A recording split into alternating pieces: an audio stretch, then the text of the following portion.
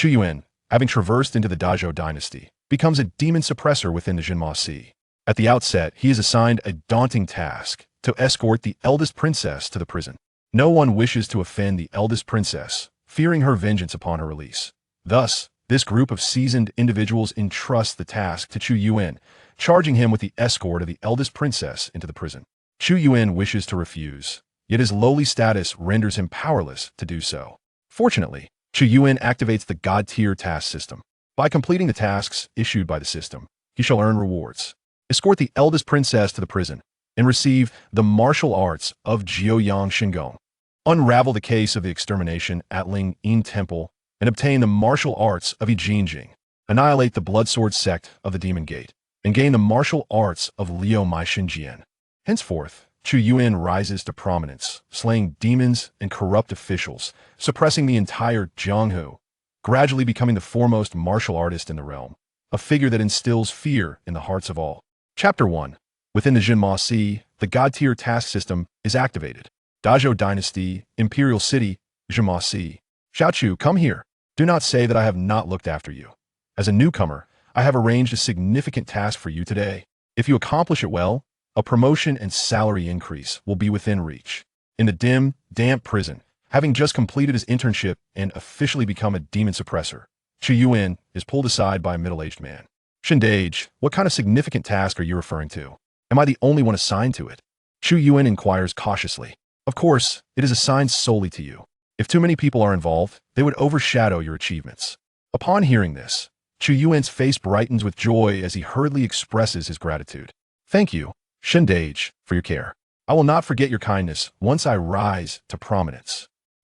No need for such words. We are all brothers. It is only right to look out for one another. Seeing the newcomer Chu Yuan agree to take on the task, Xin Fei finally breathes a sigh of relief. By the way, Shindage, you haven't told me what this task is yet. Chu Yuan, caught up in his excitement, realizes he forgot to ask what the significant task entails. Xiaochu, this task is quite simple. Shortly, someone will be escorting a prominent individual over. Your sole responsibility is to take her into the prison. See, Big Brother is treating you well.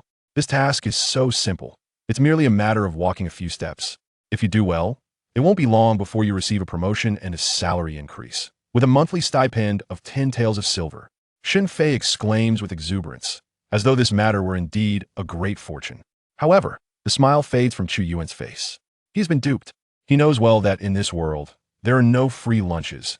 The assurance of a promotion and salary increase for merely completing a task is too good to be true. It turns out he is to escort a prominent individual into the dark, damp cells of the prison. Damn it, I was careless. Chu Yuan curses inwardly. In this ancient era, any individual of status and background entering the prison can simply pay a ransom, stay for a symbolic duration, and soon be released. Typically, such prominent figures seek revenge on those who initially imprison them once they are free, as they are quite concerned about their reputation. They do not wish for those who witness their disgrace to remain alive. Chu Yuan, observing Xin Fei's beaming smile, tentatively asks, Shindage, can I change my mind? I suddenly remember I have some matters to attend to and would like to request leave. Xin Fei's expression instantly darkens. Chu Yuan, are you jesting with me? I hereby command you to escort the eldest princess to the prison. If you consider disobeying, feel free to try. Xin Fei's gaze is icy, and the oppressive aura he exudes momentarily renders Chu Yuan breathless. He can only lower his head, trembling. Bastard, bullying the weak, just relying on a few levels of cultivation superiority. What is so impressive about that? Once my golden finger appears, I will make you pay. Chu Yuan curses inwardly, but dares not resist, for defiance could lead to death. At that moment, a cold notification sounded his mind. Ding! Detected that the host has become an official demon suppressor and received a task. Binding the God-tier task system. Ding! System binding successful. System. Chu Yuan's body ceases to tremble, and a glimmer of excitement flashes in his eyes. It has finally come. It has finally come. System, do you know? I have waited 18 years for this day. Chu Yuan exclaims inwardly, brimming with exhilaration. Indeed, he is a time traveler, not in spirit but in body, having grown up in this world where martial arts thrive and demons roam freely. Here, powerful warriors can slice through mountains with a single sword, and their vitality can ignite rivers. In order to secure a means of self-protection in this perilous world, Chu Yuan joined the Xianxia of the Dazhou Dynasty.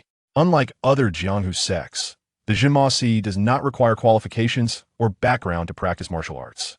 Here, anyone can engage in martial arts training by becoming a Xianmo Shi, regardless of their qualifications or background. However, he is somewhat unfortunate, as he received such a challenging task on his very first day of formal duty.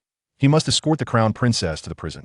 Such a prominent figure is among the highest echelons of the Dazhou Dynasty, and although the reasons for her imprisonment are unknown, it is clear that she has committed some grave offense. Yet, being a member of the royal family, it is evident that she will not remain here for long. Once she departs, individuals of their noble status, who are particularly concerned with their reputation, are likely to secretly execute him. At this moment, the only course of action he can take is to enhance his strength through the system. He must survive until the crown princess leaves. System, after all these years of delay, do you not have any form of compensation for me? Ding! The system detects the host's current predicament and issues a compensation reward. 18 years of cultivation. The host may allocate the 18 years of cultivation freely to any martial art, with 1 year of cultivation equivalent to what the host would achieve in a year based on their own aptitude. Ding! A divine-level mission has been released. Escort the crown princess, ensuring that she, Zhou Zian, is safely delivered to the prison. Reward: martial art, Jiuyang Xingong. Chu Yuan gazed at the mission released by the system, his eyes widening and pupils trembling slightly. Jiuyang Xingong? As a former enthusiast of novels, he was naturally familiar with this martial art. It is a top-tier inner strength technique that, once mastered, allows for an endless cycle of internal energy. Possessing this divine skill would endow him with immense power in every punch and kick. Furthermore, by practicing Jiuyang Xingong, the cultivated true qi becomes the purest and most radiant Jiuyang true qi, which renders him impervious to malevolent spirits and resistant to chilling harms. It can also counteract all poisons in the world. Chu Yuan gasped for breath. When he received the compensation of 18 years of cultivation, he almost succumbed to using it all at once. Currently, he was merely practicing the basic technique provided to every Xianmo Shi by the Xianmo, the Tunaju. To allocate all 18 years of cultivation to such a rudimentary technique would be a waste. It seems I must complete this task and secure the Jiuyang Xingong. Chu Yuan thought to himself. He then raised his head and straightened his posture. Brother Shin, you can trust me with this task. I, Chu Yuan, will accomplish it splendidly. Shin Fei stared at Chu Yuan, who had transformed from a visage of fear to one of excitement, feeling utterly bewildered. What has happened to this child? Has he been struck dumb with fright? At that moment, a sharp voice rang out from outside the Xianmo prison. The crown princess has arrived. Chapter 2. Escorting the princess to the dungeon, rewarded with a 9-yang divine skill. Upon hearing the voice of the eunuch from outside, Shin Fei's expression turned grave. He had no time to ponder the reasons behind Chu Yuan's sudden change. With a serious tone, he instructed, "Little Chu, proceed to escort the princess to her cell. Your task will then be complete." Chu Yuan nodded, then, with heavy steps, exited the dungeon. Outside, the area was flanked by elite guards, each emanating a faint scent of blood. These sentinels were soldiers who had emerged from the battlefield, each exuding a palpable aura of ferocity that cast a stifling atmosphere around them. At the end of the central corridor stood a woman clad in a flowing red gown, adorned with a golden phoenix pattern. She radiated an indescribable air of nobility. This woman, unadorned by cosmetics, possessed a beauty that was nothing short of breathtaking. She was the elder sister of the current emperor of the Great Zhou Dynasty, Princess Zhou Zian. Although she had committed certain transgressions that led to her being imprisoned by imperial decree, she had not donned the garb of a prisoner like many other officials and power holders. As Chu Yuan emerged, he surveyed the scene, swallowed hard, and pressed forward under immense pressure. I, Chu Yuan, pay my respects to Eunuch Wang and Her Highness the Princess. Eunuch Wang cast a dispassionate glance at Chu Yuan, dismissing him with indifference. Chu Yuan, His Majesty has commanded the imprisonment of the princess in the dungeon, awaiting interrogation. Take her to the dungeon. With a respectful bow, Chu Yuan replied yes. He then turned to face the princess, saying, Your Highness, I am merely following orders. I apologize for any offenses. I hope for your understanding. Princess Zhou Zian glanced at him with her beautiful eyes, dismissing the minor martial artist with indifference. She inclined her head slightly, unwilling to waste words on trivialities. Though Chu Yuan kept his head bowed, avoiding direct eye contact with Zhou Zian, he stole a glance from the corner of his eye. Noticing her calm demeanor, devoid of anger, he felt a wave of relief wash over him. He then stepped aside, saying, "Your Highness, please." Chu Yuan escorted Princess Zhou Zian into the dungeon with relative ease. Along the way, he observed that the guards who should have been on patrol were conspicuously absent, likely fearing the repercussions of witnessing a significant figure's disgraceful entry into the prison. Chu Yuan had considered bringing a few others down with him, but they were all too shrewd, hiding in the shadows rather than risk exposure. Before long, Chu Yuan led Zhou Zian deep into the dungeon. It was said that a special cell existed here, one that was only utilized for the imprisonment of royal figures. With a click, Chu Yuan unlocked the cell door, revealing the full extent of this extraordinary confinement. Within lies a hidden paradise, distinct from the other cold and damp cells. It resembles an opulent private room in a grand tavern. A soft, plush bed, a complete set of tables and chairs, and even a small window allowing fresh air and sunlight to stream in, along with a fireplace prepared for warmth during the chilly days. To dwell in such a cell is not a punishment, but rather a form of indulgence. Being confined in such a chamber amounts to house arrest, merely a facade for the world to witness. "How long must I stand here?" Zhou Zian inquired, observing Chu Yuan frozen in place after he opened the cell door. Her brow furrowed at the prolonged wait. Regaining his composure, Chu Yuan repeatedly beckoned her in with an expression of sincere apology. "My apologies, Your Highness, the eldest princess. I was momentarily lost in thought and inadvertently delayed you. Please do enter." Zhou Zian chose not to dwell on his lapse, stepping into the cell prepared for her. As she crossed the threshold, a notification echoed in Chu Yuan's mind. "Ding! The host has successfully completed the task and has received the reward. 9 Yang Divine Art." As the message resonated, an extraordinary scripture surged into his consciousness, revealing the cultivation method of the 9 Yang Divine Art. With this newfound knowledge, a panel appeared before him, visible only to his eyes. Name, Chu Yuan. Realm, Body Refinement Stage, 3rd level. Technique, Breathing Technique, 3rd level. 9 Yang Divine Art. Not yet initiated. Items, none. Cultivation age, 18 years. The system's information panel was straightforward, displaying only his realm, techniques, items, and cultivation age. Chu Yuan dismissed the panel, recognizing that it was not the moment for extensive reflection. After escorting the eldest princess in her cell, he cupped his fists and bowed, saying, "Your Highness, I have completed my task, and shall take my leave." Eager to exit without further entanglement with the princess, he was halted by her voice. "Stop! Who permitted you to leave? If you go, what shall I eat?" This was the first time Zhou Zian had spoken so extensively to Chu Yuan. Her tone was cool and devoid of the condescension one might expect from someone of higher status addressing a subordinate. "Your daily meals will be delivered by a designated person." "Chu Yuan Ziplit Gan Li. I'm not responsible for that." "A designated person? Isn't that you? In this entire prison, who else would dare cater to me? All those demon wardens have been avoiding me. Do you think I am unaware?" At her words, Chu Yuan fell silent. Reflecting on Zhou Zian's remarks, he realized their validity. After all, he was the one tasked with her transport. It was unlikely anyone else would willingly bring her meals. "Very well, young man. As long as you bring me meals daily and take good care of me, I assure you that once I emerge, you shall be rewarded with promotion and wealth." Chu Yuan was not swayed by these words. He knew the Long Princess was quite cunning. Her promises seemed nothing more than fanciful illusions. Yet, he found himself compelled to embrace this illusion. With an excited expression, he replied, "Thank you, Your Highness." Zhou Zian nodded in agreement. "Excellent. Now, go to Baishang Pavilion and bring me some floral cakes, roasted chicken, and fine wine. I happen to be a bit hungry." Upon hearing this, Chu Yuan inwardly scoffed. How shameless, so soon to make demands, and such extravagant requests. Baishang Pavilion was a renowned establishment in the royal city, where even a single dish cost several taels of silver, equivalent to his monthly salary. Truly, a princess indeed. Even in the dungeons, she dined luxuriously, despite his inner complaints. Chu Yuan maintained a respectful demeanor. He hesitated, saying, "Your Highness, Baishang Pavilion is quite famous in the royal city, and I have just been promoted. My pockets are rather light. Might you consider another place?" Zhou Zian frowned, her expression revealing a hint of displeasure for the first time. "What do you take me for?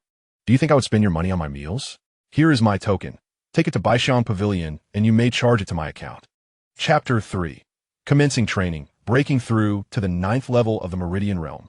Upon finishing her words, she tossed a golden token engraved with a phoenix motif. "Chu Yuan." Quick of hand, caught it before it could hit the ground. Yes, Your Highness, I shall attend to this immediately. He secured the token, clasping his hands in a show of utmost respect. After maintaining his posture for a moment, he stepped back and turned to leave. At that moment, in the dungeon hall, a previously scattered group had congregated, whispering among themselves. How long until that newcomer meets his fate? I wager 10 taels he won't last 3 days. No. This time, the identity of the important figure is not simple. They won't be leaving anytime soon. If that newcomer dies, who will serve the esteemed individual? Indeed, let us hope he doesn't perish too swiftly. Let us bet on him surviving until after the important figure departs. As Chu Yuan entered the hall, he overheard his colleagues gambling on when he would be dealt with by the important figure. His expression darkened considerably. The group fell silent upon noticing him. At that moment, Xianxia approached with a hearty laugh. Little Chu, how do you find it? I wasn't lying to you, was I? The identity of this important figure is indeed remarkable. Just take good care of her, and once the Long Princess leaves the dungeon, you are guaranteed to rise in status and fortune. Moreover, do not heed their nonsensical chatter. They are merely jesting with you. Not everyone can manage the affairs of high-ranking officials. Yet as long as you tread carefully, refraining from speaking what ought not to be spoken and asking what ought not to be asked, I assure you, brother, you shall navigate through this life unscathed. By the way, you are also responsible for delivering the daily meals to Her Highness, the eldest princess. Do you understand? Xianxia spoke rapidly, a torrent of words that left Chu Yuan unable to interject. Quietly listening, Chu Yuan could not help but internally scoff at the notion of promotion and wealth. I fear that promotion might lead to a coffin, and wealth merely to ghostly currency. However, it is fortunate that he possesses a system. As long as he can elevate his cultivation during this period, should the eldest princess covertly seek to dispose of him upon her release from the sky prison, he would have the strength to protect himself. Nodding, Chu Yuan replied, Brother Shan, I understand. The eldest princess has already tasked me with retrieving her meals from the 100 Fragrance Pavilion, so I shall forego my duty for the upcoming shift. Within the Demon Suppression Division, each newly appointed demon suppressor is required to serve a month in the sky prison before choosing whether to embark on external missions or remain within the confines of the prison for life. Generally, those who yearn for a secure position would opt to stay in the prison, for patrolling is a daily requirement, and barring encounters with high-ranking officials in the prison, they are seldom in peril. After all, this is the sky prison of the Royal City's Demon Suppression Division, and few fools would dare attempt a breakout here. Conversely, those assigned to external missions face a stark reality, as casualties are frequent among these demon suppressors. They might be tasked with dealing with monsters, apprehending notorious thieves, or confronting malevolent disciples of dark sections. The danger is indeed palpable, yet the remuneration is equally substantial. Xianxia, upon hearing this, refrained from further comment. After all, if Chu Yuan is to attend to the high-ranking officials, a reduction in his responsibilities is hardly a matter of concern. Waving his hand, Xianxia said, Then go ahead. But remember to test for poison before serving it to the eldest princess. With that, Xianxia and the others ceased their conversation with Chu Yuan. Although they vocally asserted that Chu Yuan would be fine and encouraged him to perform well, in their hearts, they had already resigned themselves to the belief that he would not last long, thus minimizing their interactions with him. Disregarding the group, Chu Yuan swiftly exited the sky prison and made his way to the 100 Fragrance Pavilion. After a short while, he arrived at the pavilion and approached the steward without hesitation, presenting the token bestowed upon him by the eldest princess. Master, do you recognize this token? The steward of the 100 Fragrance Pavilion was a robust middle-aged man. Initially displeased by Chu Yuan's interruption, his expression changed dramatically upon seeing the golden token adorned with a phoenix motif. He quickly pulled Chu Yuan aside and whispered in reprimand. You have quite the audacity to display the eldest princess's token so brazenly. What are you attempting to accomplish? Do you wish to bring about my demise? Chu Yuan offered an awkward smile. My apologies, master. It is my first time undertaking such a task, and I'm unfamiliar with the protocols. After the shopkeeper reprimanded Chu Yuan a few times, his anger dissipated. He quietly inquired, What did the princess ask you to come here for? Chu Yuan ziplit. In response to your question, the princess is hungry. She desires 2 roasted chickens, 2 plates of flour cakes, and 2 bottles of liquor. Is that all? The shopkeeper furrowed his brow, questioning with a hint of skepticism. Indeed, that is all. By the way, could you pack half of the order for me to take away, while the other half remains here for me to consume? The middle-aged shopkeeper narrowed his eyes and asked sternly, "Young man, are you certain these are the princess's words?" Seeing the shopkeeper doubt him, Chu Yuan, feeling incensed, produced a token and slammed it onto the table. "Indeed, this is what Her Highness said. If you do not believe me, feel free to inquire with her in the dungeon." The middle-aged shopkeeper was taken aback by Chu Yuan's audacity. He glanced around anxiously, fearing they would attract unwanted attention. Fortunately, the bustling atmosphere of the Baixiang Pavilion drowned out their conversation, and no one seemed to notice them. "Oh dear, what are you up to, young man?" "Very well, I shall heed your request. Please wait upstairs while I prepare your order." The middle-aged shopkeeper had Chu Yuan escorted to an exquisite private room on the upper floor. Chu Yuan wore a smug expression, contemplating whether the princess would indeed seek to harm him upon her arrival, and whether he would possess the means to defend himself at that moment. Since these uncertainties loomed, he decided to seize the opportunity afforded by the princess's identity for his own enjoyment. Once settled in the private room, and with nothing to occupy his time, Chu Yuan mentally commanded, "System, open the interface." In an instant, an information panel materialized before him. Name, Chu Yuan. Cultivation, body refinement stage, 3rd level. Techniques, breathing technique, 3rd level. 9 Yang divine art, not yet initiated. Cultivation duration, 18 years. Upon reviewing the displayed information, Chu Yuan resolutely commanded within his mind, "System, allocate all my cultivation to enhance the 9 Yang divine art." First year, you began practicing the 9 Yang divine art. Fortuitously, within just 1 year, you successfully initiated the technique, elevating your cultivation to the 9th level of body refinement. 6th year, through your relentless training, you have finally cultivated a wisp of true qi from the 9 Yang divine art, allowing you to break through the blockages within your meridians, thus advancing to the meridian opening stage, while the 9 Yang divine art transcends to the 2nd level.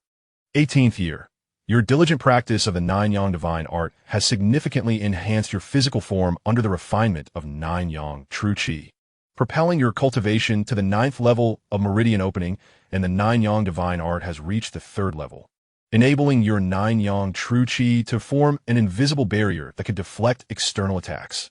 Your cultivation has been exhausted. The success feedback is in progress. Meridian opening stage.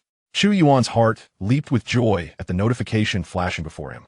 Upon entering the Town Demon Division, he acquired knowledge regarding the classification of martial arts cultivation realms, which ascend from the lowest to the highest: body refinement realm, meridian opening realm, qi realm, transcendence realm, innate realm, master realm, grandmaster realm, diamond realm, celestial realm, divine travel realm, law form realm, and land immortal realm.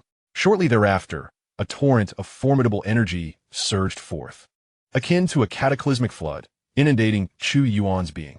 A sensation of comfort akin to that experienced during an aircraft's descent graced his visage.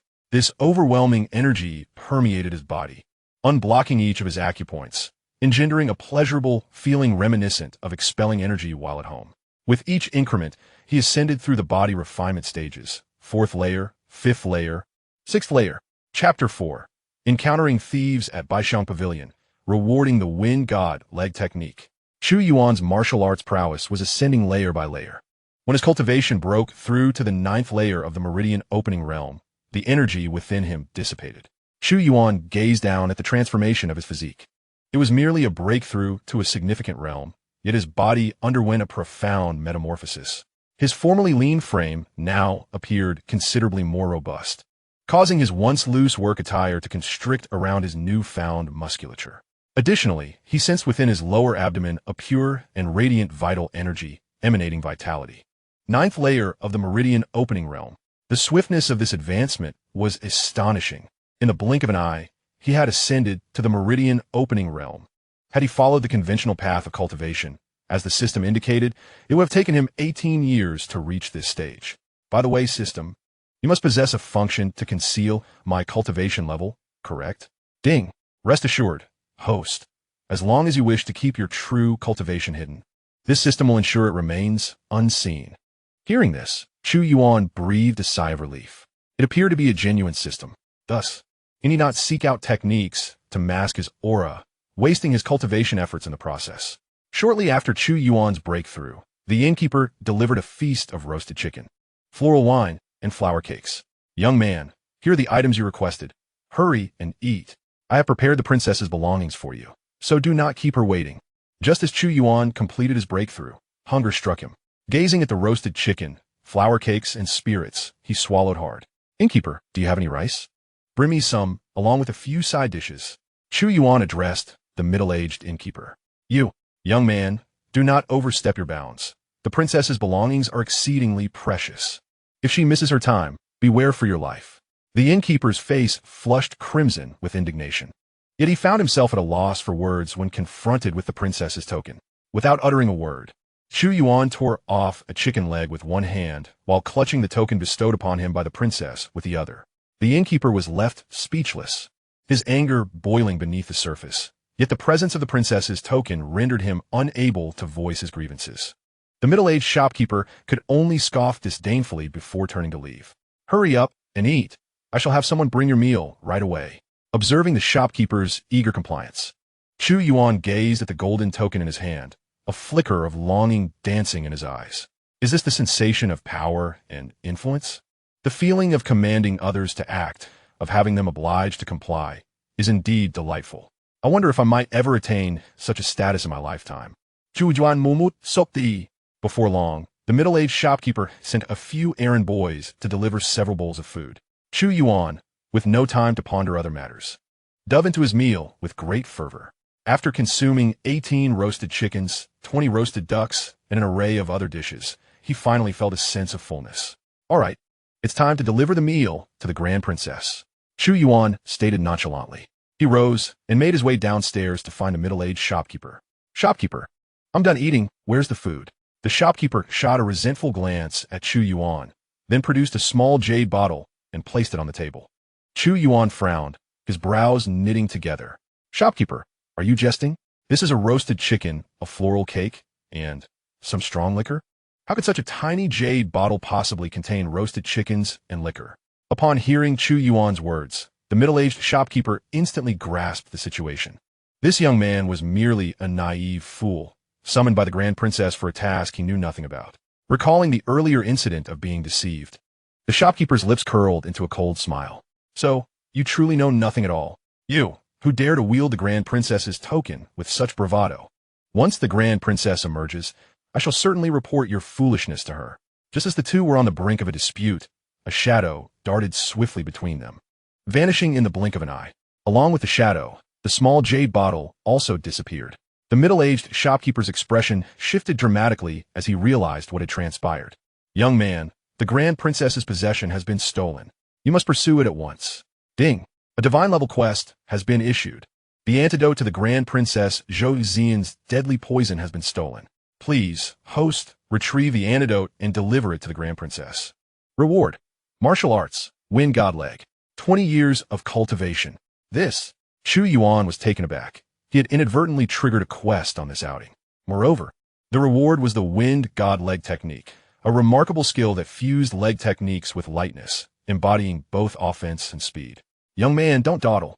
This item is not easily crafted. You must retrieve it swiftly, or we shall both meet our doom. Hearing the shopkeeper's urgency, Chu Yuan immediately set off. Although that shadow had moved quickly, it had only stolen the item while their attention was diverted. However, at that moment, the attention of both individuals was entirely focused on the dark figure. He sought to blend into the crowd and escape, but such an endeavor was far from effortless. Chu Yuan gazed outward, his sight immediately locking onto the dark silhouette that was persistently pushing into the throng. Thinking of fleeing? Not a chance. Chu Yuan sculpt gun li. He then activated the Nine Suns divine art, channeling a substantial amount of true energy into his legs. Although he had not mastered the art of lightness, he understood how to harness brute strength to enhance his speed. Infusing his legs with a considerable volume of true energy, they became engorged with blood, muscles tightening, and veins bulging. In the next instant, he left 2 deep impressions in the ground with his feet and propelled himself forward. In the blink of an eye, he closed the distance to the dark figure. You little thief, meet your end. Chu Yuan struck the dark figure's back with a palm from a distance. Puff! The dark figure was struck, violently expelling a mouthful of blood before collapsing helplessly to the ground. On his back, a distinct palm-shaped indentation was evident, the mark of Chu Yuan's handiwork. Chu Yuan approached the fallen figure, his expression vigilant as he scrutinized the cloaked individual. Once he confirmed the thief had drawn his last breath, he dared to examine the body. Donning specialized gloves, he turned the corpse over and retrieved the princess's belongings. After completing this task, he finally tore away the black cloth covering the figure's face.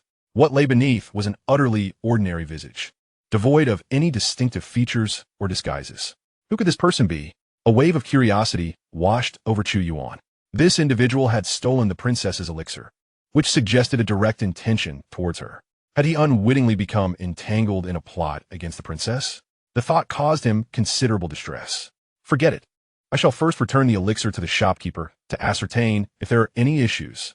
Chu Yuan carefully stowed the vial of elixirs, and amidst the crowd's gaze, he dragged the dark figure's corpse back towards the fragrant pavilion.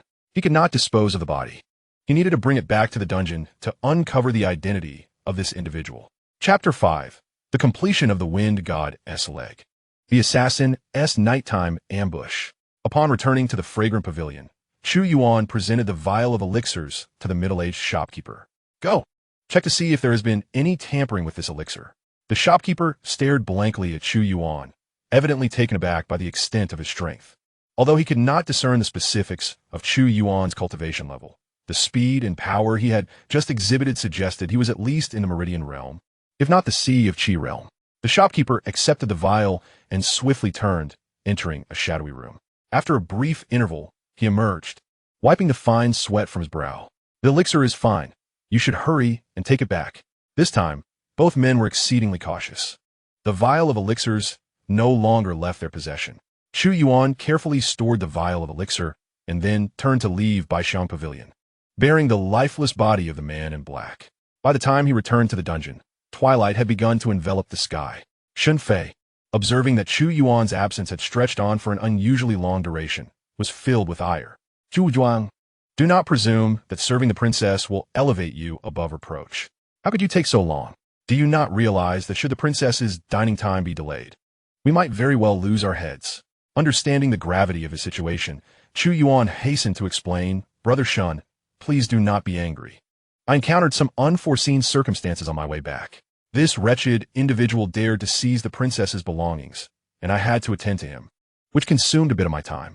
Upon hearing this, Shun Fei's gaze fell upon the black-clad figure that Chu Yuan was dragging. His expression shifted dramatically. Who is this person daring to pilfer from the princess? Chu Yuan shook his head, indicating his ignorance. Brother Shun, perhaps you could investigate this matter? Though he is deceased, such underhanded individuals are likely affiliated with an organization of assassins or killers, and they usually bear some distinctive marks. Shun Fei's eyes brightened at this revelation. Indeed, it was true. Although he was not tasked with serving the princess, anyone who dared to lay hands on a member of the royal family warranted his attention. If he could uncover the identity of this assailant, it would surely be a commendable achievement. He took hold of the body, clearing his throat. Ahem. Chu Yuan, you are correct. Leave this matter to me. You should go and deliver the food to the princess. Shun Fei forcibly took possession of the corpse, seemingly eager to claim the credit for himself. Chu Yuan felt a surge of frustration, but knew he was powerless to contest his superior's authority. Thus, he allowed Shun Fei to carry away the body. After watching Shun Fei disappear into the distance, Chu Yuan ventured further into the depths of the dungeon, arriving at the cell where the princess was confined. With a respectful gesture, Chu Yuan announced, Your Highness, I have brought you the items you requested. Why did you take so long? What transpired on the way? The voice of Zhou Zian was cold, laced with a slight tremor, which felt unsettling. Your Highness, Chu Yuan replied, I encountered a mysterious man in black who attempted to steal your belongings. It took considerable effort to retrieve them. I have failed in my duties. I beseech your Highness to punish me. A man in black? Zhou Zian's brow furrowed in confusion. Have you discerned his identity? Your Highness, the investigation is still ongoing. I believe it will not be long before we uncover the identity of the man in black. Zhou Zian nodded. Very well. This matter does not concern you. I shall not hold you accountable. Come in and present the elixir to me. Chu Yuan nodded and stepped into the cell, where he beheld Zhou Zian seated gracefully. Though her complexion appeared pallid, and she was trembling slightly, seemingly enduring some form of distress. Chu Yuan placed the elixir upon the table, and, simultaneously, a notification resonated within his mind. Ding! The host has successfully completed the task and is rewarded with the advanced martial art, Wind God Leg, and 20 years of cultivation. An influx of knowledge regarding the cultivation methods of Wind God Leg surged into Chu Yuan's consciousness. His eyes sparkled with delight with this newfound technique. He was now a martial artist adept at both combat and agility. Very well, you may leave. Should I require your assistance again, I will summon you, commanded Princess Zhou Ziyan, dismissing him. As you wish, Your Highness, replied Chu Yuan, exiting the prison. Coincidentally, it was time for the shift change. He departed from the heavenly prison and returned to his humble abode, a thatched cottage, permeated by both wind and rain. Although the environment was exceedingly austere, it was the dwelling he had inhabited for over a decade. Upon returning home, Chu Yuan eagerly activated the system. Name, Chu Yuan, cultivation level, Meridian Opening Realm, 9th layer. Techniques, Wind God Leg, entry level, 9 Yang Divine Skill, 3rd layer. Cultivation, 20 years system. Allocate all 20 years of cultivation to enhance Wind God Leg. First year, you diligently practice Wind God Leg day and night, kicking thousands of times daily, refining the muscles and bones of your legs, and committing the cultivation method to memory. You successfully reach the entry level of Wind God Leg. 5th year, you kick in the midst of a tempest, grasping the essence of Wind God Leg. Its power increases by 3 layers, and you successfully attain the minor completion stage of Wind God Leg. 10th year, while training in torrential rain and fierce winds, you experience an epiphany. Comprehending the force of the raging wind, the power of your leg techniques escalates by 5 layers, and your speed doubles, advancing Wind God Leg to the major completion stage. 20th year, you achieve a synthesis of understanding. Your mastery of Wind God Leg reaches a transcendent level, allowing you to execute all techniques with ease, culminating in the perfection of Wind God Leg. Feedback on cultivation results incoming. Chu Yuan witnessed several notifications flash before him, followed by an overwhelming surge of insights flooding into his mind. A warm current surged into his legs from the void, refining them with vigor. In that moment, he felt his legs and feet grow stronger and more powerful. Rising from his meditative posture, his gaze radiated determination. Suddenly, he tensed his legs and softly uttered, "First form of Wind God Leg," catching the wind and shadow. In the next instant, Chu Yuan's figure darted within the confines of the thatched cottage, moving with such swiftness that it evaded the naked eye, leaving only a blurred silhouette in its wake. After a brief trial, he came to a halt, his face alight with joy. This Wind God Leg is indeed remarkable, capable of both running and striking. Wind God Leg is primarily focused on lightness and agility. The technique of catching the wind and shadow is the essence of its foundational principles, endowing its practitioner with a speed akin to a meteor. Furthermore, this version of Wind God Leg is not a truncated form passed down by the tyrant to his disciples, but rather the complete and unabridged form of the technique. Regrettably, after 2 decades of cultivation, he still felt somewhat lacking. Had he been able to comprehend the profound essence within, his power would undoubtedly have been greater and more formidable. Chu Yuan felt a twinge of regret. Proficiency in martial arts is categorized into 5 stages: entry, minor accomplishment, major accomplishment, perfection, and understanding. It took him 20 years to cultivate the Wind God Leg to perfection. However, enhancing martial arts is far simpler than advancing one's internal energy techniques. Chu Yuan mused internally, and soon his gaze fell upon the darkened sky outside, realizing it had unwittingly progressed to the early hours of the morning. It was late. He needed to rest, for he had work the next day. Just as he was on the verge of drifting into slumber, a sharp arrow pierced through the window, landing mere centimeters from his feet, accompanied by a note affixed to it. Chu Yuan's expression shifted, and the proximity of the arrow dispelled his drowsiness. In an instant, he darted out of the thatched cottage. Who dares to ambush Chu? Step forward. Chapter 6. The Prince of the Great Zhou, Zhou Sheng. As Chu Yuan stepped out of the house, he was met with an eerie silence, devoid of any signs of life. Had they fled? Frowning, he wore a grave expression. Now he understood why those individuals were reluctant to escort significant figures to the imperial prison. Even with a mere 1% chance that the prominent figure would spare them upon release, opting instead to elevate their status and wealth. They were unwilling to risk that slim possibility. It seemed there lay a treacherous undercurrent beneath the surface. Barely a day had passed since he took over the affairs of the Grand Princess, and already he had encountered 2 such incidents, the first at the Baixiang Pavilion. And now this. Chu Yuan circled the cottage to ensure no one lurked nearby, before returning indoors to examine the note attached to the arrow. Unfolding the paper, he discovered a neatly written line. Tomorrow night, at the Tianhao room of the Drunken Fragrance Pavilion, I await you. The script was elegant, indicating that the writer had indeed put effort into it. As he touched the paper, his brow furrowed. It was made of Bailu paper, the official stationery of the Great Zhou royal family. The assailant was clearly affiliated with the imperial family. Who could it be? Why would they target me? The identity of the Grand Princess appears to be quite complex. Chu Yuan mumut.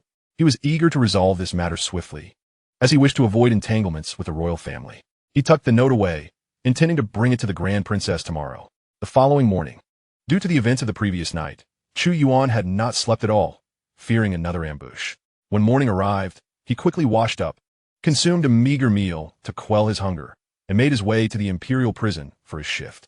Due to his obligation to care for the princess, he was neither required to patrol nor engage in other duties within the prison. His sole responsibility was to attend to the princess until her departure from the confines of her cell. Chu Yuan hastened to the depths of the prison to pay his respects to her. Your Highness, I have matters to report. A languid voice resonated from within the cell. What is it?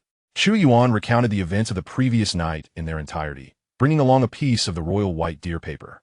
Listening intently, Zhou Zian remained silent for a considerable time. Then, the heavy door of the cell swung open automatically, and the languid voice echoed once more. Gumin, present that paper for me to examine. Chu Yuan stole a glance at the exquisite figure reclining on the bed within the cell. Zhou Zian appeared fatigued, propping her head with one hand while her eyes, seemingly devoid of spirit, gazed at him. Yes, Your Highness. Chu Yuan bowed his head, lifting the letter above his head as he entered the cell cautiously, approaching Zhou Zian's side with trepidation. He dared not gaze long at the princess, for her attire was rather revealing, her fair legs partially exposed, and her smooth shoulders unapologetically displayed. Chu Yuan tightly shut his eyes, fearing that a mere glance might provoke her wrath. He had heard whispers of her formidable prowess. She was a master of martial arts. Zhou Zian raised her left hand, pinching the letter between her thumb and forefinger to scrutinize it closely. After a moment, her languid voice broke the silence again. You, my dear, possess quite the discerning eye. Recognizing this as white deer paper, how did you discern that it belongs to my royal household?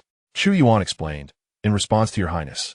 I have had the fortune of encountering this white deer paper once before, hence my knowledge. Zhou Zian nodded, her gaze dripping with disdain as she regarded the contents of the letter. My dear nephew is rather anxious, seeking to summon you to his drunken fragrance pavilion, merely to ensnare you as his pawn to glean information about me. If that is the case, you should go.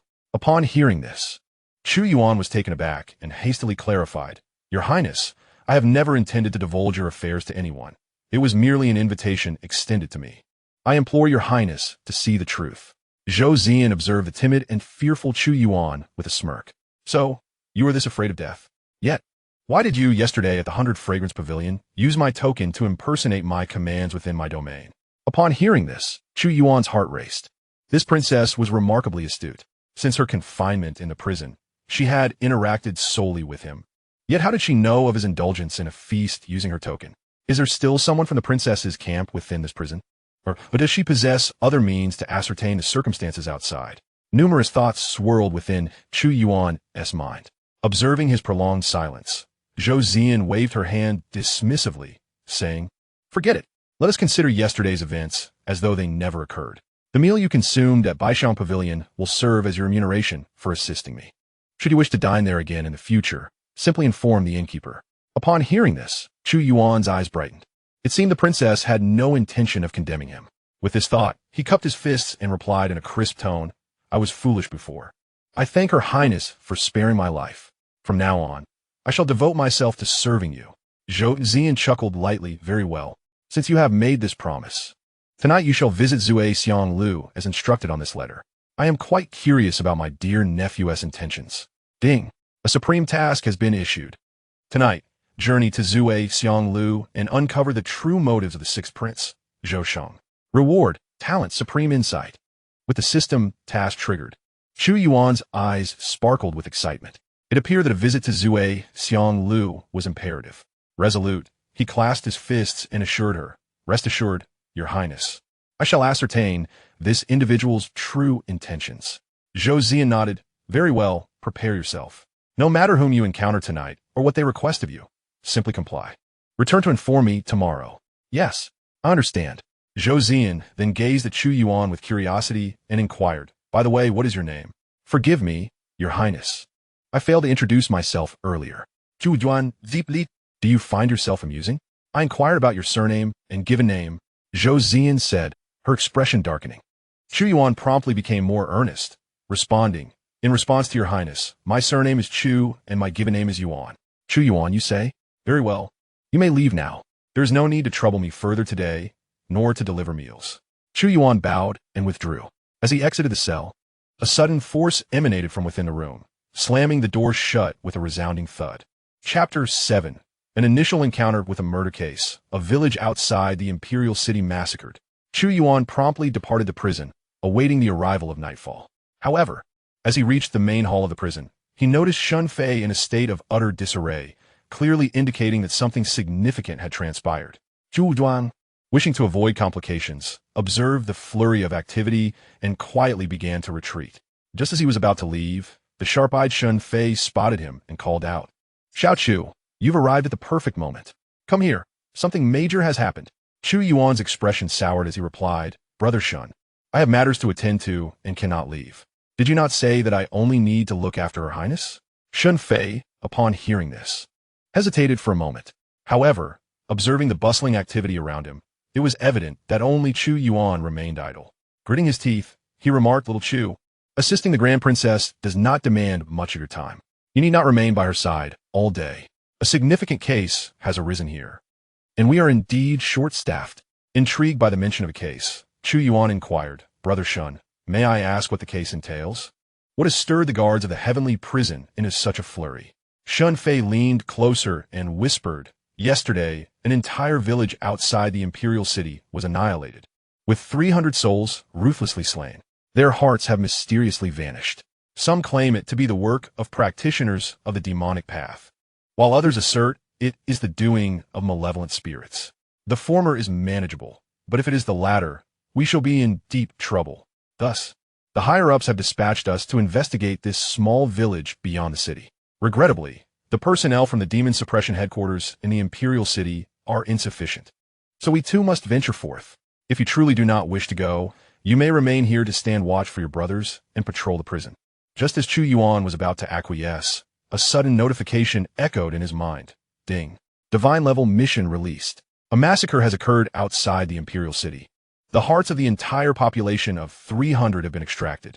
Is this the handiwork of practitioners of the demonic path or the machinations of malevolent entities? Please ascertain the truth, host. Reward.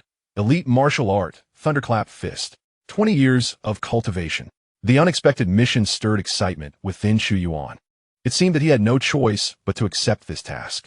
As long as it did not consume too much of his time, he could tackle both assignments simultaneously. Seeing Shun Fei preparing to depart, he called out, Brother Shun, I am willing to go. Shun Fei, with his back turned, smiled at the sound of his voice. He turned to pat Chu Yuan on the shoulder, saying, Little Chu, I knew from our first meeting that you were destined for great things. You are unlike the rest of us. Your eyes are filled with ambition. Rest assured, should you solve this case, a promotion and salary increase will await you when you leave the prison to join the Demon Suppression Agency in a month's time. Chu Yuan note that, uninterested in such empty promises, his sole desire was to investigate the case and fulfill this mission. Brother Shun, where shall I proceed next? Shun Fei produced a token and handed it to Chu Yuan, instructing, head to the eastern city gate.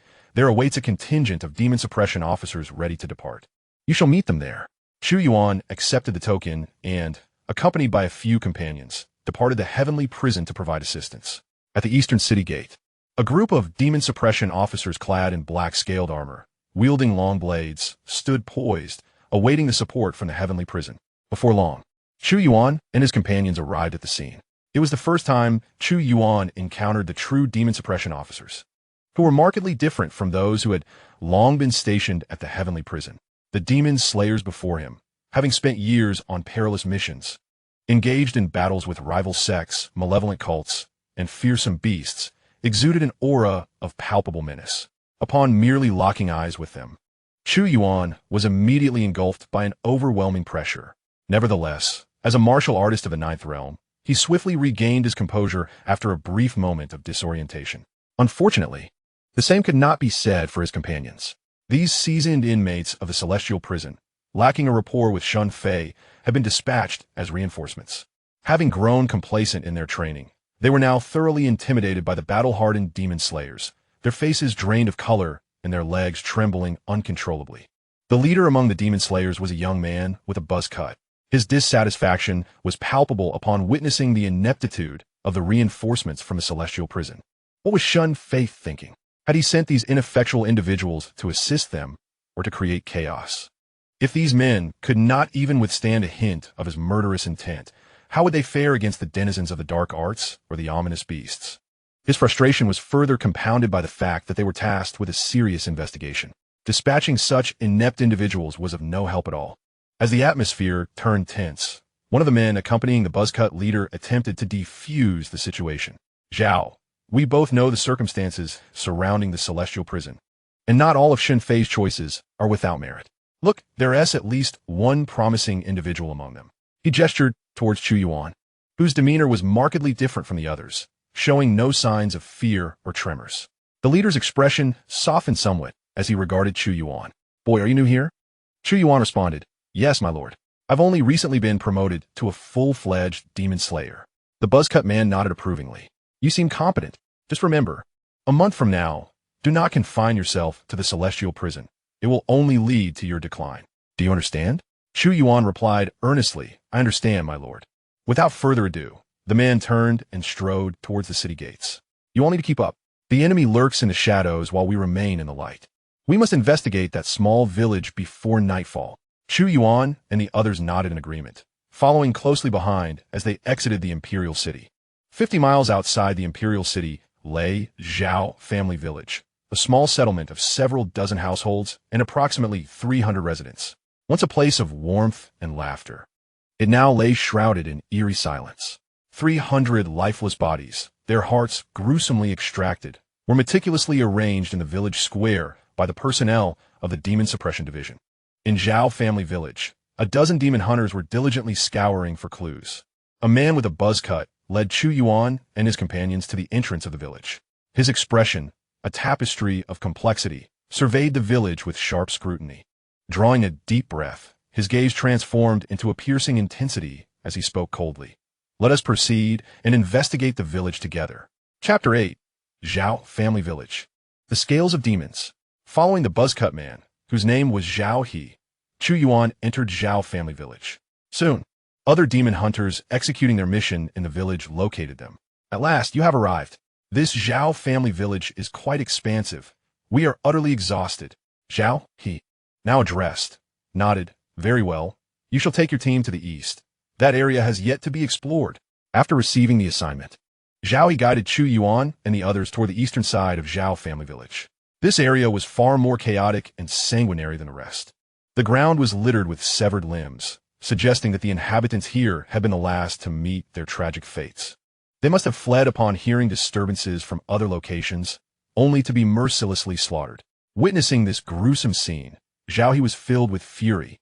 His grip on the blade tightened until his knuckles turned white. You all, disperse and search the vicinity. Every house must be examined meticulously. This is the sole site of conflict. Perhaps clues will emerge here. After issuing his commands, he and the others adeptly divided their efforts. Chu Yuan, along with a few others who had come to assist from the prison, gazed at the bloody tableau before them, their faces paling slightly. Chu Yuan, however, quickly steadied his emotions and commenced his investigation. He casually stepped into a low, dilapidated house. The moment he crossed the threshold, a frown creased his brow. What a foul odor, he lamented. This was far from the capital. The house was in a state of disrepair, poorly ventilated, with the air thickened by a noxious blend of smoke, sewage, and the overpowering stench of blood. Chu Yuan took a cloth from his pocket to cover his mouth and nose, feeling slightly relieved thereafter. Once he felt somewhat better, he began his examination. Yet, having recently begun his tenure, he had yet to solve a single case, leaving him devoid of experience. After scrutinizing the interior for a considerable time, he gleaned nothing of significance. It appears there is nothing of concern here, he mused. Such brutal methods clearly suggest the involvement of demons. If only I could wield the Divine Insight technique to investigate this place, I might uncover something. The Divine Insight technique was a reward from another martial arts quest, a skill that significantly enhances one's observational acuity. Possessing this ability would enable one to easily discern details that typically elude perception. It was, in essence, a divine tool for solving cases. Regrettably, this skill can only be acquired after he finishes his date with the sixth prince tonight.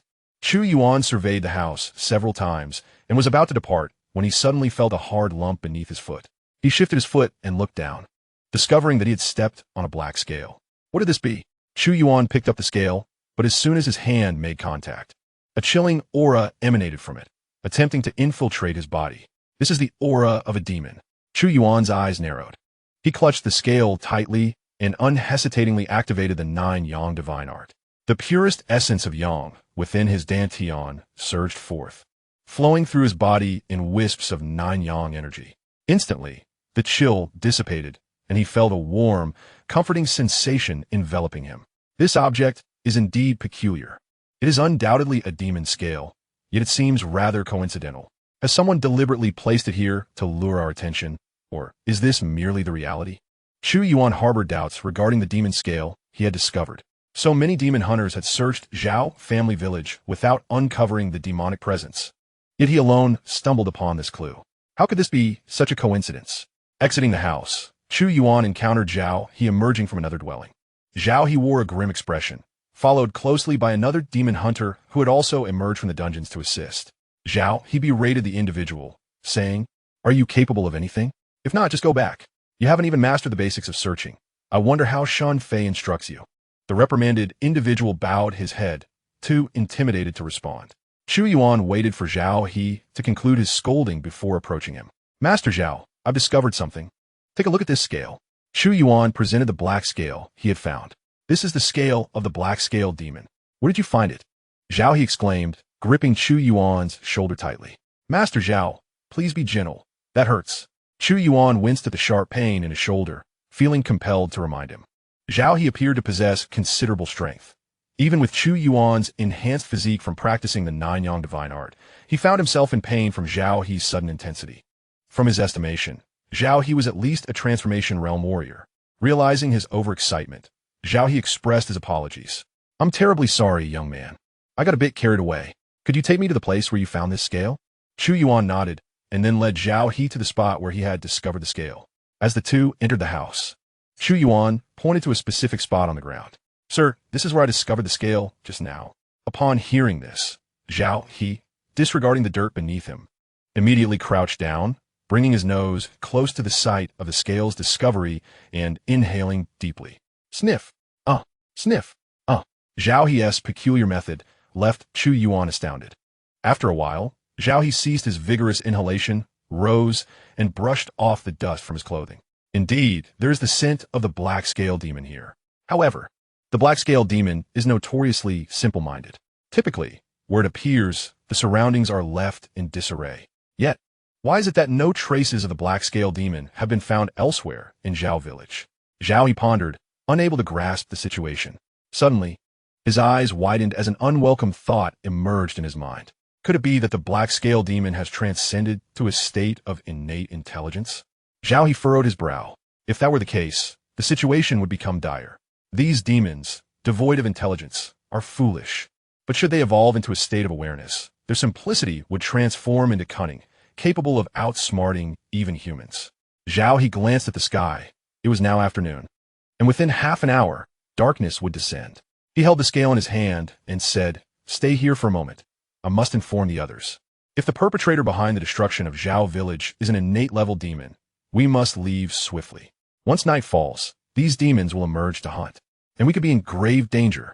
With that, Zhao He hurriedly dashed off in 3 directions, north, south, and west, to notify his companions.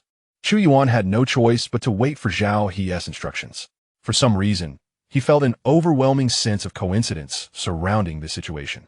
Experienced demon hunters had searched for so long without uncovering any useful information, yet he had made such a significant discovery upon his arrival. It was indeed peculiar. He was not the protagonist. How could he be so fortunate? If luck were on his side, why was he still an orphan? Never mind. The specifics would become clear tonight when I attained that divine level of insight. After a while, Zhao He returned, having successfully informed the team executing their mission in Zhao Village. Upon learning that the potential culprit was an innate level demon, they hastily prepared to retreat. After all, their team lacked any innate level warriors at present.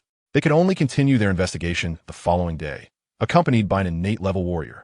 Chu Yuan followed the group as they departed from Zhao Village. Soon, they returned to the Imperial City, where Zhao He disbanded his team. Immediately after, he approached Chu Yuan and his companions, reminding them, "You all must remember to assist at Zhao Family Village tomorrow morning. Do not be late. I, Zhao He, abhor tardiness." Having delivered his admonition, Zhao He turned and departed. Once Zhao He was out of earshot, the expressions of discontent among Chu Yuan's companions were palpable as they began to disparage Zhao He. They had initially intended to persuade Chu Yuan to enlist, plotting to conspire against Zhao He from the shadows. However, Chu Yuan had no time to engage in such intrigues. He had pressing matters to attend to. Without a word, he made his way toward the Zue Xiang Lu. Observing Chu Yuan's distinctive demeanor, their resentment swiftly shifted from Zhao He to him. They cast disdainful glances at Chu Yuan. What is he trying to portray? What is there to flaunt? He is just an ordinary person like us. One scoffed. Indeed, did you know? Today, he received praise from Lord Zhao for performing better than us, while we were harshly reprimanded. Another added, what good does it do for someone like him to excel? In the end, he too will find no path to prominence. It will be better to languish with us in the prison. Chapter 9. The True Intentions of Zhou Sheng. Rewarding the Divine Insight Technique. Zue Xiang Lu is the establishment owned by the sixth prince, Zhou Sheng. Following the instructions on the letter, Chu Yuan arrived at this location. The proprietress of Zue Xiang Lu was a captivating and enchanting woman. Recognizing Chu Yuan, she greeted him with a charming smile and approached him with a graceful sway. "Young Master Chu, please, the prince will arrive shortly. Allow me to escort you upstairs." Chu Yuan nodded and followed the alluring woman up the stairs. The Zue Xiang Lu, being the property of a prince, was heavily guarded. It was uncertain whether these guards were there to protect the sixth prince or to ensure his demise. Throughout the journey, Chu Yuan remained vigilant. After a short while, he was led into a top-tier room. "Young Master Chu, please rest here. The prince will soon arrive. By the way, due to his noble status, you cannot bear any weapons in his presence. Please entrust your blade to me for safekeeping." The enchanting woman effortlessly relieved him of his sword, showcasing remarkable strength. Chu Yuan was taken aback, regarding her with newfound respect. Her cultivation was evidently formidable. "May I inquire your name, fair lady?" he asked with a respectful gesture. "There is no need for formalities, young Master Chu. I have been an orphan since childhood, and, thanks to the prince, I have been given the name Xian. You may call me Xian from now on." "Xian? Xian? Chu Yuan Bonde." Was this mere coincidence, or did it carry deeper significance? The phonetic similarity between her name and that of the Long Princess was striking. He shook his head internally to dismiss the thought and replied, "Very well, Miss Xian." After Xian introduced herself, she turned and left, leaving Chu Yuan alone in the room. About an hour later, while Chu Yuan was resting with his eyes closed, he heard a commotion outside the door. Just as he rose to his feet, the door swung open, revealing a young man clad in resplendent golden robes, exuding an air of nobility. His demeanor was haughty, as if he regarded everyone with disdain. A look of contempt always lingered in his eyes. He entered the room without even casting a glance at Chu Yuan, proceeding directly to the main seat. After pouring himself a glass of wine and drinking it, he finally spoke. "Are you the demon suppressor who imprisoned my aunt in the dungeons?" Zhou Sheng inquired with a nonchalant tone. "It is I, Chu Yuan Zipli, Faizing in Godan. I am a sixth prince, Zhou Sheng." Upon hearing this, Chu Yuan immediately knelt on one knee, respectfully saluting. "It is an honor to meet your highness, the sixth prince." Zhou Sheng waved his hand, indicating for Chu Yuan to rise. "Do you know why I summoned you here to meet with me?" Chu Yuan shook his head. "Are you willing to serve me?" Zhou Sheng continued. "I'm aware of your background. You are an orphan, and your position in the Demon Suppression Department is one of desperation. If you agree, once I ascend to the throne, I shall grant you endless wealth and glory." Chu Yuan, taken aback by the unexpected favor, replied, "Your Highness, what merit do I possess to deserve such promises? To be able to serve you is already a fortune I could never have imagined. I seek not riches, only the means to fill my belly." Having been deceived by many empty promises before, Chu Yuan dared not believe a word of the sixth prince's offer. Were it not for the prior command of the Grand Princess, instructing him to comply with any requests made by the prince, he would have outright refused. Now, he felt compelled to acquiesce to the prince's wishes, as per the Grand Princess's orders. Zhou Sheng, observing the astonishment on Chu Yuan's face, found great delight in it. He relished the sight of subordinates who seemed overjoyed by even the slightest gesture of his generosity. After a hearty laugh, he continued, "Rest assured, serving me will not only ensure you a full meal. You shall dine well, 9 times a day, with meat at every meal." Chu Yuan, bowing in gratitude, responded, "Yes. I am willing to brave any danger for your highness." "Rise," Zhou Sheng commanded. Once granted permission, Chu Yuan stood and inquired, "Your highness, may I ask what you wish for me to do?" When a matter turned serious, Zhou Sheng's demeanor shifted entirely. He became exceedingly grave and said, "Little Chu, you are the only one in the Demon Suppression Department who has had contact with my aunt. I wish for you to record her situation daily and deliver it to me here at the Zui Xianglu. This matter is known only to you and me. Should a third party learn of it, you understand what the consequences would be." Zhou Sheng's gaze was sharp as he fixed his eyes on Chu Yuan. The task he was about to undertake was monumental, and if discovered, the consequences would be dire. Chu Yuan, wearing a serious expression, reassured him, "Rest assured, Your Highness. I know precisely what to say and what to withhold. My lips are tightly sealed." A flicker of suspicion ignited within Chu Yuan. Zhou Sheng and Zhou Zian undoubtedly harbored some clandestine secrets. Otherwise, what could compel someone to seek his attention regarding his aunt? Zhou Sheng nodded. "Very well, I trust you. You may leave now. I expect a detailed report by tomorrow." Chu Yuan was momentarily taken aback. Was he truly dismissed so easily? He had not even had a bite of the meal before being sent away to face hunger. As Zhou Sheng prepared to dine, he noticed Chu Yuan lingering. His eyes fixated hungrily on the sumptuous spread before him, causing his expression to darken. "What is this? Do you intend to stay and dine with me? What makes you worthy to share a table with a prince?" A heaviness settled in Chu Yuan's heart. It was no wonder the sixth prince was rumored to be distant from the throne. Such stinginess towards those who assisted him only reinforced the whispers that echoed throughout the court, claiming no one stood in support of him. Although discontent brewed within Chu Yuan, he concealed it behind a facade of smiles. "Your Highness, please enjoy your meal. I take my leave." With that, he exited the room. Once outside the Zui Xiang building, his countenance darkened. How dare he send me away on an empty stomach to fulfill his errands? Only a fool would assist him. As he rubbed his growling stomach, he contemplated retrieving the token bestowed upon him by the Grand Princess to indulge at Bai Xiang Pavilion. However, as he reached into his robe, he sensed several eyes upon him, some intentionally, others not, which caused him to withdraw his hand. "No, I have just agreed to assist the sixth prince. To turn around and feast at the Grand Princess's place would certainly arouse suspicion. I shall postpone my visit to Bai Xiang Pavilion for another time." Turning towards home, Chu Yuan reflected, "System, I have uncovered the sixth prince's true intentions. Will my task reward?" He recalled that he had yet to claim his reward. Ding! Task completed. Uncovered the true intentions of the sixth prince, Zhou Sheng. Hua, Divine Insight Technique. In the next moment, a torrent of knowledge regarding investigative methods surged into Chu Yuan's mind. A myriad of sophisticated techniques flashed before him, which he effortlessly absorbed and integrated. His eyes sparkled with newfound clarity as he surveyed his surroundings. The once ordinary street transformed under the enhanced perception granted by the Divine Insight Technique, revealing numerous hidden facets. He discerned an alarming truth. Nearly 100 martial experts lay in ambush near Zui Xiang building, some disguised as merchants calling out to passers-by. Disguised as a quarrelsome customer haggling over the price of a single coin, a group of martial arts experts engaged in a heated debate with the shopkeeper. Passers-by occasionally strolled by the drunken fragrance pavilion, all of whom were similarly disguised warriors. This supreme insight technique is quite remarkable, Chu Yuan mused. With such extraordinary perception, he was confident that when he returned to Zhao village the next day, he would uncover additional clues. Filled with joy, Chu Yuan made his way home. As he walked further away, those disguised commoners in front of the drunken fragrance pavilion simultaneously turned their gazes towards his retreating figure, sensing that their ruse had been seen through by the young man. Chapter 10. The true culprit behind the annihilation of Zhao village. Upon returning to his thatched cottage, Chu Yuan immediately sensed that something was amiss. His expression turned grave, and he felt a twinge of displeasure. "You wretched sixth prince, even with my humble abode in such disrepair, You still can't trust me enough and have sent someone to ransack my belongings? Such pettiness. It's no wonder you are not well regarded, nor deserving of the title of crown prince.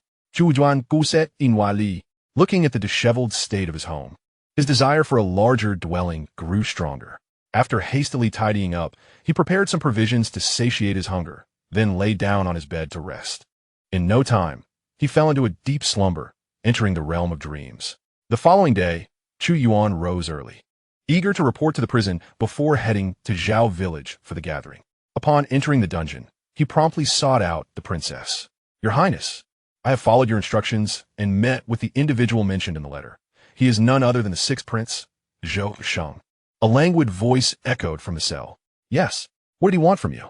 Chu Yuan responded earnestly. The sixth prince instructed me to document every detail regarding you, without omitting a single point, and to present the records to him daily. After listening to Chu Yuan's report, Princess Zhou Zian fell into a long silence, her thoughts obscured. After a moment, Chu Yuan continued. By the way, Your Highness, there is something else I must mention, though I am uncertain if it is appropriate. Speak. It concerns a woman who is by the sixth prince's side. He has named her Zian, with yen meaning charming. As his words hung in the air, an oppressive silence enveloped them. I am aware of this matter. Do not speak of it to anyone else. You may leave now. Attend to your other responsibilities. Princess Zhou Zian's tone remained frosty for some time. Unbeknownst to Chu Yuan, the princess wore a dark expression, her beautiful eyes brimming with hidden fury. Clearly, she was already privy to some details about what Chu Yuan had just revealed.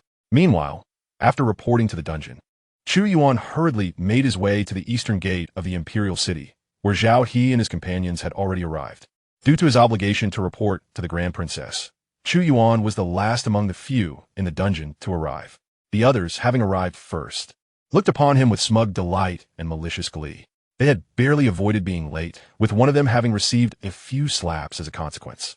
These demon wardens, accustomed to fierce battles, wielded considerable strength in their strikes, leaving their bodies bruised and battered, suffering greatly. However, it was fortunate that Chu Yuan would soon face a similar punishment. Esteemed lords, I must apologize for my tardiness, as I was delayed by unforeseen circumstances. I humbly request your forgiveness for this occasion. Zhao He waved his hand dismissively, saying, There is no need for punishment this time. Just be more mindful in the future. Let us proceed to Zhao family village. Today marks the final day. If we do not uncover any leads, this case will be closed. Zhao He then turned to exit the city. Chu Yuan's colleagues, witnessing his absence of punishment despite his delay, were filled with indignation. My lord, is this not a tad unfair? We nearly arrived late and were met with slaps. Yet this fellow has been tardy for several minutes and faces no consequences. Are you not showing favoritism towards Chu Yuan? Indeed, my lord, if you believe that punishing Chu Yuan would tarnish your hands, I am more than willing to carry out the punishment on your behalf. Chu Yuan furrowed his brow, perplexed by their intentions. He could not fathom why they wished for him to be penalized when Zhao He had already absolved him. He had not wronged them in any way. Zhao He halted, turning back to face Chu Yuan and then glancing at the three others. Are you questioning my judgment? His gaze sharpened as he advanced toward them. The trio trembled, feeling as if a colossal mountain was bearing down upon them, the weight of the pressure nearly rendering them breathless. We dare not question your decision, my lord. Then follow my lead, Zhao He declared, and with that, he departed the imperial city with his entourage. Chu Yuan regarded his three colleagues, who resembled clowns in their dismay, and scoffed. Truly self-inflicted misery. You reap what you sow. With that, he hastened to catch up with Zhao He, eager to test the prowess of his extraordinary insight. Once Chu Yuan was a distance away, his three colleagues, clutching their sore backsides and grimacing in pain, followed Zhao He. At that moment, their resentment toward Chu Yuan reached its zenith. Cursed Chu Yuan, why can he not wallow in our misfortune like us? Why must he seek the spotlight, causing us to be targeted by Lord Zhao? If he had not performed so exceptionally yesterday, we would not be facing punishment today.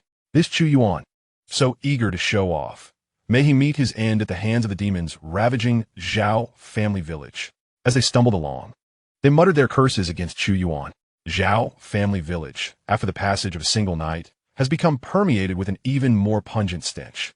The demon hunters who arrived earlier have commenced erecting pyres to incinerate the corpses of the villagers, in their quest for further clues.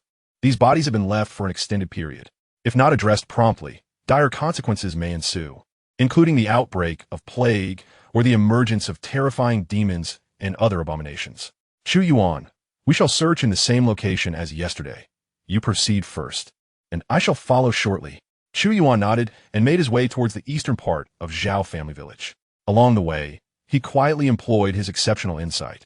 To his keen perception, everything around him came into sharp focus, and subtle details that were previously obscure began to unravel. The ground was littered with disordered footprints, and remnants of spoiled food emitted a foul odor. Chu Yuan's eyes brightened as he halted in his tracks, surveying the surroundings. No demon tracks were discernible on the ground. Demons, known for their brutality, would leave traces behind, even if they possessed innate abilities and intelligence. The black-scaled demon scale he discovered yesterday was merely a diversion, a smoke bomb intended to mislead them. The true perpetrator aimed to divert their attention entirely towards the demons, ensuring that no matter how thoroughly the demon hunters investigated, they would not trace the evidence back to them. The entity responsible for annihilating the 300 inhabitants of Zhao family village is not a demon, but rather a human. Chapter 11. Crucial Clue. The Sixth Prince's Token. Chu Yuan stood still, hesitating to proceed eastward. Zhao He, noticing his reluctance, approached with a furrowed brow. What troubles you? Chu Yuan, is something amiss? Zhao He inquired, perplexed as to why he felt compelled to question this novice. Perhaps yesterday's discovery had instilled a glimmer of hope in him regarding the young man's potential. Lord Zhao, have you not observed the peculiarities surrounding us? If the perpetrator were a demon, regardless of whether it possessed intelligence, it could not possibly leave no trace whatsoever. Look at the ground. It is strewn with human footprints. If I recall correctly, the black-scale demon is as large as a bear. Such a massive creature could not fail to leave behind evidence of its presence. Upon hearing Chu Yuan's words, Zhao He felt a surge of understanding wash over him. He solemnly responded, "You suggest that someone is attempting to divert our gaze, seeking to place the blame on the demons?" Chu Yuan nodded and tentatively asked, "Lord Zhao, may I explore Zhao family village freely?" Zhao He scrutinized Chu Yuan for a moment before nodding in agreement. "Very well. Your observational skills are commendable. Perhaps you will uncover something of significance." With this permission granted, Chu Yuan turned and headed towards the northern part of Zhao family village.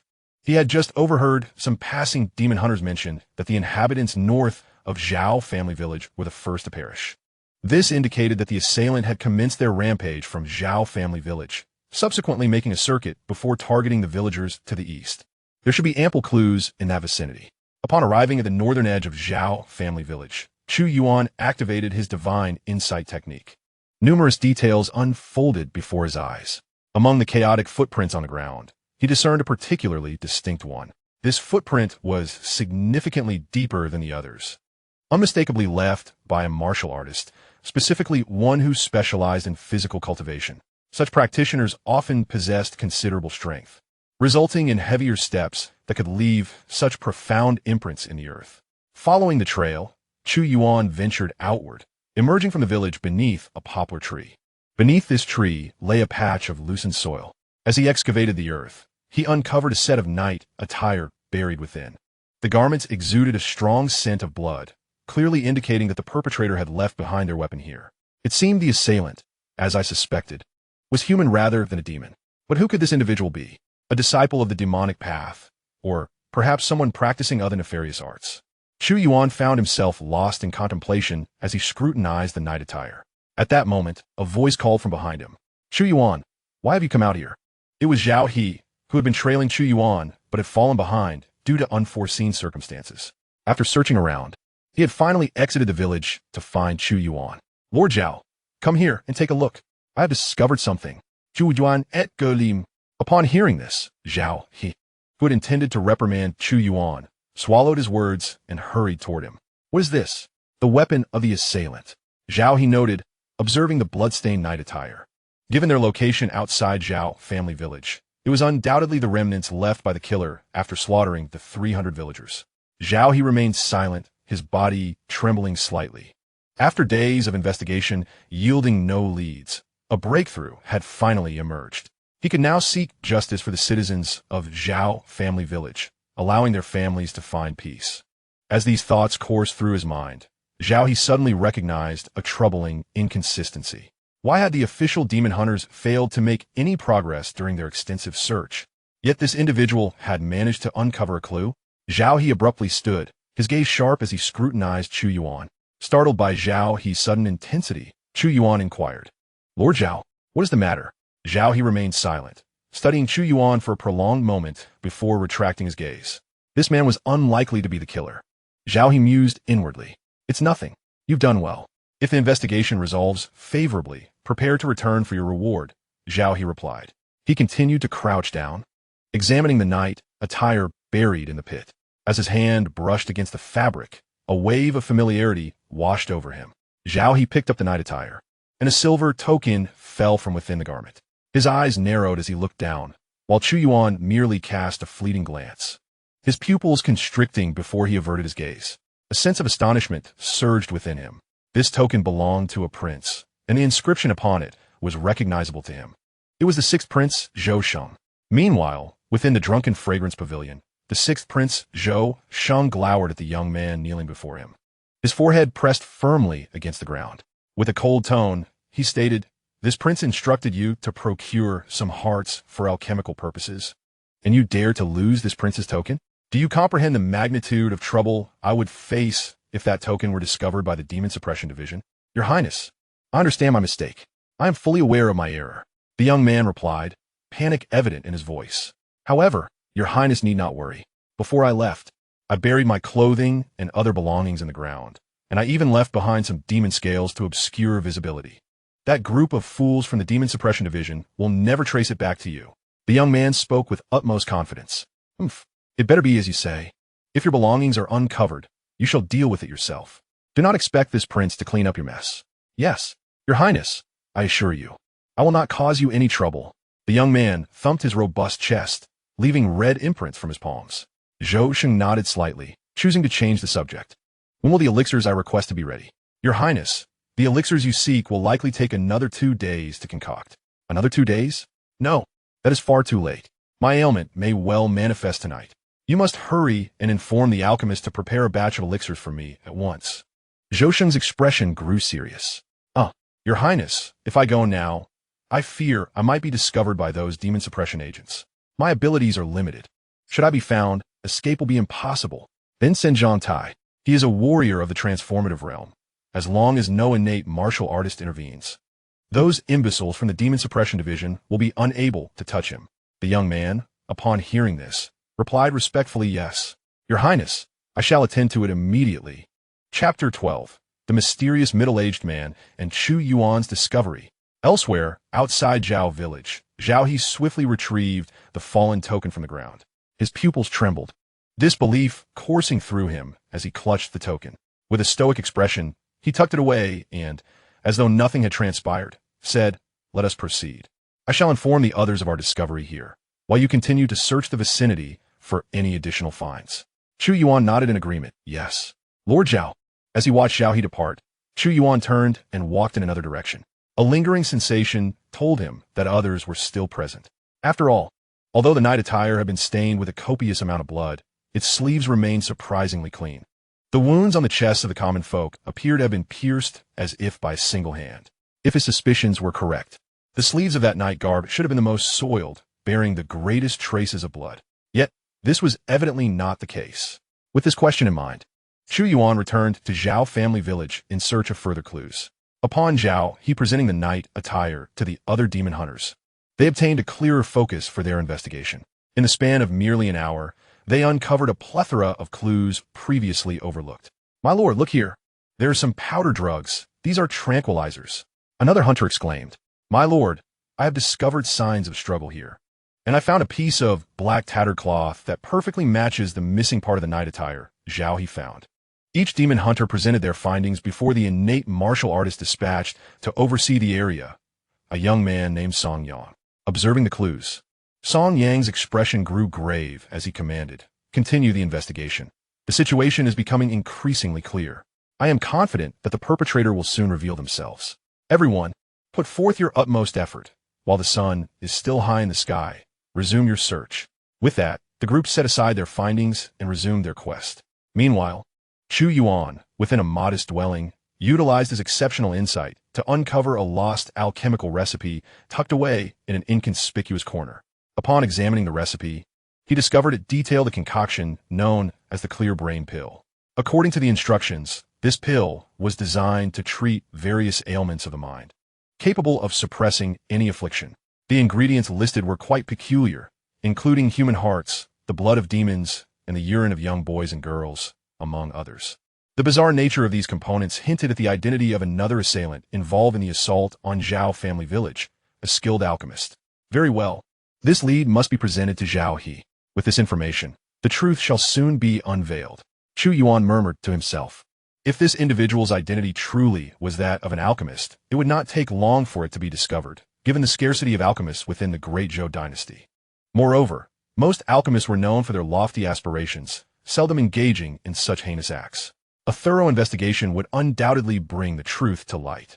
With the recipe in hand, Chu Yuan made his way to the square of Zhao family village. Although he did not find Zhao He encountered Song Yang, the innate martial artist. Realizing the situation, he presented the lead to Song Yang. My lord, I have made a new discovery, Chu Yuan respectfully reported, raising the recipe high with both hands. Song Yang initially dismissed the matter as trivial. However, upon seeing the inscription on the alchemical recipe, his expression darkened instantly. This recipe belonged to the notorious rogue alchemist, Zhao Zhijing, who had been on the run for 3 years. To his astonishment, Zhao had resurfaced after such a lengthy absence and committed a heinous crime of this magnitude. His audacity was truly remarkable. Song Yang clenched the recipe tightly, his face filled with fury. At that moment, a heart-wrenching wail echoed from outside the village. Do not stop me. I must go in and see what has happened to my parents. You bandits, I was only away for half a month, and you have slaughtered everyone in Zhao family village. You are despicable. Chu Yuan and the others were drawn to the sound of the cries. They peered outside to see a middle-aged man, his face covered in stubble and his skin rough and dark, vehemently cursing at the enforcers. His bloodshot eyes glared at them with a fierce intensity, as though they were his sworn enemies. Song Yang approached him and inquired in a grave tone. What has happened here? My lord, this man claims to be from Zhao family village. He was away for half a month and thus escaped the massacre. Now that he has returned and seen the devastation, he wishes to enter and check on his parents. However, fearing he may tamper with the scene, we have not permitted him entry, and he is quite upset with us, explained a young enforcer. Since he is from Zhao family village, let him see his family for the last time. Regardless of whether we conclude our investigation today, we must depart from here. We have already expended too many resources. If he wishes to disturb the scene, so be it. Song Yang replied nonchalantly. He had already obtained a crucial lead and was indifferent to other clues. Capturing the rogue alchemist Zhao Zhijing would simplify everything that followed. With Song Yang's consent, the middle-aged man was allowed to enter.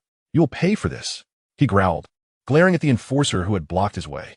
The man then strode towards a nearby house. From a distance, Chu Yuan observed as the middle-aged man entered the dwelling, his eyes narrowing slightly.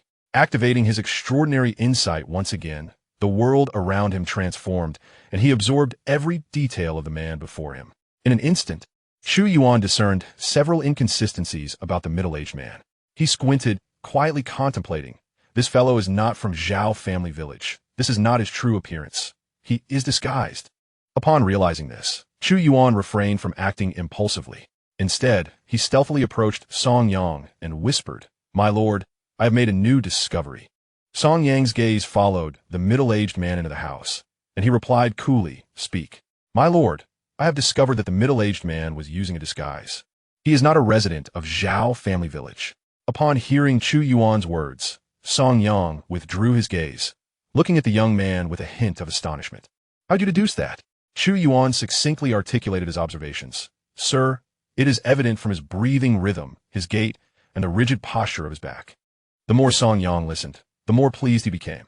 He regarded Chu Yuan as if he had stumbled upon a rare treasure, nodding and smiling. Indeed, it is surprising that despite your lack of formal investigative experience, you possess such keen observational skills. You are far superior to those incompetent individuals who accompanied you. He continued, Rest assured, I have discerned his peculiarities. This fellow must have some mental issues. He could have appeared at any time. Yet he chose this moment to declare himself a resident of Zhao family village. Does he not realize that Zhao family village has a genealogy? We have confirmed through the genealogy that, aside from one individual, all others have perished. Chapter 13. The Malevolent Alchemist Zhao Zijing. The Emergence of a Mysterious Power. Clearly, the only surviving individual from Zhao family village is Zhao He. Chu Yuan inquired. Then, sir, how shall we proceed with the person inside? Song Yang replied, we shall wait a while longer. I wish to observe what this individual intends to do, and why he would take such a grave risk to return to Zhao family village. After a brief pause, he added, by the way, where did you find this prescription? Chu Yuan pointed towards the house the middle-aged man had entered, saying, sir, it is from that very house. Upon hearing this, Song Yang glanced down at the prescription in his hand, then raised his head, contemplatively gazing at the house. It appears we have caught a significant fish. If my instincts are correct, that middle-aged man is none other than the malevolent alchemist Zhao Zijing. Meanwhile, inside the house, the middle-aged man who had infiltrated Zhao family village began to rummage through his belongings. Damn it, where did that item go? It was bad enough that the prescription was missing, but how could the scales of that demon also have ended up in Zhao family village? I hope those imbeciles from the Demon Suppression Division Haven T discovered them. The middle-aged man crouched on the ground, searching frantically. After scouring the house, he found nothing. It's over, it's truly over, he muttered in despair, sitting on the ground with a vacant expression. The items he had lost in Zhao family village were nowhere to be found. They had either been discovered by the Demon Suppression Division or by something else. If it was the latter, he might still be safe, provided the items did not fall into the hands of the Demon Suppression Division. However, if it was the former, the authorities would undoubtedly track him down. At that point, there would be no refuge for him within the entire Zhou Dynasty. Just as the middle-aged man was lost in his thoughts, a voice from the entrance broke through. Hey, brother, are you searching for something? I've been watching you for quite some time. Startled by the voice, the middle-aged man turned to face the door. Suddenly, Song Yang appeared at the doorway. Leaning against the frame, his piercing gaze fixed intently upon him. Thud! The middle-aged man's heart raced uncontrollably. He was unaware of how long Song Yang had been there, silently observing him. What level of mastery does this man possess? Panic surged within him. Fortunately, he had been conversing only in his mind, so Song Yang likely had not noticed anything amiss. Rising to his feet, the middle-aged man forced a smile and said, My lord, I am searching for a treasured heirloom passed down through my family. It is of great value and the last remnant left by my kin. Hearing this, Song Yang approached the middle-aged man, holding a prescription in one hand and a black scale in the other. Zhao Zijing, is this what you seek? Upon hearing his name, an invisible pressure bore down upon the middle-aged man. Impossible. How could the fools from the Demon Suppression Bureau see through my exquisite disguise? This man must be attempting to deceive me. I cannot fall for it. Zhao Zijing feigned ignorance, replying, What? My lord, I cannot comprehend what you are referring to. I am illiterate. Zhao Zijing displayed a sincere expression, his disguise and transformation indeed remarkable.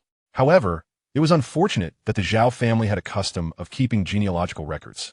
Upon counting the deceased, they had learned that all but one from Zhao family village had perished, leaving no room for doubt about the identity of the middle-aged man claiming to be from the village.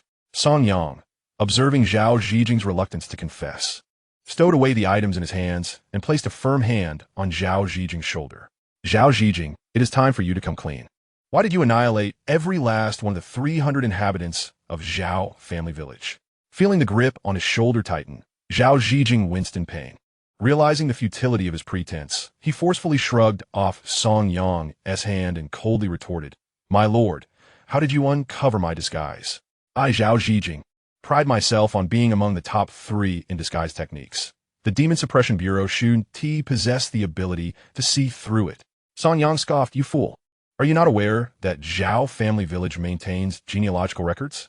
On the very first day of the incident, we counted the deceased, and out of the 301 souls from Zhao family village, aside from the 300 who perished, there remains but one alive outside the Demon Suppression Bureau. How could there be any other survivors? Zhao Zijing had not anticipated his downfall would not come from his disguise being unmasked, but rather from an old family record. Fuming at the thought, he cursed under his breath.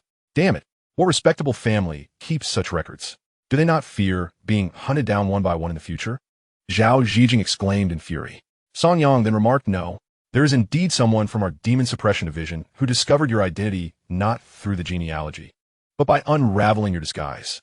Who is it? Zhao inquired. That you need not concern yourself with for now. You shall learn their identity once you enter the celestial prison. Upon hearing Song Yang's tone, Zhao Zhijing realized that Song Yang believed he had him cornered. Zhao scoffed. Lord Song, do you truly think you have me at your mercy? Your Demon Suppression Division has pursued me for years without success. What makes you think you can apprehend me today? Song Yang continued after all this time. Do you not feel anything peculiar within your body? Zhao furrowed his brow. Song Yang's reminder triggered a wave of drowsiness that enveloped him. He raised his hand, a grimace distorting his features as he glared at Song Yang. You, when did you poison me? Song Yang remained silent. Revealing his methods would diminish their element of surprise. Rest well. When you awaken, you shall find yourself in a luxurious cell in the celestial prison. With those words, Zhao Zhijing could no longer maintain his composure and collapsed to the ground, succumbing to sleep. A few individuals entered, lifting him to transport him back to the royal city's prison. Yes, Lord Song. Outside, several burly men entered, effortlessly hoisting Zhao Zhijing before exiting the room. Song Yang departed as well, exchanging a light-hearted nod with Chu Yuan outside. Let's proceed.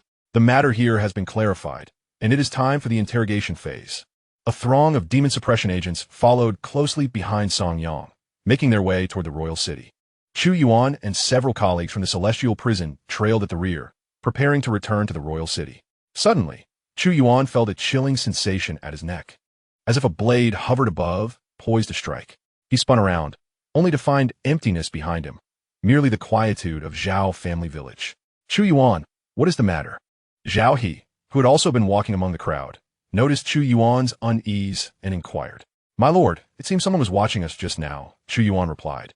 Zhao He immediately heightened his vigilance, scanning the surroundings. Suddenly, he picked up a stone and hurled it into a nearby house. Bang! Two figures emerged swiftly from within, clad in black with their faces obscured by cloth, concealing their identities. Oof! You perceptive brat, too bad you've disrupted my master's plans.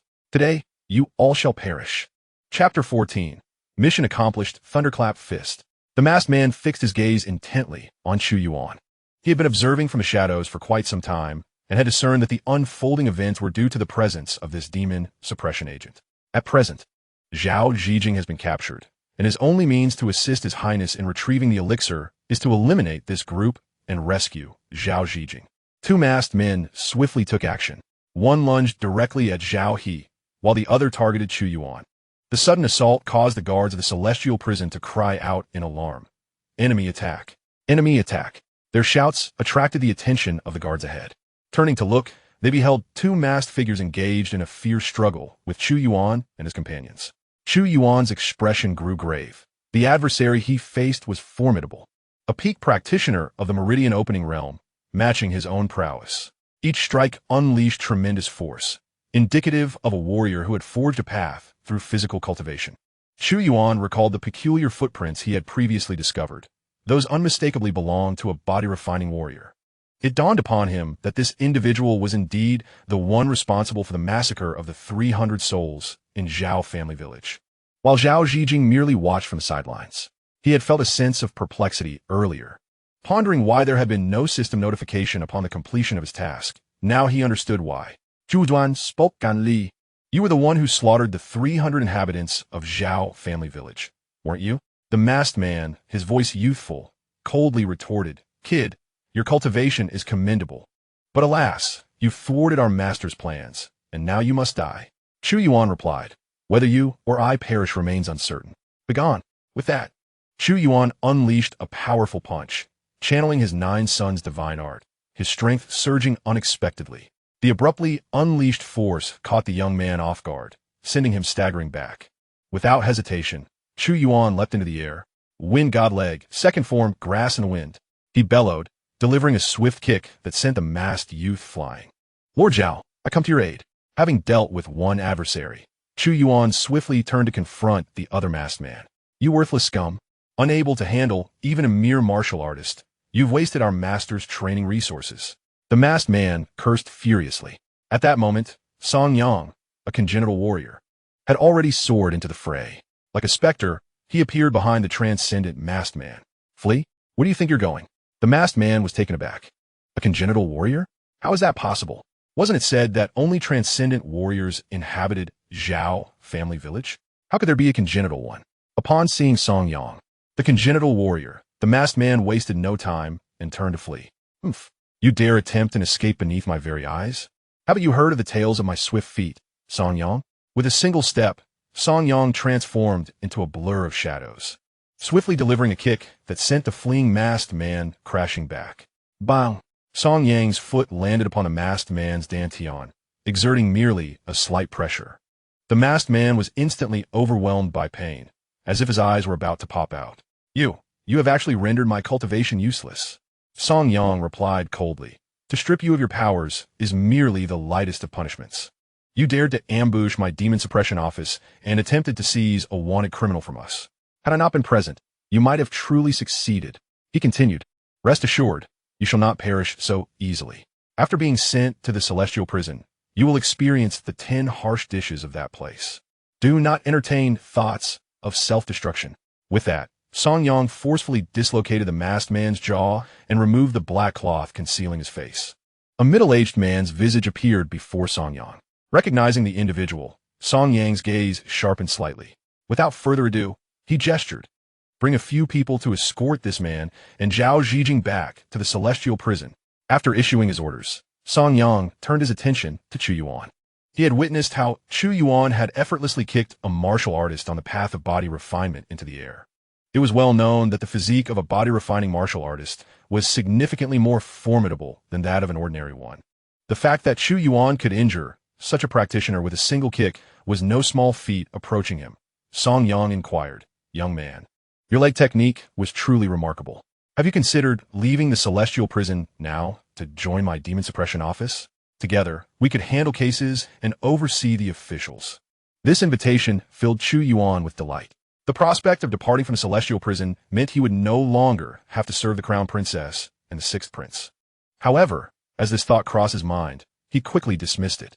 After all, the Great Zhou Dynasty was still under the dominion of the Zhou family. If the sixth prince had summoned him for tasks, and he were to suddenly abandon them without a word, the sixth prince, with his petty temperament, would undoubtedly seek his life. Even with the protection of the vast demon suppression office, his safety could not be guaranteed. Shaking his head, Chu Yuan replied, "Lord Song, I am not yet inclined to that idea. I wish to train in the celestial prison for another month. However, should you require assistance in the future, I would be willing to help." Upon hearing this, Song Yang nodded, choosing not to press the matter further. He instructed his men to take the young man, whom Chu Yuan had nearly incapacitated, away, and then departed from Zhao family village. After dealing with these matters, Chu Yuan heard the long-awaited system notification sound. Ding! Congratulations to the host for completing the task of identifying the murderer responsible for the massacre of 300 in Zhao family village. You have been rewarded with the first-rate martial art, Thunder Fist, and 20 years of cultivation. In the next moment, a surge of knowledge regarding the Thunder Fist technique flooded into Chu Yuan's mind. He refrained from immediately practicing the technique and instead rejoined the main group, heading back to the Imperial City. Meanwhile, at the Drunken Fragrance Pavilion, the sixth prince, Zhou Sheng, panicked upon learning that the individuals he had dispatched had failed to obtain the elixir and had instead fallen into the hands of the Demon Suppression Office. Damn it! Why are all my subordinates so utterly incompetent? Zhou Sheng seized the cup and teapot from the table, shattering them, leaving the room in disarray. His youthful visage twisted into a fearsome grimace. He could not fathom why, despite his benevolence towards his subordinates, requiring them not to remain by his side for the entirety of the day, granting them 2 hours of respite daily, providing a monthly stipend of 10 taels, and even supplying them with cultivation techniques and resources, he still found himself surrounded by inept individuals. He had even offered them silver to indulge in leisure, allowing them to dissipate their frustrations outside. Surely, no prince in the realm treated his subordinates with such generosity. Yet, why was it that none among them could accomplish anything of significance? Zhou Sheng lifted his gaze towards the stunning woman before him and inquired, "Xian, investigate who at the Demon Suppression Bureau is handling this case. Moreover, ensure our alchemical chamber is dealt with before they can extract anything from those fools. Whoever dares to thwart my endeavors shall face dire consequences." Chapter 15. Return to the dungeon. The enigmatic princess meanwhile. Chu Yuan accompanied the main force back to the Imperial City. After bidding farewell to Zhao He and the others, he promptly returned to the dungeon to meet the princess. Upon arriving at the depths of the dungeon, Chu Yuan instinctively furrowed his brow. Something was amiss. What had transpired within? As he sensed the biting chill enveloping him, he murmured to himself. When he had visited just a couple of days prior, the atmosphere had lacked such a pervasive coldness. Now the chill was palpable, and despite having cultivated the Nine Suns' divine art, enveloped in the utmost pure and yang energy, he still felt an unsettling discomfort in his body. At that moment, Xianxia approached from behind. "Little Chu, you're back. You must go inside and see what has happened to the princess." Chu Yuan's expression darkened. Xianxia was urging him toward such perilous matters. Nevertheless, he had little choice but to acquiesce. "Very well, Brother Shun, I shall investigate."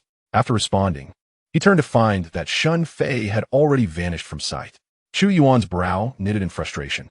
Xianxia was excessively fearful. It was no wonder that those from the Demon Suppression Bureau looked down upon the dungeon's inhabitants. It truly was a den of cowardice. Taking a deep breath, he arrived at the cell where the princess was confined and respectfully announced, "I am Chu Yuan, here to report a matter to Her Highness the Princess." No sooner had he spoken than a powerful force drew him inside. Before he could react, a foot landed squarely on his abdomen. The delicate, pale foot exuded an overwhelming strength. "What cultivation method do you practice? How is it that you possess such an abundance of pure yang energy?" The icy tone was familiar, and as he recognized the assailant, he realized it was none other than the princess, Zhou Zian. However, she was not the same as he had known her. The once regal princess, though appearing somewhat frigid, still exuded a hint of gentleness. However, the current incarnation of the princess not only radiated an icy demeanor, but also seemed to possess a madman's volatility, as if she might strike him down at any moment. Chu Yuan wished to push the princess away, but as a grandmaster, how could he possibly muster the strength to do so? Soon after, the princess drew closer, and Chu Yuan could catch a whiff of her enchanting fragrance. Remarkably, despite days without bathing, she still smelled delightful. Could it be that she possessed some extraordinary constitution? Enraptured by her aroma, Chu Yuan momentarily forgot the peril in which he found himself. Just as he was about to close his eyes in bliss, Zhou Zian halted mere inches away from him. She then inhaled deeply, causing Chu Yuan to feel his inner essence surging uncontrollably outward. The purest of energies rushed into Zhou Zian's body, and as these vital forces were absorbed, the chill emanating from her gradually dissipated. Outside the cell, not far away, Xianxia and the others, fearing that Chu Yuan might struggle alone, remained hidden, observing the unfolding situation. Upon sensing the rising temperature in the air and the retreat of the biting cold, they realized that Chu Yuan had managed to resolve the crisis. Phew! That lad truly possesses remarkable abilities. He has indeed quelled the inexplicable chill. It seems that in a month, he will certainly depart from our celestial prison to undertake missions for the Demon Suppression Office. Isn't that splendid? A talent like him should not remain in the prison, lest we be compared to him. We have painstakingly crafted this celestial prison into a niche devoid of competition. How can we tolerate his continued presence? Indeed, a genius will never starve, but we, the less fortunate, would be doomed without the prison. Without it, we would face starvation. Given Chu Yuan's exceptional capabilities, he should not linger here. Once they confirmed that both Chu Yuan and the princess were unharmed, the group exchanged a few casual remarks before turning to leave. Careful to maintain their distance from the cell housing the princess, fearful that she might seek retribution for witnessing her vulnerable state. Within the cell, the princess had regained her composure, wiping her flushed lips, her complexion slightly warm. "Chu Yuan, are you aware of how to handle the events that transpired here today?" Chu Yuan, appearing weak and drained of his energy, realized that it would take him at least 10 days to recover on his own. With a dazed expression, he inquired, "Your Highness, I am uncertain as to what you are referring." Zhou Zian glanced at him in surprise. This young man had grasped her meaning with remarkable speed. Truly, he is a teachable child. Zhou Zian expressed her satisfaction, saying, "Yes, just respond in that manner when others inquire. Rest assured, I shall compensate you for the essence you have expended. You possess the royal token to visit Baishan Pavilion, where you shall inform Master Zhou, the steward, of your need for the elixir that restores true vitality. He shall provide it to you." Upon hearing this, Chu Yuan regained his composure and expressed his gratitude. "Thank you, Your Highness. By the way, during your recent investigation, have you uncovered anything of note?" Chu Yuan nodded and recounted the occurrences in Zhao family village, detailing his discoveries. When he mentioned that the token retrieved from the deep pit belonged to the sixth prince, Zhou Zian's expression visibly shifted. It appears my dear nephew's affliction has worsened. He has now resorted to seeking aid from our subjects to cure his strange malady. Throughout the conversation, Chu Yuan remained silent, disregarding Zhou Zian's remarks as if they had not reached his ears. After a moment, Zhou Zian returned to her seat and spoke to Chu Yuan in a neutral tone. You must now go undercover beside the sixth prince, remaining vigilant in his presence. Should anything appear amiss, you are to report to me at once. Zhou Zian's demeanor was notably grave. Chu Yuan, feeling weak, could only respond feebly with a bow. Yes, Your Highness. Zhou Zian furrowed her brows slightly, feeling a twinge of guilt as she observed Chu Yuan's frail state, attributing it to her own actions. Enough. Given your current condition, you should hasten to Baixiang Pavilion and retrieve the elixir to restore your energy. Yes, Your Highness. I take my leave. Chu Yuan bowed once more and exited the prison. Once outside, he immediately began to channel the Jiang divine art, generating a substantial amount of true energy within him. Before long, he shed the pallor of weakness that had previously marred his countenance. The words of the princess were indeed potent, nearly draining me completely. Fortunately, I have the Jiang divine art to protect me.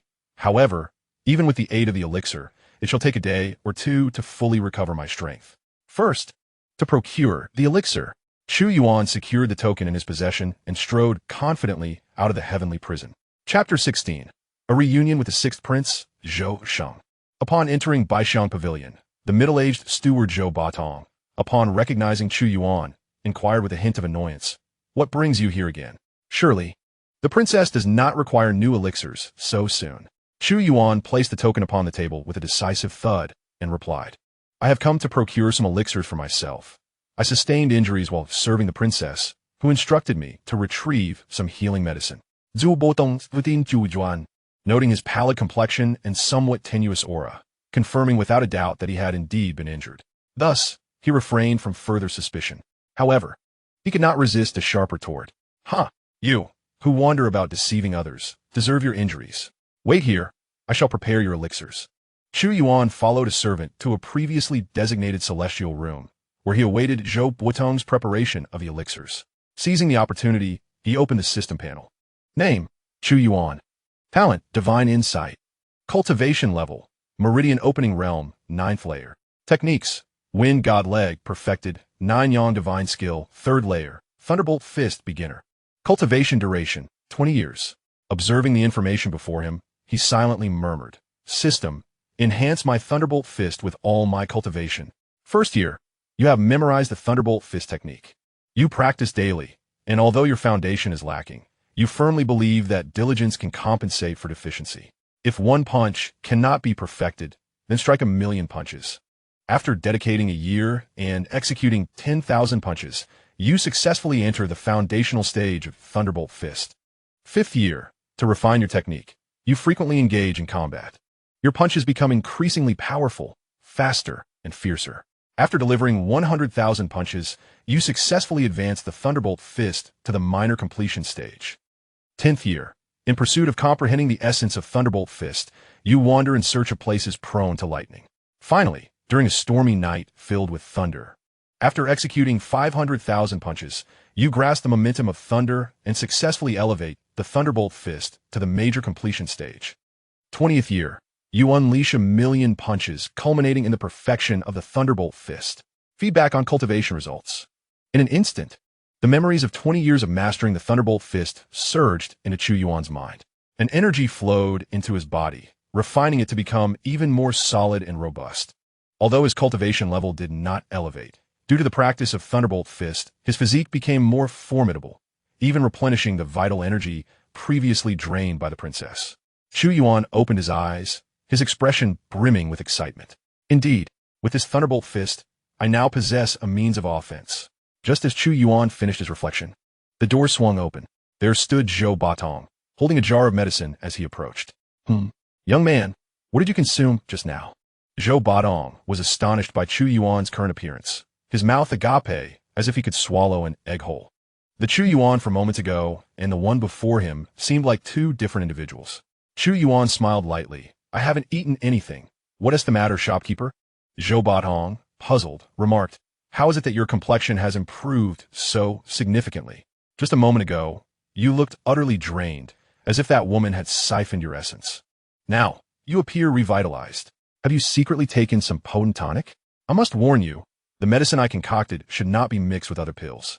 If you've ingested anything else, you must tell me truthfully, as some herbs can conflict with one another, and failure to disclose this could be fatal. Chu Yuan, Zipli. Rest assured, shopkeeper, I truly haven't consumed anything else. I merely adjusted my state through cultivation. Very well, esteemed shopkeeper. You need not prepare any exquisite elixirs for me. A few healing potions will suffice for future endeavors when the need arises. Zhou Batong remained silent, nodding in agreement. All right then, since you have recovered, I shall refrain from providing you with these potions for now.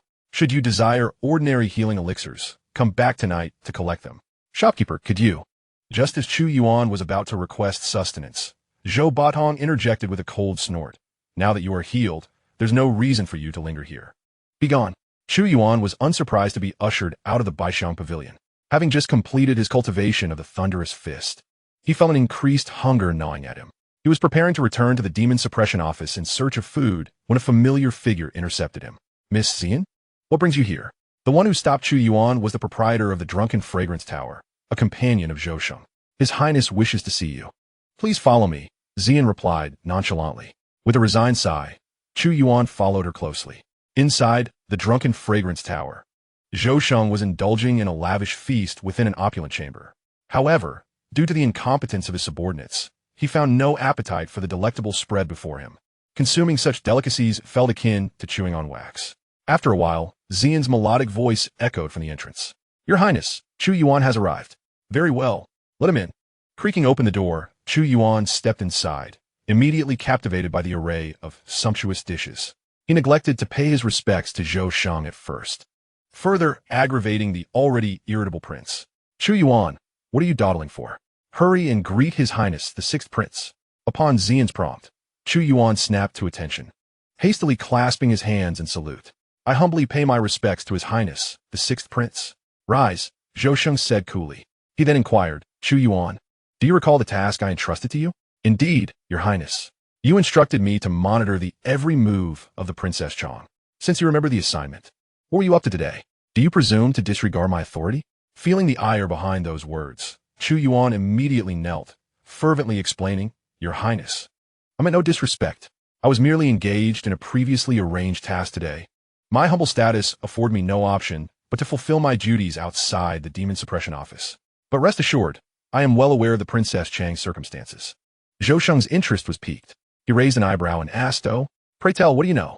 In hushed tones, Chu Yuan replied. Upon my return to the Demon Suppression office today, I sensed a chilling aura emanating from the cell where Princess Chong is detained. None among us dared approach too closely. The little man was perplexed by the inexplicable chill that dissipated after a while. Upon hearing this news, Zhou Sheng's sullen face finally broke into a smile. It seems that the potent poison within my aunt is about to manifest. She can no longer suppress it. Chapter 17. Zhou Sheng's plan a new task, and the reward of the 6 Meridians' divine sword. Zhou Sheng was greatly pleased upon receiving this news. Looking at Chu Yuan, he found him considerably more agreeable. Indeed, this news is quite favorable. Let us continue moving forward, Zhou Sheng remarked nonchalantly. Chu Yuan displayed a child's joy upon receiving praise, exclaiming, Thank you, Your Highness. In the future, I shall endeavor even harder to serve you. Upon hearing this, Zhou Sheng recalled his incompetent subordinates. They had been captured by the Demon Suppression Division, and given their lack of resilience, he deemed them incapable of enduring the division's interrogation. At that moment, Chu Yuan, being one of the Demon Suppression Division members, sparked a new scheme in Zhou Sheng's mind. Your name is Chu Yuan, is it not? Chu Yuan's excitement was palpable as he replied, Yes, Your Highness. I am indeed called Chu Yuan. I never imagined you would remember my name. It is truly an honor. Zhou Sheng smiled and said, Chu Yuan, I have a task that requires your assistance, though the process may be perilous. Are you willing to help me? I, Chu Yuan, am willing to brave fire and water for Your Highness. Did you not go on a mission today? I heard you captured a few individuals in Zhao family village. They are my people. These useless ones, upon a glance, are far less capable than you. You must be aware of the interrogation methods employed in the dungeons. These worthless fools will not withstand them. I wish for you to eliminate them before they utter my name. What say you? Ding.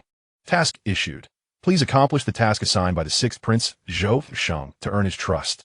Completion of the task will reward you with a top-tier martial art. The 6 Meridian's Divine Sword. 50 years of cultivation. Seeing such a generous reward for this task, Chu Yuan's heart leaped with joy. The 6 Meridian's Divine Sword is ostensibly a sword technique, yet in essence, it does not involve actual sword combat.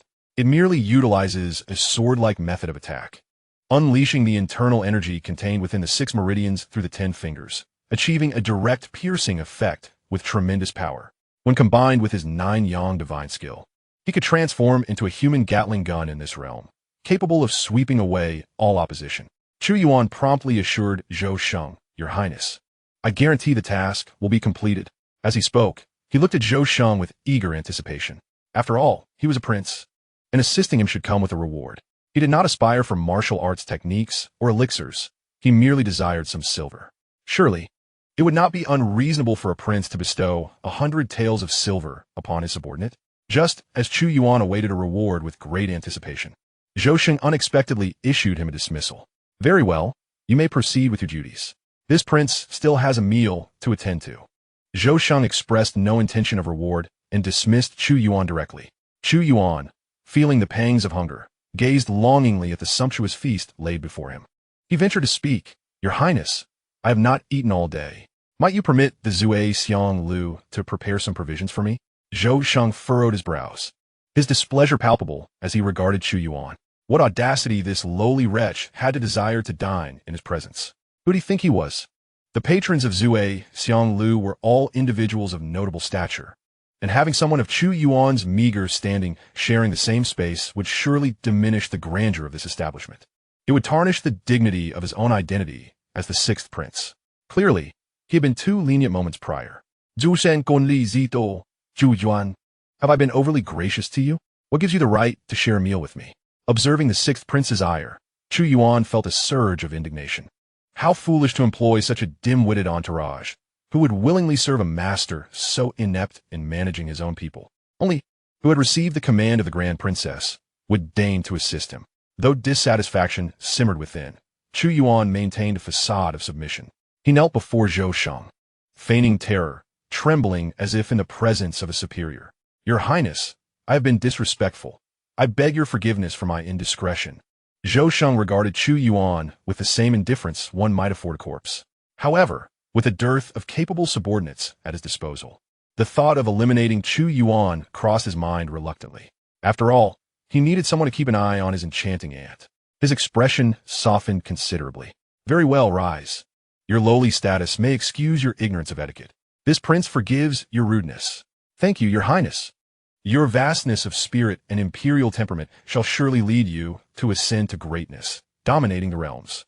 Upon receiving forgiveness, Chu Yuan immediately lavished praise upon the 6th prince. Zhou Sheng relished the flattery, though he donned a stern expression as he replied, "Silence. Speak no more of such things. Do you wish to bring ruin upon me? I would not dare, Your Highness. Enough. Depart and attend to your matters. Later, I shall instruct Ziyin to provide you with some silver. You may tend to your own needs outside." With a respectful bow, Chu Yuan replied, "Thank you for your generosity, Your Highness. I take my leave."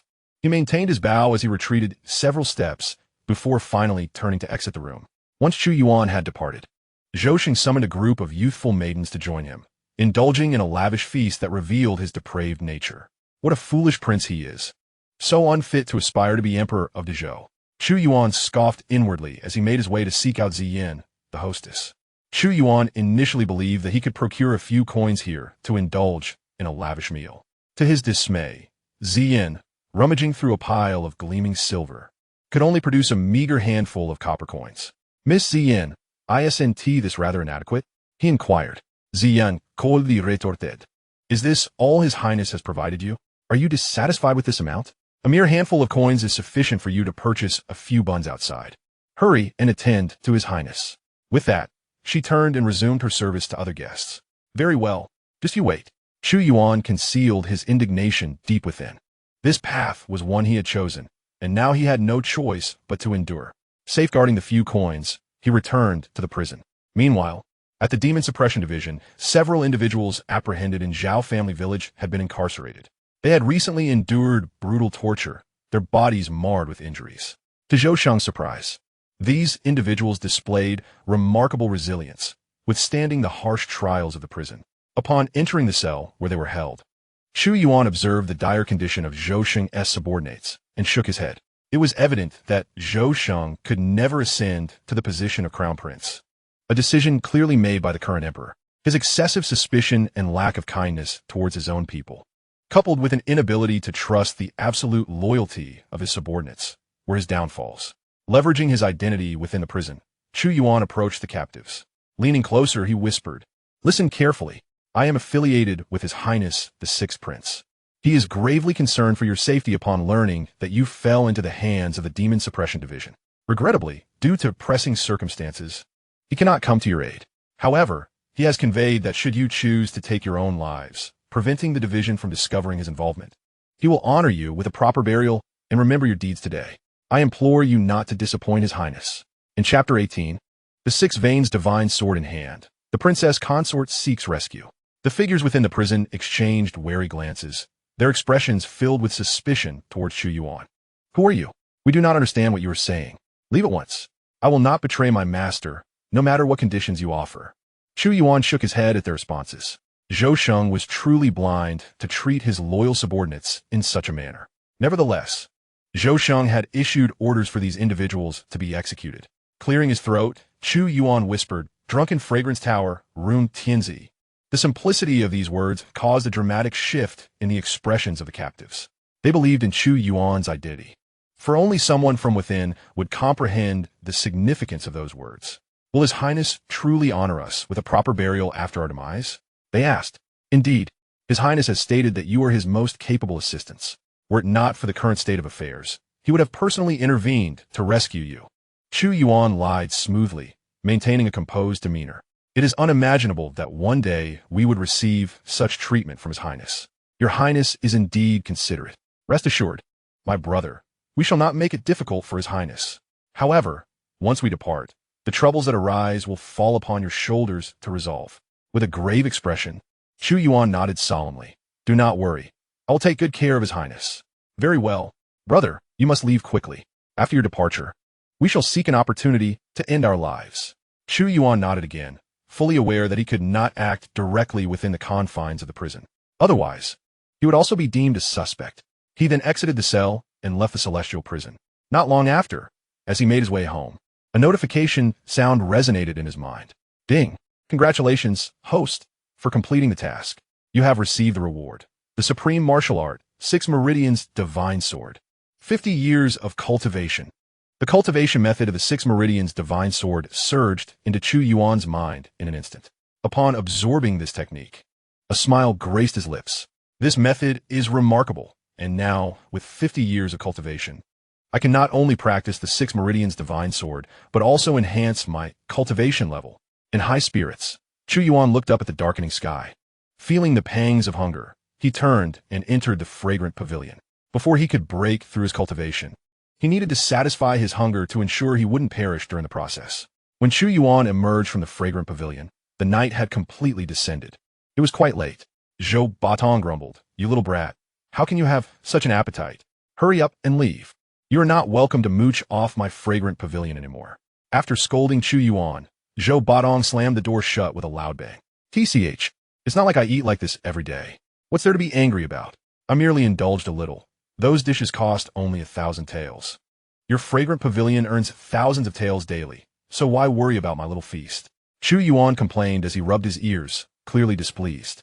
Why are all these royal disciples so stingy? Shaking his head, Chu Yuan felt he had eaten his fill and it was time to return home and break through his cultivation. However, he had only covered half the distance when a faint cry reached his ears from the left. "Help! Is anyone there to save me? Please, kind soul, save me." The voice was barely audible, but thanks to Chu Yuan's extraordinary perceptive ability, enhanced by his divine insight, he was able to hear the faint call for help. Ding! Task released. Mysterious cry for help. Please investigate the source of the cry and rescue the individual. Reward: the talent Golden Iron Kidney. What kind of reward is this? Chu Yuan was taken aback by the nature of this reward. As an innocent young man, wouldn't this talent merely invite trouble? After mastering the 9 Yang divine skill, he found his lower abdomen distended each morning. Additionally, with a golden iron kidney, wouldn't he require daily training of his Qilin arm? Though Chu Yuan harbored some dissatisfaction with this reward, he nonetheless acted with utmost sincerity, hastening towards the source of the cries for help. Utilizing the lightness of the wind god leg technique, he moved without making a sound and swiftly arrived at the location of the pleas. As he drew near, he overheard more details. Princess consort, do not blame us. It is your husband's actions against the crown princess that have led to this. We are merely following orders. So we hope you will cooperate. Are you people from the crown princess? Do you not know who I am? I am not only the fiancé of Zhou Sheng, but my father is also the minister of rights. Are you not afraid of my father's retribution? Listening to their conversation, Chu Yuan quickly grasped the situation. It turned out these individuals were seeking vengeance for the crown princess. A few days prior, Zhou Xian's elixir had nearly been stolen, with Zhou Sheng as the mastermind behind it. Incensed, these individuals intended to abduct Zhou Sheng's fiancé, hoping to embarrass him. However, Chu Yuan sensed something amiss. It felt peculiar. Having spent several days with the crown princess, he recognized her subordinates to be exceptionally capable and unlikely to act without her knowledge. Her subordinates obediently awaited orders, diligently performing their duties. These individuals were not affiliated with the crown princess. Having discerned their true identities, Chu Yuan resolved to take action against them. Moreover, he saw this as an opportunity to reclaim some interest from the princess consort. Yet, he realized he was not yet capable of silently dispatching his foes. Pondering this, Chu Yuan silently intoned, "System, enhance my 6 Meridians Divine Sword with 30 years of cultivation. Year 1. As you practice the 6 Meridians Divine Sword, you follow the prescribed method, repeatedly circulating your energy through your fingers. After prolonged training, you finally achieve the ability to effortlessly direct your true energy to your fingertips, successfully mastering the entry level of the 6 Meridians Divine Sword. Year 10. Your mastery of the 6 Meridians Divine Sword becomes increasingly profound. You can continuously release the sword energy, successfully advancing to the minor achievement stage. Year 20. You discover that the 6 Meridians Divine Sword becomes increasingly challenging to cultivate, prompting a shift in your approach. After studying sword techniques, you integrate your understanding of these techniques into the 6 Meridians Divine Sword, ultimately infusing your true energy with the essence of sword energy, thus elevating the 6 Meridians Divine Sword to the major achievement stage. In the 30th year, as you diligently practiced your swordsmanship alongside the 6 Meridians Divine Sword technique, after 30 years of arduous training, you successfully grasped a trace of the Gung metal sword intent. You seamlessly integrated it into the 6 Meridians Divine Sword, greatly enhancing its power, capable of shattering gold and stone, thus elevating the 6 Meridians Divine Sword to its perfected state. Chapter 19. Chu Yuan takes action. The princess consort Su Liuli, standing atop the roof. A surge of memories flooded into Chu Yuan's mind. In mere moments, he transcended from being a novice to achieving the perfected stage of the 6 Meridians Divine Sword. He opened his eyes and gazed down at the figures below. Through the gaps in the eaves, he caught a glimpse of the princess consort's visage. Clad in a form-fitting azure gown that accentuated her alluring pear-shaped figure, her curves were strikingly evident, exuding an enticing charm. At that moment, the princess consort appeared quite distressed. Her delicate face was flushed with a rosy hue, and her body writhed as if something were tickling her. Opposite her stood 3 dark-skinned men, leering at her with unabashed lust. Haha, who would have thought we would have the fortune to savor the princess consort's allure? Gentlemen, let's exert ourselves. I have heard that the princess consort has trained in martial arts since childhood, and she is said to be a congenital level warrior. She's quite formidable. So, the princess consort is a martial artist. How delightful. We were concerned that if we were too forceful, we might injure her.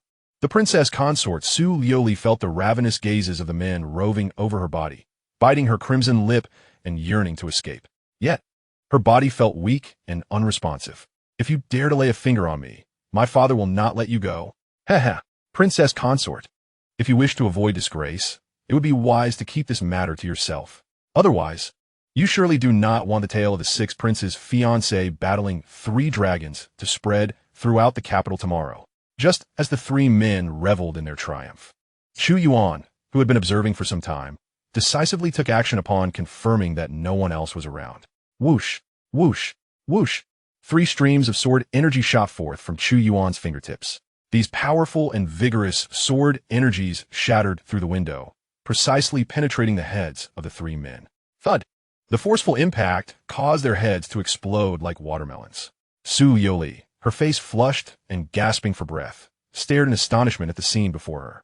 Everything transpired too abruptly. The sight of the three heads bursting caused her mind to freeze, completely oblivious to the lethal poison still lingering within her.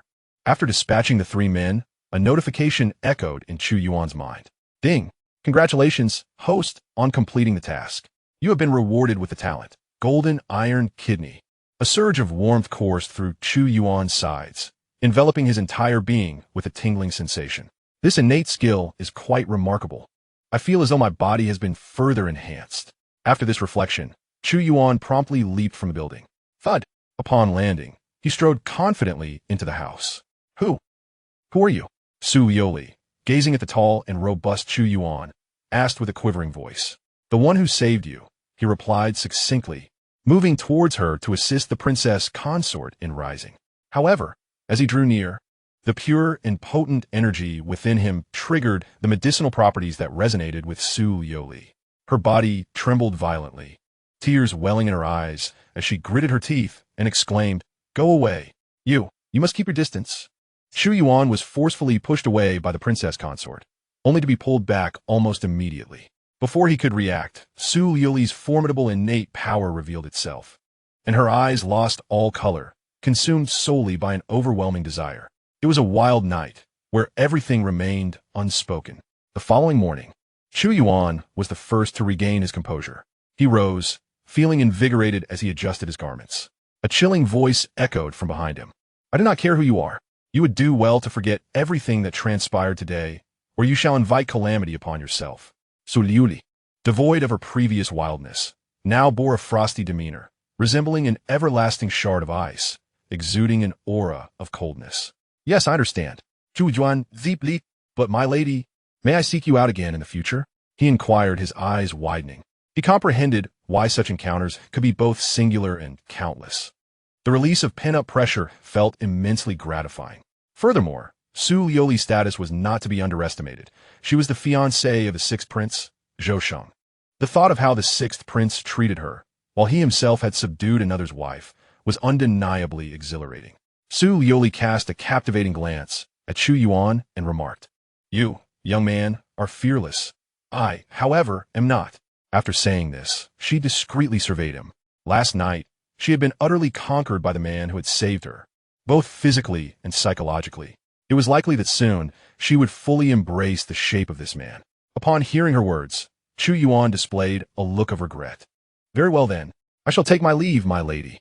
As he turned to depart, Su Yuli hesitated for a moment before calling out, Wait, what is it, my lady? When you wish to find me again, seek me at the Baishan Pavilion. After speaking, she handed him a token, granting him the means to locate her whenever she was at the pavilion. Chu Yuan's heart swelled with joy at this development. He knew that, with his capabilities, he could certainly make this woman unforgettable. Humph. Zhou Shang, oh Zhou Shang, I shall treat your wife just as you have treated me. He. Chu Yuan suppressed his peculiar laughter and then took the token, inquiring, May I ask how to address you, my lady? Su Yoli, she replied. Very well. You must leave promptly. Soon, those searching for me will arrive, and should you remain here, I shall be at a loss as to how to explain. Chu Yuan nodded repeatedly. Understood, Misu. I shall take my leave now. Let's meet again at Xiang Pavilion. With that, he executed the wind god-leg technique and departed swiftly. Once he was gone, Su Yuli staggered to her feet, observing the chaos around her. Her expression darkened as the terrifying power of her innate realm was revealed. The surroundings, already in disarray, became even more so. However, this act ensured that all traces of their earlier encounter were completely erased. With a fierce expression, Su Yuli struck her own shoulder with a palm. PFF. Weakness overtook her, as she crafted an appearance of having been severely injured in a struggle. After showcasing her formidable aura, a group soon began to converge on her location. The princess consort is here. Quickly gather around. The princess consort has been attacked. Seal off the area immediately. Chapter 20. New mission. Annihilate the Mountain Forest Gang. Reward. Cosmic storage. Commands echoed through the alleyway. However, by the time they began issuing orders, Chu Yuan had already exited the alley and returned to the Demon Subjugation Division's prison. Yet the atmosphere within the prison felt distinctly off that day. The entire facility was enveloped in an oppressive gloom.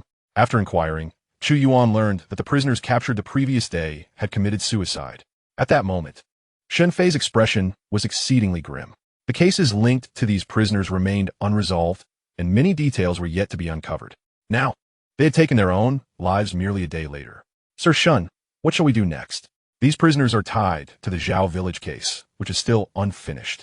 Yet they have died in our custody. Shen Fei abruptly turned, raising his hand to deliver a sharp slap. What is all this noise? Can't you see I'm preoccupied?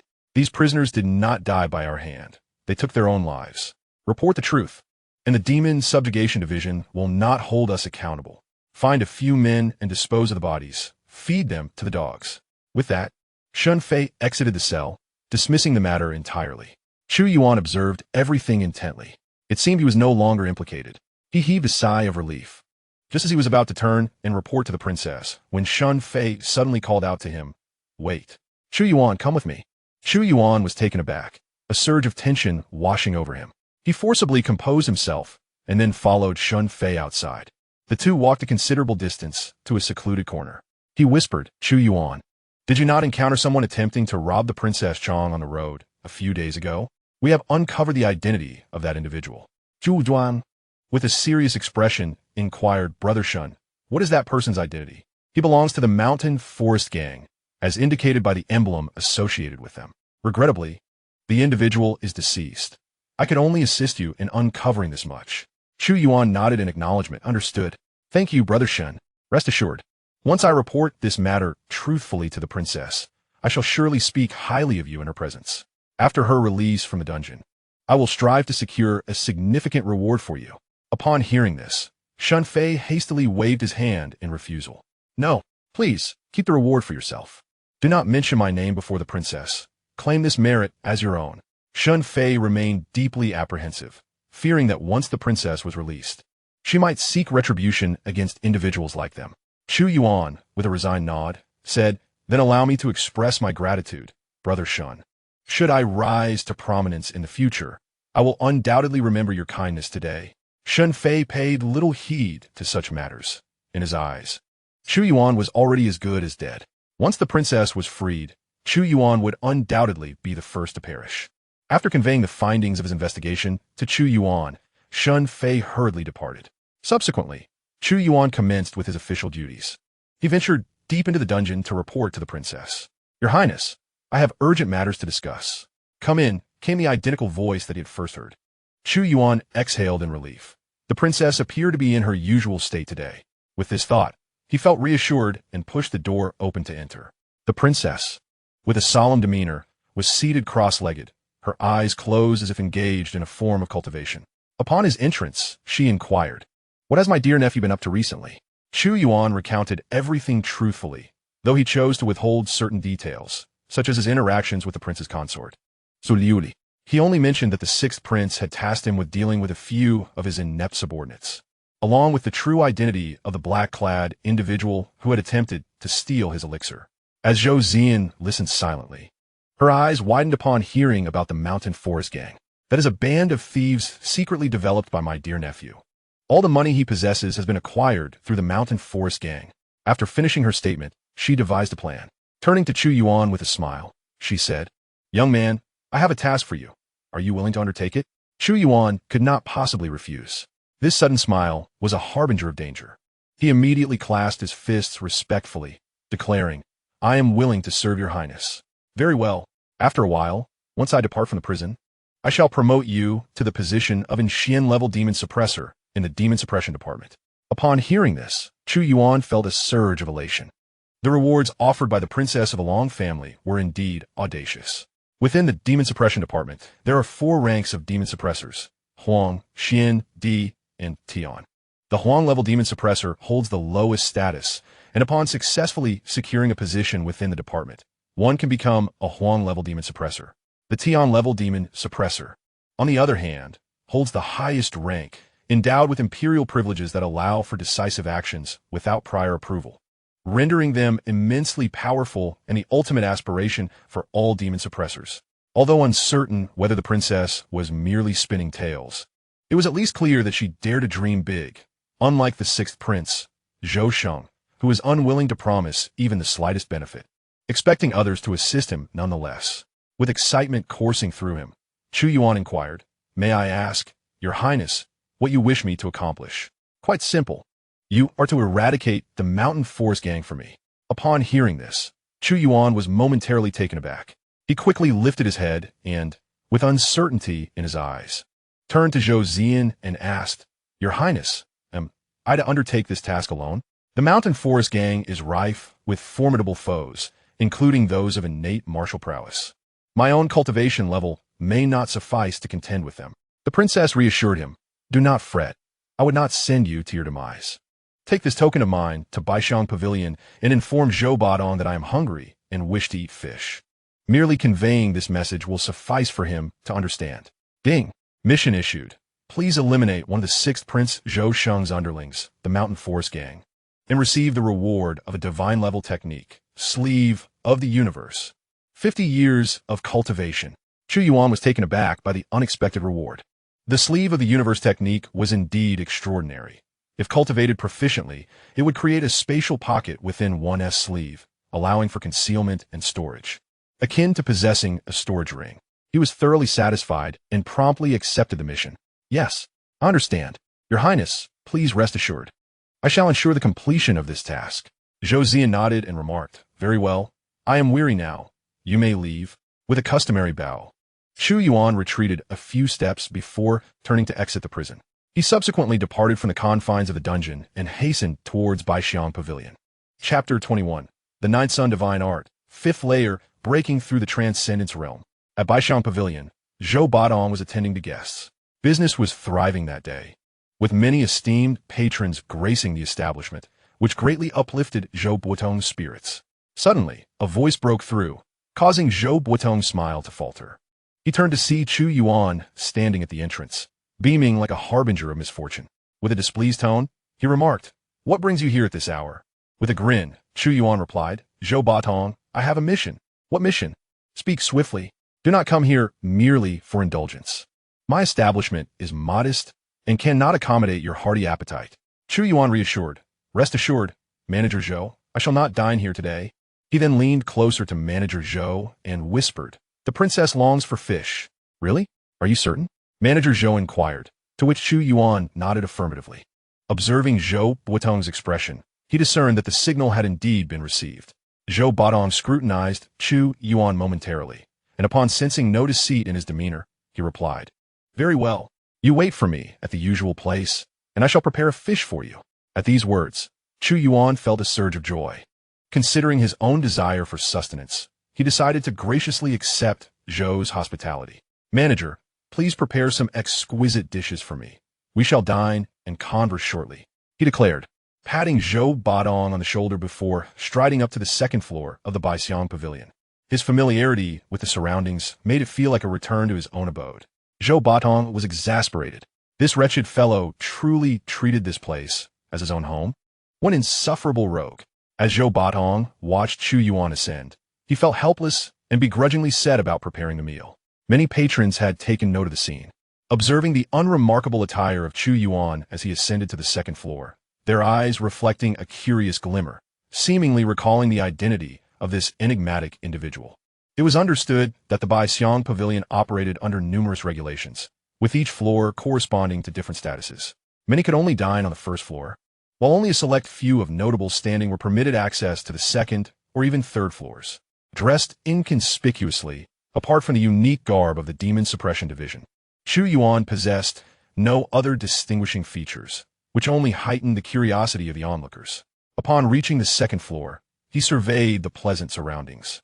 Realizing that Manager Zhou would not arrive immediately, he then silently commanded, "System, open the panel." Name, Chu Yuan. Talent, Supreme Insight. Golden Iron Kidney, Cultivation, Meridian Realm, 9th level. Techniques, Wind God Leg, perfected. Nine Yon Divine Art, 3rd layer. Thunderbolt Fist, perfected. 6 Meridians Divine Sword, perfected. Cultivation duration, 20 years. After scrutinizing the information, Chu Yuan decisively stated, "System." Allocate all 20 years of cultivation to enhance the 9-yang divine art. First year, to elevate the 9-yang divine art to the 4th layer. You rise each morning to absorb the first rays of sunlight for your practice. After a year of perseverance, you successfully condense your Qi, amplifying your true essence severalfold, and elevate the 9-yang divine art to the 4th layer, thus breaking through to the Spirit Sea realm. 5th year, you further expand your Qi several times over, resulting in a true essence that surpasses that of ordinary Qi realm warriors, allowing your cultivation to break through to the 6th level of Qi realm. In the 10th year, you embarked on an intense regimen of cultivation, absorbing the first rays of morning sunlight daily, and ventured into the desert to the edge of a volcano to practice the 9 suns divine art. Through such fervent training, your mastery of this technique approached the 5th tier, while your cultivation level ascended to the 9th layer of the Qi realm. By the 20th year, in pursuit of advancing the 9 suns divine art to its 5th tier, your practice became increasingly fervent. Fortuitously, you discovered a remarkable subterranean location concealing a volcano. Here, your skill in the 9 suns divine art flourished rapidly, allowing you to successfully break through to the 1st layer of the transcendence realm, purifying your physique in the process. You achieved mastery of the 9 suns divine art at its 5th tier, as the culmination of 2 decades of cultivation dissipated in an instant.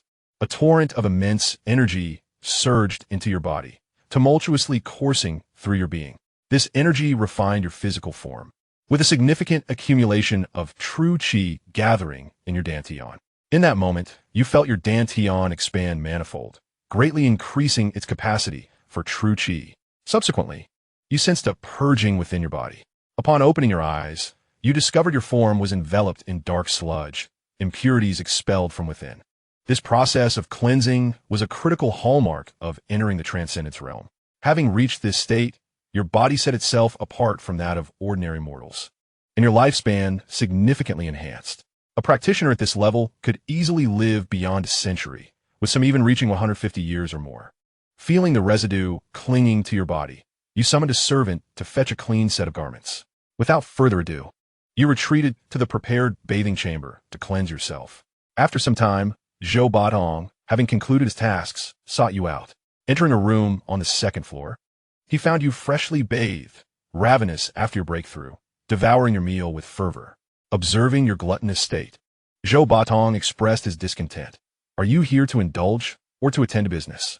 To which you replied, "Master Zhou, I am indeed here on Princess Chang's orders to conduct important matters. I have ascertained the identities of those who previously attempted to seize the princess's medicinal pills. They belong to the Mountain Forest Gang. The princess has instructed me to inform you that we must eradicate the Mountain Forest Gang." Upon hearing this, Zhou Batong's demeanor shifted to one of seriousness.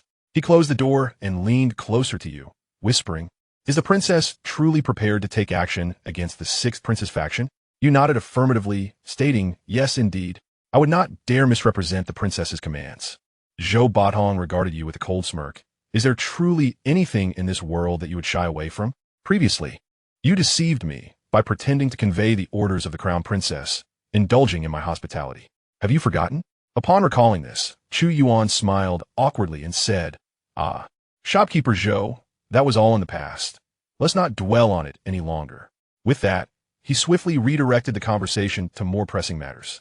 "Now, shopkeeper Zhou, how shall we proceed against the Mountain Forest Gang? I have heard that they possess quite a number of formidable experts." Chapter 22. Assistance from Chu Ro. Journey to the Mountain Forest Gang.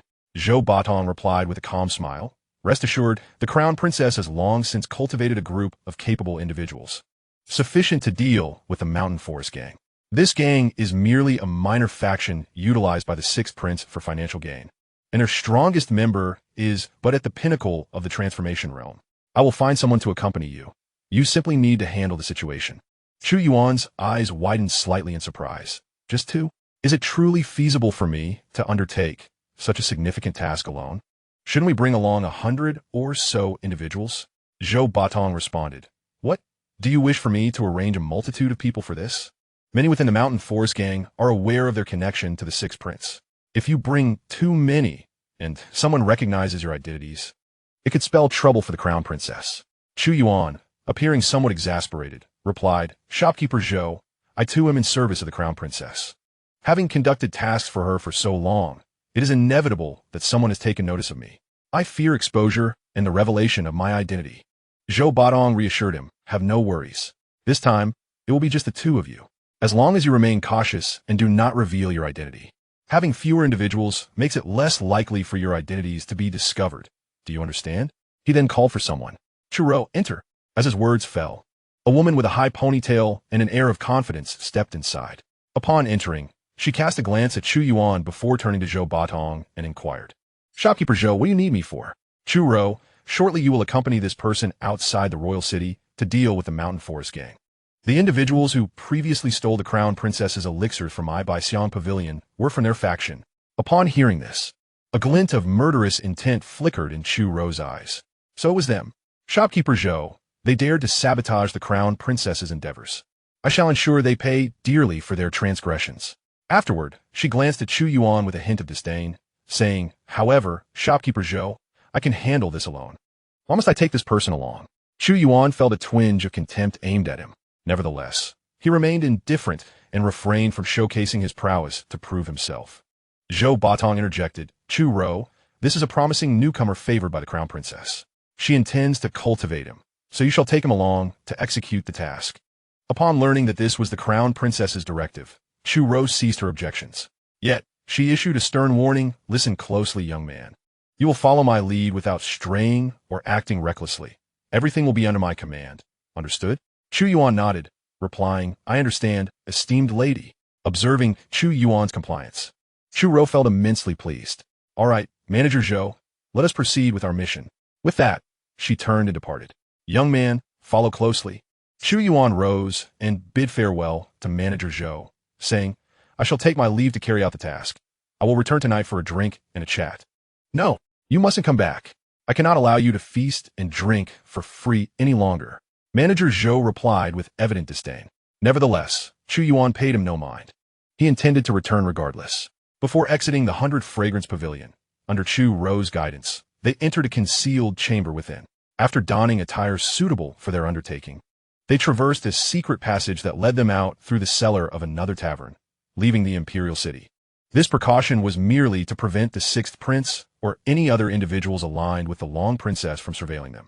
Once outside the 100 Fragrance Pavilion, the two hastened their pace and swiftly exited the city. "Young man, what is your cultivation level?" Chu Yuan inquired curiously during their journey. In response to the esteemed Lady Chu, "My cultivation is merely at the meridian opening stage," Chu Yuan replied, withholding the full extent of his abilities. Upon hearing this, Chu Yuan's brows furrowed slightly. She had underestimated his strength, presuming he would at least possess innate warrior status, only to find he was at the meridian opening stage. "You possess such low cultivation. You shall merely observe as I engage in combat. However, you must handle those of lesser strength within the Mountain Forest Gang. I will only take responsibility for those above the meridian opening stage. Once I have dealt with them, I will assist you." Chu Yuan nodded in agreement. Choosing not to elaborate further, after a brief exchange of their battle plan, they fell into silence. After approximately half an hour, they arrived at the foot of the mountain where the Mountain Forest Gang was situated. Dismounting, they concealed their horses. Gazing up at the towering mountain, Chu Yuan asked, "My lady, what is our next course of action? Shall we lure them down one by one?" Before he could finish, Chu Yuan assertively interjected, "There is no need to lure them. We shall charge straight up." With that, she donned a black cloth to cover her face and swiftly ascended the mountain. Such impulsive behavior startled Chu Yuan. "Whoa, this is far too reckless. You will attract the attention of others from the Mountain Forest Gang. And what of it? There are only two of us. Do you expect us to encircle them? We must charge in." Seeing her determination, Chu Yuan sighed in resignation. Watching Chu Yuan advance, he hastily covered his face with a prepared cloth and followed closely behind. Within the Mountain Forest Gang, a group was reveling in the successful acquisition of several thousand taels of silver for the Sixth Prince. Suddenly, a bloodied man burst into their midst. "Boss, it's bad. Someone has attacked our Mountain Forest Gang. We are surrounded by the Demon Suppression Division." "What?" A burly man, resembling a bear and weighing at least 500 pounds, suddenly rose, his expression dark and foreboding. "Clarify this. How could the Demon Suppression Division unexpectedly arrive at my Mountain Forest Gang?" We have invested a considerable sum each year to maintain good relations with them. If they were here, I would surely have been informed. How many of them came? A bloodied man, trembling, stammered, "T2 individuals, my lord." Upon hearing this, the bear-like man exhaled in relief. A large-scale operation by the Demon Suppression Division could not be executed by merely 2 people. Realizing this, the leader's expression darkened significantly as he fixed a frigid gaze upon the bloodied man. "Are you mocking me? How could 2 individuals encircle my mountain forest gang? Have they truly instilled such fear in you? My lord, those 2 possess formidable skills. They slaughtered our brothers as effortlessly as one would chop vegetables." Just as the words left his mouth, a figure crashed through the door of their dwelling. This figure left a long trail of blood on the ground. Sliding to a halt at the leader's feet, he looked down to find one of his adopted sons lifeless before him. The leader turned his gaze, only to see 2 shadowy figures clad in black, their faces obscured by cloth, entering the room. "Who are you?" one of them inquired. "Someone is hungry for fish. She sent us to collect your life and your head to prepare fish head soup. As the leader of the Mountain Forest Gang, will you cooperate with our endeavor?" Chapter 23. The Fall of the Mountain Forest Gang, the Acquisition of Divine Techniques. The leader, Wang Shanlin, wore a grim expression. He cast a glance at Chu Yuan, detecting no sign of vital energy emanating from him, before shifting his focus to the other figure. Upon recognizing Chu Ro's cultivation level, a sinister grin spread across his face. "Is it true that the Demon Suppression Division has dispatched only you 2 fools to confront me? One without any cultivation and another merely a transformational realm warrior. Do you truly believe such pitiful strength can subdue my mountain forest gang?" With a thunderous roar, Wang Shanlin revealed his true cultivation level, the innate realm. Chu Ro's demeanor shifted to one of seriousness as she regarded the leader. The task that had once seemed straightforward, now fraught with peril. Her voice had inadvertently captivated the bandits around her, their eyes gleaming with desire, akin to lustful boars fixated on her. "My lord, this is a woman, and a stunning one at that. It has been ages since we indulged. Why not showcase your prowess and let the brothers savor this delicacy? My lord, may I be the first to partake?" Her figure is unparalleled. We have not encountered such a gem in a long time. The crude remarks of the bandits caused Chu Ro's face to flush crimson. Although she had accomplished numerous tasks for the crown princess and taken many lives, it was her first encounter with such a despicable bandit. The leader let out a hearty laugh. "Excellent. Once I subdue this individual, I shall present him to you first, while the others shall line up behind me." Observing the utter disregard with which he treated her, Chu Ro finally became incensed. "You fool, leave this oath to me. You resolve the others swiftly, and we shall confront this buffoon together." With her command given, she charged forward. Her agile form weaved through the throng of bandits, heading straight for the hulking brute. With a resounding crash, the 2 adversaries clashed as they drew near. Their palms met in a fierce exchange, unleashing a terrifying wave of force that rippled outward. Many bandits were unable to maintain their footing and were sent flying by the shockwave, their internal organs grievously injured as they coughed up blood. I never anticipated that the Demon Suppression Division would harbor such talent. Unfortunately, today, such a genius shall remain within my mountain forest gang, serving as a vessel for my brothers." Wang Shanlin stomped forcefully, and in an instant his 500-pound frame exploded with terrifying power, sending Chu Ro hurtling away. The battlefield was forcibly shifted to another location. At that moment, the remaining bandits rose to their feet. They could not intervene in the leader's battle, but they could certainly deal with the seemingly frail man. Chu Yuan, observing the disdainful gazes of the bandits around him, sighed in resignation. "It seems I have been underestimated. In that case, I should swiftly deal with these individuals. That girl, Chu Ro, will not withstand the brute for long." With that, his gaze sharpened, and his previously unremarkable presence erupted with an overwhelming surge of true energy. The formidable energy radiated outward, producing an oppressive heat wave that struck against their skin, inflicting a searing pain. "This is bad. This individual has concealed his cultivation. He is also a transformation realm warrior." "Run!" exclaimed one bandit. "Damn it! Are the Demon Suppression Division members now this cautious? They even hide their strength from us, mere mortals." As Chu Yuan observed the others attempting to flee, he moved with an uncanny agility, darting among them. First stance of the wind godleg. Capture the wind and seize the shadows. Second stance. Resilient grass in the wind. Torrential rain and tempest. Thunderous and swift. Chu Yuan's leg struck like a colossal axe, effortlessly cleaving opponents in two, while with a single kick, he shattered them into 5 pieces.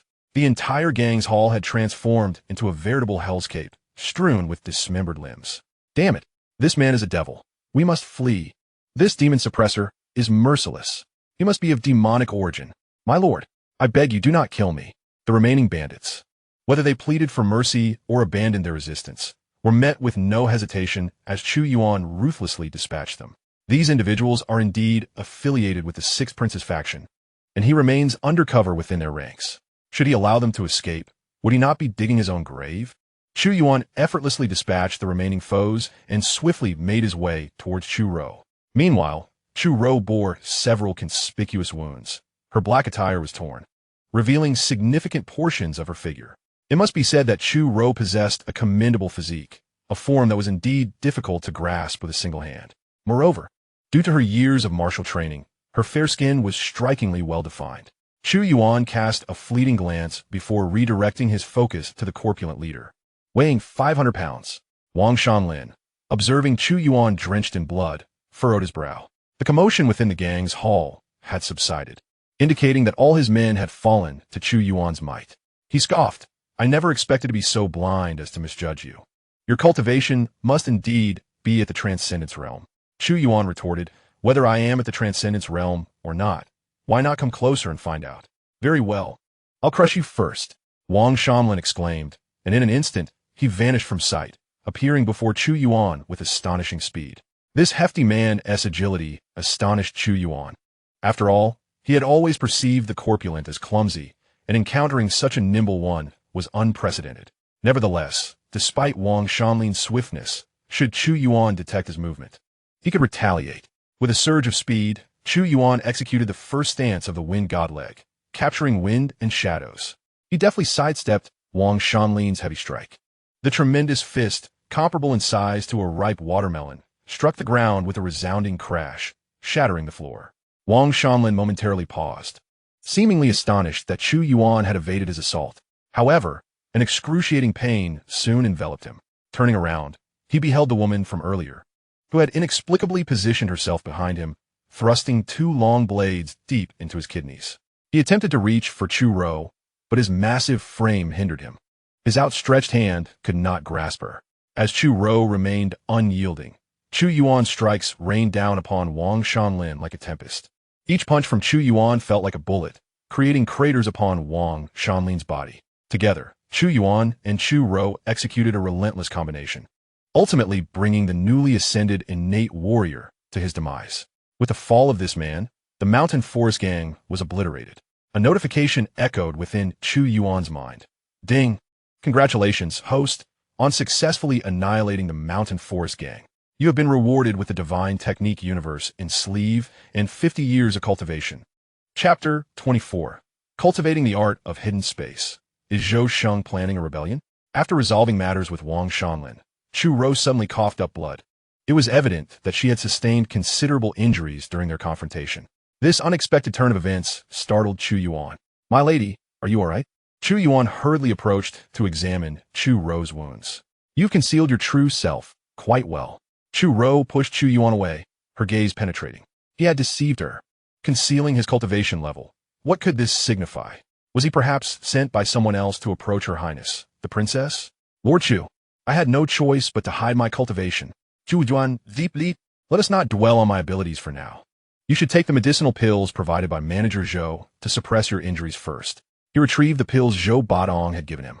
"No, I have my own." Chu Rou, distrustful of Chu Yuan, produced her own healing elixir and consumed it. As the medicine took effect, her complexion improved significantly. She then fixed her gaze on Chu Yuan intently. I shall report your concealed cultivation truthfully. You might want to consider how to explain this to Her Highness." Chu Yuan, feeling helpless, could only nod in agreement. "Now, while the situation here has yet to be discovered by the Sixth Prince's men, we must search the area and retrieve our belongings, especially the silver. We cannot allow that beast Zhou Sheng to benefit." Chu Rou instructed before returning to the guild hall. Once Chu Rou vanished from sight, Chu Yuan immediately opened the system panel. Name: Chu Yuan. Talent: Divine Insight. Golden Iron Kidney. Cultivation level: Transcendence Realm, 1st level. Skills: Wind God Legs perfected. 9 Yan Divine Art, 5th Layer, Thunderous Fist, perfected. 6 Pulse Divine Sword, perfected. Hidden Space, uninitiated. Cultivation time, 50 years. System, enhance hidden space. Year 1, you abandon all aggressive martial arts, dedicating each day to the practice of hidden space. Following the secret method, you weave spatial nodes that can conceal objects using true essence as the needle and sensation as the thread. After a year of diligent practice, you have finally grasped the fundamentals of hidden space, allowing you to store silver and concealed weapons within your spatial nodes. Year 10. Through years of arduous training, you have significantly expanded your spatial nodes. Your relentless efforts have enabled your hidden space to accommodate larger items such as long swords and spears, successfully advancing to the minor completion stage. Year 30. The time it takes to retrieve and store items has drastically reduced, nearly achieving instantaneous storage and retrieval. Your mastery over hidden space has grown increasingly proficient, successfully breaking through to the major completion realm. In the 50th year of arduous cultivation, your mystical sleeve has transcended mere storage of items. You have now mastered the ability to conceal other sword energies and living beings within your sleeve. After years of relentless practice, your mystical sleeve has finally reached perfection. A torrent of cultivation memories surged into Chu Yuan's mind, akin to a mighty flood. He swiftly refined an abundance of these memories, and in an instant, he completely grasped the art of the mystical sleeve. Upon opening his eyes, Chu Yuan immediately conducted an experiment. With a flick of his hand, an overwhelming force emanated from it. The massive corpse of Wang Shanlin, weighing 500 pounds, vanished into his sleeve in the blink of an eye, and astonishingly, this weight would not be counted against him. As he beheld this newfound celestial technique, Chu Yuan's heart overflowed with joy. Marvelous! Marvelous! This technique is truly exceptional. The only drawback is that it consumes an exorbitant amount of my cultivation. To elevate this technique from initiation to perfection, I have expended 50 years of my hard-earned cultivation. Chu Yuan sighed. He then discarded Wang Shanlin's corpse with ease. The process of storage and retrieval was nearly instantaneous. Should he find himself in combat, this technique would surely catch his adversaries off guard. Now it is time to seek out some treasures, Chu Yuan exclaimed with excitement. The forest gang serves as the financial reservoir for the sixth prince, and it is likely that considerable wealth resides here. He must seize the silver before Chu Ro arrives. After all, he has no desire to remain in that dilapidated straw hut. With this thought, Chu Yuan hurried into the gang's main hall. At that moment, Chu Ro was still searching. Silently, Chu Yuan activated his insight technique. Under the scrutiny of his divine-level perception, he discerned numerous details. Seizing the opportunity while Chu Ro was distracted, he stealthily approached a side chamber and discovered a mechanism to open a hidden door. With a soft click, the concealed door opened silently, without disturbing Chu Ro. Relieved, Chu Yuan marveled at the craftsmanship of the door, appreciating the soundproofing that had been skillfully implemented. As he stepped into the hidden chamber, he was greeted by a floor covered in gleaming silver. At first glance, there were at least several tens of thousands of taels, along with some silver notes. However, the most significant discovery was that this secret room also contained hundreds of suits of armor, bows, crossbows, swords, and more. Chu Yuan was inwardly astonished. The sixth prince certainly had audacity, clandestinely manufacturing armor and weapons. Was he plotting treason? Counting carefully, he found 800 suits of armor in total. The sixth prince is indeed a fool. In a world where everyone practices martial arts, does he truly believe that 800 men can alter the course of destiny?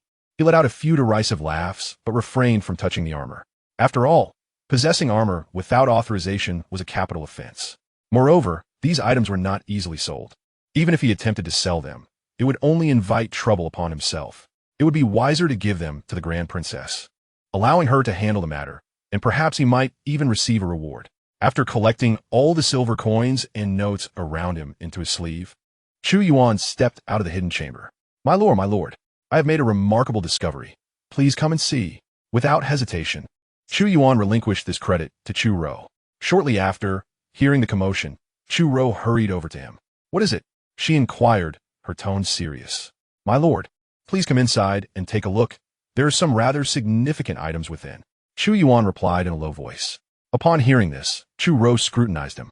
Her guard was high, as Chu Yuan had deceived her earlier by concealing his true abilities, leading her to suspect he might be plotting against her. However, Upon further reflection, she realized that if he intended to harm her, he would be incurring the wrath of the Grand Princess. He had just eradicated the forces of the sixth prince. Surely, he could not be so foolish as to offend both sides. Did he not wish to remain in the Zhou Dynasty? With this line of thought, Chu Yuan decided to lower her defenses. She strode boldly into the hidden chamber. As she and Chu Yuan ventured deeper, her pupils constricted upon seeing the 800 suits of armor before her. Gritting her teeth in shock, she exclaimed, "That wretch Zhou Sheng, is he attempting to rebel?" Chapter 25. The Grand Princess's Mysterious Ailment. Chu Yuan recognized the gravity of the situation. She retrieved a yellow bag adorned with an intricate bagua pattern. Just as Chu Yuan was contemplating her intentions with the bag, she opened it, and all 800 suits of armor were drawn into it. Chu Yuan was taken aback. A storage bag? Is this truly a storage bag? After Chu Yuan secured the items, she stated coolly, "Young man, do not speak of today's events outside, lest you attract mortal peril."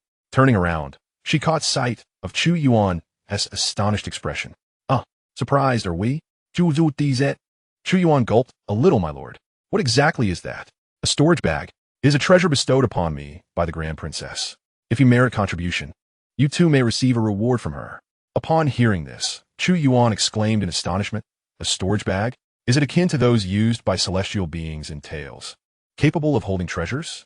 Do celestial beings truly exist in this world?" Chu Yuan nodded, taken aback by his surprise. She then explained, "Indeed, it is not such a shocking matter. The Grand Princess's master is a sword immortal, a being of the terrestrial immortal realm." The formidable master behind the princess was something Chu Yuan had never contemplated. However, with such a powerful mentor supporting her, why would she choose to enter the prison? What clandestine conspiracy could be at play? Chu Yuan speculated on the motives behind Zhou Xian's actions. Enough of this pondering. Individuals of such caliber are not ones we can engage with. We must hasten our departure from this place. According to my recollection, the sixth prince's men visit here nightly. If we delay, we may find ourselves in their sights. Chu Yuan nodded, then swiftly followed Chu Yuan out of the dark chamber and away from the mountain forest gang. Soon night descended. The sixth prince's envoy was Xian, the manager of the Drunken Fragrance Pavilion. She came here daily to collect payments. However, upon her arrival at the foot of the mountain, her expression soured. Why is there such a heavy scent of blood? Those ruffian men are toying with women again? Xian's countenance darkened.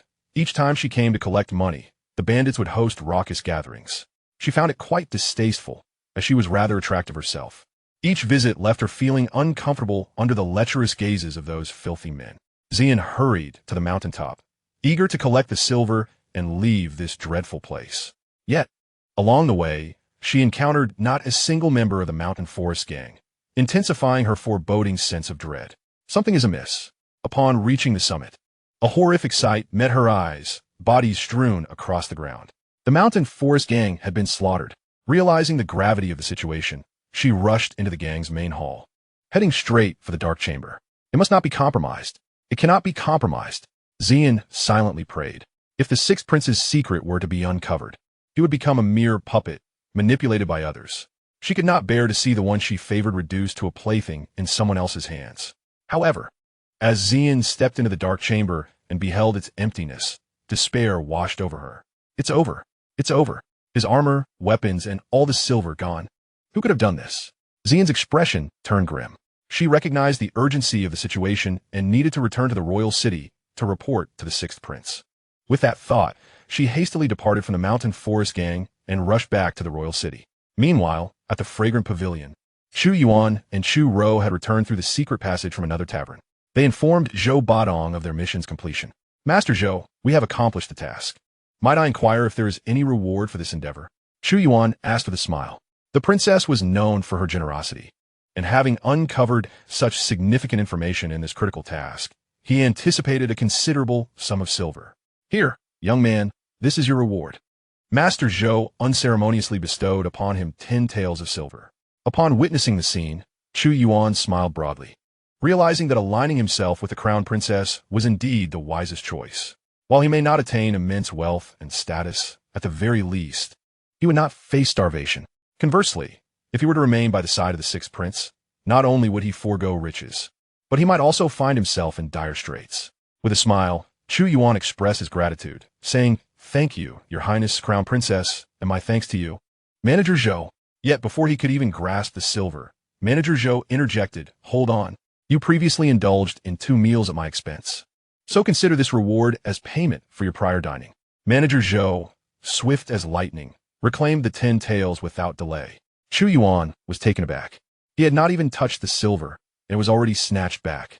"Do not be disheartened, young man. There will be many more opportunities for such benefits, provided you continue to serve Her Highness the Crown Princess." With that, Zhou Badong ushered Chu Ro into the secret chamber, leaving Chu Yuan outside. Observing this situation, Chu Yuan let out a resigned sigh. It appeared he had yet to earn the trust of these individuals. Even such trivial matters required them to avoid him. Shaking his head in resignation, he felt little emotion and turned to leave the Baixiang Pavilion, making his way back to the dungeon. Deep within the dungeon, Chu Yuan knelt respectfully before Zhou Zian, the crown princess. She seemed to have transformed, emanating a chilling aura as she languidly reclined on the bed, regarding Chu Yuan with a languid gaze. "Oh, I never imagined that my nephew would possess such audacity, daring to forge implements on his own accord and secretly producing 800 sets.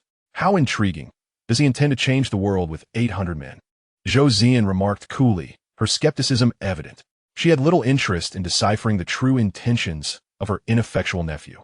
At this moment, her eyes glinted with a covetous light as they fell upon Chu Yuan. "Little Chu Yuan, I find your pure and potent vital energy quite appealing. Come closer, that I may savor it." The crown princess's demeanor shifted dramatically. Her previously frigid tone transformed into a sultry and enchanting lilt, imbued with an irresistible allure that momentarily clouded Chu Yuan's mind. He felt an uncontrollable urge to approach the crown princess. Alarm bells rang in his mind. "No, don't go. My legs," he mentally pleaded. He was no longer the naive youth he once was. Under the careful guidance of the prince's consort, he had matured into a genuine man. Such trivial temptations held no sway over him. Harnessing his formidable willpower, he broke free from the crown princess's enchantment and quickly clasped his fists, declaring, "Your Highness, I have completed my report. I have urgent matters to attend to. I take my leave." With that, he turned swiftly to escape through the door, only to find himself halted before he could exit. A potent force of attraction surged from behind him. "Want to leave? The disobedient are certainly not the obedient little ones."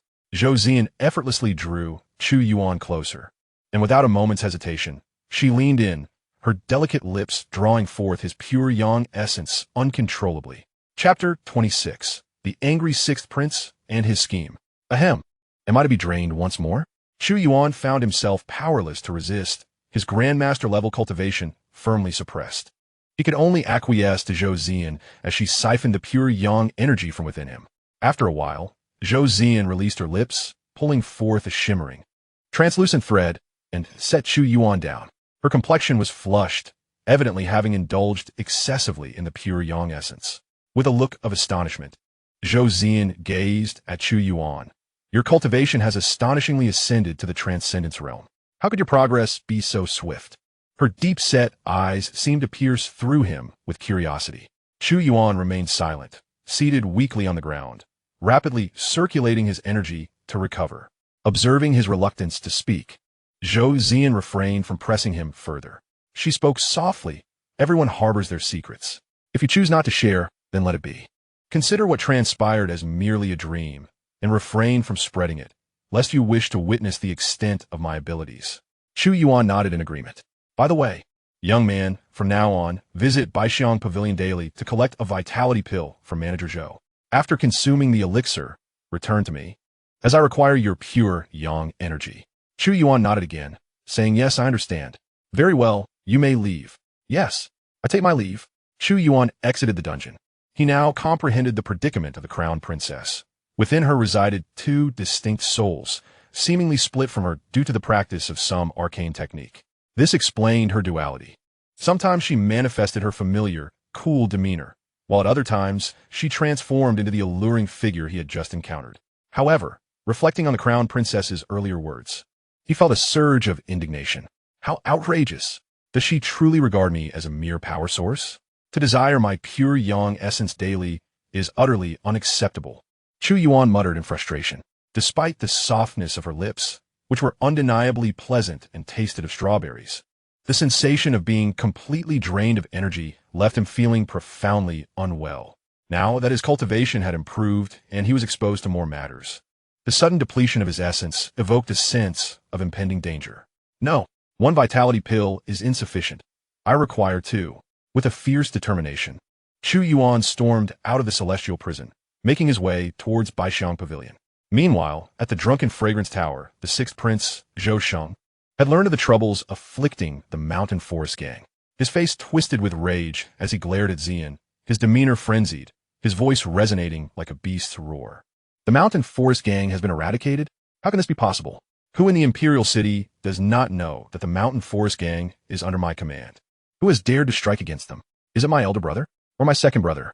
My third sister? Fourth brother? Fifth sister? Zhou Sheng nearly roared.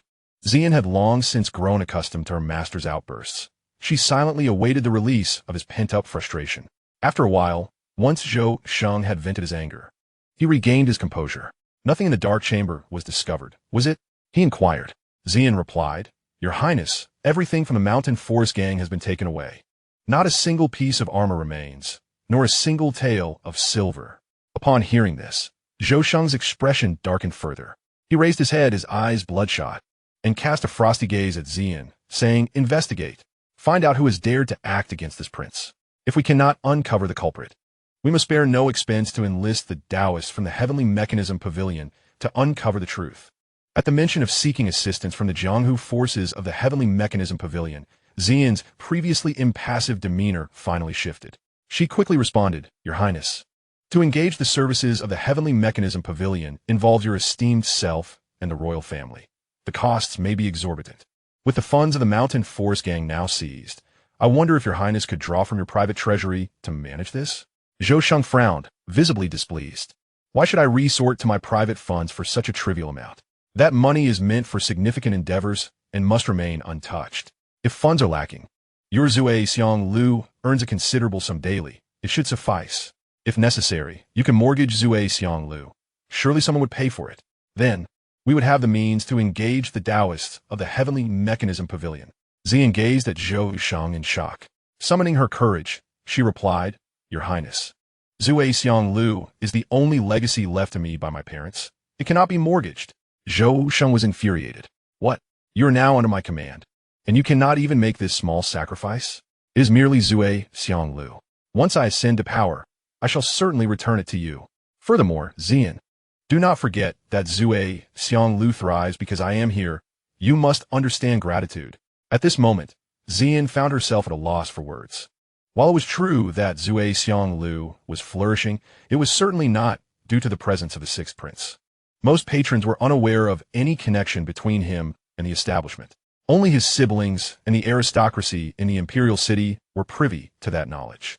The thriving business was solely due to the quality of the young ladies and the excellent cuisine that attracted customers.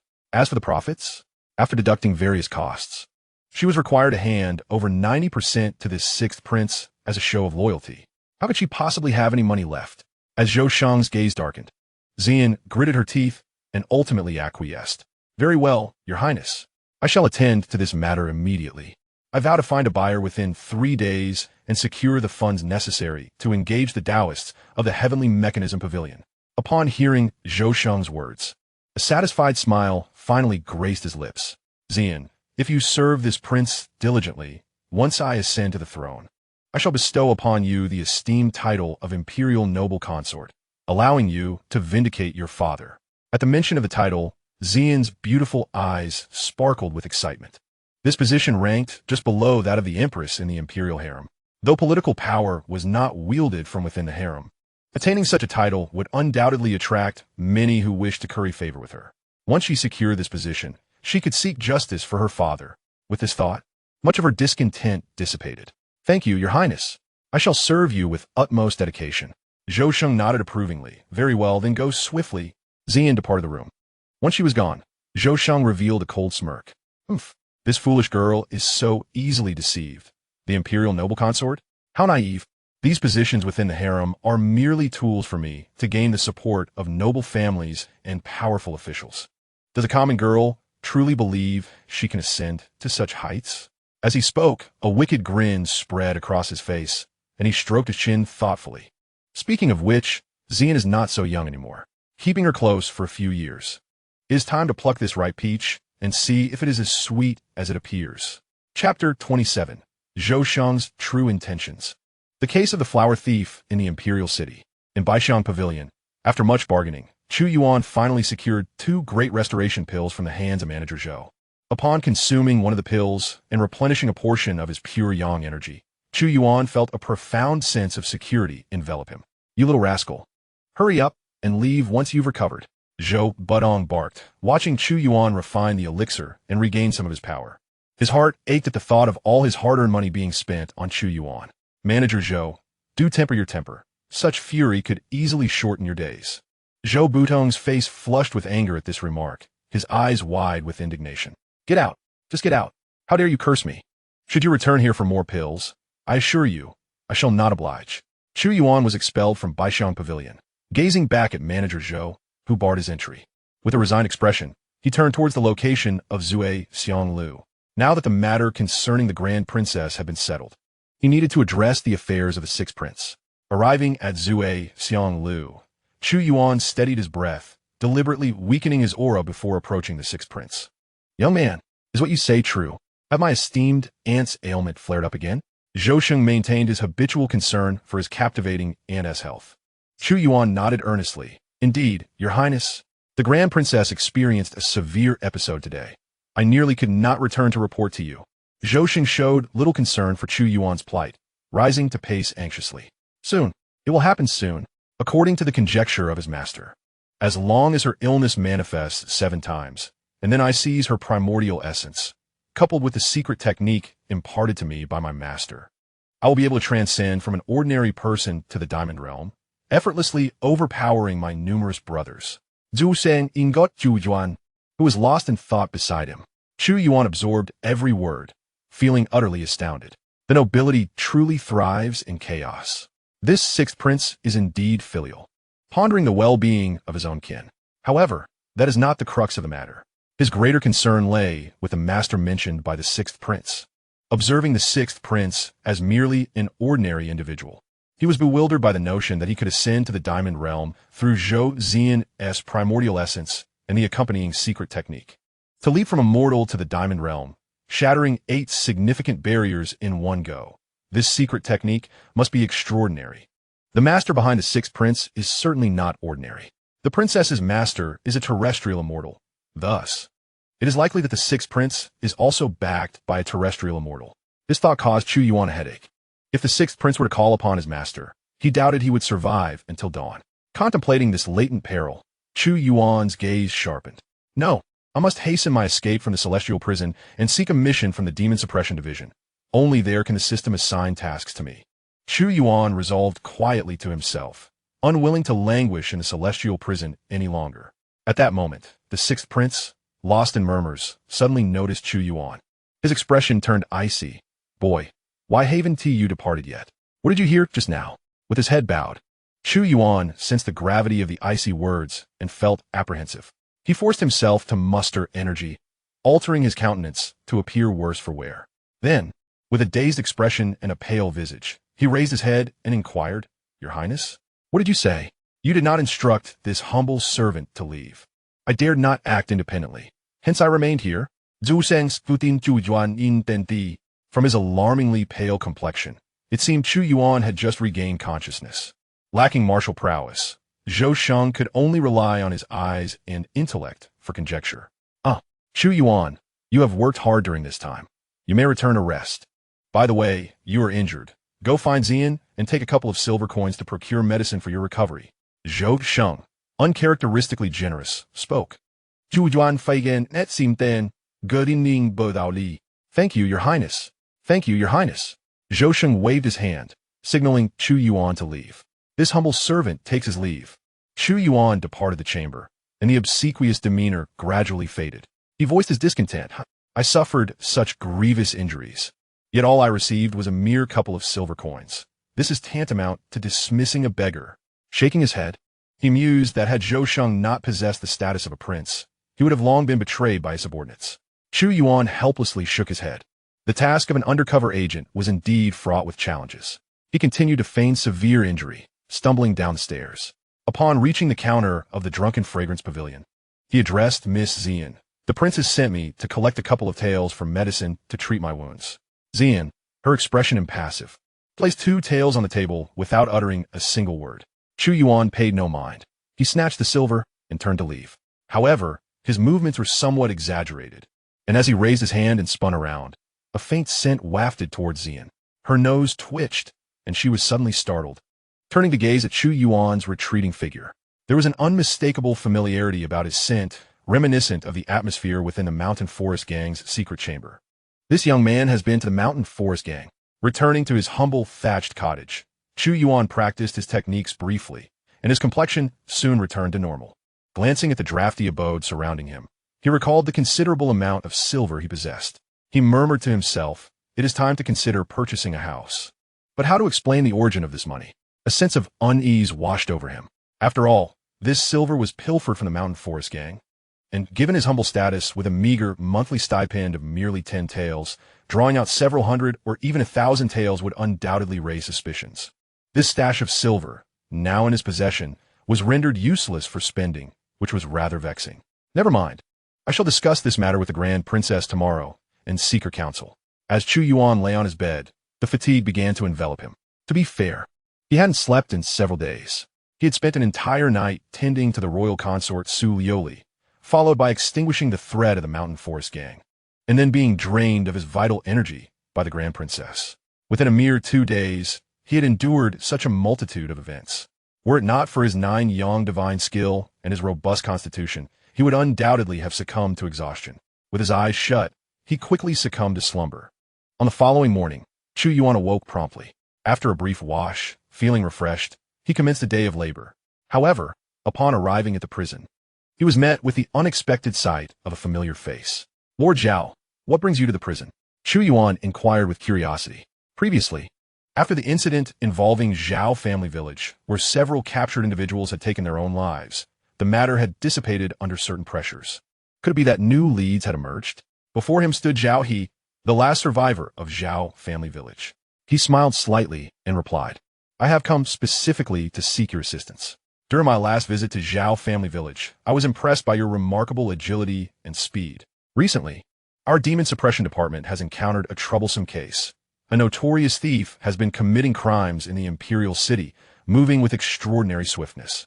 At present, none of our available Demon Suppression officers can catch him, and I thought of you, hence my visit to request your help." Chapter 28, The 100 Fragrance Pavilion. A reunion with Su Lioli. Task released.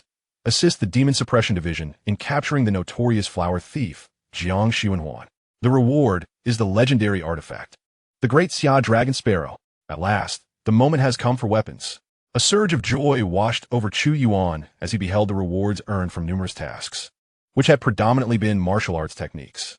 Finally, he was to receive a weapon as a reward. Chu Yuan said, "Since this is a request from you, Lord Zhao, I shall humbly comply." Zhao He replied, "Enough. Brother Chu, there is no need for such formalities between us. If you do not mind, henceforth, you may address me as Brother Zhao, and I shall call you Brother Chu." Chu Yuan promptly exclaimed, "Brother Zhao, it is indeed a fortuitous occasion to recognize an elder brother. In the future, once he joins the Demon Suppression Division, he will have someone to shield him." "Very well. Brother Chu, I have already spoken with your associate, Shun Fei, about seeking your assistance. Attend to your matters first. Then come to the Demon Suppression Division so we can discuss our plan to apprehend the flower thief." Chu Yuan nodded and subsequently bid farewell to Zhao He. He then ventured deep into the prison. "Your humble servant, Chu Yuan, pays his respects to your highness, the Grand Princess." Chu Yuan, as customary, bowed respectfully. "Enter," came the voice that eased his tension. It was the Grand Princess in her normal state, not the twisted version that sought to drain his pure yang energy. With his guard lowered, he stepped inside. "Speak. What news have you gleaned from my dear nephew lately?" After organizing his thoughts, Chu Yuan replied, "In response to your highness, I heard some news concerning you from the 6th prince yesterday." He mentioned. Chu Yuan recounted the words spoken by Zhou Sheng the previous day. Zhou Xian's countenance grew increasingly dark, as if it might burst with fury. She uttered, "So this is the state of my health. What a wretched creature Zhou Sheng is. Look at the fine son you have raised. Furthermore," she added, "Gun immortal, you old scoundrel. How dare you plot against me?" Chu Yuan lowered his head, pretending not to have heard her tirade. Once she had vented her anger, Zhou Zian instructed Chu Yuan to fetch paper and pen to compose a letter. After sealing it, she handed it to him. Take this letter to Manager Zhou. He will know what to do. Yes, I shall attend to it at once. Chu Yuan accepted the letter and was about to rise to leave when Zhou Zian's voice rang out again. When you come tonight, remember to bring the Great Rejuvenation Pill.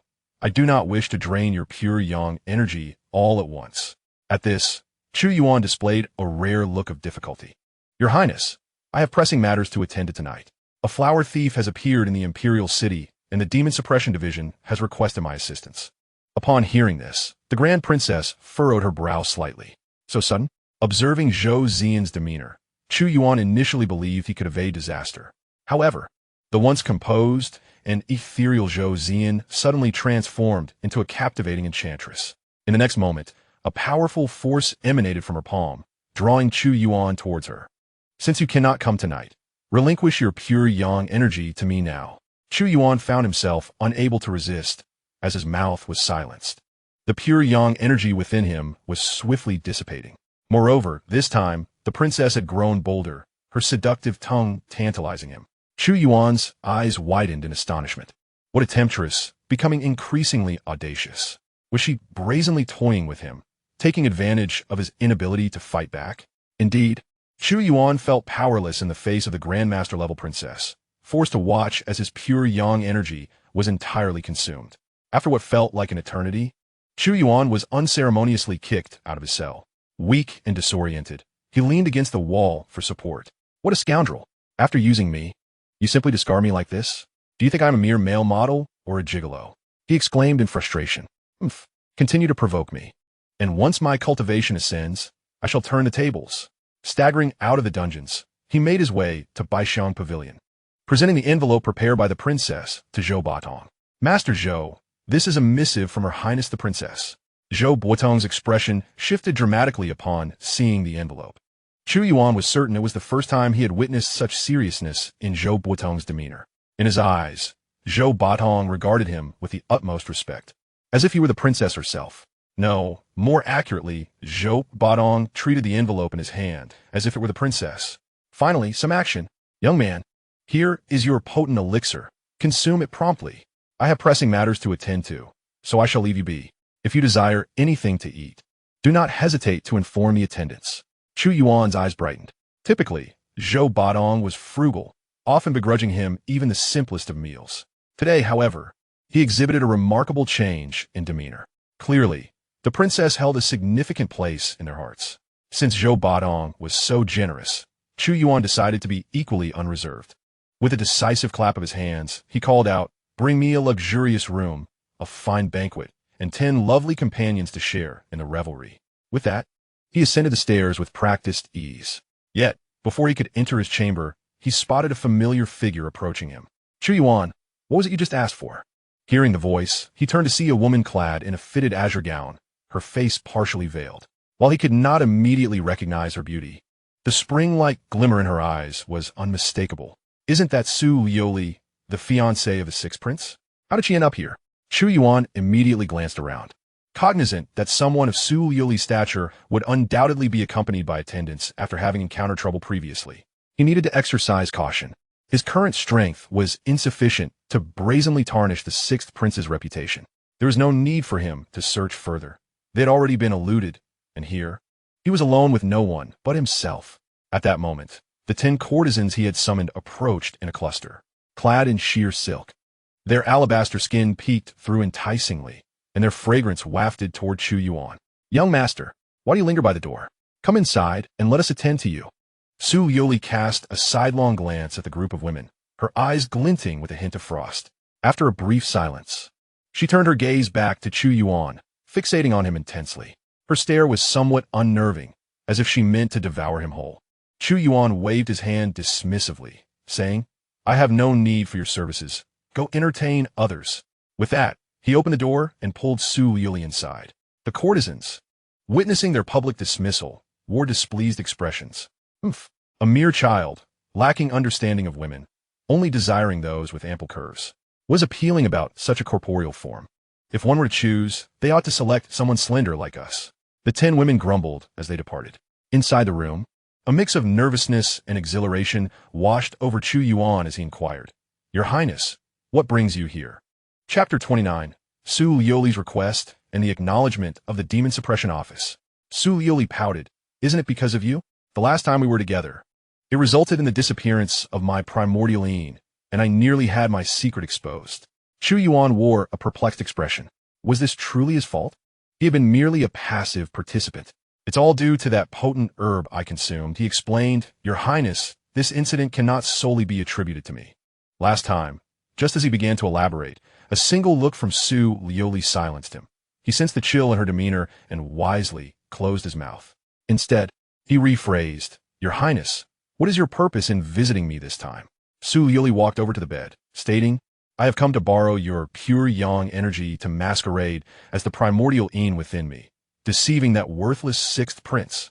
You need not assist me, but should I be discovered, I will have no choice but to reveal the truth. Your cultivation has improved significantly. At such a young age, you possess remarkable prowess. Surely, you would not want this matter to become public knowledge and jeopardize your future?" Chu Yuan regarded Su Liuli, astonished by her ruthlessness. He realized he was being coerced by this woman. He certainly wished to avoid exposing these matters too soon, especially considering the formidable master behind the sixth prince. Should the sixth prince discover that he has been deceived, he would undoubtedly enlist his mentor's assistance. Chu Yuan sighed and said, "Very well, Your Highness, I shall assist you."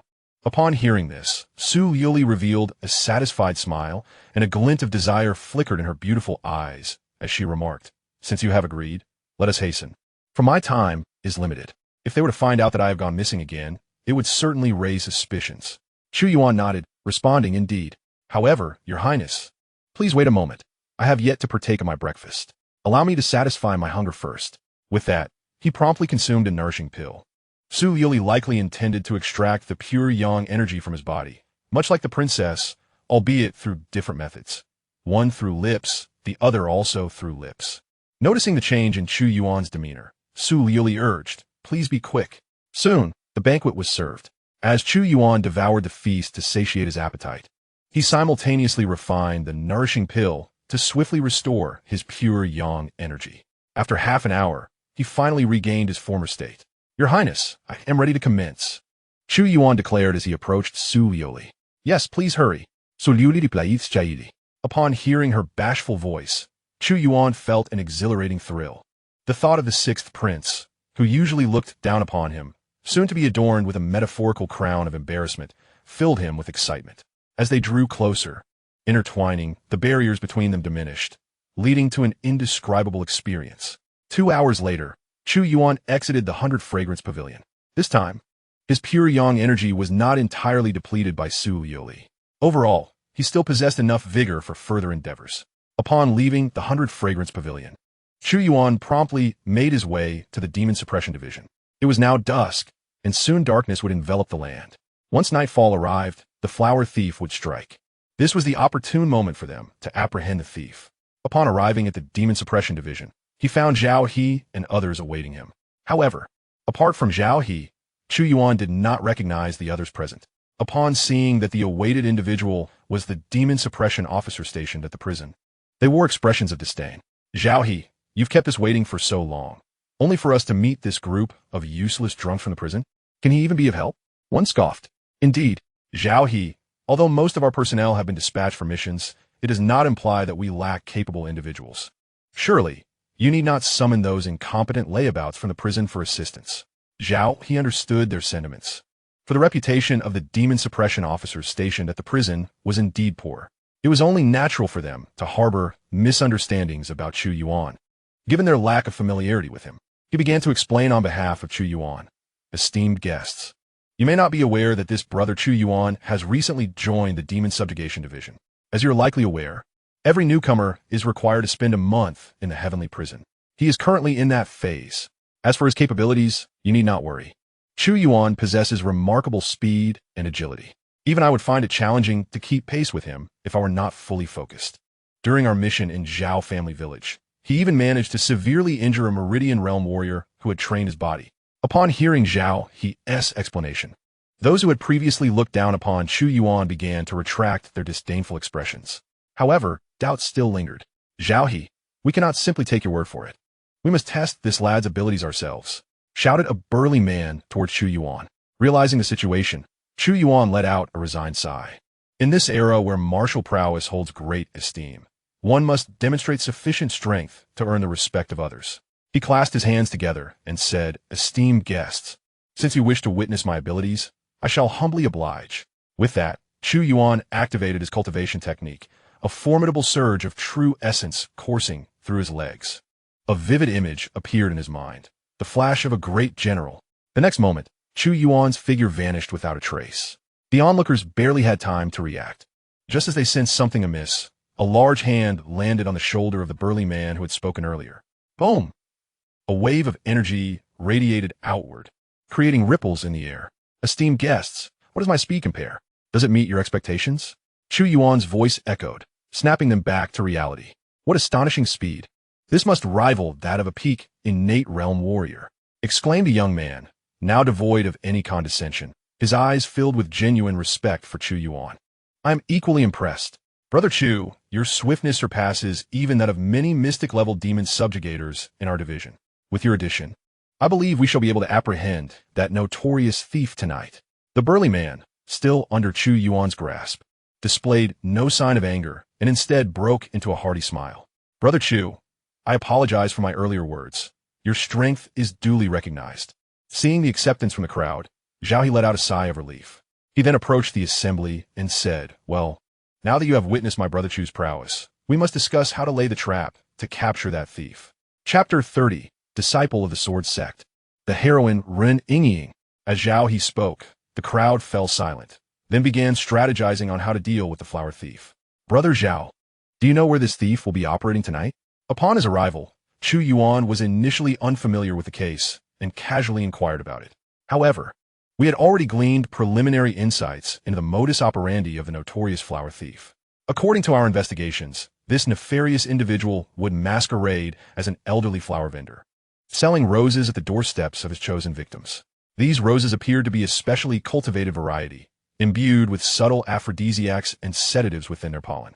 Consequently, as the women succumbed to slumber, they would unwittingly fall under his influence, enabling his sinister designs.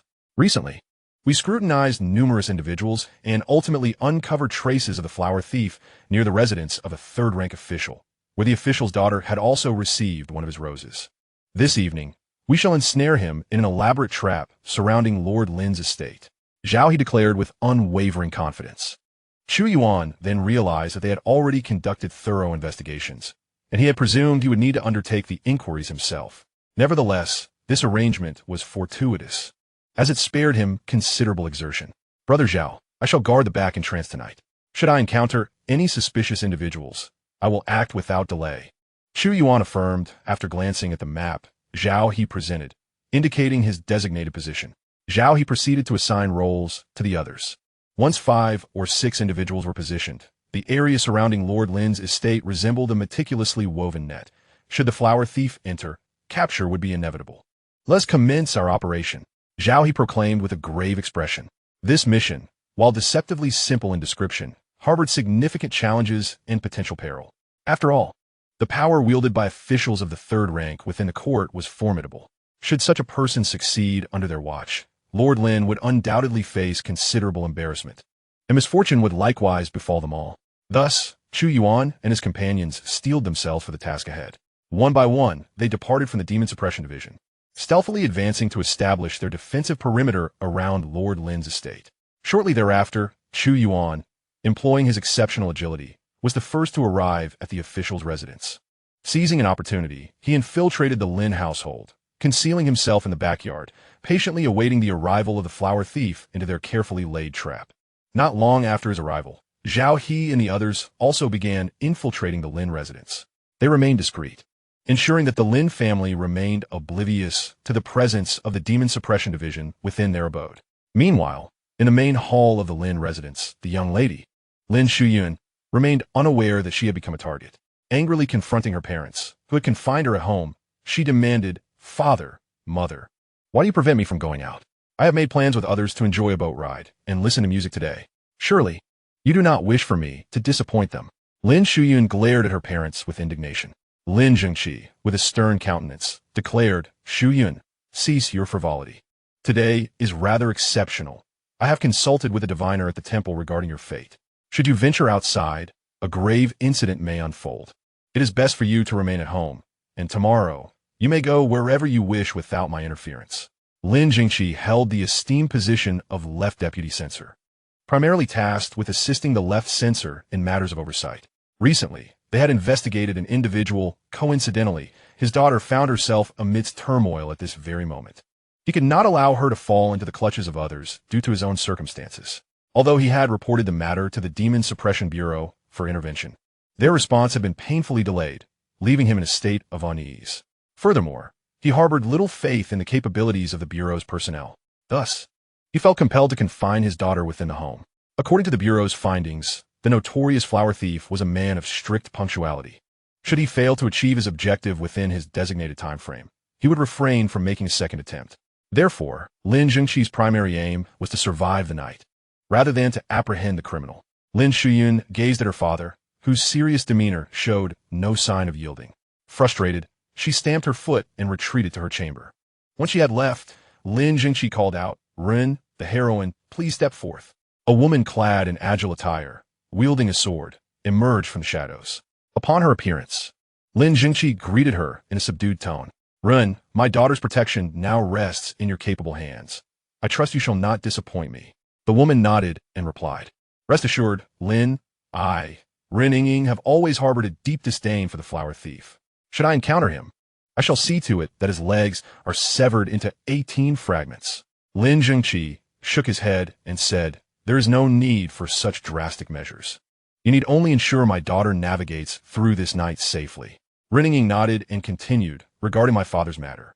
Lin Zhengqi rubbed his temples and reassured her.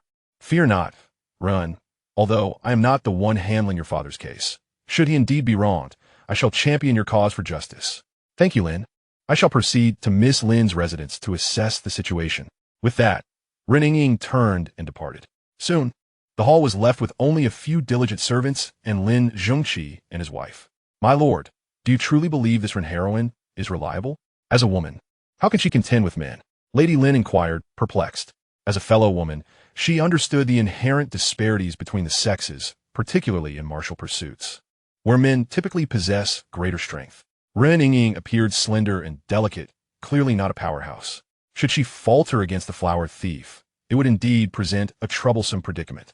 Lin Zhengqi gently patted his wife's back in reassurance. Do not worry, my dear. Ren Ying took the initiative to seek me out. I have investigated her identity, and it is rather extraordinary. She is an elder of the Sword Sect, one of the 7 major sects of the Great Zhou Dynasty, and the child of Ren Tian. Her father was wrongfully accused and entangled in a major scandal years ago, and he is still imprisoned in the Celestial Dungeon. Ren Tian, is he not the one who once ventured into the Imperial Palace to participate in the Battle of Zijing City? Lin Zhengqi nodded and affirmed, Indeed, it is he. Now, the lady should have recognized that girl. With her presence, capturing the flower thief is not only feasible but assured for this evening. Upon hearing this, Madame Lin felt reassured and nodded repeatedly. If she is truly that person's child, then I find comfort in that. This young heroine may indeed prove far more capable than the inept individuals of the Demon Suppression Division. Unbeknownst to the Lin family, every move they made was meticulously observed by the agents of the Demon Suppression Division surrounding them. Chapter 31. The flower thief Chu Yuan makes his appearance. At this moment, Chu Yuan was concealed in the backyard. He was about to close his eyes and rest, awaiting the arrival of nightfall when a sudden commotion caught his attention. He quickly opened his eyes and turned to the source of the disturbance, where he beheld a striking young woman approaching him with an indignant demeanor. Father, truly, what could he possibly be worried about? He forbids me from going out while I still wish to enjoy a boat ride and listen to music. How can he impede my freedom? No, if he does not allow me to go out, does that mean I cannot sneak away? The young woman was unaware that Chu Yuan had already discerned her identity. She was none other than Lin Shuyun, the daughter of the Lin family, who had attracted the attention of the flower thief. Chu Yuan listened intently to her words, shaking his head in resignation. Rebellious children remain the same regardless of their surroundings. They simply refuse to heed their parents' words. As Chu Yuan observed Lin Shuyun attempting to scale the wall of the backyard to escape, He was about to reveal himself to intervene when a woman dressed in a fitted outfit appeared to obstruct her path. "Miss Lin, you cannot leave this place. You will be in danger." Chu Yuan was startled by the sudden arrival of Ren Yingying. "Who are you? What danger do you speak of? I believe you are the true threat," she retorted, stepping back. "Miss Lin, please listen to me. Stay at home until tomorrow. If you do not heed my warning, I shall have no choice but to resort to force." Ren Yingying, frustrated with the sheltered young lady, preferred not to engage in further conversation. They simply could not comprehend the gravity of the situation. Chu Yuan remained cautious, responding, "Danger?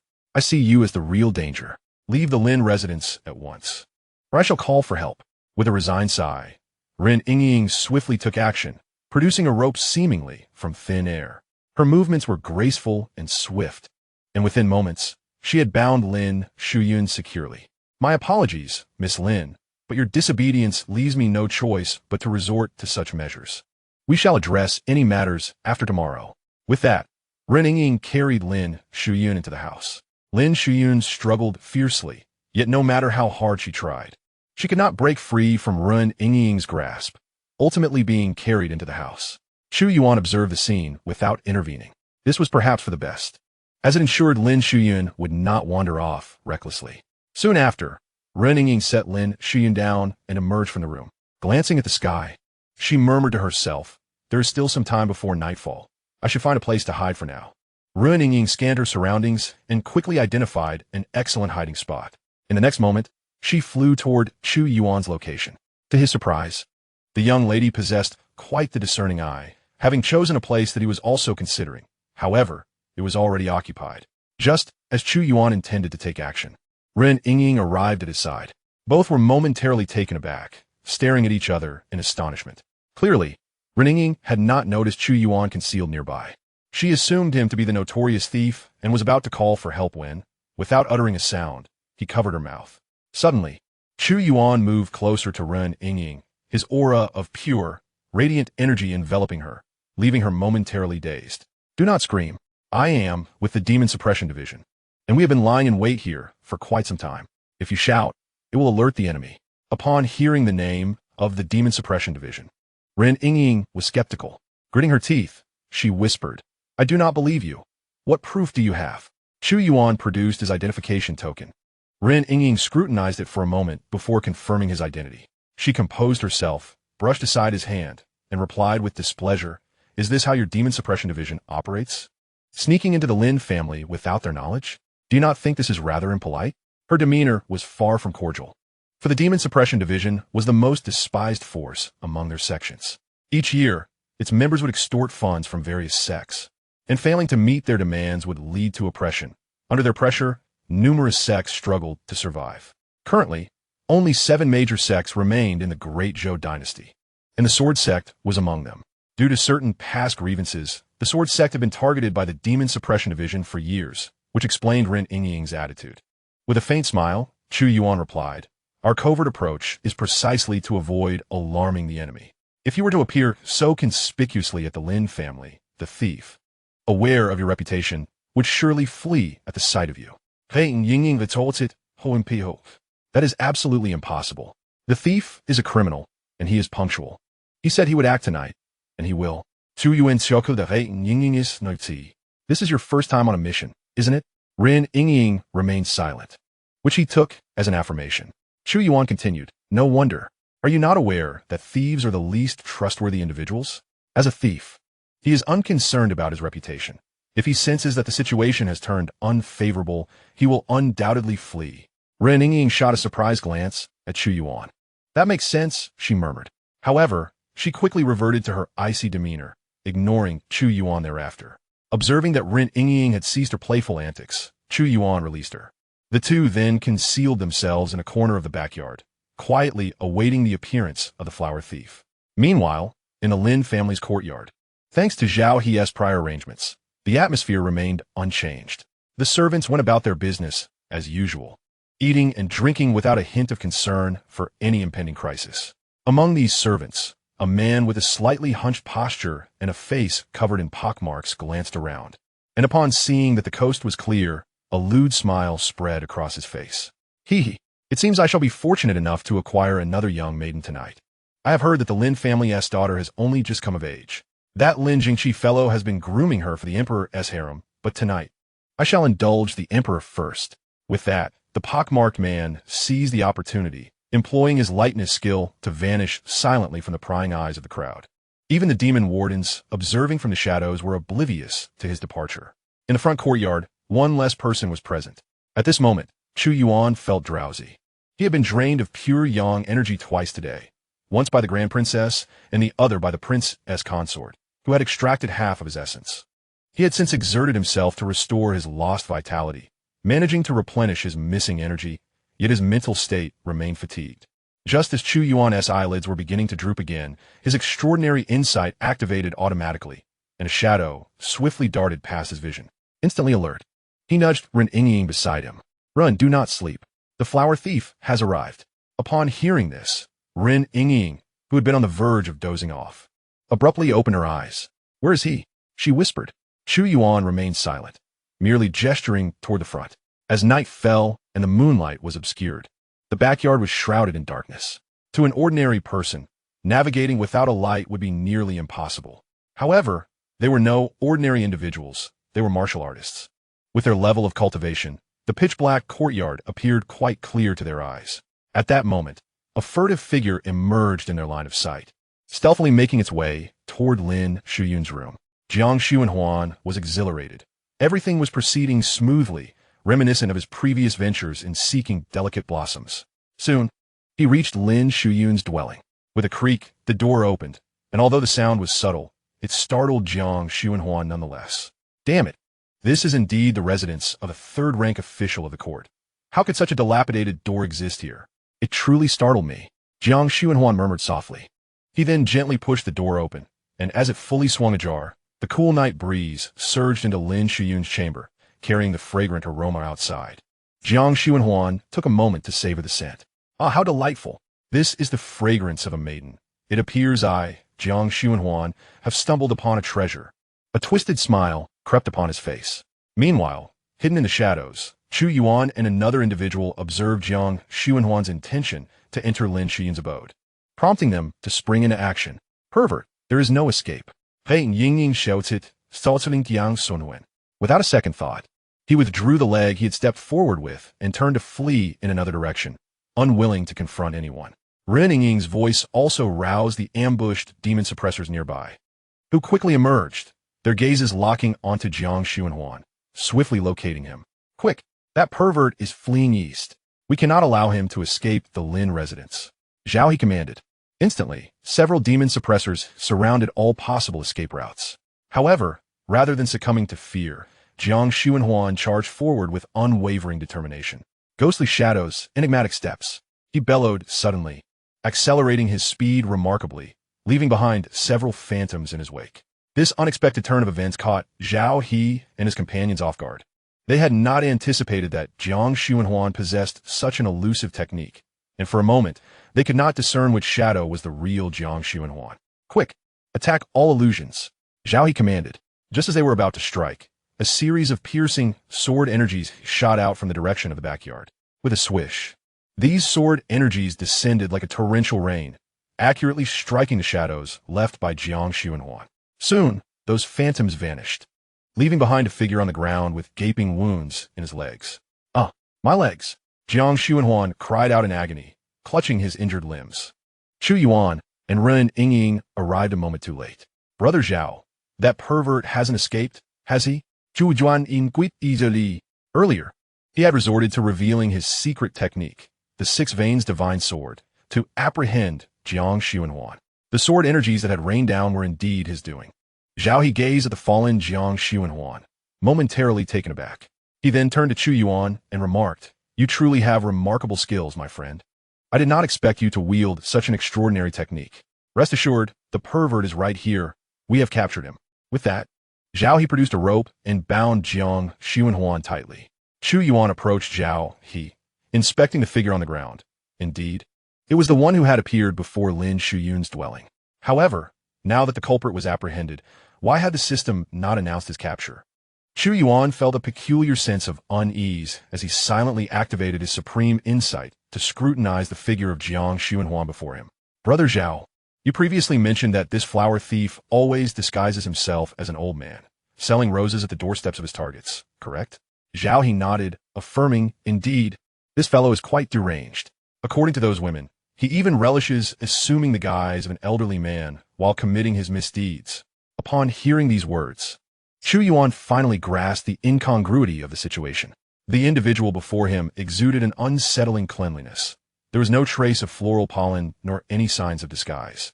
It is well known that typical transformation techniques inflict considerable harm on the body. To impersonate individuals of varying ages, one's skin must alternately sag and tighten, which significantly damages the epidermis. However, the person standing in front of him exhibited flawless skin, devoid of any hint of disguise. This man was an imposter. Realizing the gravity of the situation, Chu Yuan exclaimed, "This is bad. We've apprehended the wrong person. This individual is merely a decoy employed by Xianxia to mislead us." As his words fell, a piercing scream erupted from the backyard. Who are you? Get away." Zhao He and the others turned pale. They could not allow Lin Shuyan to come to harm, for the consequences would be dire.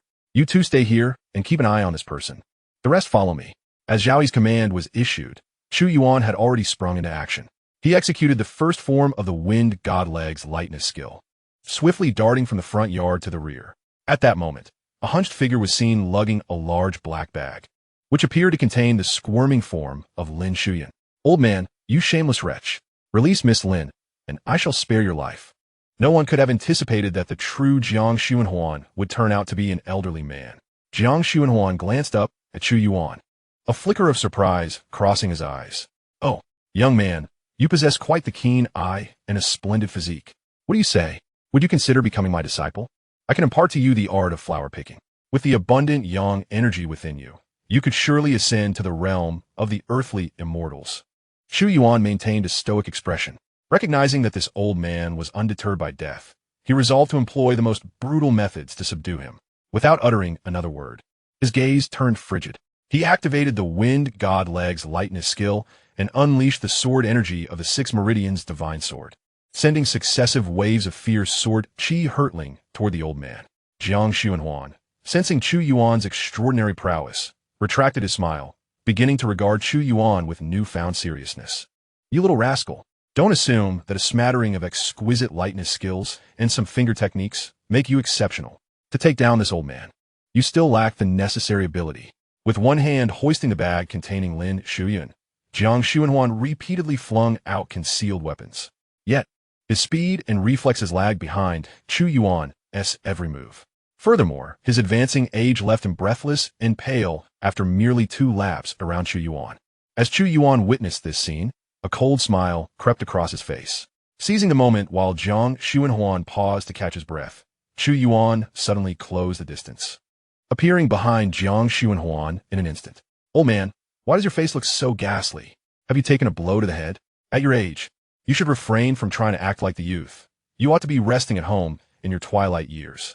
Upon finishing his taunt, Chu Yuan clenched his right fist, shimmering with electric energy. Thunderous fist. With a powerful strike, he delivered a blow to Jiang Xuanhuan's lower back, sending him flying. The black cloth bag containing Lin Shuyan's soared into the air, for which a melodious cry for help emerged. Help! What's happening outside?"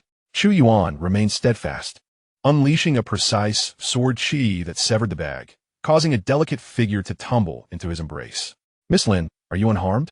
Chapter 33. Lin Shuyan's aspiration for martial arts. The Drunken Fragrance Pavilion at midnight. Lin Shuyan found herself in Chu Yuan's arms.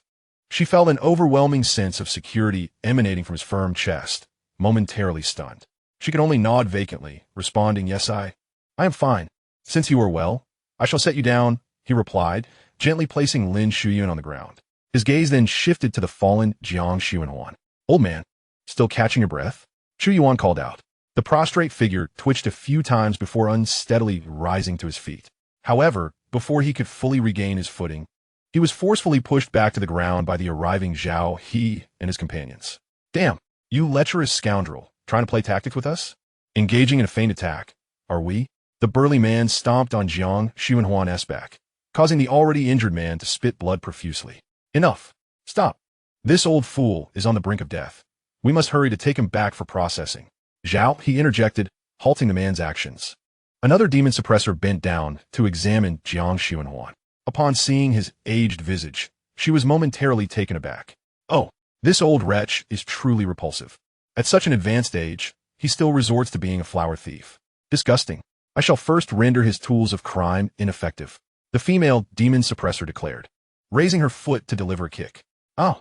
Xianxia emitted a wretched scream akin to that of a slaughtered pig, followed by convulsions that rendered him unconscious from the pain.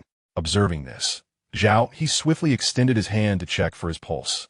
Upon detecting the faint rhythm of Xianxia's heartbeat, he breathed a sigh of relief. He then admonished, "Do not act recklessly next time. This man is a flower thief, and we must bring him back to the dungeon for interrogation." The other demon suppressors lowered their heads, their expressions reflecting remorse. "All right, let us swiftly take Xianxia away. We must return to the dungeon."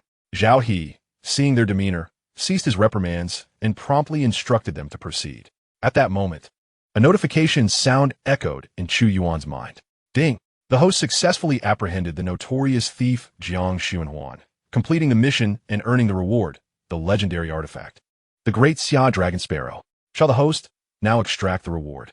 The answer was a resolute no, from Chu Yuan in his heart. Now was not the appropriate time to claim such a divine weapon. Chu Yuan then raised his gaze to see Zhao He and the others hoisting Xianxia, preparing to escort him back to the prison. "Brother Zhao, I have some matters to attend to, so I will not accompany you back to the dungeon." Zhao, he nodded in understanding, "Yes. Since you have urgent business, then go attend to it." After exchanging quick farewells with Lin Jingxi, they departed in haste.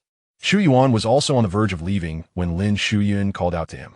"Esteemed sir, I am immensely grateful for your rescue. Might I inquire your name, so I may express my gratitude to you in the future?" Lin Shuyan asked, her cheeks flushed, although the night had fallen, obscuring her view of his robust features. She was convinced that a man with such an impressive physique must be extraordinarily handsome. What girl does not harbor romantic dreams, especially one who has been saved from peril? Without a moment's hesitation, Chu Yuan replied, "Zhenma Division, Chu Yuan." After bidding farewell to Ren Yingying, he departed from the Lin residence, for he had pressing matters to attend to. He had yet to report to the sixth prince, considering the erratic nature of the prince's temperament. A single day's delay in reporting could lead to unforeseen consequences. Although he was already quite late, going was certainly better than not going at all. In an instant, Chu Yuan's figure vanished, leaving Lin Shuyan with eyes alight in admiration. She turned to Ren Yingying, her curiosity piqued.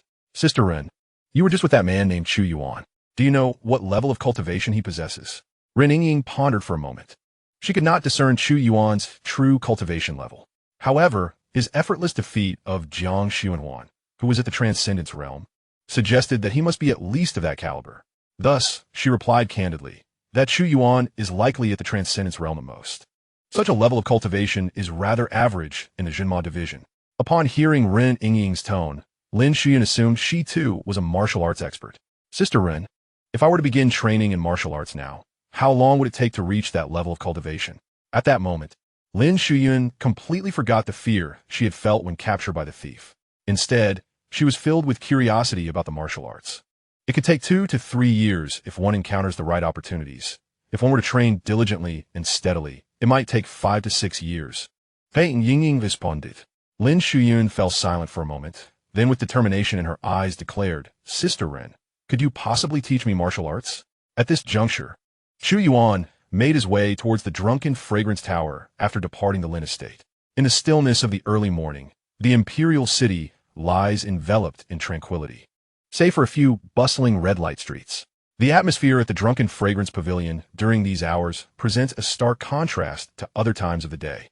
The maidens who grace this hour are adorned in sheer, diaphanous garments that tantalizingly reveal their forms. Here, men and women embrace, engaging in audacious displays of affection. Even with the extensive knowledge of 1,000 gigabytes acquired in his past life, and having transitioned from an innocent youth to a man of stature, Chu Yuan finds himself blushing at the sight before him. Standing at the entrance, the proprietress, Xian, notices Chu Yuan's arrival. With an expression devoid of emotion, she approaches him. As a manager of this establishment, she is no stranger to such scenes. She scrutinizes Chu Yuan, clad in black, from head to toe. "Where have you been? Why did you not report to His Highness earlier today?" Chu Yuan opens his mouth to explain, but Xian interrupts him, saying, There is no need for an explanation to me. You should consider how to justify your absence to His Highness. He is quite upset at not having seen you today. With that, Xian turns, her hips swaying enticingly as she leads the way. Chu Yuan follows, captivated by her allure. Her perfectly proportioned figure and the sway of her hips tantalize his senses. The sultry music surrounding him stirs a restlessness within, causing his pure yang energy to surge tumultuously. With great effort, he manages to suppress the flames of desire igniting within him. Raising his gaze, he finds Xian watching him, a mocking smile gracing her lips. Cursed be this woman, he thinks. Her teasing is deliberate. As he observes her grin, anger simmers within him. Laugh now, will you? Just wait. The time will come for you to weep. With a serious demeanor, Chu Yuan arrives at the door of the 6th Prince's chamber. Your Highness is about to rest. Please convey any matters swiftly, so as not to disturb His Highness's repose. Chu Yuan bows respectfully, exclaiming, Yes, Miss Xian. Taking a deep breath, he approaches the door and knocks. Your Highness, this is Chu Yuan. I was delayed by unforeseen matters today and could not report urgent situations in a timely manner. I humbly ask for your forgiveness. Inside the room, the 6th Prince is engaged in playful banter with 2 lovely maidens when Chu Yuan's voice suddenly breaks through the quiet. The sound startles Zhou Sheng, instantly deflating his spirited demeanor. Your Highness. The 2 maidens express their dissatisfaction. Frustration wells up within Zhou Sheng. The timing of Chu Yuan's arrival is indeed unfortunate, oblivious to the fact that he is currently preoccupied with important affairs. Ignoring the maidens, he hastily dons his attire and adopts a serious posture. Enough. Do you not see that I have matters of great importance to attend to? Begone, and do not impede. The 2 maidens exchange disappointed glances, murmuring in response, Very well. Your Highness, please rest well. Do come visit us when you have the time. The 2 swiftly rose to tidy themselves and subsequently exited the room. As they opened the door, they chanced upon Chu Yuan kneeling outside, his eyes betraying a hint of dissatisfaction. Were it not for this individual, they might have had the opportunity to gain the favor of the 6th Prince. Should they manage to conceive his child, they could escape from this establishment and transform their fortunes from humble beginnings to splendid heights. With a disdainful snort, they departed in a huff. Come in, Zhou Sheng said coolly. Chu Yuan promptly stood and entered the chamber. Chu Yuan, you had better provide me with a satisfactory explanation. What has caused your delay? Why have you not reported on my aunt's condition today? Chu Yuan clasped his hands respectfully and replied, I sincerely apologize, Your Highness. I was summoned by the Demon Suppression Division to assist with a case. We apprehended a notorious flower thief, which caused my tardiness. It is entirely my fault for not reporting to you sooner, and I humbly ask for your forgiveness. Upon hearing this, Zhou Sheng's eyes glimmered with intrigue. This flower thief had recently been mentioned by several of these charming ladies. The chaos caused by this thief had been considerable, with reports indicating that the wives and daughters of several high-ranking officials had fallen victim to his misdeeds. Chu Yuan's successful capture of this criminal would undoubtedly earn him favor among those officials. If they were to learn that Chu Yuan was in service to him, he might secure their support in his quest for the position of crown prince. With this thought, the murderous intent in Zhou Sheng's gaze dissipated. He rose to his feet, disregarding his previous languid demeanor, and approached Chu Yuan, helping him to rise. I see now, Chu Yuan, I have wronged you. You delayed for the safety of the citizens of our royal city.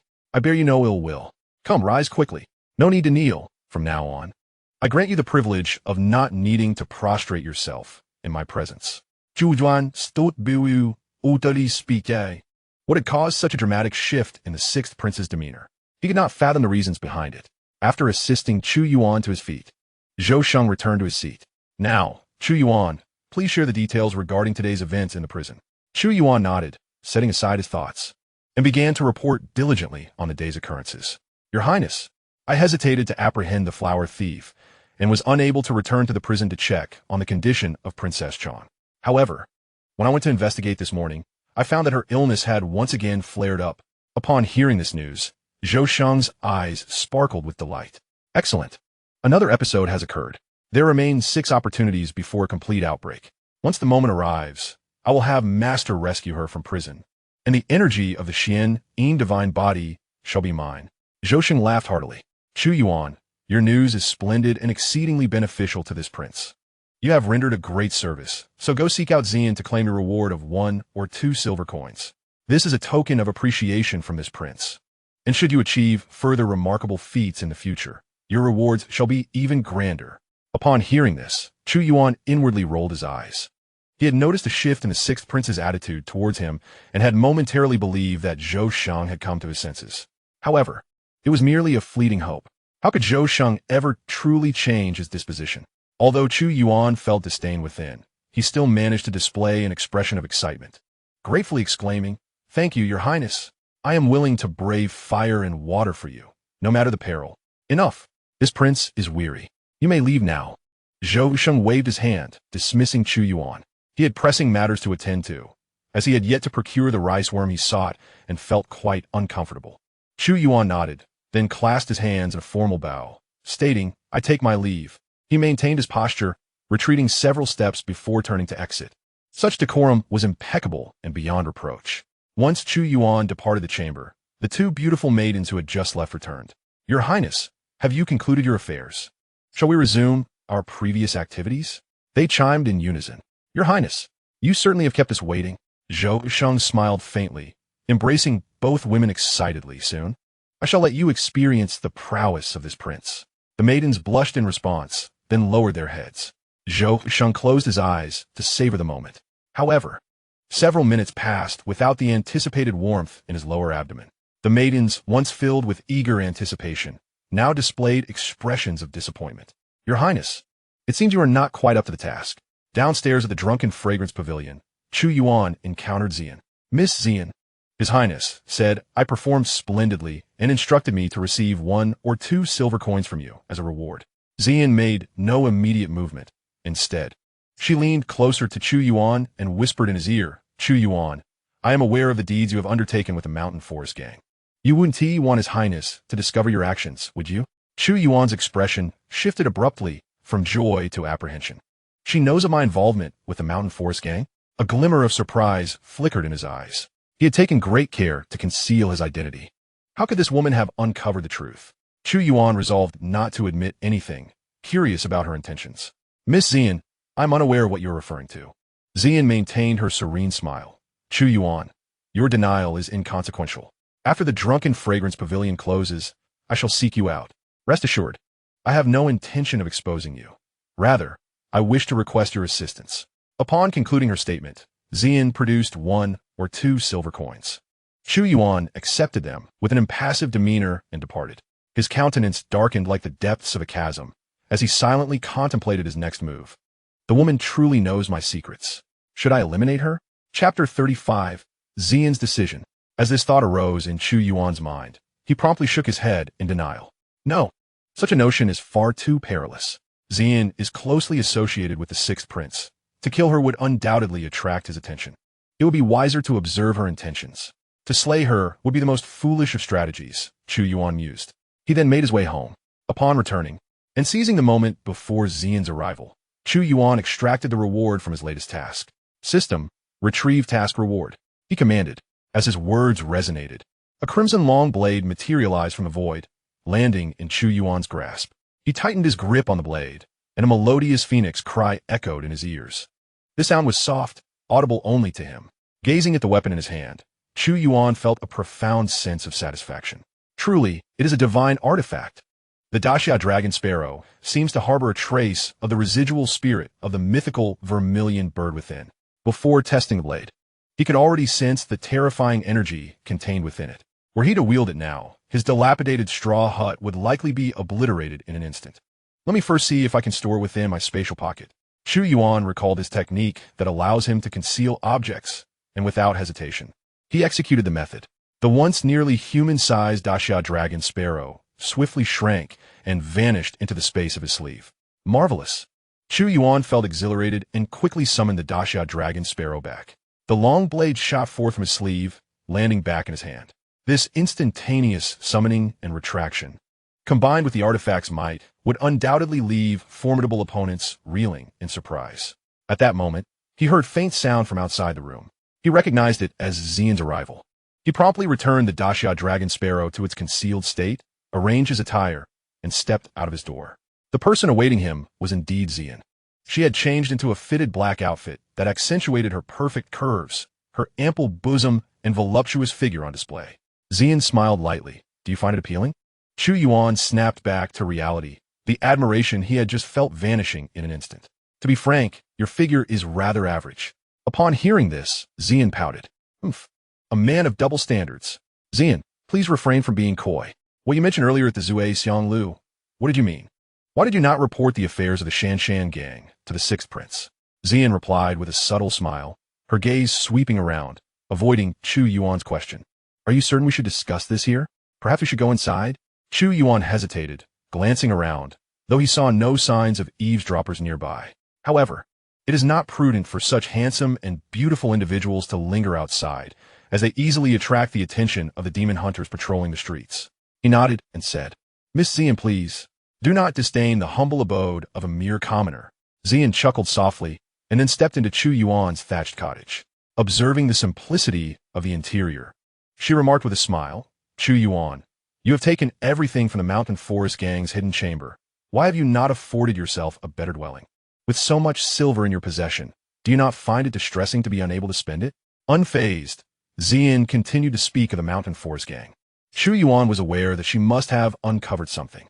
However, he recalled that he had left no trace at the mountain forest gang. He then questioned her in a low voice. Miss Xian, may I inquire as to your intentions? Since you are aware that the affairs of the mountain forest gang were orchestrated by me, are you not afraid for your life? Xian lifted her gaze, locking eyes with Chu Yuan, and declared, I am not afraid. I have come to discuss a collaboration with you. Are you interested? What sort of collaboration? Xian responded, a partnership involving the sixth prince. Are you not fiercely loyal to the sixth prince? Are you contemplating betrayal? Xian replied coldly. My loyalty vanished the moment he sought to sell the legacy left by my parents. I have been by his side for a long time. If I were to switch allegiances, no one would believe me. Hence I must continue to serve under the sixth prince. At that moment, Chu Yuan comprehended Xian's stance. It appeared that the foolish Zhou Xiang had made certain decisions that compelled Xian to resolve to part ways with him. However, she could not sever ties with the sixth prince alone. Now, she had set her sights on him. Chu Yuan found it amusing. The sixth prince was indeed a simpleton, having driven away so many loyal subjects with his foolishness. With a smile, Chu Yuan considered that the sixth prince's actions suited his own interests perfectly. As long as the sixth prince remained foolish, he had no reason to fear execution at his hands. Meeting Xian's gaze, he said very well, I am willing to collaborate with you, but I must ask, what is your proposed method of cooperation? Surely, you do not wish for me to assassinate the sixth prince? Xian shook her head. While she sought to distance herself from the sixth prince, she lacked the courage to kill him. She explained, due to the matters concerning the mountain forest gang. The sixth prince has tasked me with seeking a Taoist priest from the Tianji pavilion to ascertain the identity of the one responsible for the downfall of the mountain forest gang. I did not have sufficient funds and would like to borrow some silver from you. Surely, you have acquired a considerable amount from the mountain forest gang? Chu Yuan was taken aback, realizing that Xian had come for this reason. He shook his head in resignation and said, Are you foolish? If you summon a genuine Taoist to divine my fate, will I not be exposed? Do you not know how to hire a false Taoist? Xian's eyes lit up with understanding. Indeed, I had completely forgotten. Indeed, if it is unfeasible, let us resort to deception. Chu Yuan observed Xian's expression, contemplating a re-evaluation of his prior judgment about her. How could such a feeble mind manage the operations of the drunken fragrance pavilion? Just as Xian was basking in joy, her smile swiftly faded. This method won't suffice. Although the sixth prince may be somewhat dim-witted, he would not resort to murder. However, Wang Shanlin possesses innate mastery, and should we deceive him, leading him to believe that our strength is insufficient to eliminate the Shanlin gang, the sixth prince would surely harbor suspicions. Chu Yuan felt exasperated and, resting his forehead in his palm, remarked, Are you not aware that one could easily find a scapegoat from the martial world? There are plenty of professional scapegoats out there. Simply select a few well-known individuals. Prepare a suitable script, and deceiving the sixth prince would be a mere trifling matter. With no lingering doubts, Xian nodded and exclaimed, Chu Yuan, you are truly astute. Chu Yuan, upon hearing this praise, felt a profound sense of helplessness. Could the sixth prince's foolishness be contagious? A woman capable of managing a tavern was, in essence, so dim-witted. Enough. It is getting late. You should return and rest. Chu Yuan issued a dismissal. Upon witnessing this, Xian, having devised a plan to deal with the sixth prince, felt no desire to linger. Just as she was about to step out, a thought struck her. prompting her to turn and inquire, "By the way, Chu Yuan, with such a substantial sum in your possession, have you considered relocating? If you are hesitant to spend that silver, I could assist you in finding a way to utilize it, ensuring no one suspects you." Chu Yuan felt a flicker of temptation. Since acquiring this batch of silver, he had long contemplated moving. However, he was uncertain how to manage these funds. Yet now, with someone willing to assist him, he nodded in agreement. "Very well. I shall seek you out in due course." Xian swiftly departed from Chu Yuan's residence. After enduring a night of torment, Chu Yuan merely washed himself briefly before succumbing to a deep slumber. The following morning, he arose early, quickly freshened up, and hastened to the dungeon. Chapter 36. The Reward from the Demon Suppression Division, a new mission. Not long after Chu Yuan arrived at the dungeon, he encountered personnel from the Demon Suppression Division awaiting him. Among them was a familiar face, Zhao He. "Brother Zhao, have you been busy all night?" Zhao He shook his head, responding, "Not at all. After delivering Xianxia here last night, we returned home. Today we are here to inquire about the interrogation and, by the way, to deliver your reward." Following Zhao, he was a member of the Demon Suppression Division, bearing a tray covered with a black cloth. Although obscured, the shape of the tray suggested it contained silver. "Brother Zhao, what is this?" Chu Yuan inquired. Zhao He lifted the black cloth and declared, "This is your reward. Modest though it may be, 50 taels of silver." Zhao He's voice was loud, lacking any attempt at concealment. The attention of those languishing in the dungeon, the demon suppressors, was irresistibly drawn to the unfolding scene. 50 taels of silver? That nearly amounts to my salary for 5 months. What on earth did Chu Yuan do yesterday to earn such a generous reward? Good heavens! Had I known that undertaking missions was so lucrative, I would have preferred to accompany the others at the headquarters of the Demon Suppression Division instead of languishing here in the dungeon. Surrounding individuals regarded Chu Yuan with envious eyes. It must be said that this newcomer, having spent merely a few days in the dungeon, had already accomplished numerous tasks and garnered such rewards, inciting their envy and jealousy. Witnessing this, Chu Yuan felt a surge of joy and promptly accepted the silver, exclaiming, "Thank you, Lord Zhao." Zhao He nodded, aware that the gazes of the surrounding demon suppressors indicated he had achieved his objective. Recently, an unsettling wave of turmoil had emerged in various locales, with demons wreaking havoc, resulting in a significant scarcity of personnel at the headquarters of the Demon Suppression Division. Many demon suppressors have been dispatched to other cities and regions to fulfill missions, leaving the headquarters remarkably understaffed. Yet, within the dungeon, several suppressors had chosen to remain idle, compelling him to resort to this tactic to rouse their spirits. It seemed that despite their prolonged comfort in the dungeon, the allure of glittering silver still sparked their ambitions. As long as their fighting spirit remained intact, he believed he could encourage them to venture outside the dungeon to undertake missions. At this juncture, Zhao He also presented a new task. "Chu Yuan, today I come not only to reward you for capturing the flower thief Xianxia, but also to discuss a matter of great importance." "Lord Zhao, what is it?" Chu Yuan inquired. Zhao He replied, "In Tianhe Town, located 100 miles west of the Imperial City, there have been reports of demons. You are required to travel there to investigate thoroughly.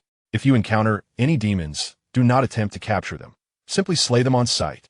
As Zhao He issued the mission, a notification chimed within Chu Yuan's mind. "Beep. Mission issued. Please proceed to Tianhe Town to eliminate the demons and uncover the origin of their emergence. Rewards include the advanced martial art, blazing fire blade technique, and 50 years of cultivation." Seeing the rewards for this mission, Chu Yuan felt a swell of excitement. He had recently acquired the divine artifact, the Great Xia Dragon Sparrow, and was in need of a blade technique. This reward was remarkably timely. With a serious expression, Chu Yuan responded, "Yes. Lord Zhao, I shall undoubtedly fulfill this mission." Zhao He nodded with satisfaction, stating, "Indeed, Chu Yuan, if you perform well, the rewards for this task are exceedingly generous.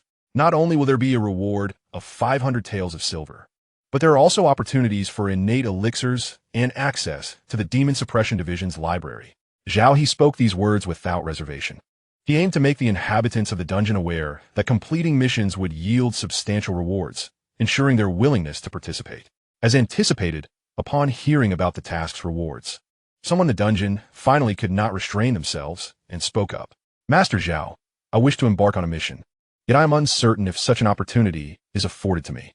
"Master Zhao, is it not true that the headquarters of the Demon Suppression Division is currently short-staffed? I yearn to serve the court and alleviate the burdens of His Majesty." One by one, the demon suppressors from the dungeon expressed their desire to leave, which rendered Shun Fei's countenance exceedingly grim. Originally, the dungeon was well-staffed, and the daily allocation of patrol duties was effortlessly managed. Under such a light workload, they had even developed an abundance of flesh upon their robust physiques. Now, with Zhao He presenting such enticing rewards, a significant portion of his personnel had abruptly departed. He could envision the impending exhaustion that awaited those who remained in the dungeon. No longer would the dungeon serve as a haven for the demon suppressors. Zhao He was thoroughly pleased. He counted, and at least dozens of demon suppressors were willing to leave with him, although the number was considerable. Their departure would not cause the slightest inconvenience to the dungeon. In fact, it might even motivate these individuals to shed the excess weight they had accumulated over the years. At this moment, Chu Yuan received his assignment, disregarding the current state of the dungeon. He turned towards the depths of the dungeon, needing to report important matters to the princess. Upon reaching the inner sanctum of the dungeon, as was customary, he was summoned by the princess into her chamber. He briefly recounted the events of the previous day, followed by the inevitable extraction of his pure yang energy by the princess. As he felt the wave of weakness wash over him, his expression remained impassive. He had grown accustomed to it. After a considerable time, their lips parted, and Zhou Zian contentedly returned to her bed. She casually remarked, "I hear you intend to venture to Tianhe to vanquish demons? Exercise caution, for they are exceedingly formidable. Visit Baixiang Pavilion and procure some restorative elixirs and items to combat the demons before you depart." Chu Yuan clasped his fists in respect and replied, "Thank you for your concern, Your Highness. I shall ensure my safe return." Zhou Zian pouted slightly and retorted, "Do not misunderstand. I am not concerned for your safety. I simply fear you may become complacent and fall prey to the demons. After all, I still require your pure yang energy for my cultivation. You cannot perish so soon." With that, she waved her hand, signaling him to leave. "Yes, I take my leave." Chu Yuan respectfully bowed and exited the chamber, standing before the door of the cell. He wiped his bitten lip, expressing his disdain. That woman, if she wishes to absorb my pure yang energy, she could at least refrain from injuring me. Fortunately, my physical constitution is robust, and the wound heals swiftly. After adjusting his disheveled attire, he prepared to depart the dungeon. However, before he could exit, as he passed several cells adjacent to the princess's, a voice emerged from one of the unseen cells. "Young man, what manner of individual is confined within this deep prison? For the past few days, I have noticed that each time you emerge, your countenance betrays a certain frailty, as though your vitality has been sapped. Is it possible that your celestial dungeon holds a fearsome enchantress, one who devours men without leaving a trace?" Chapter 37. The elder of the Sword Sect in the celestial dungeon, Chu Yuan, was startled by the sudden voice that resonated through the air. He glanced towards the adjacent cell, where he beheld a disheveled man, his face obscured by a tangle of unkempt facial hair. "Who are you?" Chu Yuan Vito, opting not to respond to the man's inquiry.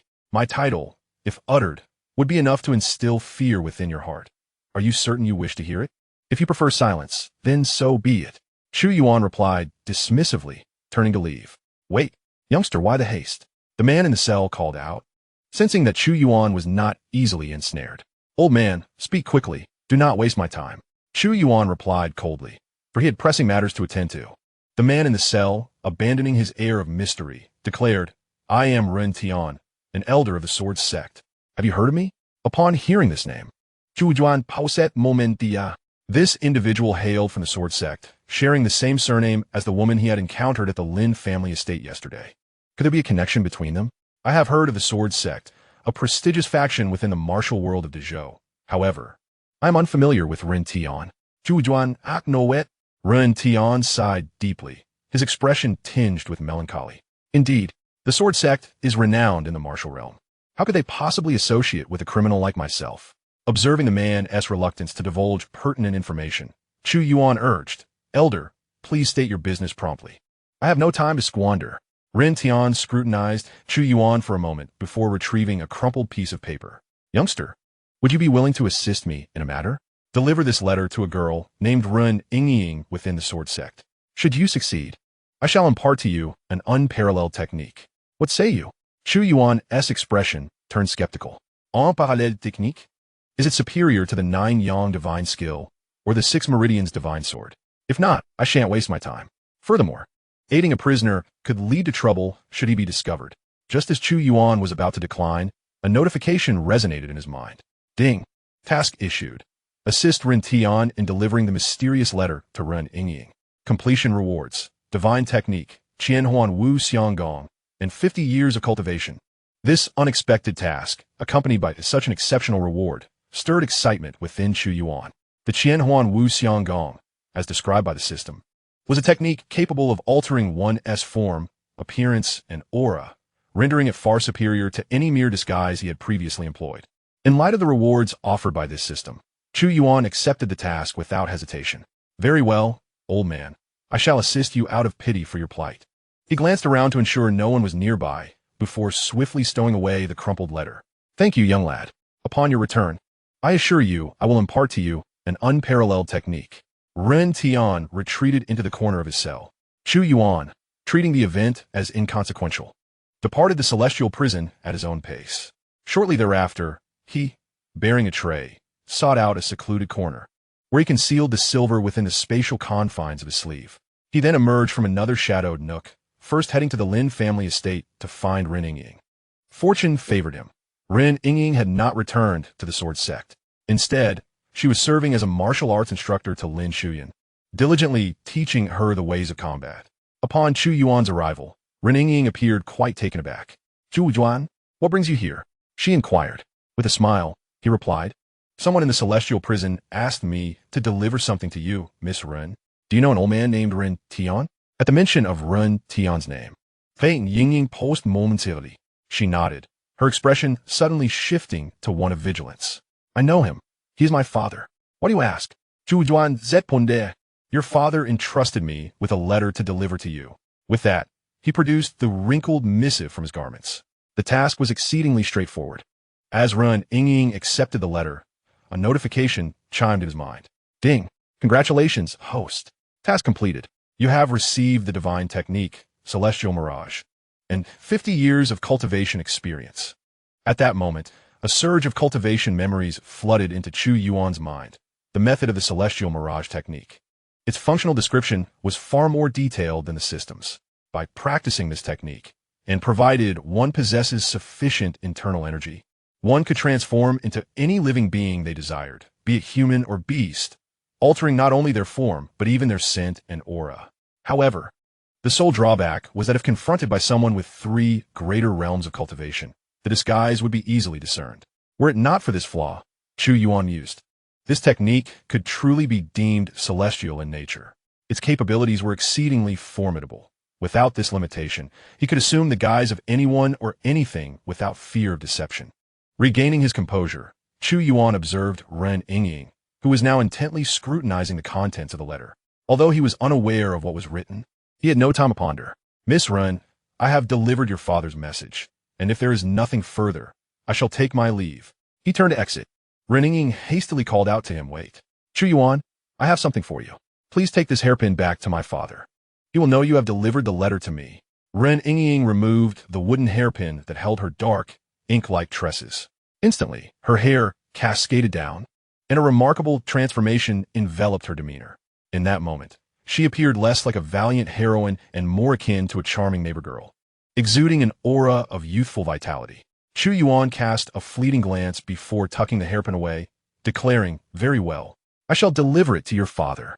Having made this promise to Ren Yingying, he proceeded on his way, heading to his next destination, the Fragrant Pavilion. Upon arriving at the Fragrant Pavilion, Chu Yuan sought out the proprietor, Master Zhou, and conveyed the intentions of the princess. Upon hearing that Chu Yuan was tasked with slaying demons, Master Zhou regarded him with incredulity. You, of such feeble stature, looking as if you've been drained of vitality, have been dispatched by the Demon Suppression Division to confront demons? Are they truly so lacking in discernment? Those demons are far more formidable than mere flower thieves or roving brigands. Chu Yuan chuckled lightly. Alas, what can I do? I am but a minor character in this tale.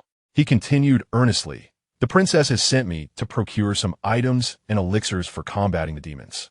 Master Zhou, I implore you to expedite this, for I must not tarry. Should I delay and lose my head, I would be unable to fulfill my duties for Her Highness. His display of unwavering loyalty pleased Master Zhou, who nodded in agreement. Very well. I shall fetch you the concealment powder and the sunfire water. With that, he turned and entered his private chamber. After a brief interval, he emerged with 2 small jade vials, handing them to Chu Yuan. Young man, these items are precious. Be judicious in their use. Strive to complete your mission and ascend to a high position within the Demon Suppression Division, thereby enabling you to assist the princess in her future tribulations. Chu Yuan nodded repeatedly, affirming, I shall not disappoint Her Highness. After reiterating his loyalty, Master Zhou elucidated the properties of the 2 treasures. The concealment powder effectively masked one's presence, preventing demons from detecting one's scent. A most useful item. The sunfire water, on the other hand, possessed formidable powers against demons. Their bodies, impervious and armored, resisted ordinary weaponry, but with the application of this sunfire water, one could inflict harm upon them. Having concluded matters at the Fragrant Pavilion, Chu Yuan set forth to his final destination, the Drunken Fragrance Tower. Upon arrival, he noted that business at the establishment was lackluster that day, with the owner, Xian, wearing a troubled expression. Chu Yuan surmised that some disturbance must have occurred, likely caused by the ruckus of the 6th prince, which had frightened away the patrons. He was not foolish enough to seek out the 6th prince at such a precarious moment. Approaching Xian, he spoke softly, Miss Xian. The Demon Suppression Division has assigned me another task. Might you kindly inform the 6th prince that I shall be unable to report to him accurately this evening? Xian looked up, inquiring, what task has the Demon Suppression Division given you? Chu Yuan ziplit sopti. We are headed to Tianhe Town to eliminate the demons that have appeared there. Upon hearing the name, Tianhe Town, Xian's brow slightly furrowed, and a flicker of alarm passed through her eyes. She leaned closer to Chu Yuan and whispered, be honest with me. Has the Demon Suppression Division uncovered any information? That Tianhe Town is where the 6th prince secretly raises demons. Chapter 38. Cultivating the Transcendent Illusionless Technique, Breaking Through the Innate Realm. Upon receiving this news, Chu Yuan's pupils quivered in shock. How could Tianhe Town be associated with the 6th prince? He seemed to have an uncanny connection with him. Several of his recent missions had been linked to the 6th prince. Xian observed Chu Yuan's astonishment, accustomed to his reactions by now. Having spent considerable time alongside the 6th prince, she was privy to numerous dark secrets. As far as she knew, the 6th prince even had a penchant for playing with demons. Xian continued, be cautious when you go to Tianhe Town. The demons causing unrest there likely had lax supervision, allowing them to escape. Upon hearing this, Chu Yuan grasped the gravity of the mission. He not only had to slay the escaped demons, but also dismantle the 6th prince's breeding ground for them. With this thought in mind, he cautiously inquired, Miss Xian, if I were to deal with that place, would the 6th prince seek to take my life? A sense of unease lingered in his heart. Although this was a task assigned by the Demon Suppression Division, it was still the territory of the 6th prince, and he was ostensibly one of the 6th prince's own. It was rather peculiar to eliminate one's own domain. Xian shook her head, reassuring him, do not worry. The 6th prince has long wished to rid himself of that place, but has lacked the opportunity. As you can see, his subordinates are utterly incompetent, incapable of handling those demons.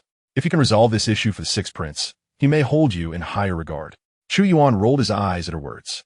Were it not for the mission bestowed upon him by the Grand Princess, he would not desire the 6th prince's favor. A person who mistreats their own subordinates is hardly worthy of his loyalty. As time passed, Chu Yuan exchanged a few pleasantries with Xian before departing from the Drunken Fragrance Pavilion. Shortly thereafter, he secured a swift steed from the Demon Suppression Division and hastened toward Tianhe Town. On the way, he summoned the system panel. Name, Chu Yuan. Talent, Godly Insight. Golden Iron Kidney, Cultivation, Transcendence Realm, First Level. Techniques, Wind God Leg, Perfected. 9 Yang Divine Art, 5th Layer. Thunder Fist, Perfected. 6 Meridians Divine Sword, Perfected. Universe in Sleeve, Perfected. Transcendent Illusionless Technique, Not Yet Initiated. Cultivation Time, 50 years, gazing at the information displayed, he resolved within himself. System, elevate the Transcendent Illusionless Technique. In the first year, you did not cultivate the pure Yang True Qi. Instead, you followed the techniques of the Qian Huan Wu Xiang Gong, utilizing the utmost Yang and purest true essence to soften your sinews and flesh.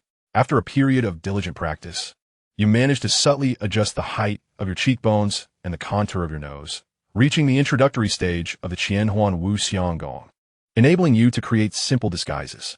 By the 10th year, having long engaged in the art of disguise, You had finally reached a phase of shaping your vital energy and blood, no longer relying on mere adjustments to your facial structure. You began to mold your form through the manipulation of your own vital essence, achieving increasingly significant transformations in height and physique at will. Your mastery of the Qianhuan Wu Xianggong advanced to a minor success. In the 20th year, immersed in the realm of disguise, you could effortlessly assume the appearance of any individual whose visage you had memorized, regardless of age or gender. You ventured beyond the confines of human appearance, experimenting with the forms of demons and monsters. After years of relentless effort, you successfully manifested your first demonic visage, propelling your Qianhuan Wu Xianggong to a major breakthrough. By the 30th year, you transcended the mere imitation of outward appearances and began to embody the essence, temperament, and demeanor of others. Upon successfully mimicking the aura of a powerful human and a formidable demon, you perfected the Qianhuan Wu Xianggong. Feedback on your cultivation results flooded in. Riding on horseback, Chu Yuan gazed at the panel displaying his 30 years of dedication, culminating in the successful mastery of this divine technique, filling his heart with joy. With 50 years still ahead, he anticipated further enhancements to other skills. As he reveled in his accomplishment, the feedback on his cultivation surged into his mind, a torrent of memories overwhelming him, prompting instinctive practice of the technique. While mounted, he transformed into a graceful woman, a robust man, an elderly figure, a child, and even a fearsome demon, each form limited only by his imagination. Soon, he ceased the exercise, reverting to his true self, a smile illuminating his features. This technique was remarkable. Upon arriving at Tianhe town, it might yield extraordinary results. Observing the remaining 20 years of cultivation, he remained industrious. System. Allocate the remaining 20 years to enhance the Jiuyang divine art. In the first year, through the constant refinement of your physical form using the Jiuyang true qi, you expelled impurities, achieving a remarkable transformation. Your cultivation not only broke through to the second level of the Transcendence realm, but also advanced the Jiuyang divine art, bringing you ever closer to the next level of mastery. By the 5th year, you attained the 5th level of the Transcendence realm. In the 10th year, you reached the 9th level of the Transcendence realm, with your Jiuyang divine art reaching a 5th layer bottleneck. With the ability to condense the innate pure yang energy, you stood on the precipice of breaking through to the 6th level of the technique. In the 20th year, after exploring various methods, you finally discovered an exceptional location in a perilous area. It happened to be a rare day of pure yang energy. You absorbed the rich, pure yang essence, which enabled you to break through the innate barrier, condensing the innate pure yang energy. You successfully advanced to the innate realm and elevated the Nine Suns divine art to the 6th level. A protective aura enveloped your body, capable of withstanding blades and projectiles.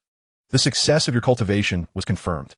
The 2 decades of cultivation swiftly came to an end, and soon, a surge of cultivation memories flooded into Chu Yuan's mind. However, unlike before, this time a powerful and pure energy also surged into his body.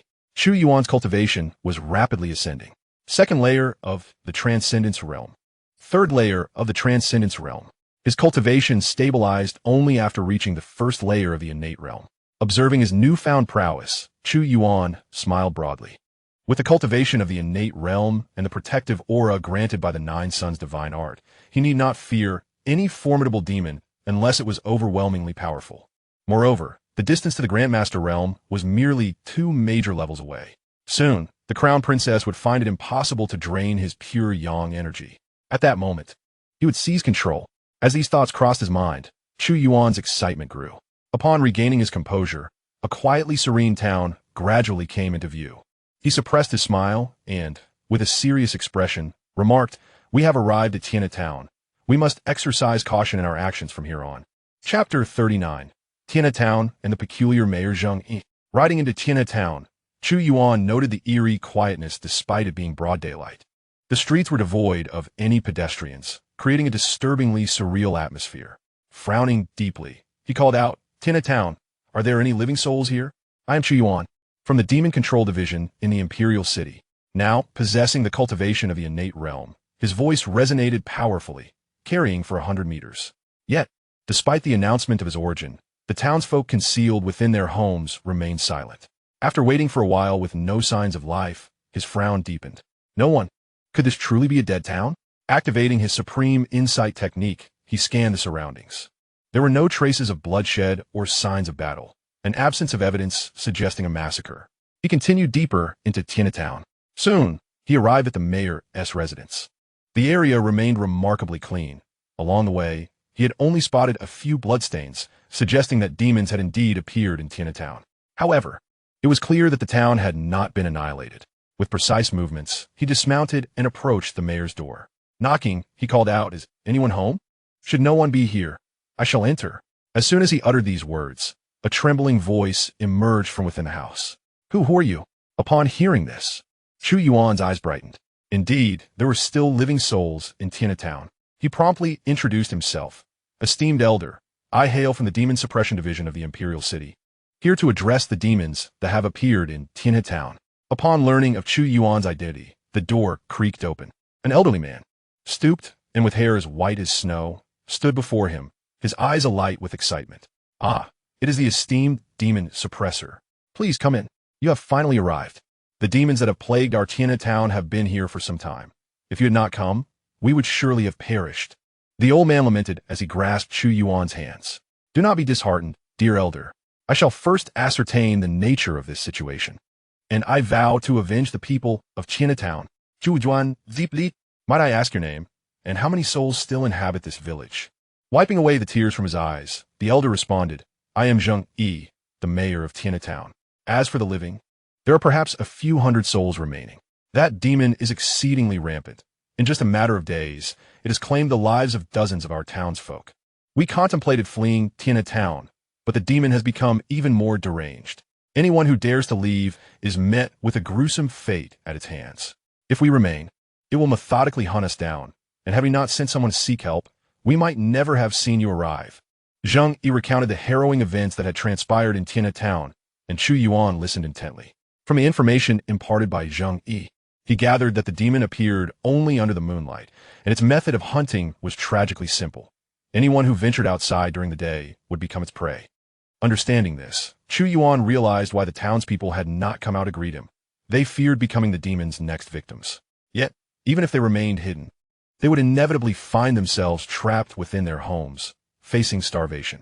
Some might even resort to the unthinkable act of consuming their own children. The demon's cultivation was undoubtedly formidable. Its cunning strategy suggested it was at least at the innate level of power. Just as Chu Yuan pondered these revelations, Xianxia interjected, "Esteemed sir, your journey from the Imperial City must have been arduous. The demon only emerges at night. Allow me to prepare some food for you so that you may rest." Chu Yuan nodded in agreement. "Very well, I appreciate your kindness." Xianxia turned and entered the kitchen to prepare a meal for Chu Yuan. After a short while, he emerged, holding a bowl of porridge accompanied by some pickles. "Esteemed sir, this humble abode cannot compare to the splendor of the Imperial City. We only have coarse grains here. I hope you can make do and do not find it displeasing." From a young age, Chu Yuan had been an orphan, accustomed to hardship. Although he had recently befriended the princess and the royal consort, allowing him to enjoy finer fare, he could still tolerate this simple sustenance. "Rest assured, I am not a wealthy scion in the Imperial City, indulging in lavish feasts of fish and meat, with lobsters and abalones," he remarked, lowering his gaze to the bowl of rice porridge prepared by Xianxia. Instinctively, he activated his supreme insight. Upon gazing at the porridge's surface, he momentarily paused. "Sir, is something amiss? Is the porridge not to your liking?" Xianxia inwitted. Shutting off his supreme insight, Chu Yuan shook his head. "No, it is just that I have not consumed this rice porridge in ages. Seeing it again brings back fond memories. It suits my palate well." With that, he consumed the porridge heartily. Xianxia, witnessing this, broke into a smile. "Excellent, as long as it pleases you." He then scurried to a corner and ignited a stick of purple incense before Chu Yuan. "Good sir, what is this?" Chu Yuan asked in confusion. "Zinc, you promptly applied it. This is a specialty of our town, a calming incense. Lighting it brings tranquility to the mind, allowing for better rest.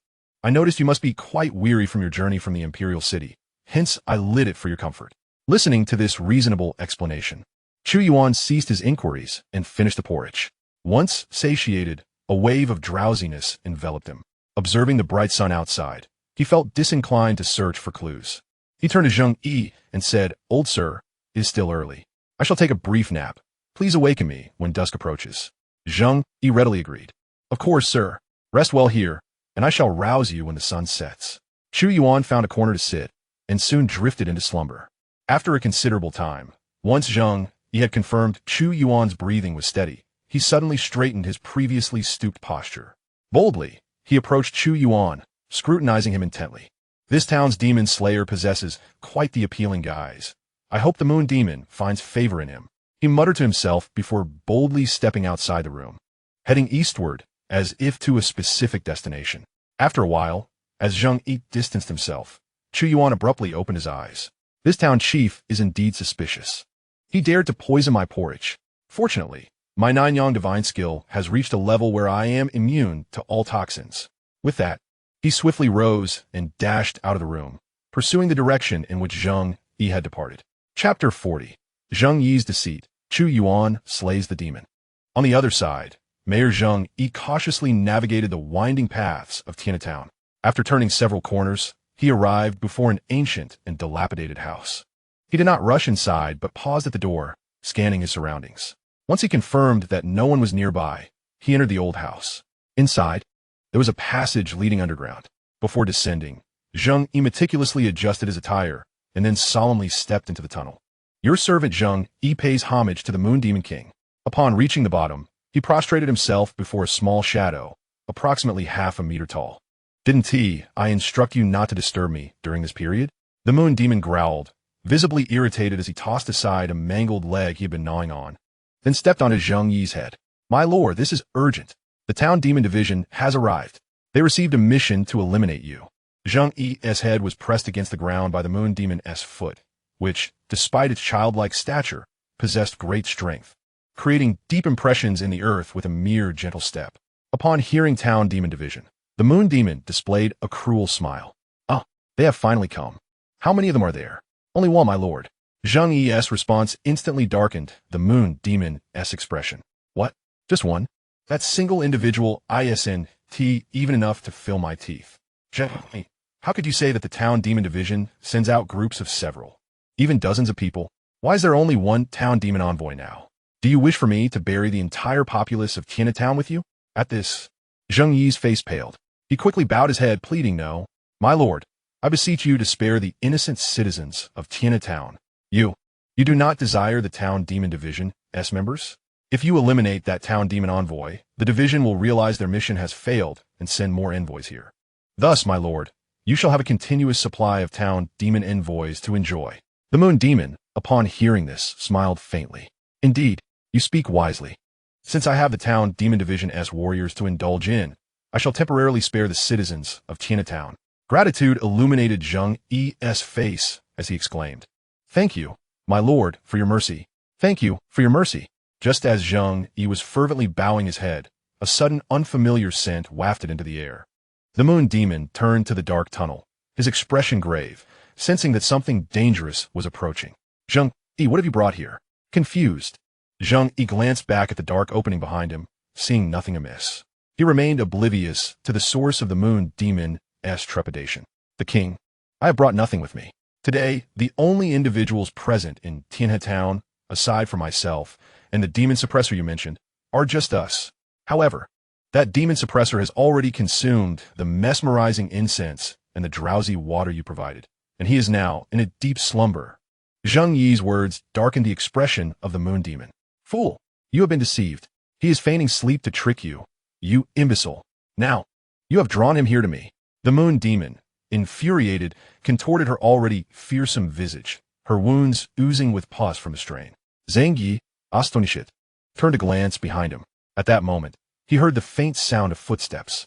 Soon after, a familiar voice echoed. I never expected to find a primordial demon here, and an old hound serving the demon. Upon hearing this voice, Zhang Yi's eyes widened, his pupils trembling slightly. The figure of Chu Yuan materialized before them. One human and one demon. He first cast a glance at Zhang Yi, who was now paralyzed with fear, sitting foolishly on the ground. The old man posed no threat to him, and Chu Yuan dismissed him entirely. His focus remained on the primordial demon, observing his surroundings. It appeared less like a lair for the Sixth Prince's research on demons, and more like a temporary dwelling for the Moon Demon alone. Chu Yuan refocused his gaze and inquired, "Speak, from where did you sneak away? Are you not afraid of being recaptured by the sixth prince?" Upon hearing the mention of the sixth prince, the moon demon's eyes turned bloodshot with rage, clearly indicating the suffering she endured at his hands. The moon demon before him was adorned with black scales, each possessing formidable defensive capabilities, impervious to ordinary weaponry. Yet, despite such robust defenses, her body bore numerous gruesome wounds, a testament to the treatment she received from the sixth prince. With a fierce glare directed at Chu Yuan, the moon demon seethed. "I knew there was something repugnant about you. It turns out you are merely a lackey of that beast, the sixth prince. Since you serve him, you cannot be allowed to escape." As her voice fell, she leapt into the shadows, and in an instant, Chu Yuan lost sight of her. His expression turned grave. With a flicker of his eyes, he utilized his divine insight technique to discern the moon demon's abilities, which allowed her to merge into the shadows and emerge from them. The next moment, a chill ran down his spine as the moon demon burst forth from the shadow on the wall behind him. Reacting swiftly, Chu Yuan summoned the great summer dragon Sparrow hidden within his sleeve. Attempting a sneak attack, a death wish, he swung his blade backward, unleashing a torrent of searing flames accompanied by the sound of a phoenix's cry. Bang! The moon demon was forcefully thrust into the wall. With just a single strike, its arms were nearly severed by Chu Yuan. The hardened scales upon its body crumbled like paper under the relentless assault of the Daxia dragon sparrow. Chu Yuan strode towards the moon demon, placing his foot upon its chest, while the divine weapon embedded itself into the ground beside the demon's neck. The sharp blade poised against its throat. Subsequently, Chu Yuan coldly inquired, "I am aware of your suffering. Hence, I offer you a chance for survival. Reveal the location where the sixth prince studies demons, and I shall allow you to depart." The moon demon trembled, acutely aware of the lethal edge resting against its neck. A mere flick of Chu Yuan's wrist would suffice to sever its head. After a moment of contemplation, the demon replied, "The location lies to the east of Tianhe town, at a place known as Xianxia. It is there that the sixth prince conducts his studies on demons. The esteemed demon subduer, I have divulged all that you requested. Might you grant me a reprieve? If you spare my life, I assure you I shall never again harm humanity." Chu Yuan smirked. Utilizing his divine insight, he discerned that the moon demon spoke no falsehoods. The information it provided was indeed genuine. Therefore, this moon demon was no longer to be spared. "You are merely a pawn nurtured by the sixth prince. You are all equally foolish." As the words left his lips, the moon demon's eyes widened, sensing impending doom. You intend to kill me?" With a swift motion, Chu Yuan effortlessly severed the demon's head. Chapter 41. Journey to Xianxia. A significant discovery by the Demon Subduing Division. The severed head of the moon demon rolled to the feet of Xianxia. Chu Yuan sheathed the Daxia dragon sparrow and turned to Xianxia, stating with a calm demeanor, "Old man, provide me with an explanation." Xianxia gazed at the moon demon's head at his feet, trembling uncontrollably. How could this demon subduer be so terrifying? The demon subduers he had previously deceived did not possess such formidable strength. Why was he so unfortunate this time? Xianxia had no time to ponder these matters. He hastily rose and knelt upon the ground, banging his head repeatedly. "My lord, please spare me. The old man acted solely for the sake of the citizens of Tianhe town. If I cannot lure a warrior to appease this demon, it will slaughter the people of my town. My lord, for the sake of the townsfolk, please grant me mercy and pretend this incident never occurred." Zhang Yi pedit desperately. Chu Yuan silently observed the old man's performance, his tone icy as he retorted, "You expect me to disregard this incident? What kind of jest is this? The lives of the citizens of Tianhe town are valuable, yet my life as a demon subduer is not. You must have done this more than once. The demon subduers you deceived have surely met their demise within this beast's belly. If you had reported the situation truthfully, the Demon Control Division from the Imperial City would have dispatched formidable warriors, and this demon would have been vanquished long ago. Allow me to surmise your motives for such actions. Given your age, it seems retirement is imminent. You are clinging to power, reluctant to vacate the position of town mayor, which is why you have allowed the demon to remain in the town. Only through your communication with the demon can you ensure they do not perish at its hands. Thus, the citizens of Tianhe town would unconditionally support your continued tenure as mayor. Am I correct? Xianxia ceased his pleas for mercy. Indeed, Chu Yuan's assertion was accurate. Had he reported the matter promptly, the Demon Control Division would have sent a powerful demon slayer, and this demon would have been eliminated. Yet, driven by greed, he wished to continue reigning as a local tyrant. Consequently, he deceived several weaker demon slayers, subsequently poisoning them to feed to the demon. With each consumption of the flesh and blood of these warriors, the moon demon grew increasingly potent, now possessing innate abilities. Initially, he intended to repeat his deceitful tactics, luring the Demon Control Division to send more feeble slayers. However, he did not anticipate that the newcomer would be a concealed powerhouse among the demon slayers. Observing Zheng Yi's cessation of pleas, Chu Yuan remarked with a hint of disdain, "Zheng Yi, your actions are indeed a parody." As his words fell, he brandished the Daxia Dragon Sparrow. With a swift motion, a head soared into the air, and Zheng Yi's lifeless body crumpled beside him. Following Zheng Yi's demise, the system notification had yet to resonate in his mind. Sighing, Chu Yuan mused, "It seems I must venture to Xianxia Mountain to eradicate the demons lurking there to truly conclude this matter." He glanced at the corpse of the moon demon on the ground, and in that instant, his aura underwent a radical transformation. The once scorching heat radiating from him plummeted in temperature, and Chu Yuan's appearance morphed alongside this change. As a surge of black, true energy enveloped him, when it dissipated, he had assumed the form of the moon demon. Looking down at the masterpiece crafted through his illusory transformation technique, he felt a profound satisfaction. His bodily structure and the aura he exuded mirrored that of the moon demon perfectly. Even if the demon's mother were to arrive, she would not discern that this moon demon was, in fact, Chu Yuan in disguise. Well, the disguise is a success. This form should suffice to draw out the hidden demons in Xianxia Mountain. Chu Yuan murmured to himself, retracting the Daxia Dragon Sparrow before swiftly departing the cave, heading towards the location mentioned by the moon demon before its demise. Meanwhile, within the Demon Control Division of the Imperial City, Zhao He was engrossed in his duties when a demon slayer rushed towards him in a frenzy. "Lord Zhao, we have a grave situation. There are discrepancies in the intelligence regarding the demon in Tianhe Town." Zhao He raised his head, furrowing his brow, and inquired, "What seems to be the problem?" If memory serves him correctly, the one currently undertaking the demon-slaying mission in Tianhe Town is Chu Yuan. Should the intelligence prove faulty and endanger Chu Yuan, he would be condemned to a lifetime of remorse. An informant stepped forward, meticulously detailing the situation. "My lord, I have just investigated the recent demon-slaying missions and discovered that within a mere month, there have been 10 reports of demonic appearances in Tianhe Town. Each report indicated that the demons had been slain, yet the demon hunters dispatched have not returned. There must be something amiss here. Could it be reminiscent of the incident from a decade ago, where individuals conspired with the demons to deceive some of our less capable demon hunters into a perilous fate?" Zhao He's countenance darkened at these words. Damn it, what is the intelligence department doing? 10 reports of demons in the same location within a month. And such critical information was not escalated. Zhao He exclaimed in outrage, then turned to the informant, commanding you, "Quickly notify the idle demon hunters to gather in the training ground. They shall accompany me to Tianhe Town." "Yes, Lord Zhao." The demon hunter hurriedly departed, his voice echoing through the Demon Control Division. "Emergency assembly. All idle personnel to the training ground immediately." With the call resounding, within moments, a dozen demon hunters gathered.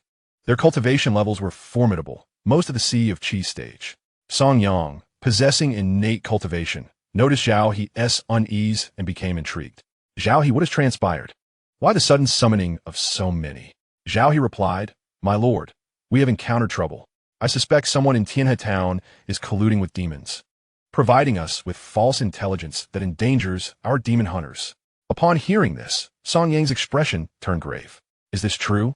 I shall accompany you to investigate. What audacity these demons possess." Zhao He did not object. With Song Yang, an innate level expert by their side, they would have a means of retreat should they encounter formidable foes. Soon, a small contingent of over 10 individuals was assembled, and they swiftly departed the imperial city, hastening toward Tianhe Town. At Xianxia Mountain, Chu Yuan, disguised as the moon demon, had just revealed himself when 2 half-demon figures appeared before him. Upon recognizing the moon demon, their expressions shifted dramatically. "Moon demon, you fled, leaving us to suffer under that old man's torment, and you dare return." One of them spat.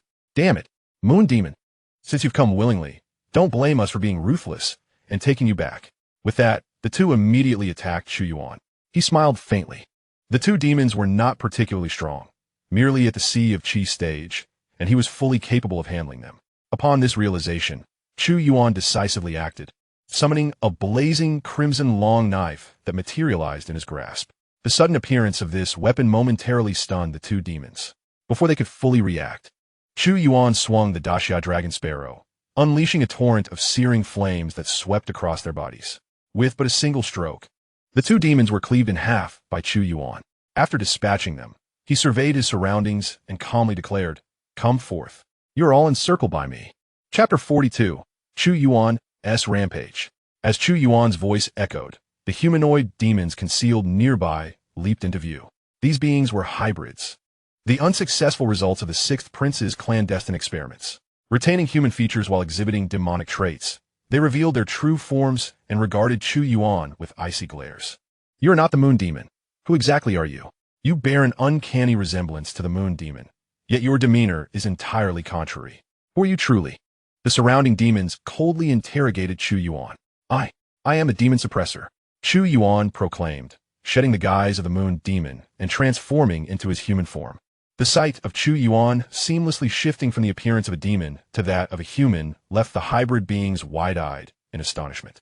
Such an extraordinary technique, to possess the ability to transform into a demon. If we could acquire this skill, would we not be able to reintegrate into human society? One demon, its face marred by sores, exclaimed with excitement. Having been captured by the Sixth Prince and subjected to experiments, they had been rendered into this liminal existence, unable to return to the human realm. Their hybrid form was neither accepted by humans nor demons, placing them in an exceedingly awkward position. Yet, if they could learn the technique that Chu Yuan exhibited, they could traverse between the two factions at will. Another demon, driven by greed, threatened Chu Yuan. "Brat, what technique are you employing? Reveal it, and we may spare your life. Furthermore, we can bestow upon you immense power, granting you a robust physique and prolonged lifespan." Chu Yuan listened to their enticing offers with a placid expression. He regarded the demons with disdain, retorting, "Gain immense power only to become abominable beings such as yourselves?" The surrounding demons discerned the contempt in Chu Yuan's words, and their eyes flashed with menace. They could not abide mockery of their appearance after having been transformed into such a state. "Very well, since you refuse our generous offer, do not blame us for being impolite. Seize this human and bring him back. I doubt he can withstand our torment without uttering a word." With that, the demons surged toward Chu Yuan. They are immensely powerful, with extraordinary speed and formidable physical strength. In the face of so many demons at the Qi Si realm, an ordinary innate martial artist would surely perish from the exhaustion of their true essence. However, the cultivation techniques practiced by Chu Yuan are of the highest caliber, and he remains undaunted before these fiends. Bang, bang, bang. The onslaught of these demons descends upon him like a torrential downpour, mercilessly battering his form. Yet, having cultivated the 9 Yang divine art to the 6th level, an ethereal aura of purest Yang surrounds him, forming an imperceptible protective barrier. The assaults of the demons are utterly ineffective against him. What is happening? Why can't my attacks breach this person's defenses? Damn it! Why is this shell so impenetrable? The demons, realizing the dire situation, attempt to retreat in a frenzy, seeking to escape. Chu Yuan, with a sinister grin, exclaims, "You enjoyed yourselves just now, but I haven't even made a move yet, and now you wish to flee?" In your dreams, activating his divine perception, he locks onto the escape routes of all the demons. His mind races, as if a sand table is laid out in his thoughts, meticulously calculating their paths of retreat. Once he deduces their trajectories, Chu Yuan channels his internal energy into his legs. Wind God Leg. First style, capture the wind and seize the shadows. In an instant, his body transforms into a bolt of lightning, swiftly closing the distance to the nearest demon. "Demon, where do you think you're going? Witness my might." As he swings the Great Xia Dragon Sparrow with fierce intensity, it radiates a searing flame accompanied by a melodious phoenix cry. The Great Xia Dragon Sparrow harbors the essence of the ancient divine beast, the vermilion bird, a creature of unparalleled nobility among the demon race. Its bloodline is among the highest echelons of demonkind. These half-human, half-demon entities, known as demons, are the result of human martial artists forcibly merging with demon bloodlines in pursuit of immense power. Their appearances reveal the failure of this fusion, rendering them as inferior beings. The cry of the vermilion bird exudes an aura that significantly restrains them. With a single strike, Chu Yuan cleaves one demon in half. He then follows the calculated path in his mind, pursuing the next demon. The second, the third, the fourth and fifth. One after another, demons are severed into halves. Their forms cleaved into upper and lower segments. At this moment, Chu Yuan resembles a deity of slaughter, radiating an overwhelming aura of murderous intent. Meanwhile, Zhao He and his companions, accompanied by a dozen demon suppressors, arrive at Tianatown. The entire town is eerily silent, and as twilight descends, an uncanny atmosphere envelopes Tianatown. Beside him, Song Yang gazed intently at Tianatown, his expression grave as he spoke. The demons that have appeared in Tianatown likely possess innate abilities. The young man you dispatch for this mission has most probably met with misfortune. Upon hearing this news, Zhao He's countenance shifted to one of sorrow. Although his acquaintance with Chu Yuan had been brief, having undertaken 2 missions together, he held the young man in high regard. He had great hopes for Chu Yuan, yet now, due to his own circumstances, he felt responsible for his potential demise. Song Yang had no time to console Zhao He. Once one joined the Demon Suppression Division as a demon suppressor, one had to be prepared for the constant possibility of sacrifice. Coldly, Song Yang commanded everyone heed my orders. Form groups of 3 and commence a search of Tianatown. Should you encounter any demons, do not engage. Signal me, and I will handle the situation. Yes, my lord. The fervent voices of the demon suppressors swiftly stirred the surviving citizens of Tianatown. The bolder among them cautiously opened their windows, and upon glimpsing the newcomers in the twilight, they cried out in excitement, "Fellow townsfolk, we are saved. It is the lords from the Demon Suppression Division who have come to rescue us. It is the demon suppressors. How splendid. We have finally lived to see their arrival." One woman wept, "It's been a month since our food ran out. I nearly resorted to harming my own child." The lamentations of the surrounding populace did not hinder the progress of the demon suppressors' search. On the contrary, with the citizens' assistance, they advanced towards an ancient, uninhabited residence. Before long, they discovered an underground passage within that dilapidated dwelling. Inside, they uncovered the corpse of a demon, alongside the body of the town mayor, and several scattered, nameless demon suppressors' remains. Upon witnessing these remains, a sigh of relief escaped Zhao He's lips. Surprise flickered in Song Yang's eyes as he mused. That young man has indeed evolved to such an extent. He has managed to slay an innate demon single-handedly. Chapter 43. The Mysterious Young Man and the Captive Holy Beast. The young Qilin, on the slopes of Qianchao Mountain, Chu Yuan was in pursuit of the last remaining demon. This demon was exceedingly swift. Even with all his might employed in the wind godleg technique, he could not close the gap, their distance still considerable. "Youngster, cease your pursuit. If you continue, beware for your life," the demon shouted over his shoulder. Despite being faster than Chu Yuan, such exertion drained its demonic energy, and should it be exhausted, it risked being caught. Unfazed by the demon's threats, Chu Yuan replied with a smirk, "Your life in peril? Whose life is truly in jeopardy? Yours?" As he spoke, he quickened his pace even further. Upon witnessing Chu Yuan's relentless exertion of his martial arts, it appeared as though his true essence was inexhaustible, consumed in a frenzied manner. This desperate display left the demon in a state of astonishment. Goodness, what a lunatic! I had heard tales of the Demon Suppression Division as reckless individuals, but I never imagined encountering one today. I must hasten back. The Demon King awaits, and this young man should be intimidated. After being pursued, the demon circled around Qianchao Mountain before suddenly charging toward the summit. Chu Yuan discerned the demon's intentions with a keen eye. "Ha! Finally willing to return to your lair?" A sinister smile spread across his bloodied face, revealing a set of white teeth that appeared far more menacing than the demon itself. Though the demon's speed surpassed his own, by fully unleashing his 9-yang true qi, he could still keep pace. However, he chose to bide his time, anticipating that the demon would lead him to its stronghold. With his objective now achieved, Chu Yuan accelerated. Noticing Chu Yuan's sudden burst of speed, the demon gritted its teeth and recklessly drained its own essence to enhance its velocity. Before long, they arrived at a cave at the mountain's peak. The cave was secured by a stone door, and upon reaching it, the demon fell to its knees with a thud. "My lord, save me. The demon suppressor is at the door." It cried out. The stone door rumbled open in response to its plea. From within emerged a young man, his body covered in scales. The moment he appeared, the aura he exuded caused Chu Yuan's expression to turn grave. This demon possessed the cultivation of a master. This was indeed the Demon King. Chu Yuan thought to himself.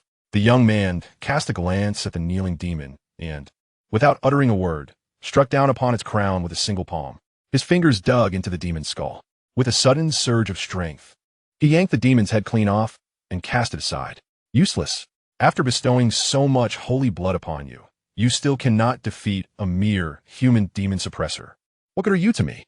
The young man kicked the headless body away and then turned his gaze towards Chu Yuan, rather than rushing to attack. He scrutinized Chu Yuan for a moment before breaking into a satisfied smile. Young man, your potential is remarkable. Would you be interested in joining my Holy Spirit sect and serving His Highness? With your innate talent, should you join us and consume the holy blood, you would undoubtedly achieve a perfect fusion, gaining strength far beyond your current capabilities. What do you say? Consider it. The young man extended an olive branch to Chu Yuan. Frowning, Chu Yuan realized from the young man's words how the demons had emerged. It was all the machinations of this holy blood sect.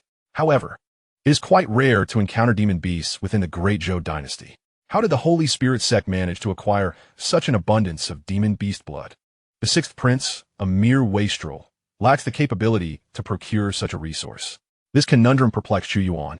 Nevertheless, he was nearing the completion of his task. Once he infiltrated the Holy Spirit sect and uncovered the truth, his mission would be fulfilled. Yet to gain entry into the sect, he must first deal with the young man before him. With a calm demeanor, Chu Yuan remarked, "What if I refuse?" Upon hearing this, the young man appeared to grasp Chu Yuan's intentions. His radiant smile faded, replaced by a cold tone as he declared, "Should you choose not to join us, it would mean death. The prince's secret must not be exposed." After uttering these words, the young man's arms transformed into two blades radiating a chilling light, lunging toward Chu Yuan like a mantis ready to strike. Chu Yuan's gaze sharpened, relying solely on his strength. Even with the Xia dragon sparrow in hand, he would struggle to breach the young man's defenses. Realizing this, he retrieved the blazing sun water bestowed upon him by manager Zhou and poured it onto the blade of the Xia dragon sparrow. In an instant, the weapon seemed to be enchanted, emanating an even more potent, searing heat. With a decisive swing, Chu Yuan executed a seemingly chaotic series of motions with the Xia dragon sparrow, devoid of any discernible technique.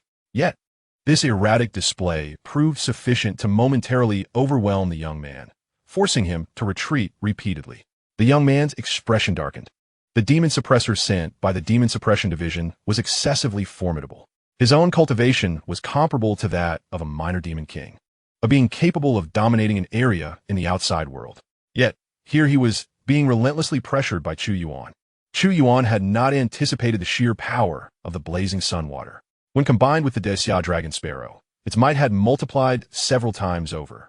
Observing the young man retreating, Chu Yuan's nine sons' divine art surged to its utmost. The purest and most radiant energy from his dantian clung to the young man like the true fire of the sun. The young man widened his eyes, realizing why Chu Yuan possessed such strength.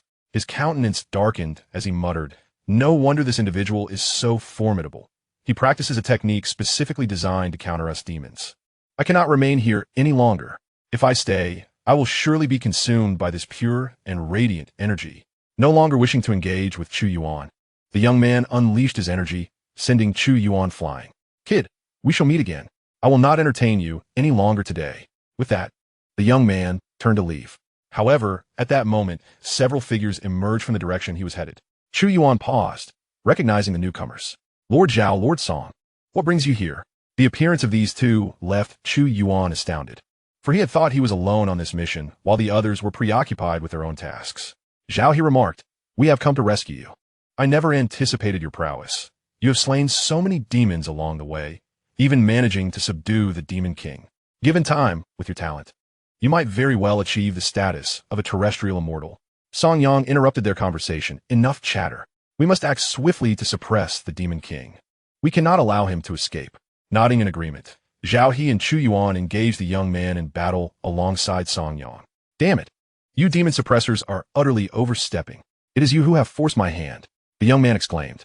Without hesitation, he produced a small vial of dark elixir and consumed it in one swift motion. With a resounding gulp, his cultivation surged dramatically. The aura he exuded reached the pinnacle of the Demon King, comparable to a master-level warrior. The overwhelming force he unleashed sent Song Yang and Chu Yuan reeling. This is bad. A master-level warrior. We're in trouble now, Song Yang said, his expression grave. The pinnacle of a demon king was not something they could contend with. However, just as Chu Yuan and the others braced for a fierce battle, the young man turned and fled. He was well aware that his newfound strength from the elixir was temporary, and he needed to escape before it waned. Zhao He attempted to pursue him, but Song Yang halted him. Wait, Zhao He, do not chase after him. His current power is derived from the elixir and won't last long. If he feels cornered, he may fight us to the death, which is not worth the risk. Zhao He nodded, dispelling the notion of pursuing the young man. At that moment, Chu Yuan gazed at the dark cavern that lay ahead and said, Gentlemen, the demons appearing in Xianxia town originate from this place. We should investigate what lies within, for it is surely the source of these numerous demons. Zhao He and Song Yang concurred. They followed Chu Yuan as they ventured deeper into the cavern. The darkness enveloped them as they traversed a considerable distance until they finally reached the innermost chamber of the cave. Upon arrival, Zhao He and Song Yang's expressions shifted dramatically, while Chu Yuan's face also reflected concern. Before them, a young Qilin, a sacred beast, was ensnared by several chains, its frail form suspended in the air, barely clinging to life. Surrounding them were cells housing numerous captives, some exhibiting signs of demonic transformation. Song Yang's face darkened as he exclaimed, What audacity! Who dares to conduct such vile experiments? Chapter 44. The Young Qilin and the Fiery Blade Technique. Song Yang surveyed the figures within the surrounding cells. Their bodies grotesquely deformed from consuming the blood of a demonic beast, unable to assimilate it. His anger surged, particularly in response to the young demonic beast. A holy beast known as the Qilin, bound in midair by 4 iron chains.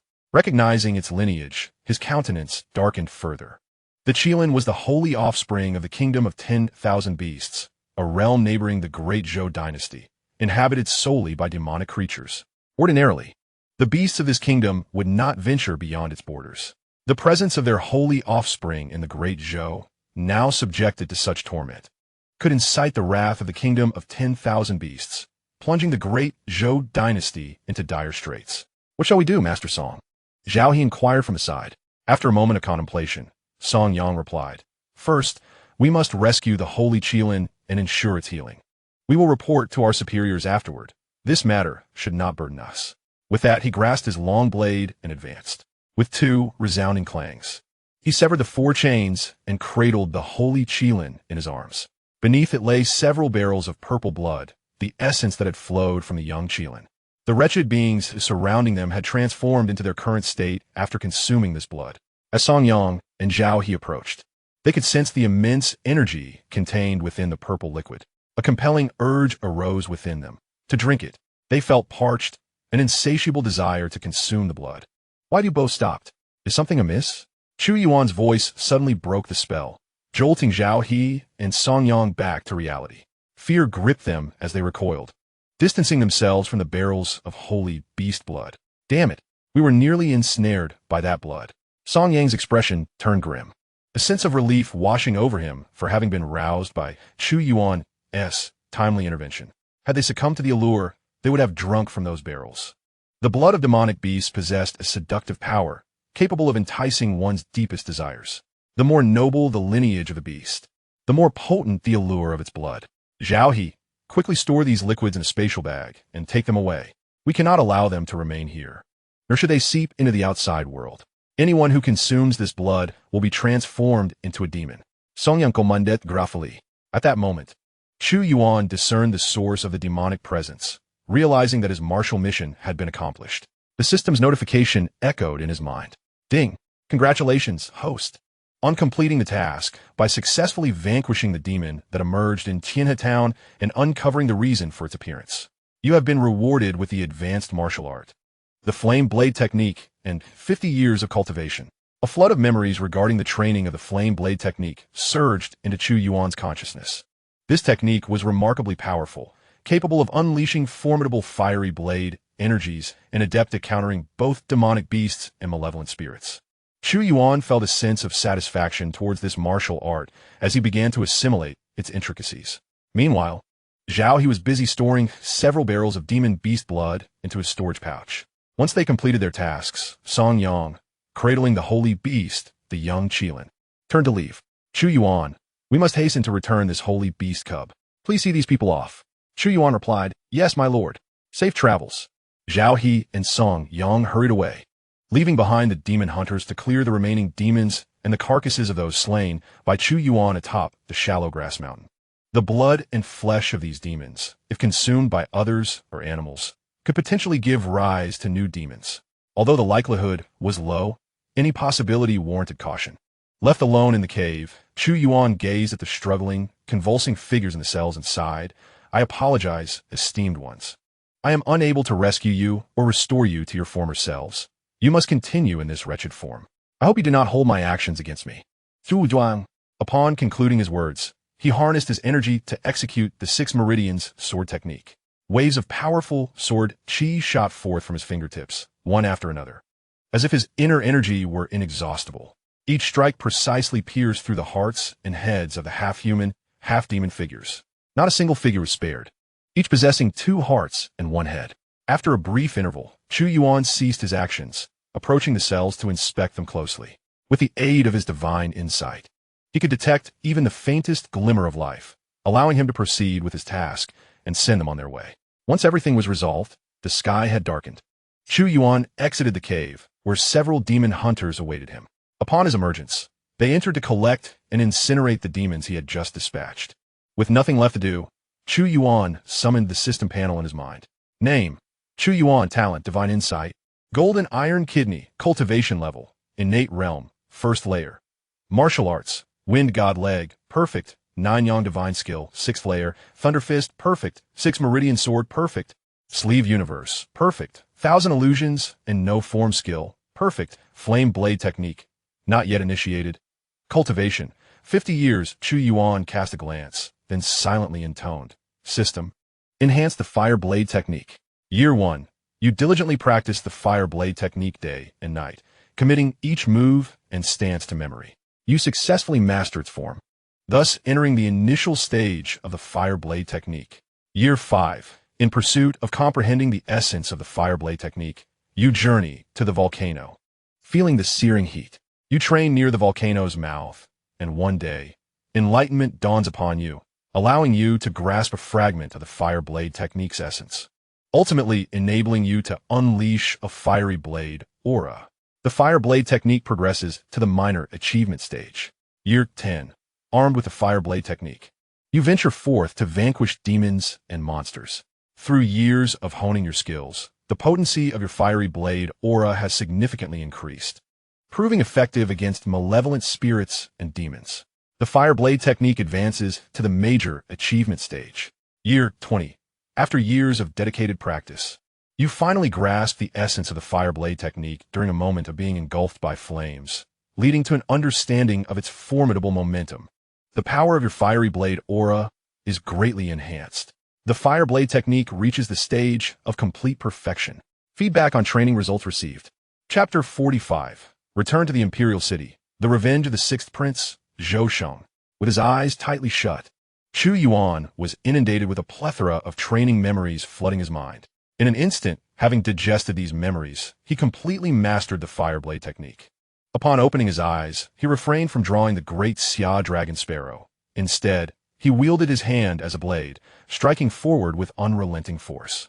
The searing true energy within him surged forth, manifesting as an incredibly formidable blade aura that sliced through the air. Boom! With a single stroke, a massive stone towering over 10 meters was shattered into countless fragments. Charred marks, remnants of scorching flames, could even be seen upon the broken stones. Satisfied with the damage inflicted by the fiery blade aura, Chu Yuan mused, had I possessed this technique when I encountered that young man, he would have perished. Just then, a demon-suppressing envoy, busy within the cave, heard the commotion outside and swiftly emerged. Spotting only Chu Yuan, he inquired, Lord Chu, what transpired here just now? With a mild smile, Chu Yuan replied, Nothing of consequence. I merely practiced a sword technique and felt a surge of inspiration, causing a slight stir. I apologize for alarming you. Not at all, not at all. The envoy hastily responded, bowing respectfully, unaware of Chu Yuan's true identity. He recognized that anyone who could accompany Zhao He and Song Yang must hold significant status, and thus he dared not offend him. Please, resume your duties. It is unsafe outside with nightfall approaching.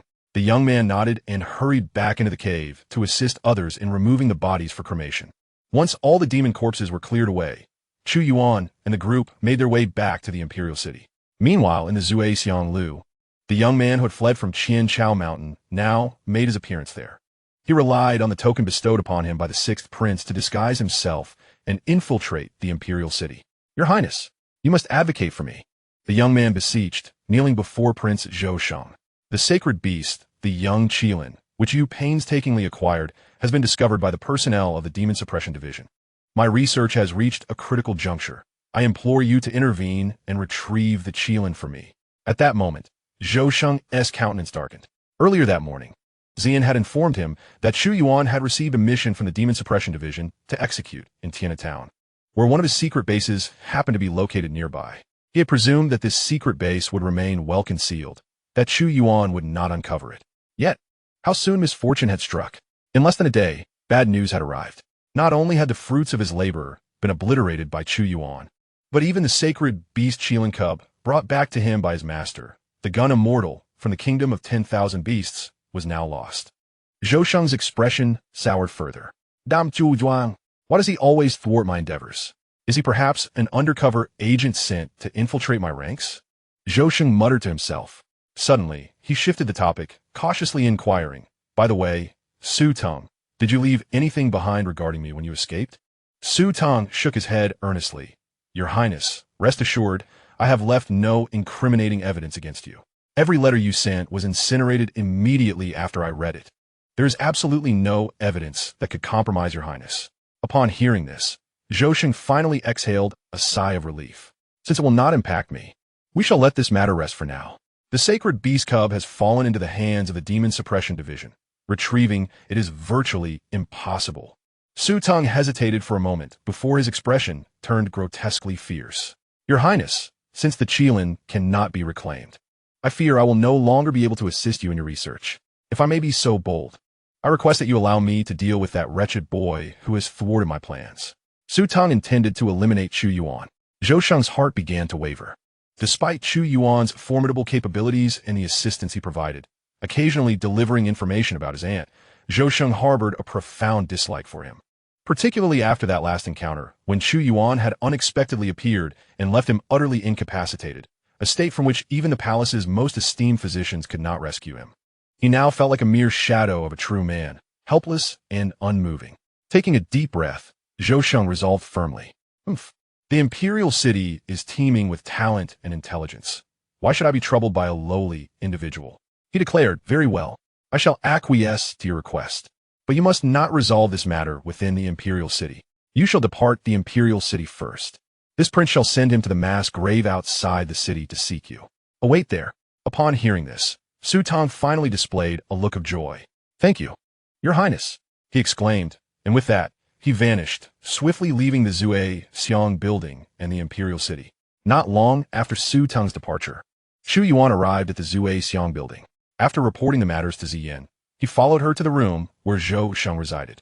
This humble servant, Chu Yuan, pays his respects to Your Highness. I have urgent news to convey. Chu Yuan knelt on one knee, clasping his fists above his head in a gesture of reverence. He maintained this posture for quite some time. After a considerable interval, Zhou Sheng's languorous voice drifted from within the room. Gumin, with the command granted, Chu Yuan pushed the door open and entered. Zhou Sheng lay sprawled in a chair, his head resting upon the soft bosom of a charming beauty. Chu Yuan, speak your mind. Do you not see that this prince is occupied? He inquired. Chu Yuan nodded and proceeded to recount all that he had done in Tiana Town, omitting, of course, the rewards from the system and certain confidential information. Zhou Sheng listened attentively, for he had already learned of these matters beforehand. Thus he felt little surprise. Have you finished? After a pause, noticing the silence, Zhou Sheng asked again. Replying to Your Highness, this humble servant has concluded. Chu Yuan continued, previously unaware. I accepted a task from the Demon Suppression Division and inadvertently destroyed something of yours. I humbly request Your Highness to mete out punishment. Zhou Sheng had been awaiting this very statement from Chu Yuan. He had been pondering how to deceive Chu Yuan into leaving the imperial city for the mass grave outside. And now an opportunity had finally presented itself. Rising, Zhou Sheng narrowed his eyes slightly and asked, Chu Yuan, are you willing to accept any punishment, whatever it may be? Chu Yuan replied with utmost respect, as long as your highness does not demand my life, I am willing to accept any punishment. Oh, and why is that? Zhou Sheng inquired curiously. Chu Yuan lifted his gaze, sincerity etched upon his face as he declared, because I wish to serve your highness for eternity. I desire to be of assistance to you. Seeing Chu Yuan's earnest demeanor, Zhou Sheng felt a twinge of reluctance towards ending his life. However, each time he gazed upon Chu Yuan's face, he was reminded of his ineffectual younger brother. This man, after all, could not be spared. Zhou Sheng assisted Chu Yuan to his feet, wearing a smile that masked the malice hidden within his eyes. Very well, Chu Yuan, rest assured, your capabilities are valued. This prince would not wish to dispose of you. However, there is indeed a task I require you to undertake. Chu Yuan anticipated that Zhou Sheng would respond in such a manner. His mind was sharp and calculating. He had obliterated one of Zhou Sheng's strongholds, which, while perhaps insignificant to Zhou Sheng, was an affront to his pride. How could a man so concerned with appearances refrain from retaliating? Chu Yuan clasped his fists again and stated, Your Highness, please instruct me. I am willing to brave fire and water for you. Zhu Sheng Lei Su Zimak, Chu Yuan. Would you be willing to venture beyond the city, once more to the mass grave outside, and retrieve a medicinal herb for me? Chapter 46, A New Task, Abundant Rewards. Ding. Task released. The Sixth Prince is scheming against you. Please proceed to the mass grave outside the imperial city to eliminate the demon Su Tong, a remnant from Xianxia Mountain, and receive rewards. The talent of danger perception. The supreme technique of Yi Jin Jing. 50 years of cultivation. Upon reading the task description, a cold smirk crossed Chu Yuan's mind. Indeed, the Sixth Prince harbored no good intentions. This was a scheme against him. The notion of retrieving a medicinal herb was merely a facade. However, the task required him to slay the very demon that had escaped from him earlier in Xianxia Mountain. The rewards were exceedingly generous. Cultivation, talent, and techniques. First, the talent of danger perception. According to the system's description, this talent allows one to sense impending danger, not limited solely to threats against his life.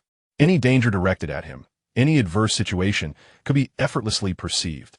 Next came the technique he yearned for the most, Yi Jin Jing, which could enhance his constitution, strengthen his body, prolong his lifespan, and render him immune to a myriad of toxins. Chu Yuan was filled with immense anticipation. How intriguing. It seemed this task was indeed unavoidable. Yet, it was fortuitous, as it provided him the perfect opportunity to deal with Su Tong. After all, these demons were akin to rats in a filthy drain. If not dealt with promptly, they would cause significant trouble. Chu Yuan responded earnestly, Your Highness, I am willing. Zhou Sheng revealed a satisfied smile, saying, Excellent. I shall await your good news. With that, he dismissed Chu Yuan from the chamber. Descending the stairs, he happened upon Ziyin waiting for him. What brings you here, Miss Ziyin? Do you have something of importance to discuss with me? Ziyin nodded and led Chu Yuan to a secluded corner, saying, Chu Yuan, I am aware that you are actually serving the crown princess. This task assigned to you by His Highness is perilous. Please do not pursue it. Ziyin expressed her concerns for Chu Yuan's safety. After all, he was the only one willing to confront the Sixth Prince alongside her and aid her in escaping his grasp. She did not wish for Chu Yuan to perish. Given Chu Yuan's capabilities, he would surely be treated well by the crown princess. Once he matured, he could leverage her identity to help her break free from the Sixth Prince's clutches. Suddenly, Chu Yuan leaned closer to Ziyin and teased, What? Are you worried about me? Startled by his proximity, Ziyin felt an overwhelming masculine aura, causing her cheeks to flush as she pushed him away. What are you thinking? Don't flatter yourself. How could I possibly worry about you? I am concerned that my ally might inadvertently perish outside. If you were to die, how would I contend with the Sixth Prince alone? Do not forget, in due time, the Sixth Prince shall meet with the Taoist of the Tianji Pavilion. Chu Yuan smiled and reassured, Fear not, I shall summon the Taoist from the Tianji Pavilion for you when the time comes. There is no need for concern. With his mastery of the 1,000 illusions and formless arts, he planned to disguise himself as a Taoist to deceive the Sixth Prince. After all, the prince was not particularly astute, and his naivety would make him an easy target for deception. However, he required a scapegoat for his ruse. Contemplating this, he remarked, Lady Ziyin, please gather information on the skilled individuals who have recently appeared near the Imperial City. I shall need them to take the blame for me." Xian nodded in agreement. "Very well. I will compile the information for you by tomorrow, but only if you return." With that, Xian turned it apart. After she left, Chu Yuan emerged from a secluded corner and exited the Zue Xianglu. Instead of hastily leaving the city, he made his way toward the Bai Xiang Pavilion. Yet, as he traversed the path, he sensed the presence of someone trailing him. He recognized it to be someone sent by the Sixth Prince. The prince's suspicions truly run deep. Having already promised him, he still resorts to surveillance. Chu Yuan concealed his awareness of the pursuers and employed his swift techniques. The wind god leg to elude them, vanishing like a specter in an instant. Once Chu Yuan's figure disappeared, several shadows emerged from the darkness, stepping onto the main road. "Damn, such speed. We've lost him. What now? If we return and report the truth to His Highness, we shall undoubtedly face his wrath, being scolded as useless, and perhaps even subjected to punishment. Shall we unify our accounts and claim he has left the city?" The group of pursuers retraced their steps, returning to the Zue Xianglu to report the situation to the Sixth Prince. Meanwhile, Chu Yuan had already returned to the Baixiang Pavilion, where he requested a premium room from the manager, Zhou. Upon entering his chamber, he immediately opened the system panel. Name: Chu Yuan. Talent: God level insight. Golden iron kidney. Cultivation level: innate realm, first layer. Techniques: wind god leg, perfect. 9 suns divine art, 6th layer. Thunderclap fist, perfect. 6 pulses divine sword, perfect. Universe in sleeve, perfect. 1,000 illusions and formless arts, perfect. Blazing fire blade technique, perfect. Experience: 30 years. After glancing at the details, Chu Yuan resolutely commanded, "System. Enhance the 9 suns divine art." Year 1. You practice the 9 suns divine art and experience slight improvement, but no breakthroughs occur. Year 3. Your cultivation finally breaks through, reaching the 2nd layer of the innate realm. Year 15. You advance to the 5th layer of the innate realm. In the 30th year, your mastery of the 9 yang divine art reached its 6th level of perfection, and the innate true energy within your body has coalesced into completeness, elevating your cultivation to the threshold of a half-step master. The results of your training are being relayed. A surge of pure, supreme yang energy flowed into Chu Yuan's body, rapidly enhancing his cultivation. In succession, he ascended to the 2nd and 3rd levels of the innate realm, only halting once he reached the half-step master stage. As Chu Yuan opened his eyes, he did not succumb to elation despite his rapid progression through several minor realms. Instead, a frown marred his brow. It appeared that with his current aptitude, he could only aspire to the master realm, and any further breakthroughs would require the completion of a task to acquire the divine skill, the I Jing Jing. Chu Yuan murmured, contemplating that, at his present rate of cultivation, advancing even a single level to the master realm could take decades, while decades might suffice to complete a task, should his aptitude improve. The cultivation gained from a single task could propel him through numerous realms. Rising to his feet, Chu Yuan departed from the hidden passage of Baixiang Pavilion and exited the Imperial City. The sky had darkened, and it was still the early hours of the morning. He gazed upward to see a pale red, full moon suspended in the sky, unshrouded by any clouds.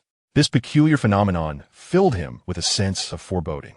It seemed that this task would not be easily accomplished. In such an environment, the strength of demons would be significantly heightened.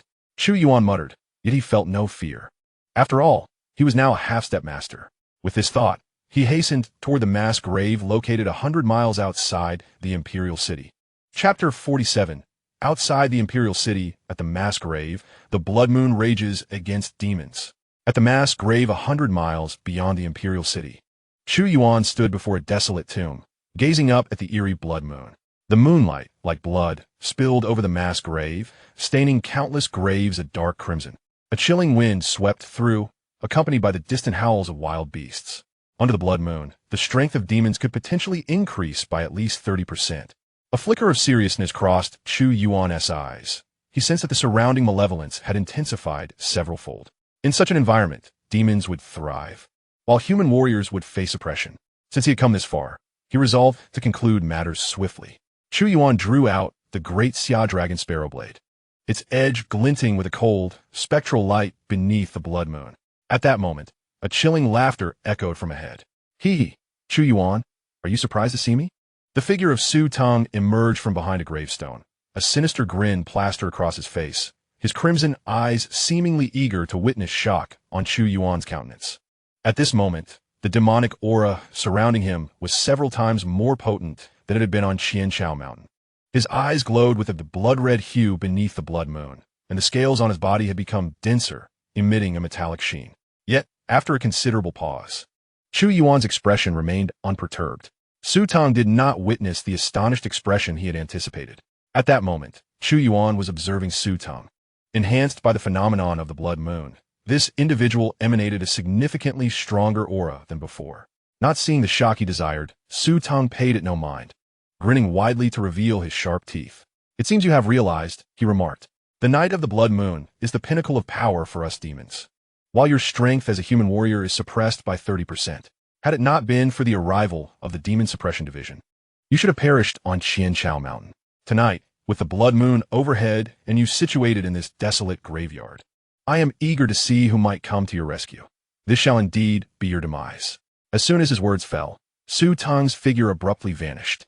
In the next instant, he materialized behind Chu Yuan, his arms transformed into steel blades, descending with ferocity. Too slow. Without turning his head, Chu Yuan executed a counterattack with the Great Zhou Dragon Sparrow, deflecting the blow. The clash of blades produced a piercing metallic sound, sending Su Tong staggering back. Astonishment etched across his features. "Your cultivation is at the half-step master level.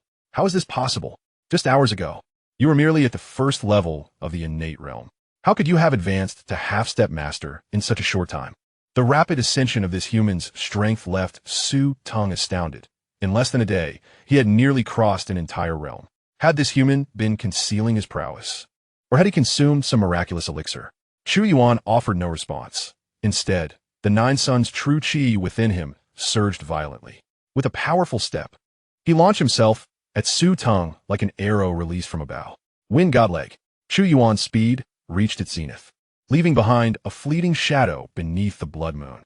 Su Tong's pupils constricted, his arms crossing defensively before him. Blazing fire blade technique, blazing fire blade chi. A blade of flames cleaved through the air. Boom! The Great Zhou Dragon Sparrow struck forcefully against Su Tong's arms, the immense force propelling him backward, crashing through 3 tombstones before coming to a halt. Cough, cough. Su Tong rose from the wreckage, a trickle of black blood staining his lips. Lowering his gaze, he noted the deep gashes on his arms, dark blood oozing forth. Damn it, how was this little brat so powerful? A flicker of malice crossed Su Tong's eyes as he retrieved a small black vial from his bosom and drained its contents in one gulp. It was the blood of the holy beast Qilin. Chu Yuan's expression hardened. This fellow actually had a vial of holy beast blood concealed. In the next moment, Su Tong's aura began to swell dramatically. Initial stage of Master Realm. Mid-stage of Master Realm. Late stage of Master Realm. Peak of Master Realm. Su Tong's form began to expand, his scales growing more menacing, and a pair of bone spikes erupted from his back, fully transforming him into a demon. "Chu Yuan, you have thwarted my plans. Tonight, I shall rend your corpse into pieces." Su Tong roared, morphing into a shadow that lunged at Chu Yuan.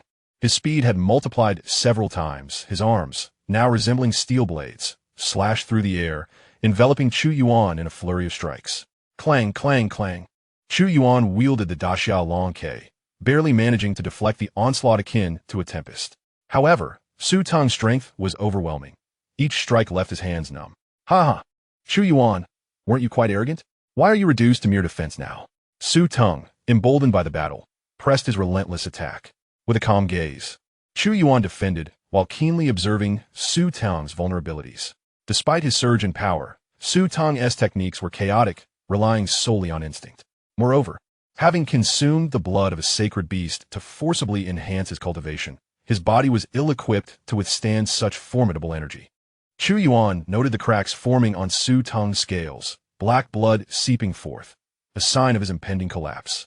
An opportunity had arisen. A glimmer of determination sparked in Chu Yuan's eyes. He suddenly withdrew his blade, stepping back as the Nine-Yang true chi surged violently into the Daxiao Long Kei. The blade began to radiate a fierce red glow, the temperature around it soaring. Fury Blood Technique. With a swift motion, Chu Yuan unleashed a 10-meter-long, potent flame blade that screamed through the air.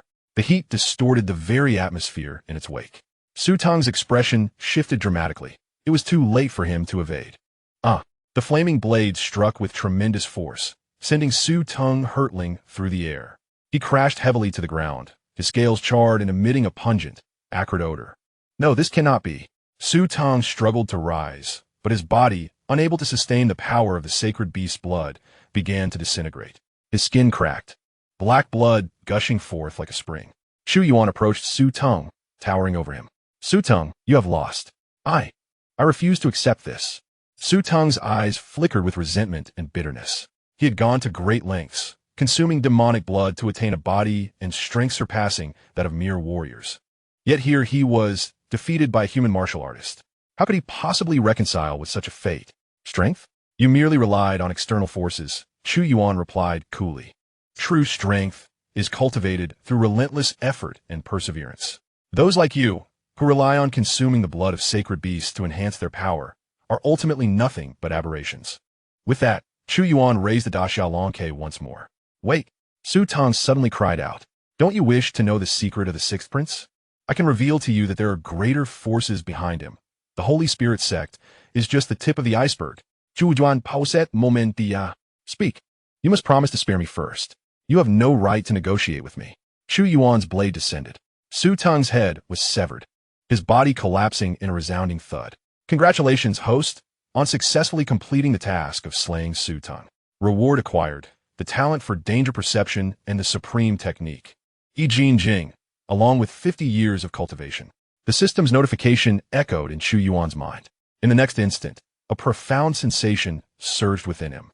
He felt a significant enhancement in his perception.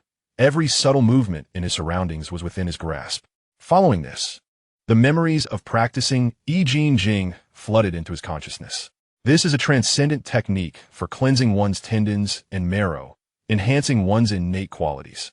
Just as Chu Yuan was about to examine the system panel, a sudden intuition struck him. Danger. He swiftly turned around, the Daxia dragon sparrow poised before him. There, at a distance of 10 meters behind him, stood a white-clad figure. A woman, breathtakingly beautiful and exuding an ethereal grace. Yet, what truly put Chu Yuan on high alert was the aura radiating from her, a Grandmaster-level presence. Intriguing, a half-step Grandmaster capable of slaying peak Grandmaster demons.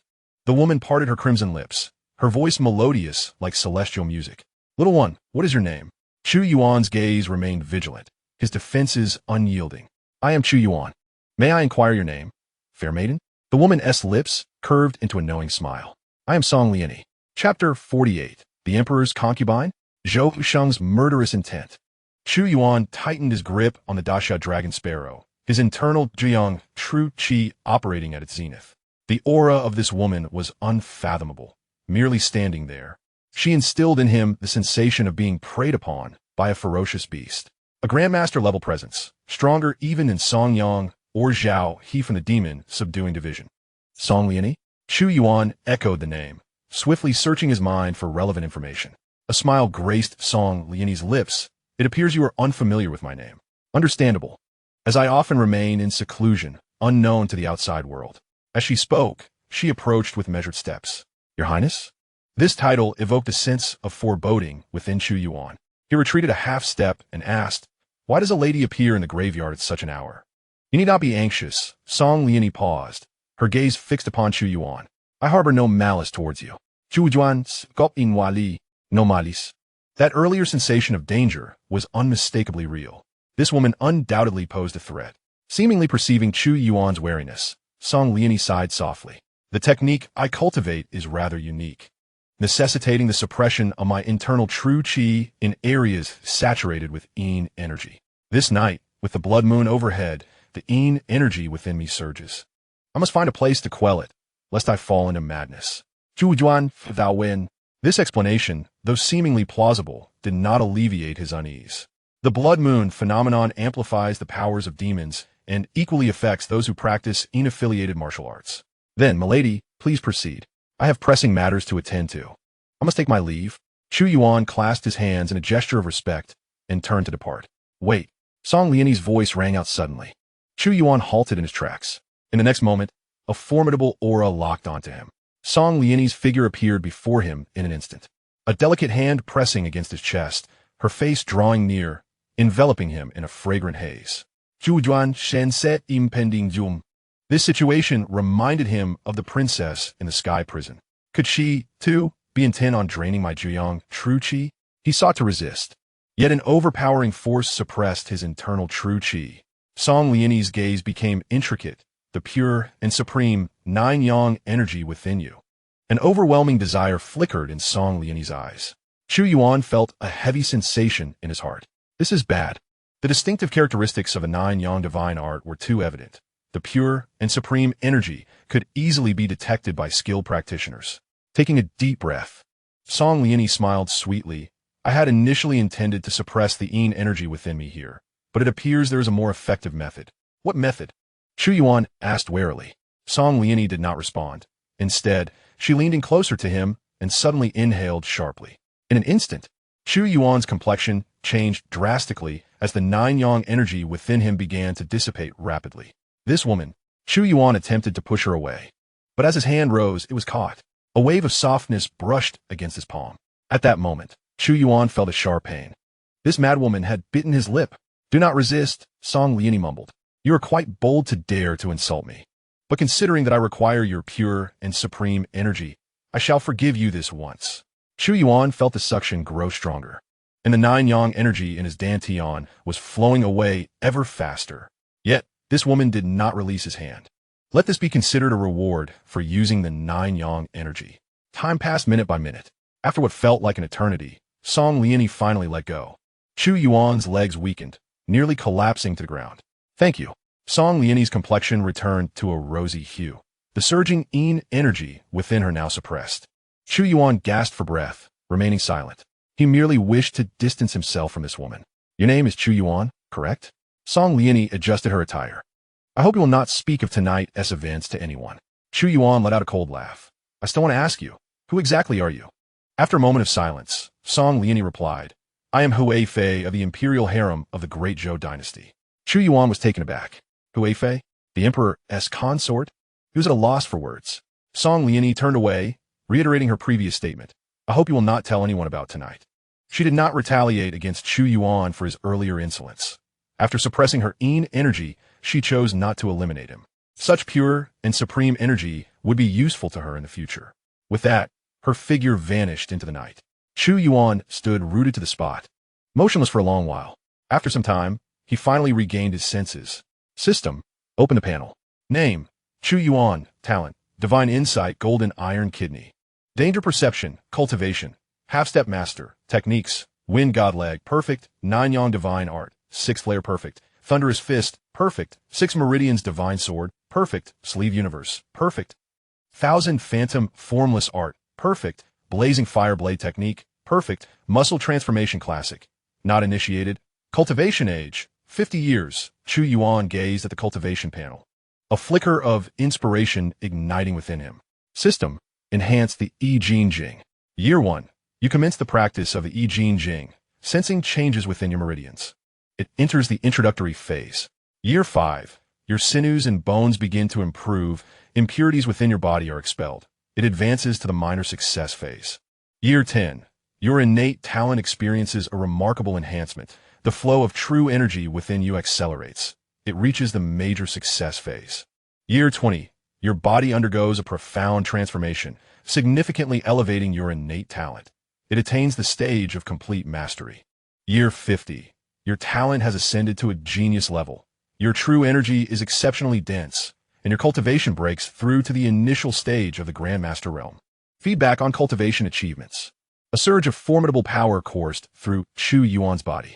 His physique began to undergo intense transformation, impurities expelled, and his sinews became increasingly resilient. Most importantly, his innate talent experienced a qualitative leap. The bottleneck that originally required decades to surpass was now effortlessly breached. Grandmaster Realm. Initial stage. Chu Yuan opened his eyes, feeling the tumultuous true energy within him, a smile gracing his lips. This is intriguing. He glanced down at the corpse of Su Tong, gathering some dry twigs from the surroundings to incinerate it. The Demon Suppression Department mandated that after vanquishing demons, one must either bring the remains back as proof to exchange for merit points or incinerate the demon's body on the spot. Since he had yet to be fully inducted and was still interning in the celestial prison, he lacked a storage bag for demon remains. Having completed this task, Chu Yuan turned to depart from the graveyard. Before leaving, he casually plucked a mushroom from beside a tombstone. This will suffice. As dawn broke, Chu Yuan returned to the imperial city, making his way directly to the Drunken Fragrance Pavilion. Upon seeing him return safely, Xian's eyes widened with a hint of surprise. Are you unharmed? Chu Yuan chuckled. What could possibly happen to me? Xian hesitated, ultimately refraining from further inquiries. Ascending the stairs, Chu Yuan arrived at Zhou Sheng's chamber. Your Highness, this humble servant Chu Yuan has returned. A languid voice emanated from within. Enter. Chu Yuan pushed the door open. Zhou Sheng reclined in a chair, and upon catching sight of Chu Yuan, a glimmer of astonishment crossed his face. You truly returned? Chu Yuan knelt on one knee, retrieving the mushroom from his robes. Your Highness, the medicinal herb you requested has been acquired. Zhou Sheng accepted the mushroom, his expression darkening. This brat actually returned alive? That waste, Su Tong, couldn't even handle a half-step grandmaster? Suddenly, Zhou Sheng recalled that Su Tong, despite being a failure, possessed strength comparable to that of a grandmaster. If Chu Yuan managed to slay Su Tong, did it not imply that his own cultivation was also at the grandmaster level? A wave of intense unease surged within Zhou Sheng. This Chu Yuan cannot be allowed to remain. Very well. Zhou Sheng forced a smile onto his face and said, Chu Yuan, you have indeed not disappointed this prince. Thank you for your praise, Your Highness. Please rest. I have matters to attend to, replied Chu Yuan. Very well, he said, rising and turning to leave the room. Once Chu Yuan departed, Zhou Sheng's smile vanished in an instant. Come fort. A shadow emerged from the darkness. Kneeling on one knee, Your Highness, investigate what exactly Chu Yuan encountered at the mass grave last night. Zhou Sheng commanded, a glint of malice flashing in his eyes. Moreover, contact those from the Holy Spirit sect. I want him dead. Understood. The shadow disappeared from the room. Zhou Sheng clenched the mushroom in his hand, his eyes filled with murderous intent. Chu Yuan, you should not have returned alive. Chapter 49. The Overbearing Princess and Mysterious Assassin Strikes. After leaving the Zue Xiang building, Chu Yuan did not return to Baixiang Pavilion to rest. Instead, he made his way directly to the dungeon. The sky had brightened considerably, and the streets were becoming increasingly crowded. As Chu Yuan walked amongst the throngs of people, he continually replayed the events of the previous night in his mind. Concubine Hui Song Liani, the sixth prince Zhou Sheng, the Holy Spirit sect. These clues formed a vast web, ensnaring him tightly within. The system is truly pushing me into a pit of fire, Chu Yuan lamented internally, though the rewards were indeed tempting. Attaining the mastery level of cultivation would make him a significant figure in the imperial city.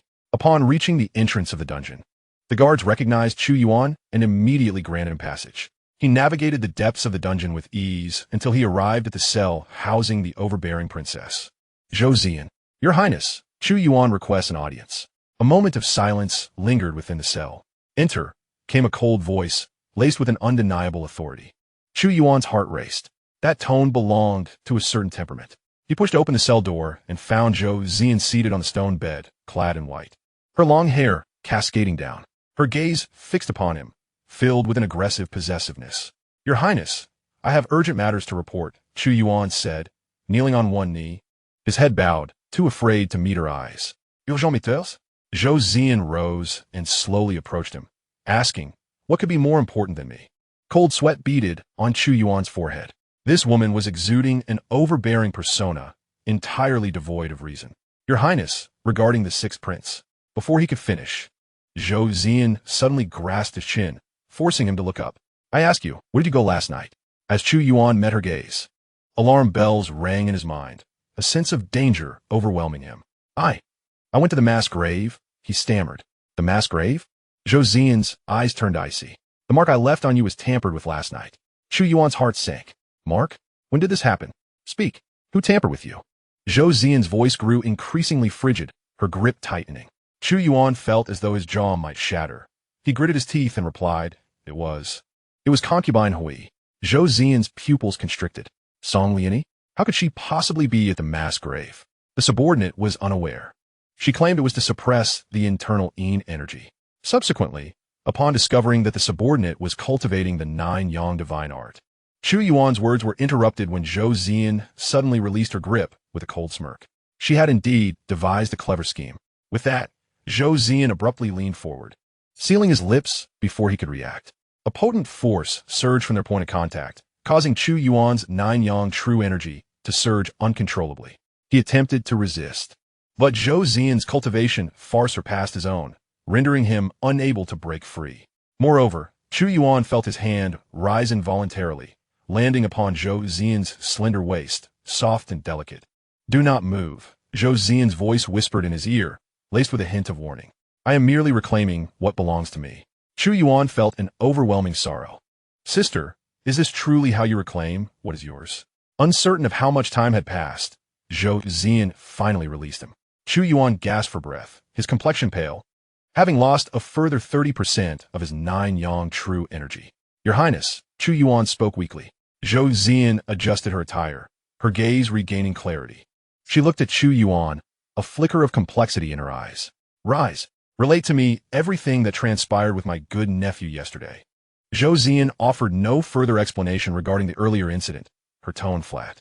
Chu Yuan nodded yes.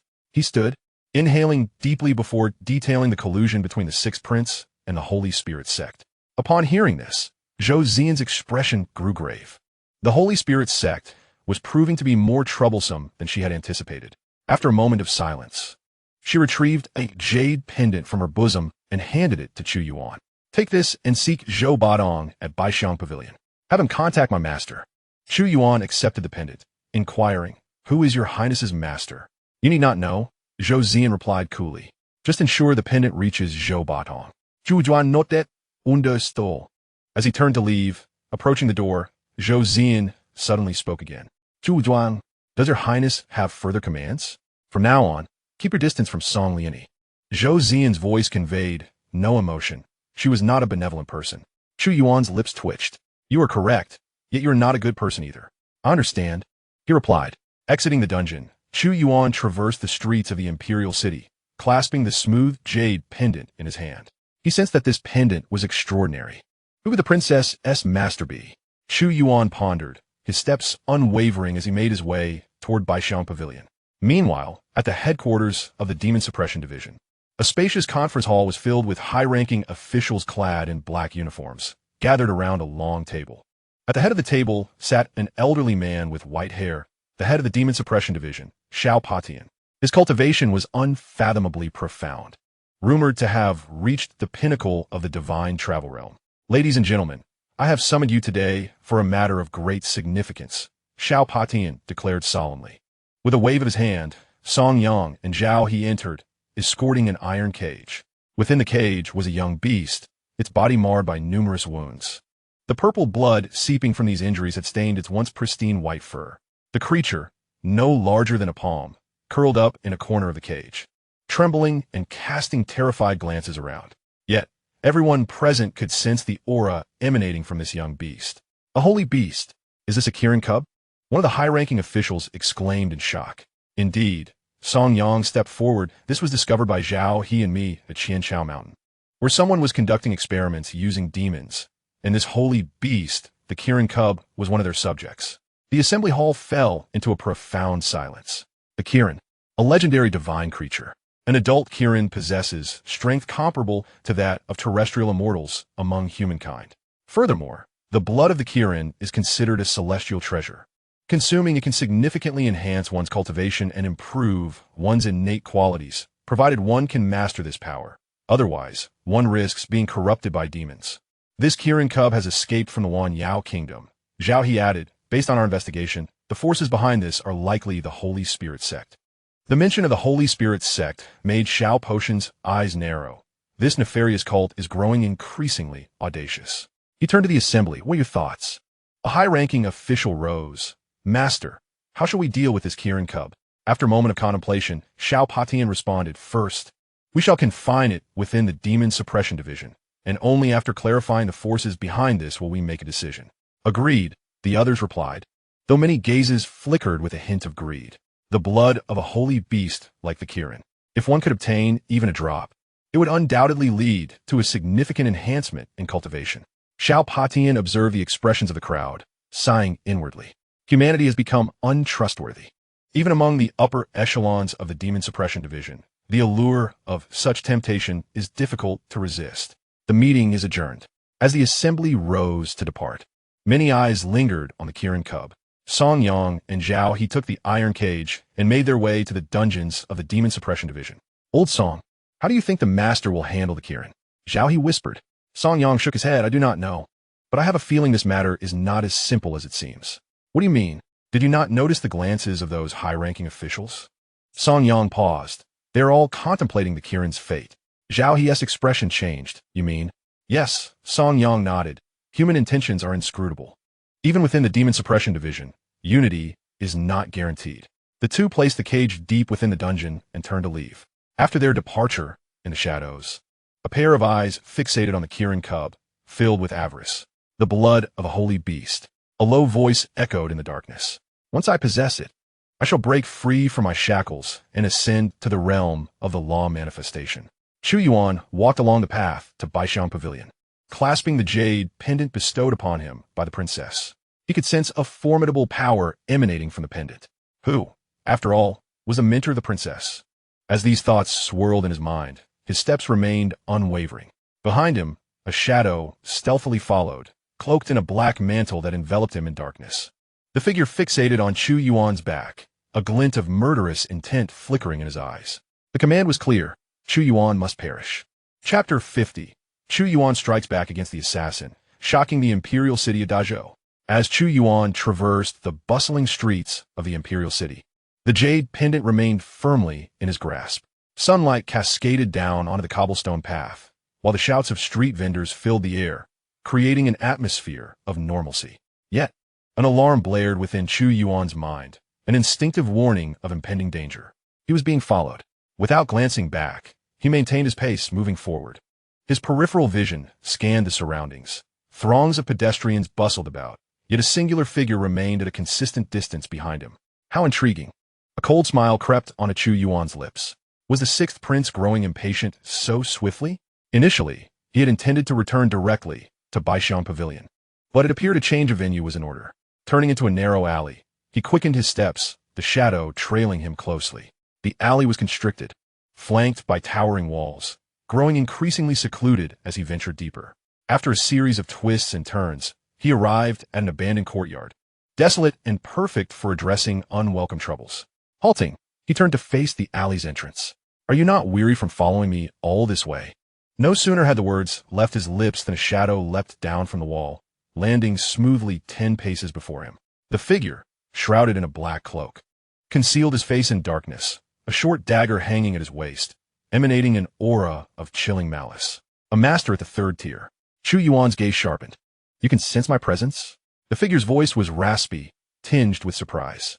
How intriguing. No wonder my master commanded my personal involvement.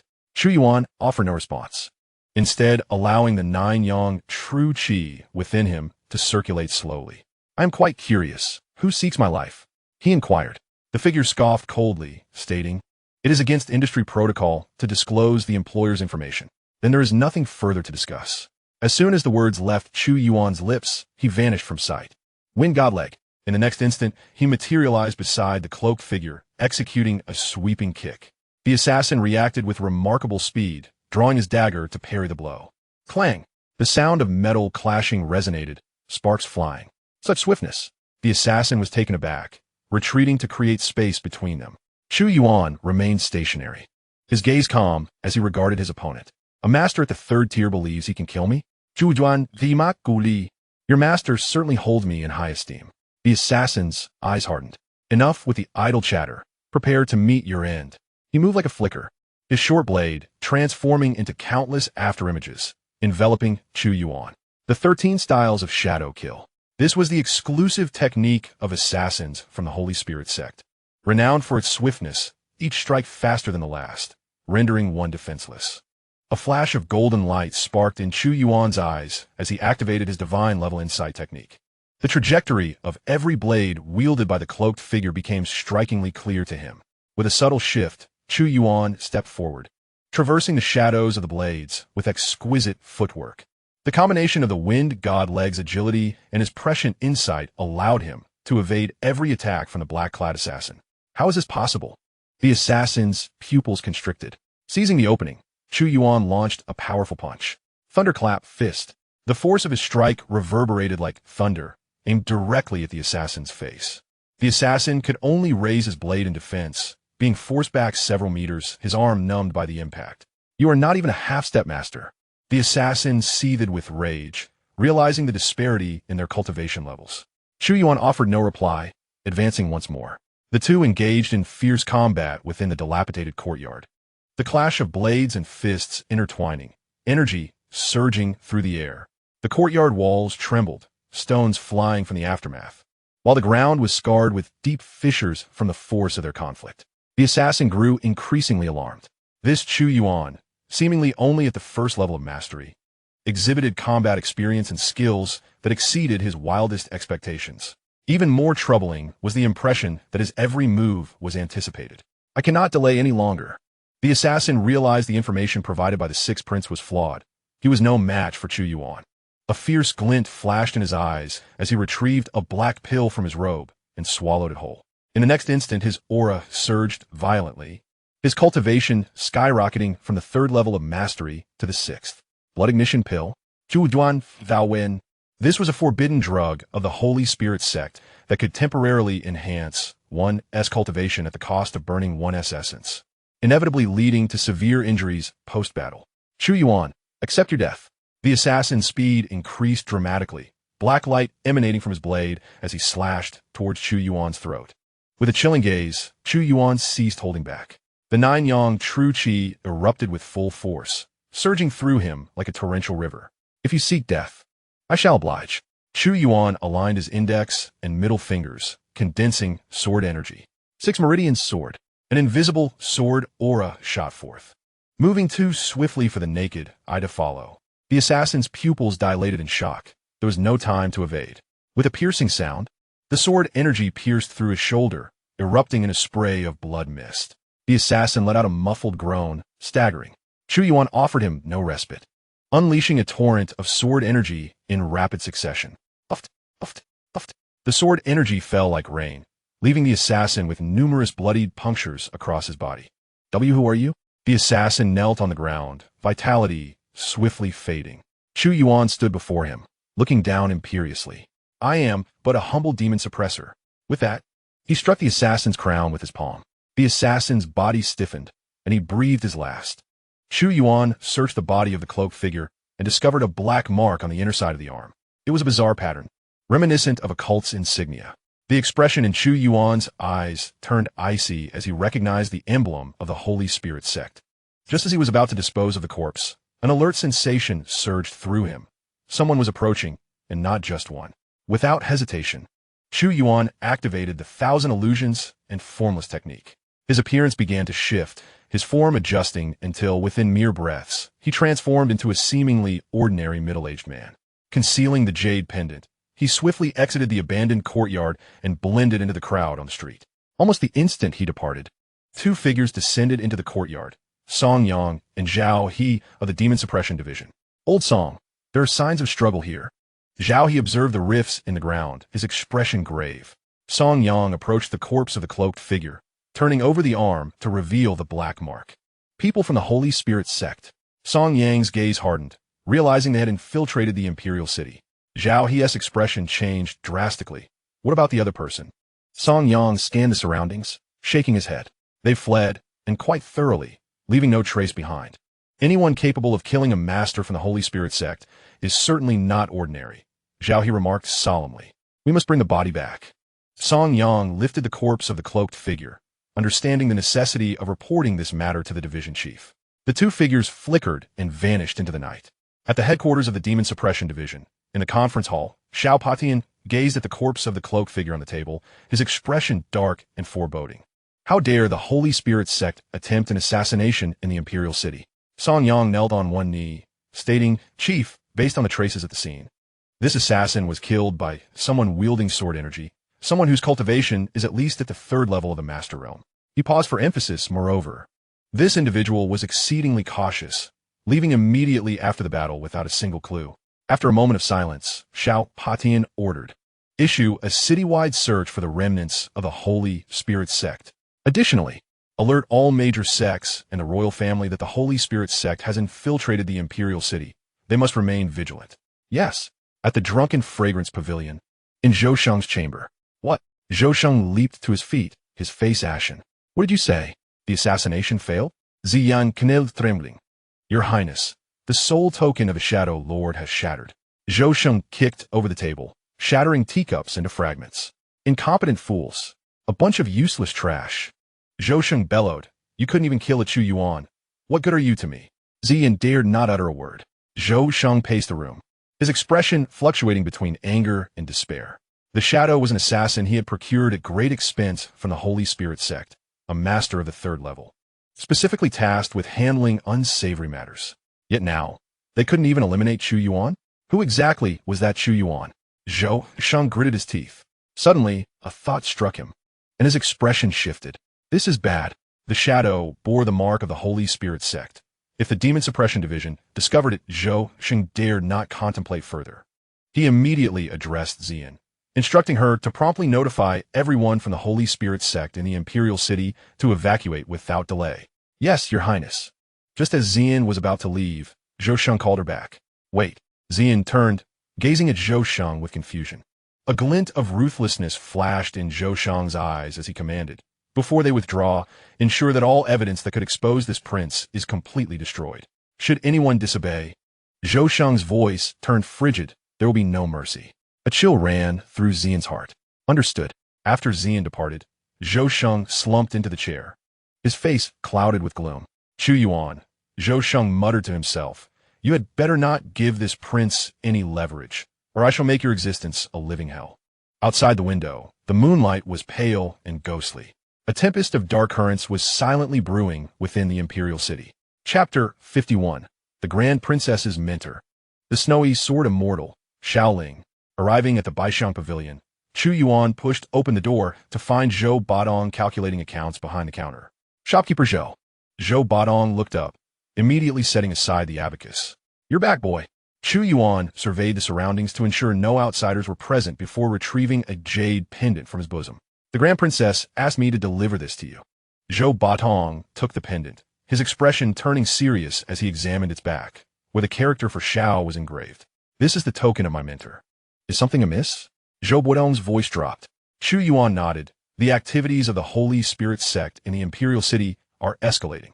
The Grand Princess sent me to find you and deliver this pendant. You know what to do. Zhou Batong fell silent for a moment before rising and heading to the door to hang up the close sign. Follow me. The two entered a secret chamber in the back courtyard of Baishan Pavilion. Zhou Batong removed a landscape painting from the wall, revealing a concealed compartment containing a yellowed map. Next, you must go to this location on the map. Zhou Batong pointed to a marked spot. That is where the Grand Princess's mentor resides. 300 miles outside the Imperial City, in the purple bamboo forest. There's a formation set up there, which prevents outsiders from entering. With this jade pendant, the formation will automatically open. Chu Yuan accepted the map, carefully memorizing the route. Thank you, Shopkeeper Zhou. Be cautious, boy. Zhou Batong paused. My mentor has a peculiar temperament. When you meet her, do not chatter unnecessarily. Just speak of the matter at hand. Chu Yuan felt a stir of apprehension. The Grand Princess's mentor, described as peculiar, seemed unlikely to be an easy person to deal with. I understand.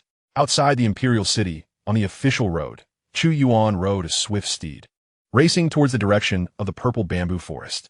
As dusk descended, the shadows of trees on both sides of the road elongated under the setting sun. Covering a distance of 300 miles at his current cultivation level, he could reach it in 2 hours if he exerted himself fully. Channeling his true energy, Chu Yuan quickened the horse's pace once more. An hour later, a bamboo grove appeared ahead, its stalks a deep shade of purple, shimmering with an ethereal glow under the moonlight. Chu Yuan reined in the horse and dismounted. He took out the jade pendant and approached the bamboo forest.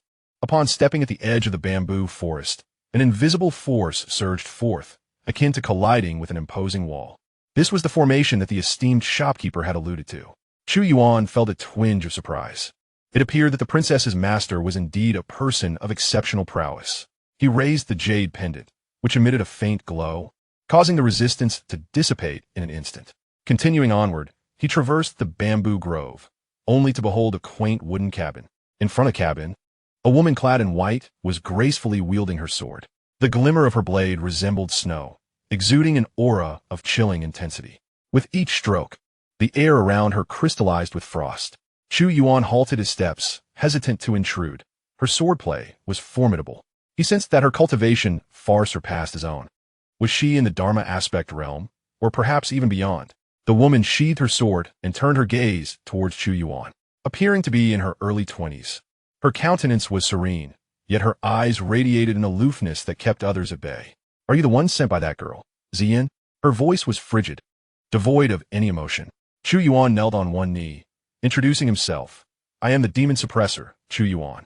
It is an honor to meet you, Senior Xiao." Xiao Ling scrutinized Chu Yuan, a flicker of surprise crossing her features. "I cannot discern the nature of your cultivation. However, from your breath, I estimate your prowess to be around the first level of the Master Realm. Remarkable for one under 20. No wonder Xian took a liking to you." A bead of sweat trickled down Chu Yuan's forehead. Xiao Ling's gaze was piercing. Although he possessed a protective system that concealed his true power, this woman had deduced his cultivation through other means. Was this the mark of a true master? Once he steadied his emotions, he promptly addressed the matter at hand. "Senior, I have urgent news to report." "Speak." Chu Yuan recounted in detail the collusion between the Sixth Prince and the Holy Spirit Sect, including his encounter with Su Tong at the mass grave and the assassination attempt by the sect's assassins earlier that day. Xiao Ling's brow furrowed upon hearing his account. Those vermin of the Holy Spirit Sect have begun to stir again. After a moment of contemplation, she added, "You have done well. I shall handle this matter. Return and inform Xian to remain at the prison and not to wander." "Understood." Just as Chu Yuan prepared to rise, Xiao Ling's voice interrupted him. "Wait." A surge of tension gripped his heart. Xiao Ling approached him, placing her hand upon his shoulder. A wave of chill coursed through him, rendering his true energy pathways completely transparent to her perception. "Is this the most pure and radiant true energy?" A hint of astonishment flickered in Xiao Ling's eyes. "Fascinating. I did not expect to encounter a cultivation method capable of harnessing such pure yang, true energy in this world." She withdrew her hand. "Your foundation is solid, yet your cultivation speed is sluggish." With a wry smile, Chu Yuan replied, "I am but a dullard in terms of talent." "It is not a matter of talent," Xiao Ling remarked coolly. "It is your practice that is too fragmented. Leg techniques, fist techniques, and even an obscure sword aura. Though each martial art is formidable, you lack a primary discipline." A thought sparked within Chu Yuan. "Do you mean to specialize in one?" she concluded. Xiao Ling remarked, "You have now reached the Master Realm. To advance to the Law Manifestation Realm, it is essential for you to solidify your own Law Manifestation. The potency of this manifestation hinges upon the depth of your comprehension of a particular martial art." Chu Yuan appeared contemplative. "Thank you, Senior, for your guidance. Go now." Xiao Ling responded, turning away. "Do not keep Xian waiting." Chu Yuan rose and exited the bamboo grove. As he retraced his steps, the sky had darkened completely. Riding swiftly along the official road, he reflected on Xiao Ling's words. To specialize in one discipline. He had mastered numerous martial arts, yet none had been honed to perfection. It seemed he needed an opportunity to thoroughly organize his martial arts system. At that moment, he heard the sounds of a struggle ahead. Pulling the reins, he focused intently. A sense of danger was palpable. There was a battle ahead, and one side's aura was rapidly diminishing. Without hesitation, he spurred his horse onward. Turning a corner, the scene before him caused his pupils to constrict. A woman clad in the uniform of the Demon Suppression Division was half kneeling on the ground, bloodied all over. Opposite her stood 3 men in black, each exuding the aura of the Master Realm. "Little girl, surrender obediently, and we might spare your life." One of the black-clad men sneered. The woman raised her head, revealing a pale, yet resolute face. "In your dreams," she struggled to stand, her long sword trembling as it was pointed at the 3 men. As Chu Yuan discerned her features, a stirring sensation arose within him. So beautiful. Moreover, there was an inexplicable familiarity to her visage. Another member of the Demon Suppression Division, Chu Yuan muttered to himself. "It seems this night is destined to be tumultuous." Without further thought, he flashed forward, positioning himself before the woman. 3 against 1 is rather dishonorable, don't you think? The 3 black-clad men were taken aback. Who is this brat, seeking death? Chu Yuan offered no reply. Channeling his 9-yang true chi, he brought his right hand's index and middle fingers together. 6 meridians divine sword. 3 streaks of sword energy shot forth at blistering speed. The 3 black-clad men Yuan's pupils contracted sharply. It was too late for them to evade. Thud, thud, thud. The sword energies pierced through the brows of the three men, and their bodies collapsed simultaneously. A swift kill. The woman stood in stunned silence. She gazed at the suddenly appearing man, astonishment flickering in her eyes. A first-level Master Realm cultivator could actually annihilate 3 third-level Master Realm adversaries? You. Just as the woman began to speak, her body weakened, and she fell forward. Chu Yuan was quick to react, reaching out to support her. Her body felt warm to the touch. Looking down, he saw that her clothes were soaked in blood, with a grievous wound at her waist, deep enough to reveal bone. Worse still, Chu Yuan furrowed his brow. She has been poisoned. Moreover, this poison, he caught a whiff of an unusual fragrance, and his heart sank. The lewd poison of the Huan sect. This is troublesome. Chapter 52. A new mission, stronghold of the Holy Spirit cult. In the dilapidated temple. The morning light streamed through the broken window panes. Chu Yuan opened his eyes, feeling an overwhelming sense of fatigue and weakness enveloping his body. Glancing down, he noticed Zhou Lingxian resting on his chest, her breathing steady, clearly still in slumber. Their garments lay in disarray, scattered beside a mound of straw. Memories of the previous night flashed through Chu Yuan's mind. After the lewd poison within Zhou Lingxian surged, she succumbed to a frenzy, gripping him tightly and leaving him no chance of escape. He had intended to use the 9-yang true qi to forcibly suppress her, but her movements were too swift, tearing his clothes apart. Damn it, Chu Yuan thought with a wry smile. He had merely sought to be a good person, only to find himself in such a predicament. What a situation to be in. At that moment, Zhou Lingxian's eyelashes fluttered slightly. She slowly opened her eyes, her gaze gradually focusing. Upon realizing her position and the man beneath her, she froze. The atmosphere became dense with tension. Zhou Lingxian abruptly sat up, glancing down at herself and then at Chu Yuan. Her complexion shifted from pale to crimson, then to a deep shade of blue. What have you done to me? She exclaimed, her voice trembling, fury igniting in her eyes. Chu Yuan sighed, my dear, do clarify. What is it that you have done to me? Nonsense, Zhou Lingxian retorted, seizing the sword beside her, its tip aimed directly at Chu Yuan's throat. If you dare take advantage of me, I will kill you. Chu Yuan remained unmoved, gazing at her with calm resolve. You have been afflicted by the lewd poison of the Huan sect. If left unresolved, it could lead to your untimely demise. I intended to assist you with my 9-yang true qi, but you... He paused. You were the one who lunged at me. Zhou Lingxian's face flushed deeper. Fragmented memories of the previous night surged in her mind. The heat that had consumed her had indeed led her to a loss of reason. Silence. She seethed, her teeth clenched. Even so, you should not have. Should not have what? Chu Yuan in de du. If I truly wish to harm you, do you think you would still be sitting here and scathed? Zhou Lingxian hesitated, lowering her gaze to inspect her body. Aside from a few marks, she bore no other injuries. Moreover, she sensed that the lewd poison within her had completely dissipated. You. Zhou Lingxian relaxed her grip on the sword. Chu Yuan rose to his feet, beginning to dress. My dear, let us consider last night as if it never transpired. You continue on your path, and I shall tread mine. We owe each other nothing. Owe each other nothing? Zhou Lingxian scoffed coldly. Do you think it is that simple? Abruptly, she sprang to her feet, unleashing her inner energy as she thrust her sword towards Chu Yuan's back. Without looking back, Chu Yuan's figure flickered, reappearing 3 meters away. My dear, I saved your life. And this is how you repay me? Save my life? Zhou Lingxian's eyes brimmed with murderous intent. You have ruined my virtue, and you dare speak of saving me? She struck again, her sword gleaming like snow, exuding an icy chill. Chu Yuan furrowed his brow. Is this woman out of her mind? He no longer evaded, his right hand's index and middle fingers converging. The 6 meridians divine sword. A surge of sword energy shot forth, directly dislodging the long sword from Zhou Lingxian's grasp. Zhou Lingxian's pupils contracted.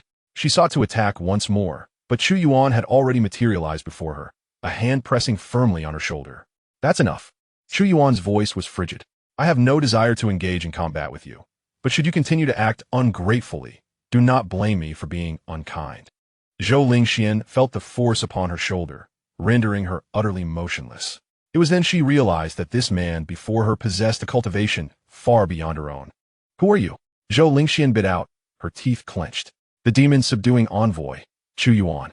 He released her shoulder. Young lady, I will not disclose what transpired last night. nor should you entertain thoughts of silencing me. He paused. You cannot kill me. Zhou Lingxuan's complexion turned ashen.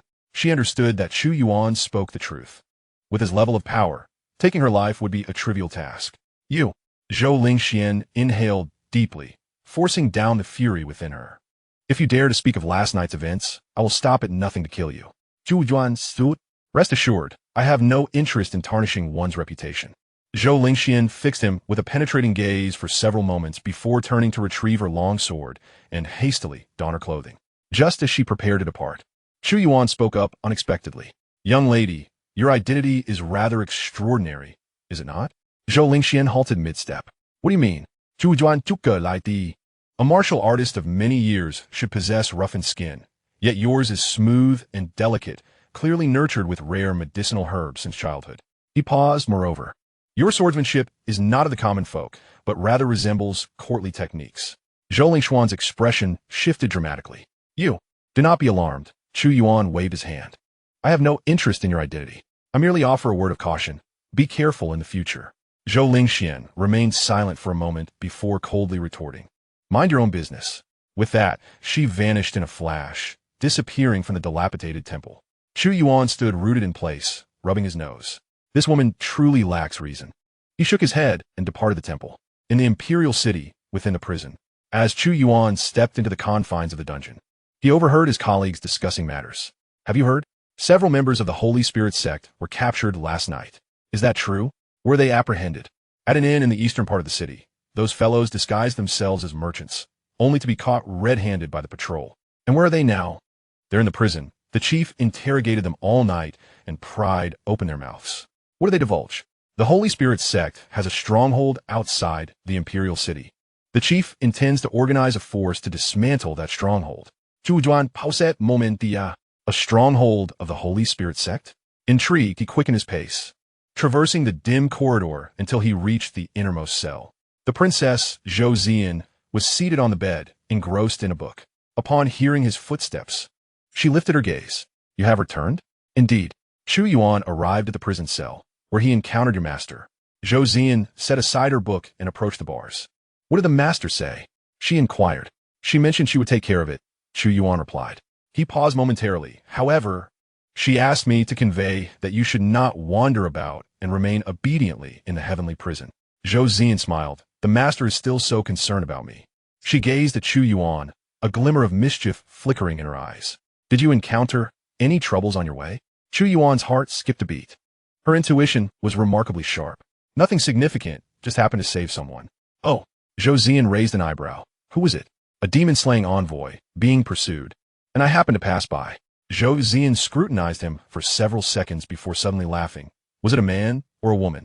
A woman, Chu Yuan replied. Is she beautiful? She's decent enough. Zhou Zian ceased her inquiries, stepping closer to grasp Chu Yuan's collar. As per our usual arrangement, I require your vitality today. Chu Yuan was taken aback, still processing her words when Zhou Zian abruptly closed the distance, her red lips brushing against his ear. Moreover, today I desire it doubled. The warm breath caressed his ear, sending an electric shiver from his scalp to his toes. In the next moment, Zhou Zian pulled him to the bed. Stop dawdling. Sit down. Chu Yuan settled on the edge of the bed, while Zhou Zian directly perched on his lap, wrapping her arms around his neck. Let us try a different position today. Are you serious? Chu Yuan asked incredulously. Of course, Zhou Zian replied, grinning like a sly fox. My poison has deepened, necessitating more of your vitality. She leaned closer, her cherry lips parting as she began to absorb his essence.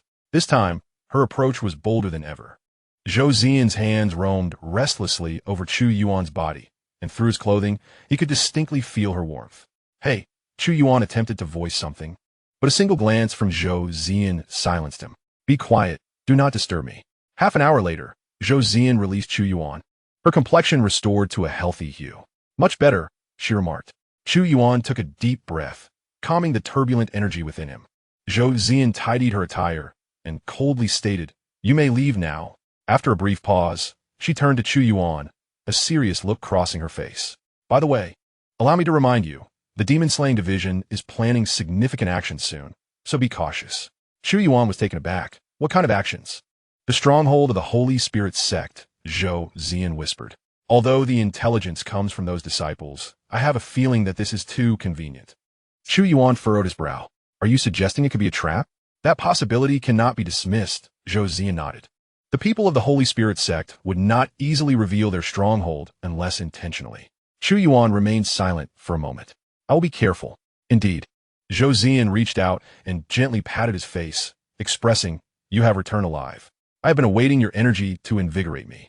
Chu Yuan chuckled softly, reassuring her. Fear not, I possess a strong constitution. He rose and exited the prison, only to encounter Zhao He hastily approaching. Chu, my brother, you have finally returned. Zhao He panted. The Lord has summoned everyone to launch an assault on the Holy Spirit cult stronghold, with generous rewards at stake. I thought of you and wished to bring you along to share in the fortune. A spark ignited within Chu Yuan. When do we depart? Immediately. Everyone is gathering at the training grounds. Nodding in agreement, Chu Yuan hastened alongside Zhao He towards the training grounds. At that moment, a system notification echoed in his mind. Beep. Mission issued. Please eliminate the Holy Spirit cult's stronghold. Completion reward. Advanced martial art, dragon roar iron cloth, and 30 years of cultivation. Chu Yuan's eyes brightened. 30 years of cultivation. If he succeeded, his strength would advance significantly. It seemed imperative that he undertook this mission earnestly. He quickened his pace. Following Zhao He to the training grounds. At the training grounds, over 100 demon suppressors had already assembled. At the forefront stood Xiao Patian, arms crossed, flanked by Song Yang and several high-ranking officials. Upon seeing Chu Yuan's arrival, Xiao Patian inquired, Is everyone present? All present, Lord, Song Yang replied. Excellent. Xiao Patian surveyed the gathering, his voice booming. Esteemed colleagues, we have convened today for a grave matter. Last night, we apprehended several remnants of the Holy Spirit cult, from whom we learned of a clandestine stronghold located 30 miles outside the royal city. Our sole objective for this operation is to dismantle that stronghold and capture all members of the Holy Spirit cult. Understood. The crowd responded in unison. Xiao Patian nodded. Let's proceed. The multitude of demon suppressors moved in unison, a formidable force advancing towards the city outskirts. Chapter 53. Arrival at the Holy Spirit cult stronghold. A trap. 30 miles outside the royal city, in the wilderness, a 100-strong contingent was advancing swiftly. Chu Yuan positioned himself in the middle of the formation, casting his gaze over his fellow comrades. Some wore expressions of excitement, their eyes glinting with greedy anticipation. Should this operation succeed, their merits would be sufficient to exchange for advanced martial arts. Others appeared anxious, their palms sweaty. The reputation of the Holy Spirit cult was fearsome, and it was widely acknowledged that this group of zealots was not to be trifled with. Zhao He leaned closer to Chu Yuan, lowering his voice. Brother Chu, do you truly believe we can eliminate the Holy Spirit cult's stronghold this time? Chu Yuan remained silent, instead focusing on the front of the formation. Xiao Patian walked with an assured gait, his demeanor calm, as if embarking on a leisurely outing. Song Yang followed closely, occasionally glancing back to ensure no one lagged behind. Old Zhao, Chu Yuan suddenly spoke. Huh? When we reach the village, stay close to me, he instructed. Zhao He looked puzzled. What's the matter? Chu Yuan offered no explanation, merely patting his shoulder. The sense of danger had not ceased since they exited the city, a constant premonition warning him. Moreover, the intensity of this warning has become increasingly pronounced. Ahead lies the destination. Song Yang's voice echoed, prompting the team to halt. A village stood silently in the wilderness, approximately 100 meters ahead. At the entrance, a dilapidated wooden sign bore the name Xianxia Village, though the characters had become indistinct over time. The village was eerily quiet. An unsettling silence enveloped the area, devoid of smoke from cooking fires, human voices, and even the sound of barking dogs. Xiao Patian squinted, raising his hand to signal the team to cease their advance. Song Yang, present, my lord. Take 2 individuals to investigate. Understood. Song Yang selected 2 master-ranked demon suppressors, and the trio swiftly made their way towards the village. Chu Yuan remained stationary, his internal 9-yang true qi circulating steadily. A heightened sense of danger surged within him, alerting him that something was amiss. There was an undeniable discrepancy. This village harbored secrets. A quarter of an hour later, Song Yang and his companions returned, their expression somber. Master, there are indeed members of the Holy Spirit sect within the village. Kneeling, Song Yang reported, my subordinates witnessed villagers exhibiting demonic traits, some sprouted scales, while others possessed animal-like eyes. What is the estimated number? Approximately 30 individuals, with varying levels of cultivation, the strongest being merely at the third level of the Master Realm. Xiao Patian pondered in silence for a moment. Prepare for action. Yes. The team began to organize, drawing their weapons and channeling their true qi. Chu Yuan tightened his grip on the Daxia Dragon Sparrow, his gaze increasingly grave. 30 individuals? Third level of the Master Realm? When did the Holy Spirit Sect become so feeble? All units, heed my command. Xiao Potion's voice rang out. Upon entering the village, any remnants of the Holy Spirit Sect must be eliminated without exception. Understood. A chorus of voices responded in unison, their morale soaring. In the next moment, the team surged like a tide into the village. Chu Yuan followed the throng, and as he stepped through the village entrance, a chilling aura enveloped him. The village appeared dilapidated. Most houses had collapsed, walls were overrun with vines, and the ground was strewn with withered leaves. The streets were deserted. Spread out in search. Songyang Mandet. The demon suppressors dispersed, rushing towards various houses. Soon, the sounds of combat erupted. Found them. There are 3 in the eastern courtyard. There are more in the west. Kill. The shouts of battle echoed fiercely. Chu Yuan refrained from immediate engagement, instead surveying the surroundings from the village entrance. Zhao He had already charged forth, engaging in a fierce struggle with a scaled demon. This creature, though formidable, was only at the first level of the Master Realm, and was being thoroughly overwhelmed by Zhao He. Not only Zhao He, but all battles exhibited a lopsided nature. The demons of the Holy Spirit Sect appeared alarmingly weak, some staggering as if just recovering from a severe illness, while others displayed vacant expressions and sluggish reactions. A few even struggled to channel their true qi effectively. This hardly resembled the elite forces of the Holy Spirit Sect. They appeared to be a mere assembly of the infirm and the feeble. Chu Yuan furrowed his brow, sensing that something was profoundly amiss. Zhu Laodi. Zhao He swiftly dispatched the demon, exhilarated as he turned back, realizing these fiends were truly frail. But scarcely had the words left his lips when Chu Yuan's expression changed abruptly, a sense of danger surging within him. Everyone, retreat from the village.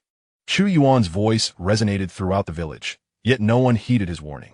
The demon hunters, consumed by fervor, were blinded by the prospect of glory. Who among them would willingly cease their assault? Retreat now. Chu Yuan shouted again, but to no avail. At that moment, a thunderous voice erupted from Xiao Patian. Everyone, withdraw immediately. This time, the crowd hesitated, for the command had come from their leader, compelling their compliance. Yet it was already too late. The corpses of the slain demons began to dissolve, their flesh transforming into a viscous black-red liquid that seeped into the ground, weaving sinister patterns. In mere moments, the entire village floor was enshrouded in blood, forming a vast magical array, the Blood Spirit Formation. Boom! The formation activated, a crimson beam soaring into the sky, enveloping the village in its embrace. An invisible barrier materialized at the village's periphery, ensnaring all within. Attempts to break free were met with violent repulsion by the barrier. Damn it! It's a trap. We're trapped. What now? Panic erupted among the crowd. To make matters worse, a thick black mist began to surge forth from the formation, rapidly engulfing the village. The noxious fog carried a foul stench. Inhaling even a breath caused one's inner energy to falter. This mist is poisonous. Hold your breath. Song Yang shouted, but it was futile. The mist infiltrated every pore, suppressing the cultivator's abilities. Then, a more dreadful occurrence unfolded. Amidst the throng, someone suddenly erupted into violence. A demon hunter unsheathed his blade and struck at a nearby comrade. With a swift motion, the blade gleamed, and before the companion could react, he was eviscerated. You fools! Ha ha! Long live the Holy Spirit Sect! The assailant cackled madly. And he was not alone. One after another, members of the crowd turned on their allies, and within mere moments, dozens of demon hunters lay slain in pools of blood. Traitors! There are traitors within the Demon Suppression Division, affiliated with the Holy Spirit Sect. Bastards! Zhao He roared, aiming his blade at the nearest traitor. But the traitor had anticipated this, vanishing into the mist with a swift motion. With visibility obscured and their power suppressed, chaos engulfed the ranks. Everyone, form a back-to-back formation. Song Yang urged, striving to regain control. Yet the mist was too dense. They could hardly discern one another. Some, gripped by fear, began to flee, while others, consumed by suspicion, raised their blades against their companions. Stay calm. A voice boomed, resonating like thunder. A wave of terror surged through the crowd. In the next instant, a formidable aura erupted from the village's center. The mist was dispelled, the formation's brilliance dimmed, and even a gaping hole was blasted through the center of the array. Had the Blood Spirit formation been shattered by the leader? Xiao Patian sauntered into the gaze of the crowd, his aura no longer restrained, unleashing the formidable pressure of his semi-earth immortal realm without reservation. Within a 10-meter radius, the mist dared not encroach. Your cultivation, Master C. Song Yang's eyes widened in astonishment. Not only he, but everyone present was stunned, gazing at Xiao Patian. A semi-earth immortal realm. The master had concealed his power. Steady your hearts, Xiao Patian spoke calmly. This mere blood spirit formation cannot entrap me. He raised his hand, his true energy coalescing into a palm imprint, which he hurled towards the edge of the formation. Boom! A thunderous roar echoed, the formation's barrier quaking violently, spiderweb-like cracks spreading across its surface. Suddenly, Xiao Patian's brow furrowed. Yeah. A chilling laughter emanated from the depths of the mist. A figure emerged slowly, clad in a black robe, donning a ghostly mask that revealed only a pair of crimson eyes. The guardian of the Holy Spirit Sect, the Ghost Mask.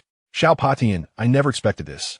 The raspy voice echoed. The illustrious master of the Demon Suppression Division has hidden his cultivation for so many years. He paused, his tone dripping with mockery. But what does it matter? The aura emanating from me is also that of a semi-earth immortal. Even if you are on the brink of earth immortal, you shall perish here today.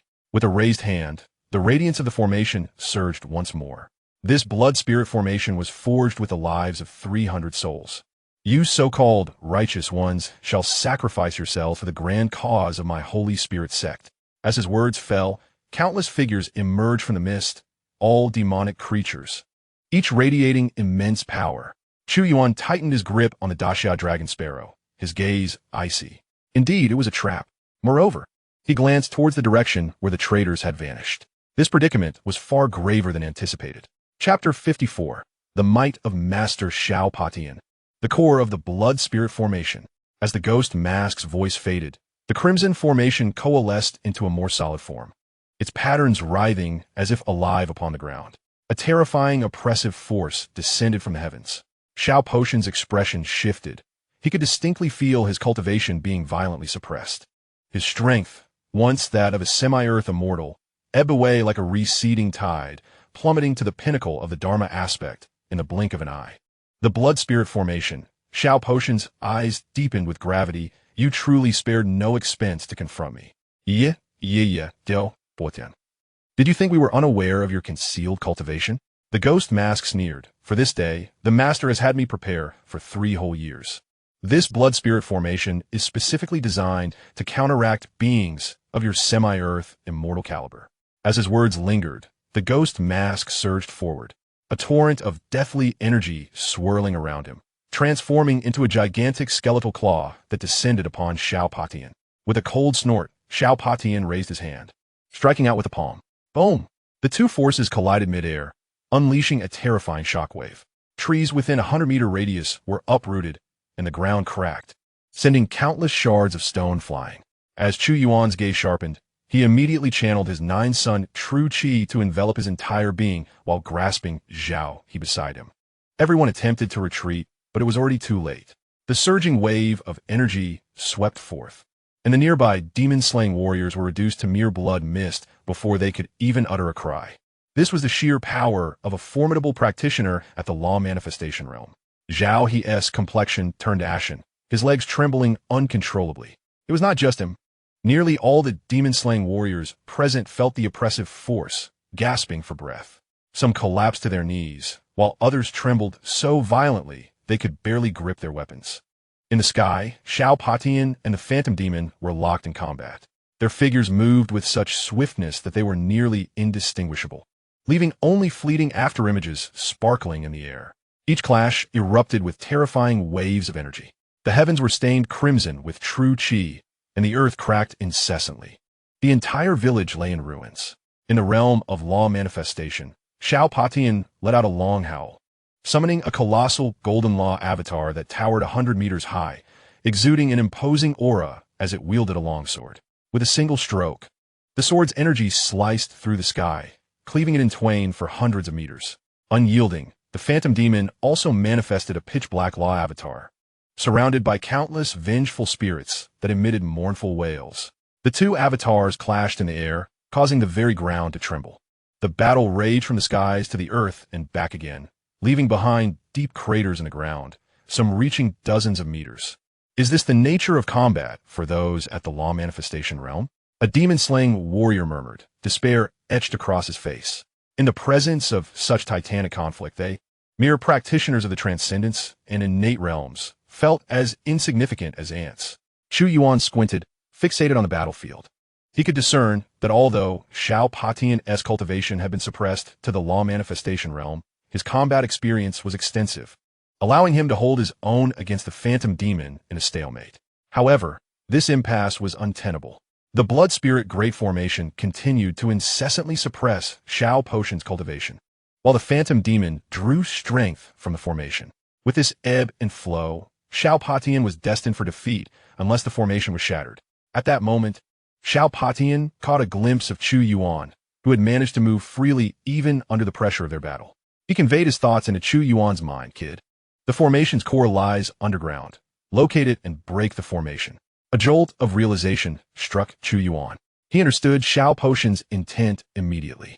Yet, the problem lay in the fact that he glanced at the surrounding demon-slaying warriors who were paralyzed by fear, barely able to stand, let alone assist in locating the formation's core. Damn it, Chu Yuan gritted his teeth. Relying solely on himself to find the underground entrance in such a vast area was akin to searching for a needle in a haystack. He had to rally these warriors. Chu Yuan took a deep breath, channeling his vital energy, his voice resonating like a thunderous bell, commanding all the demon guardians to heed his call. The sound echoing throughout the arena. Everyone instinctively turned their gaze towards Chu Yuan. I know you are filled with fear, believing that your demise is inevitable, Chu Yuan articulated clearly. But do not forget, you are the protectors of the Demon Suppression Division, guardians of the Great Zhou Dynasty. The division leader is risking his life to buy us time. Are you truly willing to await your demise in silence? Chu Yuan's voice grew increasingly powerful. We still have a chance. The core of the blood spirit formation lies beneath us.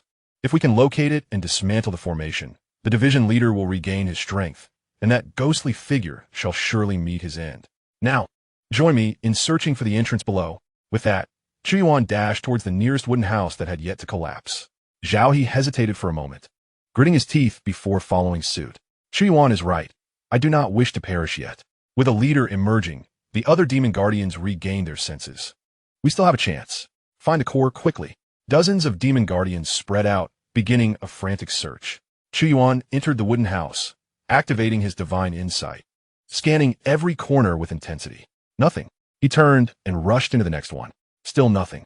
The third, fourth. Time ticked away. The battle in the skies intensified. Xia Potion bore several wounds, his robe stained with blood. Faster, we must act swiftly. Chu Yuan felt a surge of urgency. At that moment, a voice from a demon guardian called out, here. This house exhibits anomalies. Chu Yuan's figure flickered, instantly arriving before that house. It was the only building in the village that had withstood the tumult of the battle against a formidable foe. Chu Yuan dashed inside, employing divine insight to scan the floor. Indeed, beneath the surface lay a concealed entrance. This is it. Chu Yuan struck the ground with his palm, unleashing his vital energy to shatter the floor. A dark, gaping hole appeared before them, emanating a chilling scent of blood and strange waves of energy. Everyone, follow me. Chu Yuan leaped into the abyss first, with Zhao He and others closely trailing behind. In the sky, the ghostly figure noticed the commotion and his expression shifted sharply. Damn it, they have discovered the entrance. He attempted to extricate himself to intervene, but Xia Potion clung to him tenaciously. Your opponent is me. Xia Potion slashed fiercely, forcing the ghostly figure to respond with all his might. A glint of malice flickered in the ghost's eyes as he hissed, blood puppets, eliminate them. As his words fell, dozens of figures surged from all directions, all half-human, half-demon hybrids, their eyes gleaming with a sanguine light as they lunged towards the entrance. This is bad. Xia Potion's countenance shifted, yet he was ensnared by the ghostly figure, unable to divert his attention. In the underground passage, Chu Yuan led the charge, his form darting like lightning through the narrow corridor. Behind him, The sound of relentless footsteps and the monstrous roars echoed ominously. Something is closing in. Zhao He glanced back, his face paling. At least 30 blood puppets were in hot pursuit, their speed astonishing as they rapidly closed the distance. Ignore them and continue running, Chu Yuan said in a deep voice. The passage grew wider and deeper, the metallic scent of blood thickening in the air. At last, a vast underground space unfolded before everyone. A platform, measuring 100 meters in circumference, was etched with a multitude of crimson runes, identical to the blood spirit grand formation on the ground. Suspended at the center of these runes was a massive blood-red crystal, towering as high as a person, radiating an eerie red light. The energy of the formation surged forth relentlessly from this crystal. Chu Yuan's eyes brightened as he found it, but the next moment his smile froze. A figure slowly emerged from the opposite side of the platform. It was a giant, standing 3 meters tall, its body covered in black scales, blood-red eyes glimmering, and sharp fangs bared, exuding a terrifying aura. A pinnacle master. The giant grinned, revealing a mouthful of sharp teeth. How interesting that someone could actually find this place. It cracked its neck, producing a series of ominous sounds. However, this shall be your burial ground. As soon as the words left its mouth, the giant lunged forward, unleashing a punch towards Chu Yuan. The force of the punch howled through the air, creating a sonic boom. Chu Yuan's pupils constricted as he raised his hand to counter. Bam! The two fists collided, unleashing a terrifying force. Chu Yuan staggered back several steps, his hands tingling from the impact. Such formidable strength. The giant remained unyielding, a glimmer of mockery in its eyes. With such meager abilities, you might as well accept your fate. Chapter 55. Slay the Elder of the Holy Spirit Sect. Destroy the Blood Spirit Formation Eye. The underground space fell into a deathly silence. Over 30 blood puppets surged from the passage, their eyes glowing with bloodlust. Drool dripping from their fangs, completely sealing off the retreat of Chu Yuan and his companions. Ahead, the 3-meter-tall elder of the Holy Spirit Sect stood before the blood-red crystal. A wave of demonic energy swirling around him, the overwhelming pressure of a pinnacle master unleashed without reservation. Surrounded on all sides, it was over. The demon-slaying envoy felt his legs weaken, collapsing to the ground. What do we do? We cannot possibly defeat a pinnacle master. Behind them, more blood puppets emerged. It was a dead end. Despair spread like a plague. Zhao He tightened his grip on the hilt of his sword, veins bulging on the back of his hand. Gritting his teeth, he looked at Chu Yuan. Brother Chu, shall we fight to the death? Chu Yuan remained silent, his gaze shifting between the elder and the blood-red crystal. The feeling of danger surged wildly, yet simultaneously, the divine insight caught a critical piece of information. Although the elder's aura was strong, it was unstable. With several minute cracks in the scales, as if old wounds had not yet healed, there was a chance. The elder, the Holy Spirit Sect, grinned. Not bad. Young one. He fixed his gaze on Chu Yuan, a glimmer of greed flashing in his eyes. That punch earlier, your internal energy is remarkably pure. Purer than any master-level warrior I have encountered. Chu Yuan, thou win. I offer you an opportunity. The elder extended his hand, inviting the young man to join the Holy Spirit Sect, assuring him of a safe departure and even the possibility of attaining a guardian-level status. Are you dreaming? Chu Yuan scoffed. Dreaming? The elder shook his head. Child, do you think the Demon Suppression Division can offer you anything? Merits? Status? Those are mere illusions. Only power and cultivation are the true possessions that belong to you. He gestured towards the blood-colored crystal. The Holy Spirit Sect possesses countless secret arts that can elevate you to the level of Dharma manifestation in a short time, even to that of a terrestrial immortal. Would the Demon Suppression Division grant you such an opportunity? The expressions of the surrounding demon suppressors changed. Some displayed signs of wavering. Zhao He anxiously glanced at Chu Yuan. After a brief silence, Chu Yuan smiled. You are correct. The Demon Suppression Division indeed cannot provide me with such things. The elder's eyes brightened. However, Chu Yuan swiftly shifted his tone. But the secret arts of the Holy Spirit Sect are built upon the lives of others. Are they not? And you would have me become something that is neither human nor demon? With that, Chu Yuan revealed a cold smile. The elder's smile faltered. I have no interest in man-eating entities. Chu Yuan's voice turned icy. You may perish. As soon as the words left his mouth, a resounding explosion ensued. The 9 suns' true chi erupted in full force, golden light surging from Chu Yuan's body, illuminating the entire underground space. The first level of Master Realm cultivation was unleashed without reservation. Yet, the intensity of this aura, was this truly the first level of Master Realm? Some demon suppressors widened their eyes in disbelief. The concentration of Chu Yuan's true chi was more terrifying than that of an ordinary third-level master. The elder's expression darkened. Such pure, true chi is regrettable, but you are only at the first level of Master Realm. Today, you shall undoubtedly perish. He lunged forward. A claw aimed at Chu Yuan's head. Chu Yuan did not meet the attack head-on. Wind Godleg, his figure vanished in an instant, transforming into a fleeting shadow, reappearing 10 meters away. The elder's claw struck air, gouging 5 deep ravines into the ground. Not bad speed, the elder sneered, but it is futile. He lunged again, even faster this time. Chu Yuan's toes barely touched the ground as he evaded once more. Once, twice, thrice, the elder launched a series of over 10 attacks, all of which missed. Damn it! Fury flashed in the elder's eyes. Chu Yuan stood calmly at a distance and declared, "Everyone, listen to my orders." The demon suppressors instinctively turned to him. "Hand over your highest quality sunfire water to Zhao He," Chu Yuan commanded sternly. "The rest of you, deal with those blood puppets." "What?" someone exclaimed in shock. "How can we possibly contend with the blood puppets?" "Those blood puppets lack intelligence and only attack instinctively," Chu Yuan calmly analyzed. "With over 30 of you against 30 blood puppets, using numbers to your advantage and stalling them will suffice. As for this elder," Chu Yuan's gaze fell upon the Holy Spirit Sect elder. "Leave him to me." "Zhao," he gritted his teeth. "Chu, can you handle alone?" "Yes." Chu Yuan replied with a single word. Yet, that one word sent a tremor through everyone's hearts. His absolute confidence compelled them to instinctively choose to believe. "All right, Zhao," he bellowed. "Everyone, bring me the sunfire water." The demon suppressors hastily retrieved porcelain vials from their waists and presented them to Zhao He. He collected over a dozen bottles and swiftly approached Chu Yuan, lowering his voice. "Brother, the quality of these sunfire waters varies. The finest is in this bottle. Of medium grade." Chu Yuan accepted it, declaring, "That will suffice." He uncorked the vial and poured the sunfire water over the blade of the Daxia dragon sparrow.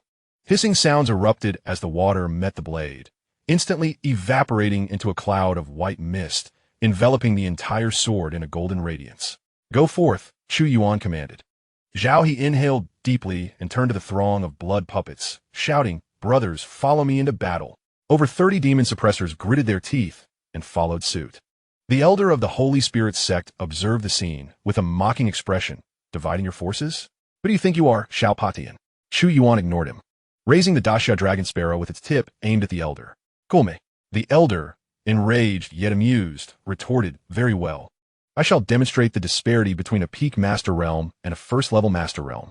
With a powerful leap, he launched himself like a cannonball. This time, his speed exceeded 3 times that of before, an all-out strike from a peak Master Realm. Chu Yuan's gaze sharpened. Wind Godleg, his figure vanished once more. Yet this time, the elder was prepared. He twisted his body mid-air, sweeping one claw horizontally. With a thunderous clap, the claw sliced through Chu Yuan's robe, tearing a gash. "I've got you." The elder cackled. However, in the next moment, his grin froze. Instead of retreating, Chu Yuan advanced resolutely, slashing downward with the Daxia dragon sparrow. Flamblade technique. Golden flames ignited along the blade, a fusion of sunfire water and true energy, specifically designed to counter demons. A trivial skill. The elder raised his left arm, his scales shimmering with dark light. "My scales can withstand even those of the law manifestation realm. You are, but his words were cut short. With a swift thrust, the Daxia dragon sparrow cleaved through the scales, erupting in a burst of golden flame. The scales shattered. The elder's pupils constricted as he attempted to retreat. But it was too late. The blade swept across his left arm, blood gushing forth. The elder screamed, staggering backward for several meters. He glanced down at the wound on his arm, disbelief flooding his eyes. "How is this possible? My scales." Chu Yuan flicked the blood from his blade and remarked coolly, "Your scales are indeed tough, but they were unfortunate enough to encounter sunfire water." The elder's face turned ashen. He finally recognized that this first-level Master Realm youth was no ordinary opponent. "Very well," the elder gritted his teeth. "If that is the case, I shall hold nothing back." Dark energy surged around him as his form swelled, transforming into a 4-meter-tall monstrosity, with scales thickening and claws extending to half a meter. The peak Master Realm unleashed in full force. Chu Yuan's eyes narrowed. "Here it comes." The elder morphed into a shadow, moving at a speed nearly imperceptible, closing in on Chu Yuan in an instant, his claws crossing to strike down. Wind God Leg. With a swift movement, Chu Yuan appeared behind the elder. The great Xia dragon Sparrow slashed horizontally. The elder reacted with remarkable speed, twisting his body to block the attack. Clang! The clash of claws and blades sent sparks flying. The elder, leveraging the force, retreated and lunged forward once more. The two engaged in a rapid dance within the underground space, their figures moving so swiftly that only fleeting shadows were visible. Clang! Clang! Clang! The incessant sounds of weapons colliding filled the air. Meanwhile, over by Xiaohe, more than 30 demon suppressors battled fiercely against the blood puppets. Although the blood puppets lacked intelligence, their sheer numbers and reckless ferocity posed a considerable challenge. Fortunately, the demon suppressors coordinated effectively, managing to hold them at bay for the time being. Xiaohe severed the head of one blood puppet with a single stroke and glanced toward Chu Yuan. There he saw Chu Yuan locked in a fierce struggle with the elder of the Holy Spirit sect, their blades and claws intertwining, causing the entire space to tremble. Could this fellow truly be just at the first level of the Master Realm? Xiaohe murmured to himself. The battle raged on for several exchanges, and the elder grew increasingly alarmed. This boy's speed is astonishing. Furthermore, that blade, tainted with the essence of the blazing sun, was particularly effective against his scaled armor. With each collision, the armor weakened further. If this continues, a fierce glint flashed in the elder's eyes. Suddenly, he ceased his assault and brought his hands together. Blood explosion. Boom! A surge of demonic energy erupted from within him, coalescing into a crimson sphere before him. The sphere swelled rapidly, emanating a sense of impending destruction. Boy, perish alongside me. The elder sneered as he propelled the sphere towards Chu Yuan. Chu Yuan's pupils constricted. This is a self-detonation. He attempted to evade, but the sphere's speed was too great and its coverage too vast. There was no escaping. Taking a deep breath, Chu Yuan channeled all his 9 yang true qi. 6 meridians divine sword. A stream of sword energy shot forth from his fingertips, striking the crimson sphere with precision. Boom! The sphere detonated prematurely, unleashing a terrifying wave of energy that swept through the entire space. Chu Yuan was hurled backwards by the shockwave, crashing heavily against the wall. Spitting out a mouthful of blood, he nonetheless forced himself to rise, his gaze fixed intently ahead. As the dust settled, the elder knelt on the ground. His scales shattered and his aura diminished. Though the blood explosion was immensely powerful, it had left him grievously wounded. Cough! Coffee won't tea last long either. The elder gasped. Chu Yuan wiped the blood from the corner of his mouth and smirked coldly. Is that so? In an instant, he reappeared before the elder, the speed of his wind god leg reaching its zenith. The elder's pupils constricted as he attempted to raise his hand to block, but his body had reached its limit. The great Xia dragon Sparrow descended. Thud! The blade pierced through the elder's chest, golden flames erupting from the wound and instantaneously consuming his vitality. The light in the elder's eyes gradually faded as his body slowly collapsed to the ground. How could this be?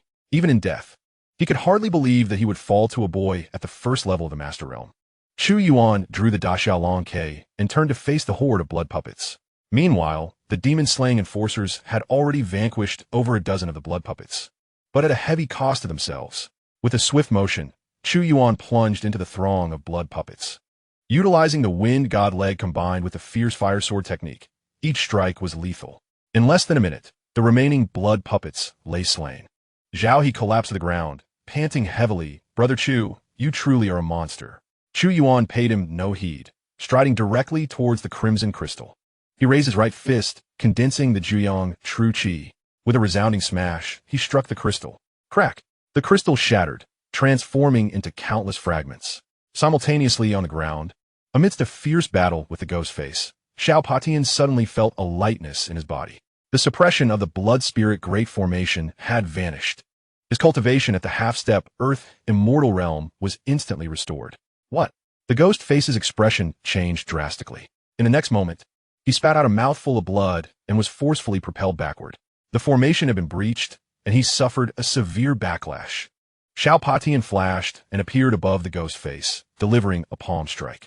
Ghost face, your time of reckoning has come. In the sky, Xiao Patian struck down with a palm, the pressure of the half-step earth immortal realm descending like a mountain. The ghost face's face paled. The restored Xiao Patian was no foe he could contend with. He turned to flee, but with the formation shattered, the overwhelming backlash disrupted his internal chi, leaving him unable to stabilize his form. Xiao Patian you, before he could finish boom, the golden palm imprint landed solidly on the ghost face's chest, and terrifying power erupted instantaneously. The spectral manifestation behind the ghost face shattered in response, and he plummeted like a kite with severed strings, crashing heavily into the ground, creating a massive pit 10 meters deep. As the dust settled, the ghost face lay at the bottom of the pit, his chest caved in, blood seeping from his 7 orifices, his breath faint to the extreme. Xiao Patian slowly descended, approaching the edge of the pit and looking down at him from a high vantage.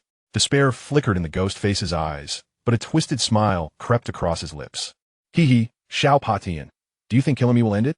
The Holy Spirit sect has grander plans. You will all perish. No sooner had he spoken than a surge of black mist erupted from within him, causing his form to visibly wither, ultimately dissolving into a puddle of pus and blood. Xiao Patian furrowed his brow. Self-destruction of the soul before death. How ruthless. He turned to survey his surroundings. The corpses of the blood puppets were also gradually melting away, evidently under a restriction that left no trace after death. Zhao He emerged from the underground passage with the demon-slaying enforcers, each of them appearing battered and grimy. Yet their eyes sparkled with the joy of survival.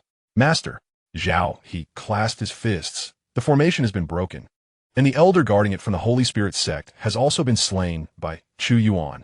Xiao Patian nodded, his gaze sweeping over the crowd before settling on Chu Yuan. Chu Yuan was calmly wiping away the blood on the Xia Dragon Sparrow, his demeanor serene, as if he had just slain not a peak Master Realm demon, but merely a chicken. Xiao Patian narrowed his eyes slightly.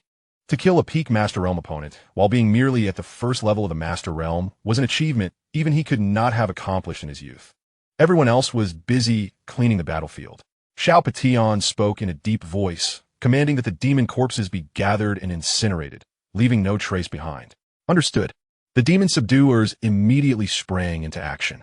Xiao Patian approached Chu Yuan, lowering his voice. Come with me. Chu Yuan glanced at him, but said nothing, following behind. The two arrived at the edge of the village, in a relatively intact clearing. Xiao Patian halted, turning to face Chu Yuan with a scrutinizing gaze. You are called Chu Yuan? Yes, came the reply. How long have you been with the Demons Subduing Division? Over a month. Xiao Patian raised an eyebrow. In just over a month, you have gained the strength to slay a peak Master Realm demon? Chu Yuan note that. A flicker of cold light passed through Xiao Patian's eyes. Do you take me for a fool? The air fell silent, the surrounding temperature seemingly dropping several degrees. Chu Yuan raised his head, calmly meeting Xiao Patian's gaze. What do you wish to convey, Division Chief? You are concealing your true power, Xiao Patian stated, enunciating each word carefully, and you conceal it well. The strength you displayed in that battle is far beyond what a first-level Master Realm could achieve. He stepped forward, releasing an undeniable pressure akin to that of a half-step Earth Immortal. Now, tell me, who sent you? Chu Yuan stood firm, allowing the pressure to weigh upon him without a hint of alteration in his expression. Danger perception was fervently alert. Yet, Chu Yuan understood that Xiao Patian would not truly strike against him, at least not at this moment. Do you suspect that I am affiliated with the Holy Spirit sect? Chu Yuan Gao De. I cannot dismiss that possibility, Xiao Patian replied coldly. The Holy Spirit sect excels at training assassins, embedding them within various factions. Your sudden appearance and extraordinary strength are hard to overlook without suspicion. Chu Yuan remained silent for a couple of seconds before breaking into a smile. Division Chief, if I were truly a member of the Holy Spirit sect, why would I have disrupted the formation just now? Xiao Patian was momentarily taken aback. I could have merely watched you become trapped within the Blood Spirit Grand Formation, ultimately being worn down by the Ghost Face. Wouldn't that have been more advantageous for the Holy Spirit sect? Xiao Patian furrowed his brow, pondering the logic in Chu Yuan's words. However, this did not imply he could fully trust the young man before him.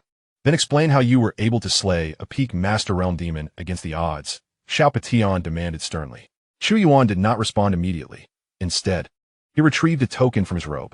The token gleamed in purple and gold, adorned with a peony on one side and a character for Zhou on the other. Xiao Patian's pupils constricted sharply. The princess's token. He instinctively took a half-step back, a look of shock and wariness crossing his face. You are affiliated with the princess? Chu Yuan nodded, putting the token away. Do you still harbor doubts about me, Division Chief? Xiao Potion's expression shifted several times, ultimately taking a deep breath and clasping his fists in apology. I am indeed remiss. His demeanor underwent a complete transformation. The Grand Princess, Zhou Zian, the elder sister of the current emperor of the Great Zhou Dynasty, wielded significant power, commanding even the emperor's respect. Although Xiao Patian held the position of the head of the Demon Suppression Department, before the Grand Princess, he was merely an employee. More critically, it was impossible for the Grand Princess's associates to be spies of the Holy Spirit sect. There is no need for such formality, Chief, Chu Yuan said indifferently. I have indeed concealed some of my strength, but this is by the Grand Princess's directive, so I hope you can understand. Xiao Patian hastily waved his hand. I would not dare to be disrespectful. It is I who have overstepped. He paused momentarily, tentatively inquiring, may I ask, Brother Chu, why the Grand Princess has instructed you to infiltrate the Demon Suppression Department? Chu Yuan cast him a sidelong glance, but offered no reply. Xiao Patian immediately fell silent, his mind racing with speculation. The Grand Princess's people must have significant plans in the Demon Suppression Department, but such matters were beyond his inquiry. In that case, I shall refrain from further questioning, Xiao Patian said, bowing slightly. Should you require anything, Brother Chu, please do not hesitate to speak. Chu Yuan nodded. Thank you, Chief. The two returned to the village's center, where the demon suppressors had piled the corpses of the demons into a small mountain, preparing to ignite them. Chu Yuan glanced over, a sudden thought striking him as he turned to the underground passage. Zhao He, spotting him, quickly followed. Where are you going, Brother Chu? I am going down to take a look, Chu Yuan replied, leaping into the passage and arriving once more in the subterranean space. With his divine insight fully activated, he scanned the entire area. Soon, he noticed an anomaly at the edge of the platform. There was an exceedingly fine crack in the wall, almost imperceptible upon casual observation. Approaching the crack, Chu Yuan placed his hand against it. With a sudden sound, the wall caved inward, revealing a narrow passage. Another secret chamber? Zhao He exclaimed, eyes wide. Chu Yuan remained silent and strode into the passage. It was short, only a dozen meters long, ending in a small room. Inside, a stone table was laden with scrolls and letters. Chu Yuan approached, casually picking up a letter and unfolding it. Upon glancing at the contents, his pupils constricted.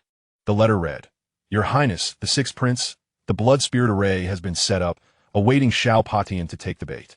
If we can eliminate him this time, the Demon Suppression Department will be left leaderless, and your path to the throne will be unobstructed. Ghost Face. Chu Yuan's gaze sharpened. The Sixth Prince? The Holy Spirit sect is colluding with the Sixth Prince? He hastily rifled through the other letters, his expression growing more solemn with each one. These correspondences meticulously detailed the transactions between the Sixth Prince and the Holy Spirit sect, including the provision of resources, intelligence, and even several assassination plans targeting other members of the royal family. Zhao He, witnessing the contents of the letters, turned pale. Just then, a voice emanated from the entrance of the passage. Put it down. Both Chu Yuan and Zhao He turned simultaneously. Xiao Patian stood at the threshold, his expression dark and his eyes shimmering with complex emotions. The Lord? Zhao He was momentarily taken aback. Chu Yuan narrowed his eyes, gripping the letter even tighter. What does the Lord mean by this? Xiao Patian remained silent for 2 seconds before slowly speaking. You should not be privy to these matters. The air grew thick with tension once more. Zhao He instinctively tightened his grip on the hilt of his sword, cold sweat trickling down his forehead. Chu Yuan fixed his gaze on Xiao Patian, his mind racing. The fact that Xiao Patian was obstructing them from taking these letters suggested 2 possibilities. Either he was an ally of the Sixth Prince, or he had ulterior motives. Lord, these letters are of grave importance, Chu Yuan stated gravely. The Sixth Prince has colluded with the Holy Spirit sect, plotting to harm members of the royal family. This is an act of treason. I am aware, Xiao Patian nodded. Then why do you seek to stop me? Xiao Patian looked at Chu Yuan, a glimmer of profound meaning in his eyes. Because this matter is not as straightforward as you believe. Chapter 57. Mission completed. Reward. Dragon Roar Iron Cloth Shirt. Zhou Sheng's plan. In the underground chamber, the candlelight flickered. Xiao Patian regarded the letters in Chu Yuan's hand with a complex gaze. Silence lingered for 3 seconds. Do you know who stand behind the Sixth Prince? Xiao Patian began slowly. Zhao He was taken aback. Is there someone else? The contemporary gun immortal Wang Patian. Xiao Patian articulated each word with clarity. The atmosphere froze instantly. Zhao He turned pale, nearly dropping his sword. The name Wang Patian was known, throughout the Great Zhou Dynasty. Decades ago, he had wielded a spear, dominating the battlefield. During the Battle of the Northern Frontier, he pierced a colossal mountain from 1,000 meters away, creating a massive tunnel through its body. The residual force of that shot extended for miles, directly slaying 3,000 demon soldiers. After that battle, Wang Patian was hailed as the contemporary gun immortal, becoming one of the most formidable terrestrial immortals in the Great Zhou Dynasty. Wang Patian? Zhao He swallowed hard. Did he not retire long ago? Retired? Xiao Patian scoffed. He is merely waiting for the right moment. The sixth prince is his disciple, a pawn in his game. Chu Yuan narrowed his eyes. No wonder Xiao Patian sought to stop them. If these letters were to be released, the sixth prince would irrevocably lose his chance at the throne, and Wang Patian would undoubtedly be furious. With the strength of a terrestrial immortal, he could eliminate anyone without opposition. So what does the Lord imply? Chu Yuan in quit tentative. These letters must remain buried, Xiao Patian replied sternly. No one is to mention them, nor to investigate. Zhao He quickly nodded. Understood, my lord. Chu Yuan also nodded, showing no sign of dissent. Xiao Patian scrutinized Chu Yuan for a few seconds, then finally sighed. You are aligned with the princess, and I cannot intervene. But I advise you, do not hand these letters over to her. Why? Chu Yuan asked, as the princess would inevitably take action against the sixth prince upon acquiring such evidence. Chu Yuan remained silent. Xiao Potion's words were indeed accurate. However, he could not relinquish these pieces of evidence, for they presented an exceptional opportunity to demonstrate his merit to the princess. Understanding the gravity of the situation, Chu Yuan nodded and placed the letters back on the table. In the subtle motion of returning the documents, he channeled his energy, causing several crucial letters to vanish instantaneously, secreted away into the spatial confines of his sleeve. This entire act was executed with utmost discretion, undetected even by Xiao Patian. Xiao Patian was correct. These items were undeniably perilous. Yet it is often the most dangerous possessions that hold the greatest value. Observing Chu Yuan return the letters, Xiao Patian exhaled in relief.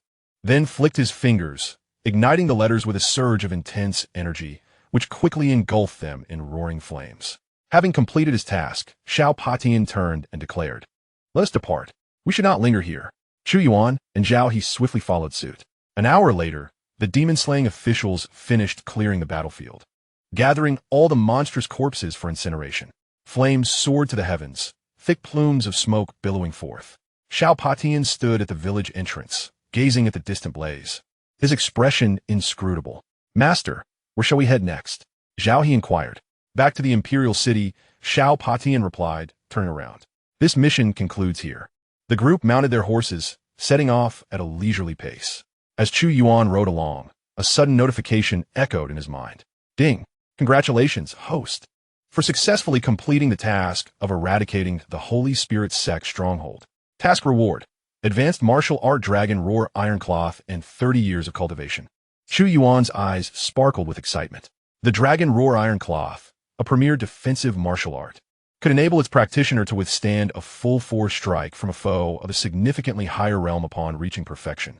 As the system enhanced the Dragon Roar Ironcloth, Chu Yuan silently recited, "In the first year, as you begin your practice, you will feel your skin gradually harden, entering the initial stage.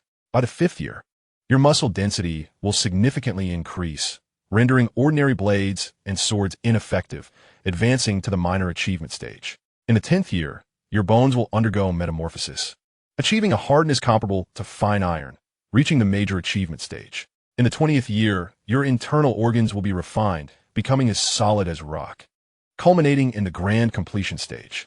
In the 30th year, your physical form will attain the pinnacle of the 4th tier of the Master Realm, devoid of any weaknesses, with mastery surpassing to the 4th tier peak." Feedback on cultivation results.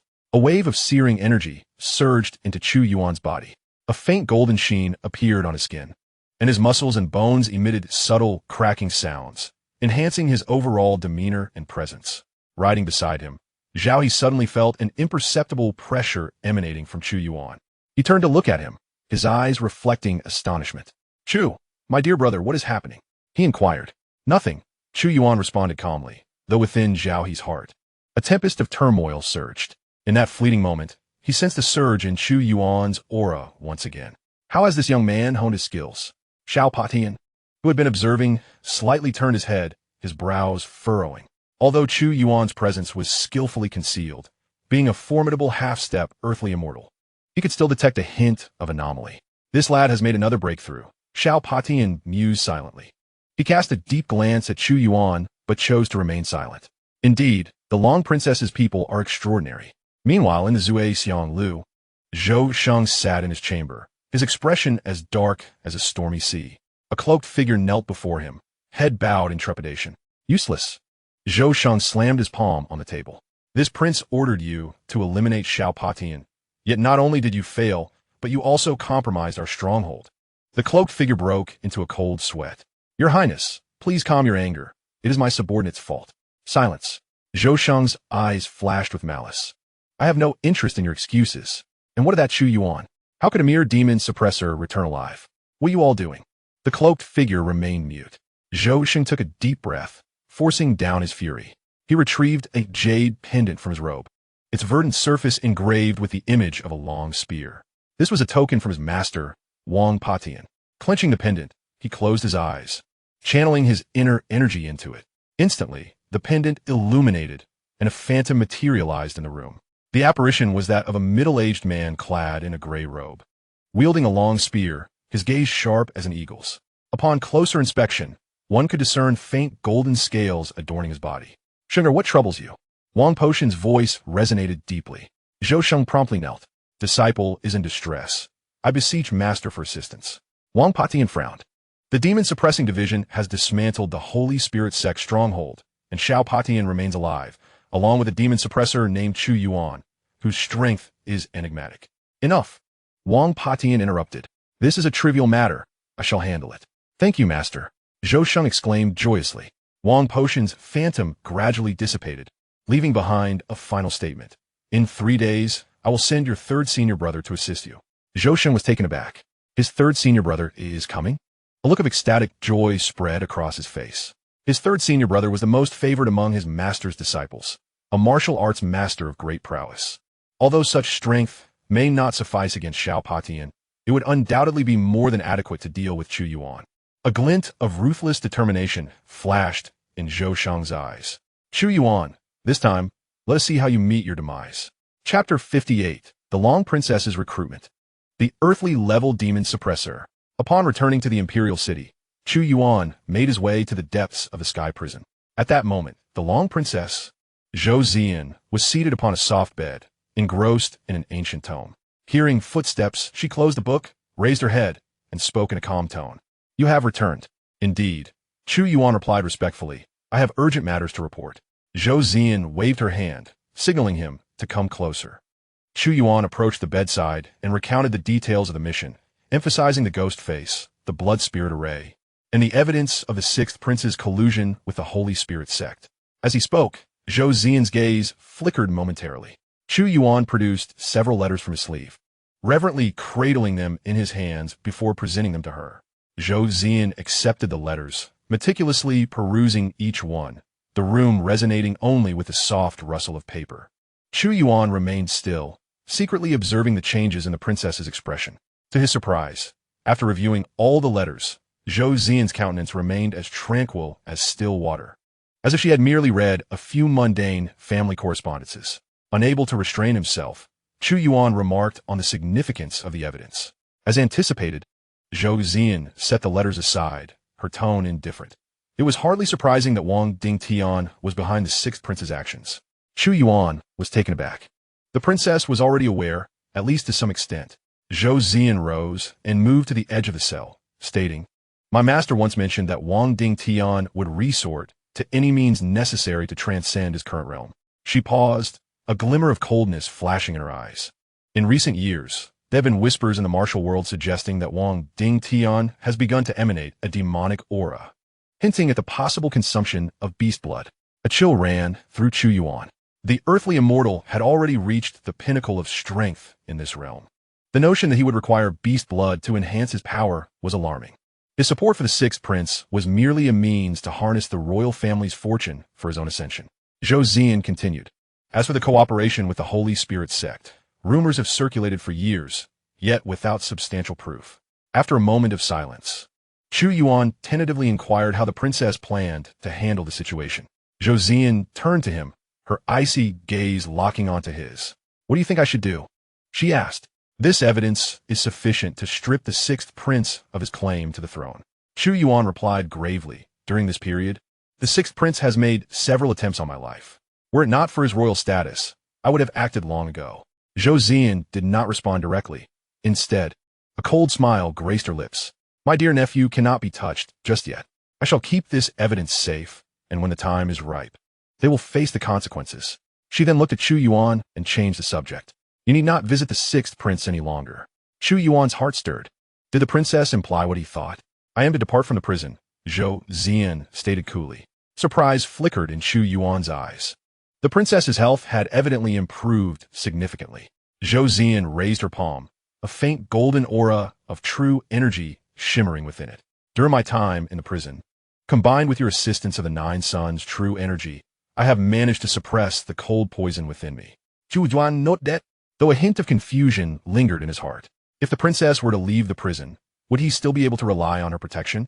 As if perceiving his thoughts, Zhou Zian suddenly spoke up. Chu Yuan, I ask you, would you be willing to serve me? Chu Yuan was taken aback, but quickly clasped his hands in respect, replying, I am willing, my subordinate is at your service. Do not rush to agree, Zhou Zian interjected, raising her hand. Serving me means you will be drawn into the royal power struggle. Though I do not seek the throne, I have made many enemies. Following me will be fraught with peril. After a brief moment of contemplation, Chu Yuan responded earnestly, I understand. However, the subordinate understands that without a powerful backing in the court, one cannot advance a single step. Rather than being used as a pawn, it is better to choose a worthy leader to follow. A glimmer of appreciation flashed in Zhou Zian's eyes. You perceive things with remarkable clarity. She stood up, walking to the edge of the cell, separated from Chu Yuan by an iron bar. In light of this, I shall not conceal my intentions. I require you to accomplish 2 tasks. Please instruct, Your Highness. First, continue to remain in the Demon Suppression Department, keeping a watchful eye on Xiao Patian. Zhou Zian stated, Xiao Patian possesses formidable strength, yet his allegiances are ambiguous. I need to be apprised of his every move. Chu Yuan nodded, understanding his orders. Second, Zhou Zian hesitated, her expression growing somewhat intricate. The cultivation method I practice is rather unique, although I have temporarily suppressed the cold poison. I will require pure yang energy to assist me in the future. A flicker of realization crossed Chu Yuan's mind. As expected, the princess's reluctance to let him depart was greatly influenced by his Juyang true qi. I understand, Chu Yuan replied, clasping his fists. As long as Your Highness requires it, I shall be at your service. Zhou Zian nodded with satisfaction. Excellent.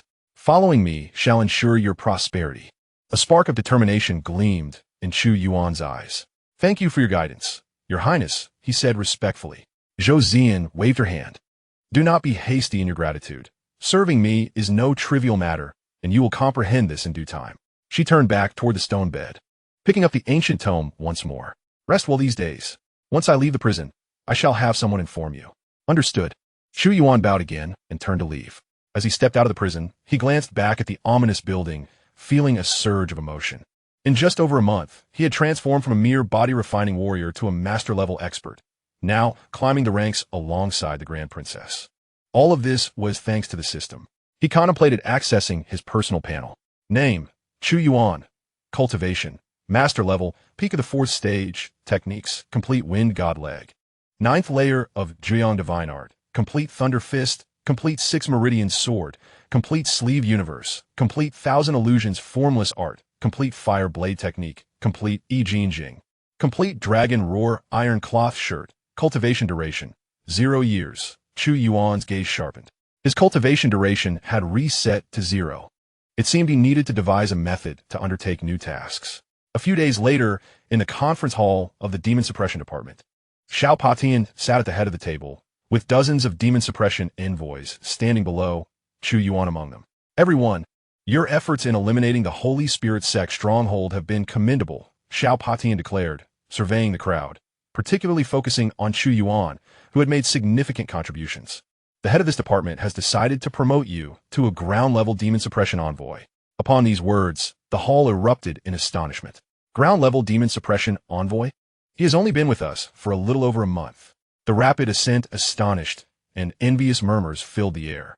The ranks of the Demon Suppression envoys are divided into 4 levels: Heaven, Earth, Profound, and Yellow, with Yellow being the lowest and Heaven the highest. Chu Yuan had barely joined the Demon Suppression Department a month ago and was still interning in the prison, not even officially recognized as a Demon Suppression envoy. Now, he had skyrocketed to the status of a ground-level envoy, akin to riding a rocket. Zhao he stood amidst the crowd, a myriad of emotions flickering in his eyes. After dedicating over a decade to the Demon Suppression Division, he had finally attained the esteemed position of a mystic-level demon suppressor, only to see Chu Yuan surpass him in just over a month. The atmosphere shifted as Xiao Patian spoke in a deep, resonant voice, plunging the hall into silence. Chu Yuan had not only shattered the Blood Spirit Array, but had also slain an elder of the Holy Spirit sect, his accomplishments undeniable. Xiao Patian continued, inviting any dissenters to voice their opinions. The crowd exchanged glances, ultimately bowing their heads in silence, none daring to speak against him. Satisfied, Xiao Patian nodded and retrieved a token from his robe, tossing it through the air towards Chu Yuan. This is the token of a ground-level demon suppressor. Keep it well. Chu Yuan caught the token, performing a respectful bow. Thank you, Master. The token gleamed a lustrous silver, with the words Demon Suppression Division inscribed on one side and the character for ground on the other. In addition to the token, there was a monetary reward. With a wave of his hand, Xiao Patian signaled for several boxes to be brought forth. This is your reward, a total of 10,000 taels. With a clatter, the boxes opened to reveal a dazzling array of silver coins, shimmering under the sunlight, eliciting expressions of envy from the onlookers. Maziva, Chu Yuan, I have heard you have been residing in a thatched cottage. As a ground-level demon suppressor of our esteemed division, such humble accommodations are rather unbecoming. Should word get out, it would suggest that our division fails to appreciate talent. On the western street of the Imperial City, the Demon Suppression Division has prepared a residence for you. Henceforth, that shall be your abode. Upon finishing, Xiao Patian tossed a set of keys to Chu Yuan. Thank you, Master, Chu Yuan replied, bowing once more. He had long grown weary of the thatched cottage. At last, he would have a proper place to call home. Furthermore, it would provide a suitable setting for secret meetings with the princess consort, Su Yoli. All right, everyone disperse. Xiao Patian gestured. Chu Yuan, you remain. One by one, the crowd left, until only Xiao Patian and Chu Yuan remained in the hall. Xiao Patian suddenly spoke. Young man, considering your connection to the eldest princess, I offer you a word of caution. The Imperial City is currently fraught with unrest. Tread carefully. Chu Yuan's heart stirred. The master was implying that his name had reached the ears of certain royal members. Your reputation has garnered admiration as well as envy, Xiao Patian warned gravely. Exercise caution. Do not allow yourself to be used as a pawn. Chu Yuan nodded, grateful for the master's foresight. Xiao Patian smiled, patting his shoulder before turning to leave. Chu Yuan remained where he stood, his gaze narrowed thoughtfully. Royal family members, his notoriety was evidently growing. This could be both a blessing and a curse. Chapter 59. The arrival of the envoy from the 10,000 Beast Kingdom. The disappearance of the holy beast Chilan Cub. On the western street of the Imperial City, the cobblestone path was lined with locust trees. Chu Yuan, carrying several boxes, stood before a modest courtyard. The residence was not extravagant, but its location was advantageous, surrounded by the homes of court officials. The Demon Suppression Division is quite generous. Using the key, he unlocked the courtyard gate and pushed it open. The yard was meticulously maintained, featuring a small flower bed in the front and 3 side rooms in the back. The main house was well furnished, complete with tables, chairs, and beds. He set down the boxes and walked to the window to gaze outside. In the neighboring courtyard, a middle-aged gentleman is tending to his flowers, dressed in an official robe. He exudes an air of elegance. It is none other than Lin Xianxia, the vice minister of the left. What a delightful coincidence, mused Chu Yuan, a faint smile gracing his lips. Just days prior, he had rescued Lin Xianxia's daughter, Lin Yuan, and the vice minister now held him in favorable regard. With their newfound proximity as neighbors, a splendid opportunity had arisen. As he pondered this, a sudden knock echoed from the courtyard gate. Master Chu, I am Wang Fu, the steward of the Crown Prince's residence, sent by His Highness to pay a visit, announced the voice. Chu Yuan raised an eyebrow and approached the door. Swinging it open, outside stood an elderly gentleman in his 50s, flanked by 2 servants carrying several gift boxes. Master Chu, this is a small token of appreciation from His Highness, Wang Fu beamed. Upon hearing of your promotion to the Earth-level demon suppressor, His Highness specifically instructed me to deliver these congratulatory gifts. Chu Yuan cast a cursory glance at the boxes, which were filled with precious medicinal herbs and ancient texts. I appreciate your kindness, Steward Wang, he replied, stepping aside to allow him entry. Oh, I mustn't impose. Wang Fu quickly waved his hands. I must return to report back to His Highness, so I shall take my leave. By the way, His Highness mentioned that should you wish to visit the Crown Princess residence, you are always welcome. Chu Yuan nodded. Please extend my gratitude to the Crown Prince. Wang Fu bid farewell and departed. Just as Chu Yuan was moving the gift boxes into the house, another knock resounded at the gate. This time, it was a messenger from the second prince. Master Chu, the second prince has sent some modest gifts. For the next 2 hours, the flow of visitors did not cease. Representatives from the third prince, fourth prince, the Minister of Revenue, and the Deputy Minister of War all arrived, each bearing gifts that soon filled the entire front courtyard. Master Chu, this is a small token from my master, announced Lin Jingqi's steward, entering with a food box. My master said, now that we are neighbors, we are like family and should not stand on ceremony. Upon opening the food box, Chu Yuan discovered an assortment of exquisite pastries. Please convey my thanks to Lord Lin. He instructed, and the steward nodded with a smile before taking his leave. After closing the courtyard gate, Chu Yuan surveyed the mountain of gifts, his brow slightly furrowing. These individuals were certainly well informed. He understood that their generosity was not extended towards him, but rather towards the princess of Chong behind him. Nevertheless, since the gifts had been offered, he saw no reason to refuse them. He meticulously cataloged the gifts, setting aside the valuable items and reserving the rest for future distribution. By the time evening arrived, he had finally organized everything. Just as he was preparing to rest, another knock echoed at the gate. More visitors? Chu Yuan approached the door with a hint of impatience and opened it. Standing outside was a young lady dressed in azure, none other than Lin Shuyan. Zhuge! Lin Shuyan exclaimed, her eyes sparkling. I heard from the steward that you have moved in, so I came to see you. Chu Yuan's expression softened. It is Miss Shuyan. Please do come in. With a skip in her step, Lin Shuyan bounded into the courtyard, her curious gaze sweeping around. Zhuge! Your courtyard is quite nice, even larger than mine. It is provided by the Demon Suppression Office, Chu Yuan replied, pouring her a cup of tea. Did you come to discuss something, Miss Shuyan? It is nothing of great consequence. Lin Shuyan took the teacup and said, I heard you have been promoted, so I came to congratulate you. By the way, my father mentioned that you should come to our home for dinner whenever you have the time. Chu Yuan nodded, certainly. After a few casual exchanges, Lin Shuyan suddenly lowered her voice. Brother Chu, I have heard that the imperial city is rather unsettled lately. You must be cautious. Oh, Chu Yuan's gaze sharpened. What do you mean? My father mentioned in the court yesterday that an envoy from the Wan Yao kingdom has arrived, Lin Shuyan whispered. It seems they are here to demand something, and the court is quite anxious. Chu Yuan felt a stirring in his heart. The Wan Yao kingdom?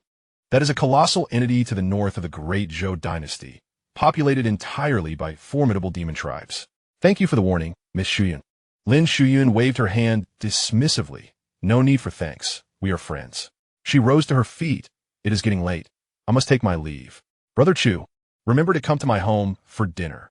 Watching Lin Shuyan depart, Chu Yuan closed the courtyard door, his expression turning grave. The envoy from the Wan Yao kingdom arriving at this juncture is indeed troubling. 3 days later, at the Demon Suppression Division's conference hall, Xiao Patian sat in the main seat, his countenance as dark as the depths of water. Below, a dozen demon suppression envoys stood, the atmosphere oppressive. Everyone, Xiao Patian intoned solemnly. The envoys from the Wan Yao kingdom have entered the city. Their purpose is to demand the young of the Qilin sacred beast. At this declaration, a clamor erupted in the hall. The Qilin sacred beast? Is that not the one found at Xianxia Mountain? This is problematic. Xiao Patian raised his hand for silence. The Wan Yao kingdom has come with great force. 3 terrestrial deities are openly present, and we cannot ascertain how many more lurk in the shadows. Chu Yuan stood among the crowd, his brow furrowed. The sacred beast Qilin that was brought back from Xianxia Mountain had been retained by Xiao Patian to lure out more thieves from the Holy Spirit sect. He never anticipated it would instead attract the envoys from the Wan Yao kingdom. Chief, must we surrender it? One of the envoys inquired. Xiao Patian pondered for a moment. His Majesty's intention is to avoid provoking the Wan Yao kingdom if possible. The Qilin sacred beast rightfully belongs to them. We have no justification to detain it. But there are no buts, Xiao Patian interrupted. The Qilin sacred beast is tied to the destiny of the Wan Yao kingdom. They will not relent easily. At that moment, A guard rushed in hurriedly. "Chief, this is bad." Xiao Patian frowned. "What has caused such alarm?" "The Qilin sacred beast is missing." Boom! The hall erupted into chaos. "What? Missing? How can that be? This is disastrous." Xiao Patian sprang to his feet, a glint of murderous intent flashing in his eyes. "Clarify this. What happened?" The guard knelt on the ground, cold sweat pouring down. During the morning inspection, the secret chamber where the sacred beast was held was found breached. And it is completely empty. Xiao Potion's expression turned ashen. "Immediately seal off the Demon Suppression Division and conduct a thorough investigation." "Yes." As the crowd dispersed, Chu Yuan remained rooted in place, his brow deeply knitted. The disappearance of the sacred beast, the Qilin, coincides ominously with the arrival of the envoy from the 10,000 Demons Kingdom. This is no mere coincidence. "Chu Yuan," Xie Patian abruptly called out to him. "Follow me." The two approached the entrance of a secret chamber, now surrounded by members of the Demon Suppression Department. The iron door had been forcibly breached, remnants of charred marks still evident on the frame. "Is this the result of flames?" Chu Yuan furrowed his brow. "These are no ordinary flames." Xie Patian crouched down, reaching out to touch the doorframe. "This is demon fire, and its temperature is exceedingly high." A sense of dread settled within Chu Yuan. Demon fire? Could it be that the powerful beings of the 10,000 Demons Kingdom have already taken the sacred beast Qilin? Xie Patian rose, his expression grave. At such a critical juncture, the disappearance of the sacred beast Qilin suggests that someone is attempting to instigate a conflict between the Great Zhou Dynasty and the 10,000 Demons Kingdom. Chapter 60. A new task. Retrieve the missing sacred beast Qilin cub. Chu Yuan fixated on the charred marks on the doorframe, his frown deepening. He had quietly activated the god-level insight technique, pushing his observational and perceptive abilities to their utmost limits, yet no detail escaped his keen eyes. However, he uncovered nothing. The perpetrator had left no trace. After a moment of silence, Xie Patian turned to leave. "Conceal this information. No one is to speak of it." Chu Yuan followed closely behind, when suddenly, a system notification echoed in his mind. "Ding! Task assigned. Please retrieve the missing sacred beast Qilin cub." Task completion reward. Sonic martial art. Diamond Zen Lion's roar. 60 years of cultivation. Chu Yuan's eyes flickered. 60 years of cultivation is no trivial sum. "Xie Patian, this matter is entrusted to your investigation," he stated with a respectful clasp of his hands. "The results must be presented within 7 days." Xie Patian replied solemnly, "Or else."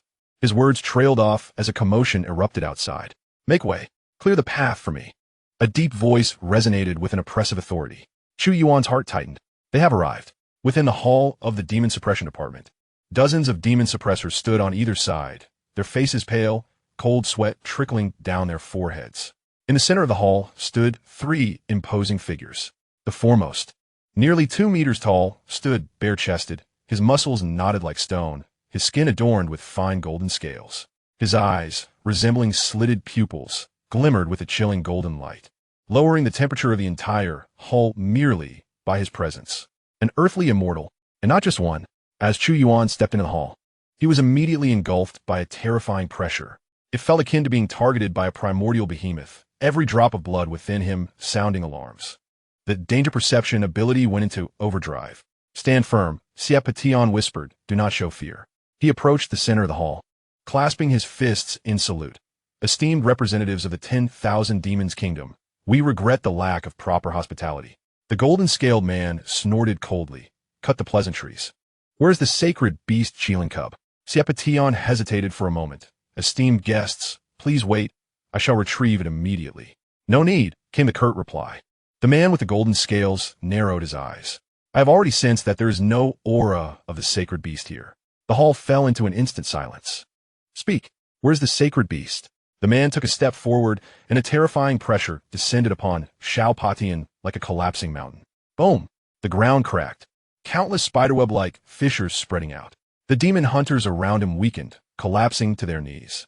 Chu Yuan gritted his teeth, the nine-yang true qi within him surging violently, barely allowing him to maintain his stance. "Impudence!" Xiao Patian struck out with his palm, the wind of his strike howling, forcefully rebuffing the oppressive force. A flicker of surprise crossed the golden-scaled man's eyes. A half-step earth, immortal? Quite interesting. The 2 powerful demon clan members behind him advanced simultaneously, forming a pincer around Xiao Patian. I shall ask once more, where is the sacred beast? The golden-scaled man's voice was frigid. Xiao Patian remained silent for 2 seconds. It has been lost. What? The golden-scaled man's eyes gleamed with golden light, a murderous intent unabashedly erupting. You daringly audacious Great Zhou Dynasty. He raised his hand to grasp, conjuring a colossal golden beast claw in the void, which lunged directly at Xiao Patian. Xiao Patian's gaze sharpened, his hands forming seals, and a cyan barrier unfolded instantly. Boom! The beast claw struck the barrier, producing a deafening roar.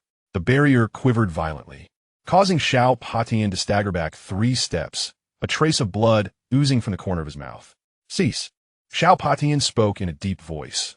The sacred beast Qilan cub has indeed been lost, but I assure you within 7 days it shall be retrieved. 7 days? The golden-scaled man sneered. Do you take me for a 3-year-old? If it cannot be found, I am willing to pay with my life. Xiao Patian stated each word earnestly.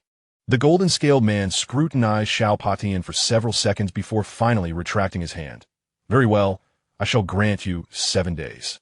If by then the sacred beast Qilan cub is not returned, he surveyed the hall.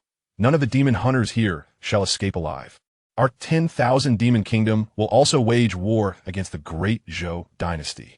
With that, the 3 turned and departed. Only when they had completely vanished did the demon hunters in the hall finally relax, collapsing onto the ground. Master, Zhao, he hurriedly stepped forward to support Xiao Patian. Xiao Patian waved his hand. It's nothing. He turned to Chu Yuan. Did you hear? We must locate the sacred beast Qilan cub within 7 days. Chu Yuan note that. Though his mind was shrouded in confusion, there were no clues at the scene. The adversary had handled it too cleanly. Master, I truly have no leads. Go to the Taoist sect. Xiao Patian suddenly spoke, seeking their leader, Tianjizi, to deduce the whereabouts of the sacred beast Qilan cub. Chu Yuan's eyes lit up. Right? The Taoist sect excels in divining the heavenly secrets. With their assistance, we may uncover clue. I shall set off immediately. Wait. Xiao Patian retrieved a token from his bosom. With this, the people of the Taoist sect will give our master due respect. Chu Yuan accepted the token and turned to leave. Exiting the gates of the Demon Hunting Division, he glanced back at the building. 7 days. It is imperative to locate the sacred beast, the Qilan cub, otherwise. Chu Yuan carefully tucked away the token, his mind silently recalling the map of the Great Zhou Dynasty. The Tao sect, one of the 7 major sects of the Great Zhou, is situated 1,000 miles southeast of the imperial city, atop the Qingyun mountain. At his pace, it would take him a full day to reach there. Taking a deep breath, Chu Yuan mounted his steed and swiftly departed the imperial city, hastening towards the Tao sect. The distance of 1,000 miles to Qingyun mountain urged him to ride tirelessly day and night. Throughout the journey, he constantly pondered the information regarding the Tao sect. Renowned for their ability to divine the secrets of heaven and predict fortune and misfortune, the Tao sect practices Taoist techniques, emphasizing the unity of heaven and humanity, resonating with the cosmos. Most significantly, the Tao sect maintains a close relationship with the imperial family, given their prowess in divination. Successive emperors have placed immense value on the Tao sect. They even established a bureau of heavenly observations within the imperial city, specifically to recruit exceptional diviners from a Tao sect to serve in the court. These diviners are responsible for forecasting the nation's fate, predicting calamities, and selecting auspicious times to avert misfortune, effectively serving as the royal family's most trusted advisors. With the authority of the official's token, enlisting the Tao sect's assistance should pose no difficulty, Chu Yuan mused. The sound of galloping hooves echoed as he urged his horse onward. Meanwhile, within the imperial city at the Drunken Fragrance Tower, Zhou Sheng sat in his chamber, toying with a pure white cub of the sacred beast, the Qilan. Those fools from the 10,000 Beast Kingdom must be furious by now, Zhou Sheng remarked, a smug smile gracing his face. Just then, the door swung open, and a tall man entered. Clad in black attire and carrying a long spear on his back, he exuded a formidable aura. His demeanor bore a hint of arrogance, and his gaze was sharp as an eagle's. Upon closer inspection, one would notice his vertical pupils, the faint traces of beastly hair on his face, and his pointed ears, marking his transformation into a hybrid of human and beast. Third senior brother, Zhou Sheng quickly rose, a look of delight illuminating his features. Rather than recoil at the half-beast, half-human appearance of the visitor, he approached eagerly. The newcomer was none other than Lu Qin, the third disciple of the spear immortal, Wang Ding Tian. Junior brother, I heard you encountered some trouble? Lu Qin inquired, moving to the table and casually seizing a jug of wine, tilting his head back to take a hearty swig. Indeed, third senior brother, Zhou Sheng replied promptly. I have secured the sacred beast Qilin. Master needs its blood, does he not? Before the Demon Suppression Bureau could hand it over to the 10,000 Beast Kingdom, I had it retrieved. He continued, however. The Demon Suppression Bureau has sent a young man named Chu Yuan to the Dao sect, seeking their divination skills to trace the whereabouts of the Qilin cub. Lu Qin's expression turned icy. Those Dao sect practitioners are indeed troublesome. However, you have acted rather impulsively. Even if your senior brother resolves the issue with Chu Yuan, the Demon Suppression Department will send others to contact the Daoist sect, and your exposure would be quite detrimental. This is precisely why I requested the assistance of third senior brother. Zhou Sheng spoke respectfully, asserting that as long as they could obstruct Chu Yuan from reaching the Daoist sect, this matter would remain concealed. Do not forget, I am protected by the royal fortune, and the Daoist sect cannot easily divine my circumstances. Once the sacred beast Qilin falls into the hands of our master, with his formidable cultivation, they will be unable to predict anything. At that time, no one will be able to locate the sacred beast Qilin, and the myriad beast kingdom will become adversarial with the Great Zhou Dynasty due to this incident. When the opportune moment arises, I will devise a plan to present the sacred beast Qilin suitably to the myriad beast kingdom, thereby quelling the discord between the two nations. My father will surely commend me for it. Lu Qin, upon hearing this, set down the wine jug and patted Zhou Sheng's shoulder. I never expected that beneath your usual flamboyant demeanor, you harbored such thoughts. Fear not. Your senior brother will assist you. A flicker of fondness glimmered in his eyes. When you first entered the sect, you were merely a child. And now you've grown so much. Zhou Sheng's eyes glistened with gratitude. Thank you for your care over the years, third senior brother. Foolish boy. There is no need for such formalities. Lu Qin chuckled, shaking his head. Among us brothers, must we be so polite? He turned to leave. Where is that Chu Yuan now? He should have already left the city, heading towards Qingyun Mountain. Zhou Sheng replied hastily. Excellent. Lu Qin hoisted his long spear, a hint of murderous intent flashing in his eyes. I shall go meet him now. Third senior brother, be careful. Zhou Sheng cautioned. Though Chu Yuan is merely at the master realm, his methods are treacherous, capable of slaying even a peak master elder of the Holy Spirit sect. Master realm? Lu Qin scoffed disdainfully. Your brother has already comprehended the essence of the spear and recently ascended to the Grand Master realm. Such a trifling master is no more than an insect. With that, he vanished into the night. Zhou Sheng stood by the window, watching the direction in which his third senior brother departed, a cold smile curling at the corners of his lips. Chu Yuan, let's see how you meet your end this time. 50 miles outside Qingyun Mountain, Chu Yuan galloped swiftly when suddenly a tightness gripped his heart. Danger perception, talent triggered a frantic warning. An ambush. He abruptly reined in his steed, which neighed in protest, its front hooves rearing high. At that moment, a sound of slicing air echoed. Boom! A shadow of a spear descended from the heavens, crashing down upon the very spot where Chu Yuan had just been. The ground erupted instantly, debris scattering, as a 3-meter-wide pit formed in the center of the road. Chu Yuan dismounted, his expression grave as he gazed ahead. A figure clad in black emerged slowly, the long spear at his back glinting coldly in the moonlight. You must be Chu Yuan? Lu Qin assessed Chu Yuan with a hint of disappointment in his eyes. Is this all there is? Chu Yuan narrowed his eyes. Who might you be? Lu Qin. Lu Qin replied coolly, the third disciple of the spear, immortal Wang Ding Tian. A weight settled in Chu Yuan's heart. The disciple of the spear, immortal Wang Ding Tian. Moreover, judging by the aura emanating from the opponent, this individual is a formidable grandmaster. What is your intention in obstructing my path? Chu Yuan inquit solemni. Quite simple, Lu Qin replied, drawing forth his spear, its tip aimed directly at Chu Yuan. You cannot proceed to the Daoist sect, and if I insist on going, then you shall perish here. As soon as the words left his lips, Lu Qin surged forward, propelling himself towards Chu Yuan like a cannonball. The spear thrust forth, imbued with a terrifying intent, a pure ferocity that seemed capable of piercing through anything that dared to stand in its way. Chu Yuan's pupils constricted, and within him, the 9 suns' true qi surged wildly. 6 meridians' divine sword. He raised a hand, unleashing a golden sword energy that shot forth. Boom! The clash of sword energy and spear intent produced a deafening roar. Chu Yuan staggered back 3 steps, his arm tingling slightly. How powerful! Is this the strength of a grandmaster? Hardly impressive. Lu Qin scoffed. A grandmaster is a grandmaster. No matter your tricks, you can never rival me. He charged again, the spear moving like a dragon, each strike accompanied by a piercing whistle that tore through the air. Chu Yuan dared not confront him directly, employing the wind god leg to evade like a specter. Dodge? How long can you evade? Lu Qin sneered. Today, I shall show you what true martial arts entail. The spear swept horizontally, its shadow multiplying, sealing off all of Chu Yuan's escape routes. Damn it!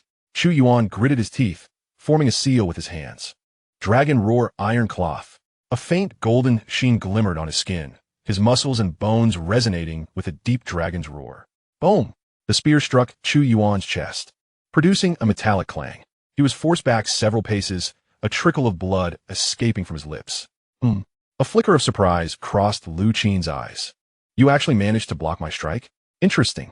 He licked his lips, excitement glimmering in his gaze. But that is all.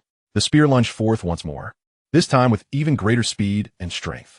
Chu Yuan found himself with no option but to endure the strike. Bang, bang, bang. One thrust after another. Each impact sent waves of blood surging within Chu Yuan. Ha ha ha. Kid, weren't you quite the fighter? Lu Qin laughed maniacally. Why is it that now you can only take a beating? A grandmaster is a grandmaster. Before me, you are naught but a waste. Do you think slaying a holy spirit elder makes you impressive? Let me tell you, they are mere fools. And I could easily pierce through those brainless elders with a single strike.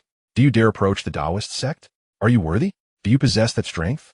Lu Qin's words dripped with mockery and malice, each phrase stabbing into Chu Yuan's heart like a dagger. Chu Yuan clenched his jaw, the 9 suns' true qi raging within him. His body was battered and bloodied. Yet the astonishing recovery of the 9 suns technique and the steadfast defense of the dragon roar iron cloth kept him standing. Otherwise, he would have long since fallen. What is happening? Lu Qin furrowed his brow, perplexed. Why can't I kill you? He had unleashed over 100 strikes. Had it been any other master-level expert, they would have been reduced to mere riddles by now. Yet, despite being battered and bruised, Chu Yuan stood resolutely upright. Damn tortoise shell! Lu Qin roared, his spear intent solidifying further. Let me demonstrate how I shall break through your defenses. He leapt high, his spear descending like a meteor, aimed directly at Chu Yuan's head. This strike contained the entirety of his strength. Chu Yuan lifted his gaze, a glimmer of madness flashing in his eyes. Now is the moment. He swiftly formed seals with his hands, channeling all his 9 yang true energy into his palms. The 6 pulses divine sword unleashed its power in unison. 6 streams of golden sword energy shot forth simultaneously, intertwining in the air to form a vast net that met the descending spear head-on. A tendre explosion érupted, shattering trees within 100 meters into splinters. As the dust settled, Lu Qin knelt on one knee, his chest pierced by the 6 streams of sword energy, blood gushing forth relentlessly. How is this possible? His eyes brimmed with disbelief. Chu Yuan gasped for breath, his face as pale as parchment. That last attack had drained him of all his true energy. Even a grandmaster is not invincible, Chu Yuan remarked coldly. A flicker of unwillingness crossed Lu Qin's eyes before his body slumped, collapsing into a pool of blood. Chu Yuan approached him, retrieving a token from his robe, inscribed with the words Royal Palace. So he is indeed affiliated with the 6th Prince, Chu Yuan thought, his gaze icy. He pocketed the token and turned to continue his journey to Qingyun Mountain. Behind him, Lu Qin's lifeless body lay in a pool of blood, devoid of any sign of life. Chapter 62. The Taoist Sect's Theorem and its Demands. At the foot of Qingyun Mountain, Chu Yuan gazed upward at the mist-shrouded peaks. Nestled halfway up the mountain, ancient Taoist temples appeared to materialize and dissolve, their green tiles and white walls exuding an ethereal aura. Taking a deep breath, he ascended the mountain. Upon reaching the entrance, 2 young Taoists clad in azure robes barred his way. Please halt. This is the sacred ground of the Taoist sect. No idle persons may enter. Chu Yuan produced the token given to him by Xiao Patian. I, Chu Yuan of the Demon Suppression Office, have urgent matters and seek an audience with your sect's leader. The 2 Taoists exchanged glances, their expressions shifting as they hastily bowed. It is indeed an esteemed official from the Demon Suppression Office. Please wait. I shall notify our superiors at once. Moments later, an elderly Taoist with white hair emerged, wearing a gray robe and holding a whisk, exuding an air of celestial grace. I am Xianxia, elder of the Taoist sect. It is an honor to meet you. Lord Chu, the sect leader, is currently occupied with important matters. What business do you wish to discuss? Chu Yuan clasped his fists in greeting. I have come at such an hour due to the theft of a sacred beast, the Qilin cub. The head of the Demon Suppression Office has dispatched me to request the sect's assistance in uncovering the mastermind behind this incident. Xianxia's brow furrowed slightly. The matter of the sacred beast Qilin is of great significance. Please follow me. The two traversed several temples, arriving at a side hall. Within, an 8-trigram formation stood, surrounded by an array of colorful flags. Please wait a moment, Lord Chu. The venerable elder personally took action to deduce the mastermind behind the scenes. Xianxia sat cross-legged at the center of the array, his hands forming intricate seals. The mysteries of fate unfolded, revealing auspicious and inauspicious omens. An enigmatic aura emanated from him, causing the entire Bagua platform to radiate with light. Chu Yuan stood aside, breath held and mind focused. Suddenly, a tremendous backlash erupted from the platform. Xianxia's body trembled as he coughed up blood, plummeting from the array. Elder Chu Yuan rushed forward to support him. Xianxia's complexion turned pale as parchment, blood seeping continuously from the corners of his mouth. How could this happen? He clutched his chest, eyes filled with terror. Such a potent backlash could only emanate from someone of the Earth Immortal realm, or perhaps Chu Yuan pressed for clarification. Or perhaps a royal descendant protected by the imperial fortune. Xianxia replied gravely. The imperial fortune embodies the legitimate path of heaven and earth, and ordinary deduction techniques cannot uncover it. A weight settled in Chu Yuan's heart. Earth Immortal realm or a royal descendant. If it were an Earth Immortal, this matter could not be pursued. However, if it were a royal descendant, the image of the royal token in Lu Qinhui's hand flashed in his mind. Prince Zhou Sheng, the 6th prince. Elder, could we consider another approach? A sudden thought crossed Chu Yuan's mind, and he spoke, proposing that they do not directly deduce the mastermind, but instead ascertain who had visited the cell of the sacred beast, the young Qilin, on that fateful day. Xianxia paused, a glimmer of contemplation crossing his eyes. This could indeed be worth a try. Just as he attempted to rise, another spurt of blood escaped him. No, the previous backlash was too severe. My injuries are too grave to attempt another deduction in the short term. Chu Yuan's brows furrowed in concern. At that moment, footsteps approached from outside. Several elders from the Taoist sect entered, led by a middle-aged Taoist, the sect master, Tianjizi. Upon seeing Xianxia's condition, Tianjizi's expression changed dramatically. Master Xianxia. He spoke, his voice laced with concern. Xianxia, in a weakened state, replied. Sect master Tianjizi remained silent for a moment, immediately discerning that Xianxia's injuries were due to the backlash from the deduction. To inflict such harm on a celestial being, the adversary must be either of the Earth Immortal realm or someone shielded by the imperial fortune. Regardless of who it is, they are not someone our sect can afford to offend. Tianjizi turned his gaze to Chu Yuan, stating, Lord Chu, it is not that our sect is unwilling to assist, but rather that this matter is exceedingly perilous. Whoever the mastermind may be, should our sect attempt a forceful deduction, it could bring about our own destruction. The implication was clear. The sect was reluctant to intervene. Chu Yuan asked in a low voice, is it not a matter of unwillingness, but of inability? Tianjizi shook his head. Please, Lord Chu, understand our position. Taking a deep breath, Chu Yuan suppressed his simmering anger, recognizing that fury would yield no results. What if we only deduce those who visited the cell on that day? He inquired once more. Tianjizi's brows furrowed at the suggestion. Master Chu Yuan clasped his fists, acknowledging that the Demon Suppression Division had always maintained a cordial relationship with the Taoist sect. If this matter could be elucidated, Master Xiao would surely remember the favor bestowed by the Taoists. After a moment of silence, Tianjizi sighed deeply. It is not that I am unwilling to assist you, Lord Chu, but rather, a certain predicament. An aged voice suddenly resonated through the air. The crowd turned to see a white-browed elder Taoist entering slowly. Clad in a violet robe and wielding a dragon-headed cane, he emanated an aura of unfathomable depth. The High Elder and Tianjizi promptly bowed in greeting, and Chu Yuan also clasped his fists in respect. The elder Taoist waved his hand. Lord Chu, I can facilitate another assistance from the Taoist sect, but in return, you must aid us in a matter. Chu Yuan's gaze sharpened. What matter? Recently, A disciple of our sect unearthed a treasure known as the Ta Ching Jade Tablet from an ancient relic, the elder intoned gravely. This artifact contains the teachings of our forefathers, preserving long-lost Taoist secrets. However, on the return journey, it was intercepted. A flicker of interest sparked within Chu Yuan. Who intercepted it?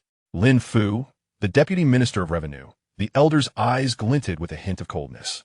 This man is corrupt and unscrupulous, plundering the wealth of the people, and now he has audaciously seized our sacred treasure. I have heard that he intends to present the Ta Ching Jade Tablet as a gift on the birthday of the Crown Prince. Chu Yuan's brow furrowed. The Crown Prince? This could provoke his ire. The High Elder, he began hesitantly.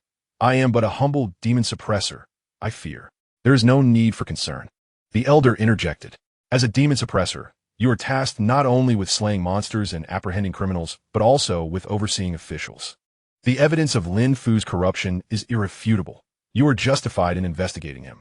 Chu Yuan fell silent. This matter was indeed precarious. Investigating Lin Fu would mean incurring the wrath of the Crown Prince, with unpredictable consequences. Yet, should he refuse the Taoist sect's request, their assistance in deciphering the clues regarding the holy beast, the Qilin cub, would be irrevocably lost. While it is true that members of the Taoist sect often integrated into the Royal Astronomical Bureau, the Taoist sect remained distinct from it. Just then, a system prompt echoed in his mind. Ding. Mission issued. Retrieve the lost treasure of the Taoist sect and thoroughly investigate the corrupt official Lin Fu. Completion reward. Divine level skill, mysterious hand, and 50 years of cultivation. Chu Yuan's eyes brightened. Mysterious hand. Another divine level skill. Mastering it would allow one to stealthily extract the most intimate possessions of others without detection. Even those at the level of land deities would be unable to guard against it. Such a skill was the ultimate means for theft, assassination, and espionage. Besides the divine skill, there was also the promise of 50 years of cultivation.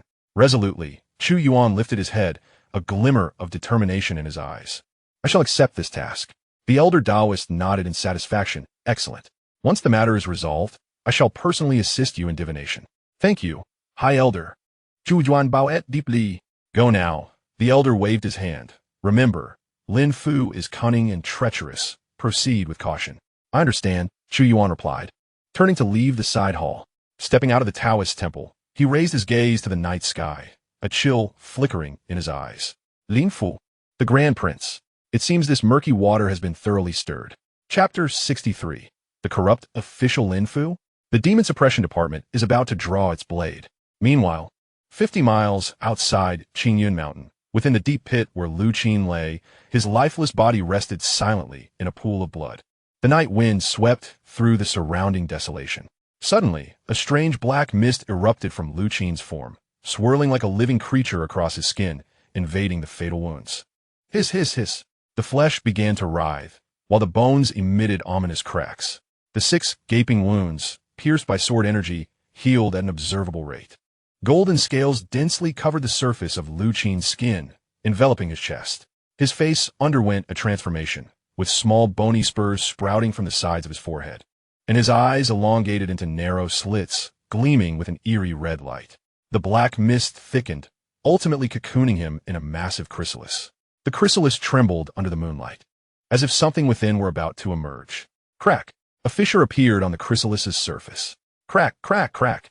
The cracks multiplied and deepened. Boom! The chrysalis exploded entirely.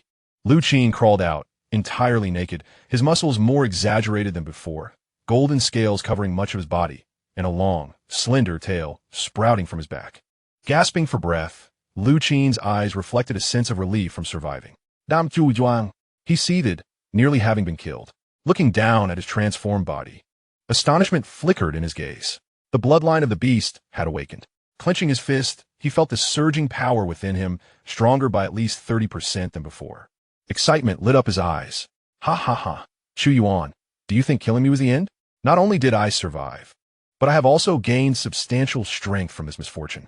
He picked up the spear from the ground, a glint of malice crossing his eyes. However, confronting him head-on was not the solution. Lu Qin licked his lips, a hint of cunning flashing through his gaze. Since a direct confrontation was futile, he would employ a different approach. Chu Yuan, I shall show you what true despair is.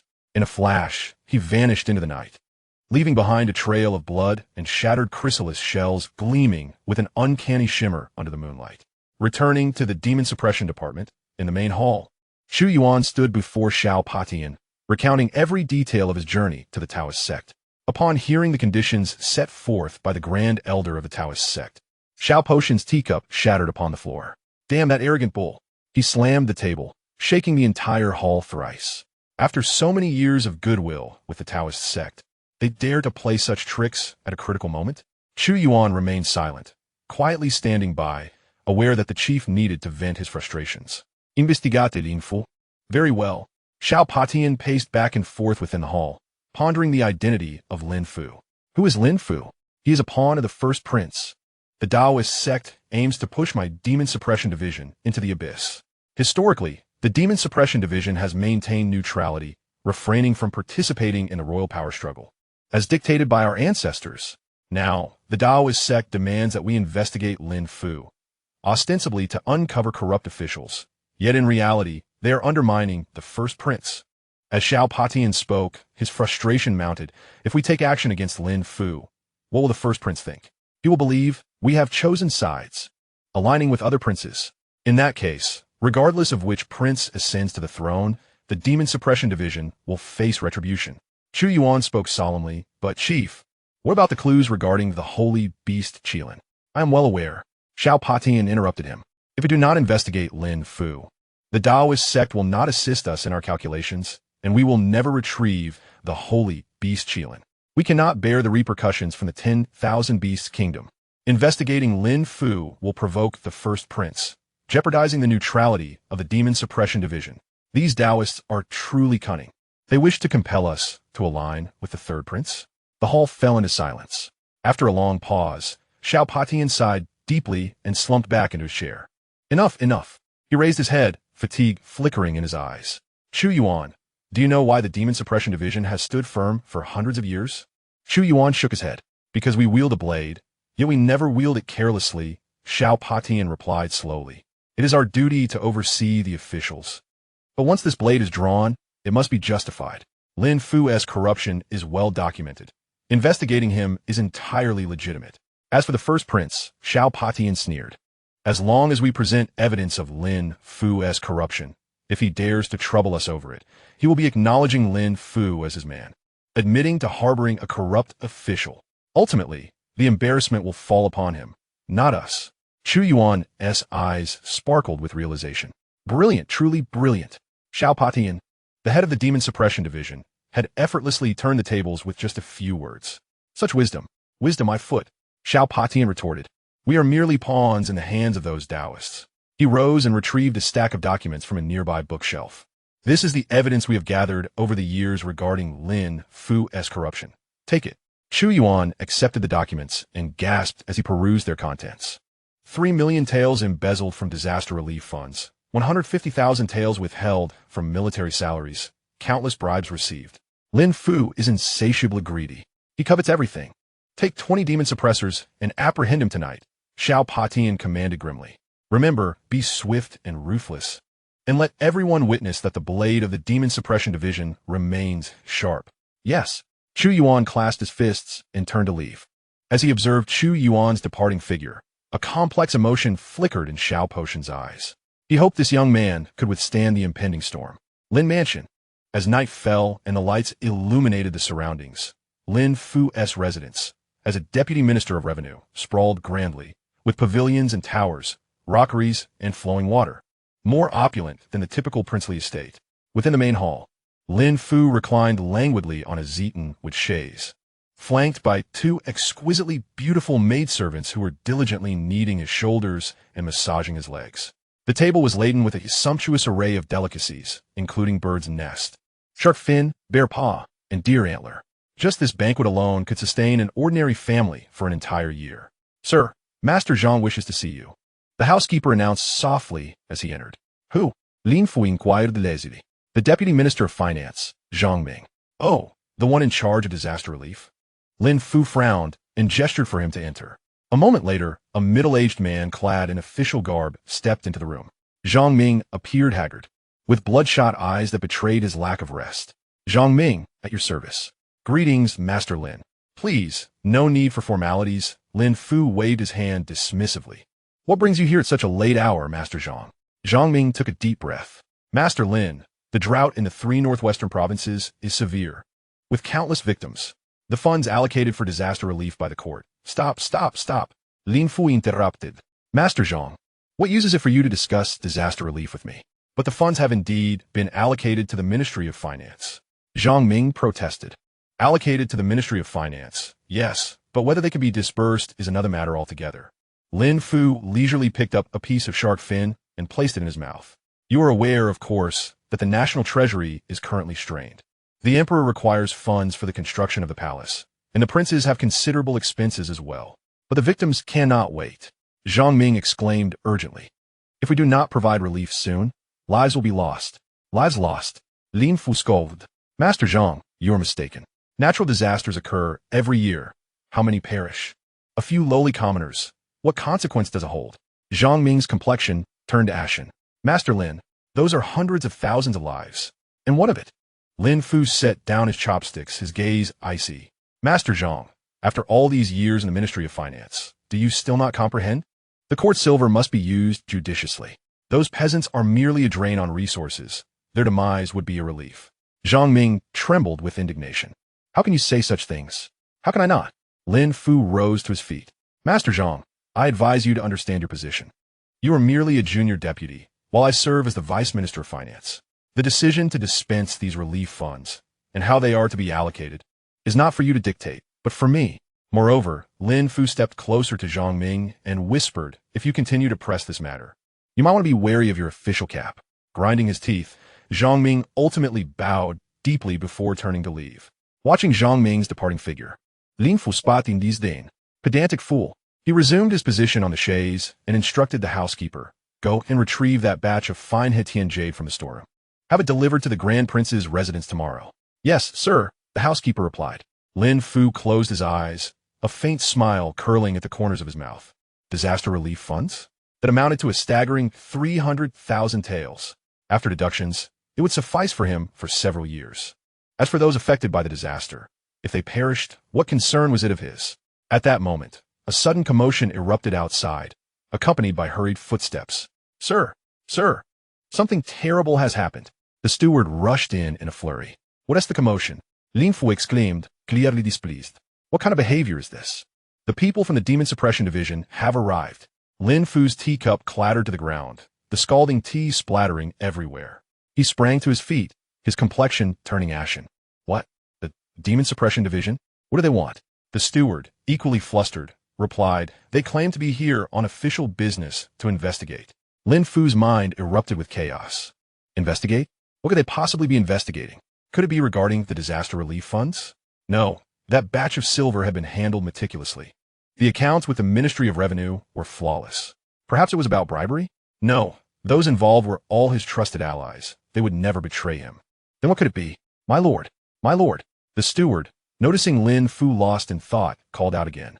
Finally regaining his composure, Lin Fu took a deep breath, forcing himself to remain calm. After years of navigating the treacherous waters of the bureaucracy, he had seen many storms.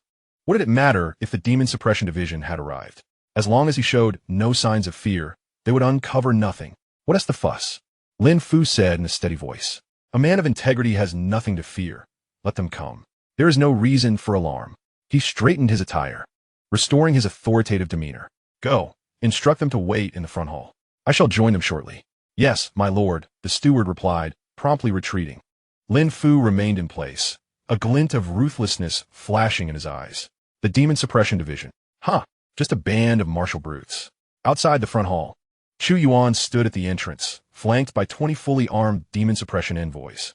Each bore weapons, exuding an aura of lethal intent. Master Chu, we have waited nearly a quarter of an hour. That Lin scoundrel has yet to emerge. He is clearly toying with us. One of the envoys could not contain his frustration. Indeed, if it were up to me, we should storm in and drag that corrupt official out. Another envoy echoed. Chu Yuan raised his hand to halt them. Calm yourselves. His gaze was calm, betraying no hint of emotion. Lin Fu was merely testing to see if the Demon Suppression Division possessed any concrete evidence.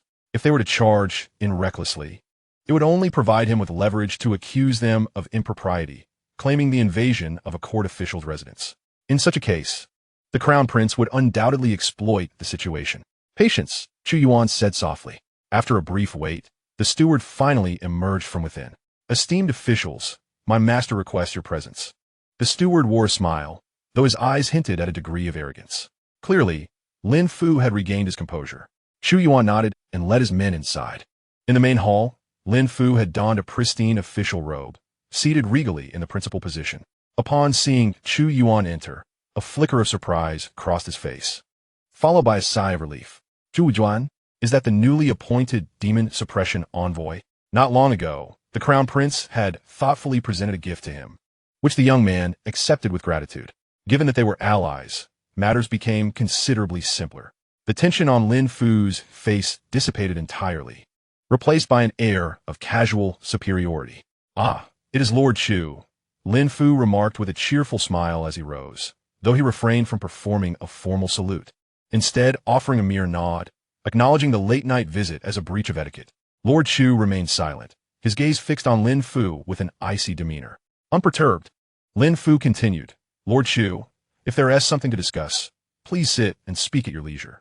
There is no need for such a grand display.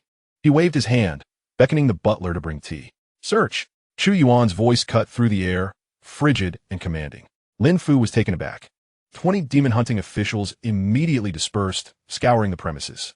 Lord Chu, this. Lin Fu's expression shifted slightly. Chu Yuan produced a document from his robes and flung it onto the table, stating, Lin Fu, you are suspected of embezzlement and accepting bribes, withholding disaster relief funds. The Demon Suppression Division has been ordered to investigate. Lin Fu ses pupilles constricted. He hastily picked up the document and scanned its contents, his expression growing increasingly grim. However, he soon relaxed. Although the evidence appeared detailed, it was merely financial records. As long as he did not confess, they could not substantiate their claims with tangible proof. Lord Chu, we are both intelligent men. Lin Fu lowered his voice, forcing a smile. We are allies, so why create such a tense atmosphere? I am willing to cooperate. You may conduct your investigation for appearances sake. Chu Yuan regarded him with a flicker of disdain. He shoved Lin Fu aside, coldly retorting, who said we are allies? Lin Fu, please recognize your true position. Lin Fu stumbled back, the smile on his face completely frozen. Chu Yuan leaned closer, a glint of menace in his eyes. Do not provoke me. You are disregarding the Crown Prince's authority. With that, Chu Yuan turned on his heel and departed, leaving Lin Fu standing there, his face ashen. Cursed be this situation. This young man must have lost his senses. Having accepted the Crown Prince's gift, he now acts as though they are strangers. A sudden wave of foreboding washed over Lin Fu, sending chills down his spine. As time ticked away, the demon-hunting officials ransacked the estate, leaving no room unsearched. Yet they found nothing. Lord Chu has not located anything, one official reported quietly as he approached Lin Fu. Upon hearing this, Lin Fu's eyes brightened. Nothing? Ha ha ha. I told you so. With how well I concealed everything, these brutes could never hope to find it. Lord Chu, Lin Fu stepped forward, a smile returning to his face, yet this time it bore a hint of mockery. After all this time, the Demon Suppression Division has failed to uncover anything. Haven to you? That so-called evidence in your hands is nothing but a fabrication. Slandering a court official is a serious crime. He grew increasingly self-satisfied, even advancing toward Chu Yuan. I now offer you an opportunity to apologize to me in front of everyone. Otherwise, I shall submit a formal complaint tomorrow to impeach you, bringing your tenure as the demon suppressor to an end. The faces of the other demon suppressors shifted dramatically. Chu Yuan, however, merely smiled. He remained silent, slowly turning his gaze toward a rockery in the courtyard. Lin Fu followed his line of sight, his heart racing. What are you looking at, Lord Chu? He asked with a forced smile. Chu Yuan continued to stare at the rockery in silence. Divine insight was activated. The internal structure of the rockery became vividly clear to him. Stones, soil, moss, and a hidden compartment concealed at its base. Within the compartment lay a treasure trove of gold, silver, and jewels, alongside a ledger.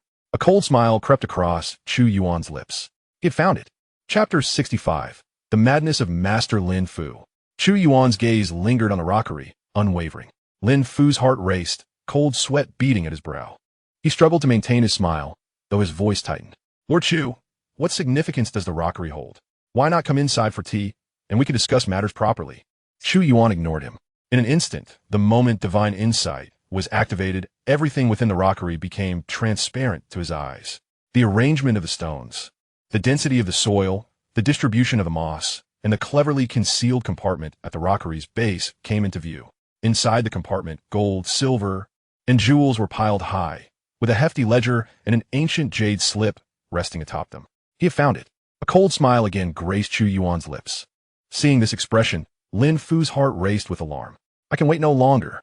Chu Yuan, Lin Fu suddenly shouted, his voice sharp. You, of the Demon Suppression Division, have my full cooperation in your investigation, but what is your intent now? After failing to find anything, do you intend to frame me? Do you think my Lin residence is a place to be trifled with? He slammed his hand on the table, his voice echoing throughout the estate. In the next moment, dozens of guards armed with standard weapons surged from the shadows, encircling the 20 demon suppressors. These guards exuded a calm demeanor and moved in unison, clearly elite veterans of border forces. Lin Fu's smile returned, yet it now held a trace of malice. Lord Chu, while the Demon Suppression Division wields immense power, you cannot slander a court official without evidence. I advise you to back down, otherwise. His words trailed off, but the threat was unmistakable. Several demon suppressors' expressions altered noticeably, instinctively tightening their grips on their weapons. Yet Chu Yuan merely smiled. Lord Lin, are you refusing to surrender? Lin Fu narrowed his eyes. I am merely protecting my residence from intrusion. Is that so? Chu Yuan turned around and addressed a slender demon tamer behind him. Wang Tai, you are adept at mechanisms. Are you not? The demon tamer was taken aback, quickly clasping his hands in a salute. Yes, Lord Chu. Proceed to the artificial hill. Beneath the third stone on the left side, there lies a narrow crevice. Rotate it 3 times clockwise, Chu Yuan instructed indifferently. Wang Tai hesitated for a moment, but complied. Lin Fu's face turned ashen. Halt! He exclaimed sternly. That is a relic from my ancestors. You must not disturb it. Chu Yuan regarded him with a hint of derision. Why are you so flustered, Lord Lin? Lin Fu opened his mouth, but found himself at a loss for words. Wang Tai had already reached the artificial hill and began to explore the designated spot. Indeed, he discovered a barely perceptible gap beneath the third stone. Lord Chu, I found it. Wang Tai's eyes brightened. Following Chu Yuan's guidance, he rotated it 3 times clockwise. A series of dull clicks resonated from within the hill, and a secret door slowly creaked open. Beyond the door lay a passage leading underground, where the gleam of gold and silver treasures spilled forth, dazzling everyone's eyes. The crowd peered down the passage, where a mountainous pile of wealth threatened to overflow: gold ingots, silver notes, jewels, and countless antiques. Resting atop the treasures was a thick ledger and an ancient jade tablet, lying silently. All the demon tamers gasped in astonishment. Even the servants of the Lin household were awestruck, their eyes wide with disbelief. How much could this be worth? One of the demon tamers murmured. Chu Yuan remained silent, his gaze fixed coldly on Lin Fu, whose complexion turned ashen. It was over, completely over. He stood frozen, trembling, his eyes flashing with despair, rage, resentment, and an ultimate madness. Stop them all. Lin Fu Unrivaled. However, the guards exchanged glances, none daring to move. They were mercenaries, not willing to risk their lives. The fearsome reputation of the demon-taming division loomed large. Who would dare act against it? Witnessing this, Lin Fu's madness intensified. He abandoned all pretense, unleashing his internal energy as he lunged toward the secret compartment like a crazed tiger. His target was not Chu Yuan, but to seize the ledger and destroy it before anyone else could. As long as the ledger was destroyed, there was still a chance for a comeback. With a thunderous roar, a master-level aura erupted from Lin Fu, sending the surrounding guards retreating in alarm. A master-level presence. One of the demon tamers exclaimed. Chu Yuan's eyes narrowed as he moved swiftly. Just as Lin Fu's fingers were about to touch the ledger, Chu Yuan appeared before him, snatching the ledger away. Lin Fu's pupils constricted. Chu Yuan's other hand pressed firmly against his dantian. Lord Lin, you have hidden your true self quite well, Chu Yuan sneered, revealing that the esteemed Vice Minister of Revenue was indeed a formidable master-level expert. Generally speaking, among the officials in the court, few possess such profound cultivation. Aside from the martial generals, your concealed prowess surely harbors secrets too deep to reveal. Lin Fu's complexion turned ashen. Chu Yuan, you cannot. Suddenly, A terrifying surge of true energy erupted from Chu Yuan's palm, directly invading Lin Fu's dantian. The sound of shattering dantian was distinctly audible. Lin Fu let out a heart-wrenching scream, collapsing to the ground, utterly devoid of any cultivation. Chu Yuan released his grip, stowed away the ledger, and calmly remarked, "He is rendered useless." An eerie silence enveloped the surroundings. Everyone was left in shock at the scene before them. A master-level expert was so easily incapacitated. Chu Yuan turned to signal the other, demon-suppressing envoys, summoning more assistance. "There is an abundance of wealth. We lack sufficient hands to account for it all." Several demon-suppressing envoys swiftly produced signal flares that soared into the sky. Seizing the moment of distraction, Chu Yuan quietly approached the edge of the tunnel. His gaze fixated on an ancient jade slip. The Taiqing jade slip, a treasure long lost to the Dao sect. With a flick of his wrist, he activated the sleeve of a universe, and the jade slip vanished into the spatial realm in an instant. The entire process took barely a breath, unnoticed by anyone. At that moment, a system notification echoed in his mind. Ding! Mission accomplished. Retrieve the lost treasure of the Dao sect. Investigate the corrupt official Lin Fu. Mission reward: Divine level technique, masterful hands, and 50 years of cultivation. Chapter 66. The capital garrison. Is the Crown Prince coming to the rescue? Capture. A torrent of cultivation memories surged into Chu Yuan's mind like a tidal wave. The miraculous effects of the divine level technique, masterful hands, were thoroughly absorbed by him. Taking a deep breath, he opened his eyes, revealing a system panel before him. Name: Chu Yuan. Talent: Divine level insight, golden iron kidney. Danger perception, cultivation, mastery realm, 4th level. Techniques: Nanyang divine art, 6th layer. Masterful hands, not yet initiated. Wind god leg, perfected. Dragon roar iron cloth shirt, perfected. Thunder fist, perfected. 6 meridians divine sword, perfected. Sleeve of the universe, perfected. 1,000 illusions formless skill, perfected. Fiery blade technique, perfected. Muscle changing classic, perfected. Cultivation: 50 years, seeing that he had gained an additional 50 years of cultivation to utilize. A smile graced Chu Yuan's lips, his eyes reflecting satisfaction. However, it was not yet the time to allocate this newfound cultivation. There were still pressing matters to attend to. The demon-suppressing envoys around him were engrossed in tallying the loot. Lord Chu, Wang Tai approached, his expression grave, holding a stack of ledgers. Just the wealth from this hidden compartment amounts to 30,000 taels of gold, 5 million taels in silver notes, and various jewels and antiques of incalculable worth, conservatively estimated to exceed 30% of the Ministry of Revenue's annual tax income. The other demon-suppressing envoys gasped in astonishment. 30%. How many years of corruption did this entail? What about the ledger? Chu Yuan inquit.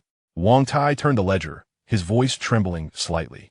The records detailed a web of corruption implicating nearly 100 officials within the court, ranging from the vice ministers of the 6 ministries to local governors, and even, he hesitated, lowering his voice, a few stewards from the prince's residence. Chu Yuan took the ledger and quickly perused its pages, each filled with alarming figures: misappropriation of disaster relief funds, embezzlement of military salaries, illicit arms trading, and bribery. These relief funds were intended for the victims of disasters in the 3 northwestern provinces. Wang Tai gritted his teeth. The military salaries were meant for the valiant soldiers battling at the front lines. Yet that scoundrel Lin Fu had pocketed it all. Other demon-suppressing officials gathered around, their eyes ablaze with fury as they scrutinized the figures in the ledger. Among them were those whose hometowns lay in the northwestern provinces and others whose brothers fought fiercely at the front. These funds could have saved their lives. Beast! One of the demon-suppressing officials kicked Lin Fu, who lay helpless on the ground. Lin Fu let out a muffled groan, lacking even the strength to resist. Chu Yuan closed the ledger, a glint of coldness flashing in his eyes. At that moment, a loud crash echoed as the door of the Lin residence was forced open. A squadron of soldiers clad in black armor stormed in, led by a burly middle-aged man bearing a vicious scar across his face, exuding a strong aura of menace. The soldiers behind him, sharp-eyed and marching in unison, were clearly seasoned veterans returned from the battlefield. Although they had left the front lines due to age and injuries, their murderous intent lingered. The faces of the demon-suppressing officials changed, instinctively gripping their weapons tighter. The capital garrison, Wang Tai whispered. Chu Yuan narrowed his eyes. The scar-faced man approached the entrance, retrieving a golden scroll from his bosom and proclaimed loudly, "Li Wei, commander of the capital garrison, carries the order of His Highness the Crown Prince to admonish the Demon Suppressing Division for abusing their power and unlawfully invading the residence of a second-rank official, thus disturbing the order of the court. Chu Yuan, cease your actions and submit to an investigation." His voice resonated throughout the Lin residence.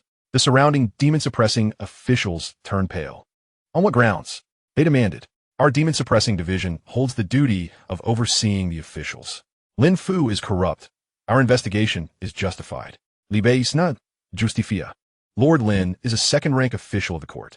Have you reported this to His Majesty? Has it gone through the 3 departments for review? Since when has the demon-suppressing division gained the authority to disregard the laws of the court?"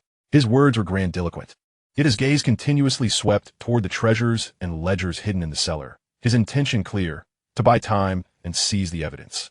The demon-suppressing officials seethed with rage. "Li Wei, do not twist the truth. We have irrefutable evidence of Lin Fu's corruption and bribery. Our investigation is entirely lawful." Li Wei remained unmoved, coldly retorting, "Where's this evidence? You speak without proof and dare to slander a court official?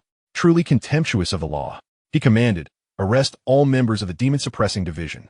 The soldiers behind him exchanged glances but hesitated to act. Despite having left the front lines, their instincts as soldiers remained intact. They had heard of the formidable reputation of the demon-suppressing division. Moreover, many of their comrades perished on the battlefield due to the substandard quality of weaponry. If Lin Fu truly embezzled military funds and trafficked arms, what justification do they have for shielding him? Li Wei observed the soldiers hesitating, his expression darkening as he snapped. "What are you all waiting for? This is the command of His Highness the Grand Prince. Disobedience will be met with military law." With that, the soldiers steeled themselves and approached. Chu Yuan remained motionless, slowly flipping through the ledger in his hands until he found a page and read aloud. On the 7th day of March, the garrison commander Li Wei received a tribute of 100,000 taels of silver to suppress the arms trafficking case. His voice, though not loud, resonated like thunder. "Li Wei's complexion shifta dramatically." The soldiers who had been about to advance halted in their tracks, turning to face Li Wei with shifting gazes. "Commander Li, what is the meaning of this?" One soldier stammered, his brother having fallen to the enemy's blade due to defective weaponry. Li Wei, cold sweat beading on his forehead, stammered that the ledger was a forgery. Chu Yuan continued flipping pages, stating, on the 13th of May, Li Wei accepted bribes, withholding quality armor intended for the front lines and selling it to gangs for a profit of 300,000 taels. On the 2nd of July, he accepted bribes, diverting 30% of the military provisions meant for the front lines and reselling them to merchants for a profit of 200,000 taels. With each revelation, the soldiers' expressions grew increasingly grim. By the end, they all fixed their furious gazes upon Li Wei. An elderly soldier bellowed, "My son died because the armor was of such poor quality that it was pierced through by an enemy's blade. You vile scoundrel, you are the one responsible." Other soldiers joined in, cursing him. "My brother went to battle with an empty stomach because you embezzled the rations. Beast, are you even human?" Li Wei's face turned ashen, his earlier bravado dissipating entirely. As the crowd closed in on him, he stumbled backward, exclaiming, "No, it was Lin Fu. He forced me." Chu Yuan closed the ledger and stated coolly, "The criminal Li Wei is implicated in the corruption case involving Lin Fu and will be apprehended." Several enforcers surged past the wavering garrison soldiers and pinned Li Wei to the ground. "You dare?" Li Wei shrieked in struggle. "I'm a man of the Grand Prince. If you touch me, you are opposing the Grand Prince." He pleaded to the soldiers behind him. "Why are you just standing there? Help me." Yet, the soldiers merely regarded him coldly. Not a single one moved to assist. If this man truly trafficked arms and embezzled provisions, he deserved 1,000 deaths. Li Wei succumbed to despair, collapsing to the ground. Lin Fu, witnessing this scene, felt his last glimmer of hope extinguished. A frenzied glint crossed his eyes as he suddenly attempted to bite his tongue to end his life. If he perished, there would be no evidence against him, and the Grand Prince would remain unscathed, allowing his family to be spared. Chu Yuan's gaze turned icy as he flicked his fingers. A surge of energy precisely struck Lin Fu's mouth, dislocating his jaw. With a crack, Lin Fu's jaw fell slack, blood spilling forth, yet he could not close his mouth. His eyes widened in despair and defiance. Chu Yuan withdrew his hand and turned to Wang Tai Dao, instructing him to ensure their survival. He then returned to the edge of the tunnel, his gaze sweeping over the amassed treasures. The demon suppressors were preoccupied with their inventory, oblivious to his presence. He pivoted and ventured into the depths of the tunnel, arriving at a dimly lit corner. Once again, he activated divine insight. Behind an inconspicuous green brick on the wall lay a hidden compartment. Chu Yuan pressed against the brick and gently pushed. With a click, the compartment opened, revealing a blood-red jade tablet inscribed with 3 characters, Blood Sword Sect. Chu Yuan's pupils constricted. The Blood Sword Sect is one of the 7 major sects of the Great Zhou Dynasty, a faction of the demonic path.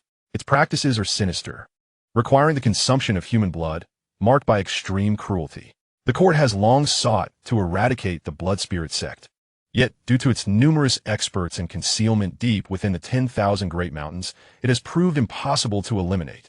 Now, to discover that Lin Fu, the Minister of Revenue, possesses a token from the Blood Sword Sect, darkened Chu Yuan's expression. Lin Fu is affiliated with the Crown Prince. That Crown Prince. He tucked the jade tablet into his robe and turned to exit the tunnel.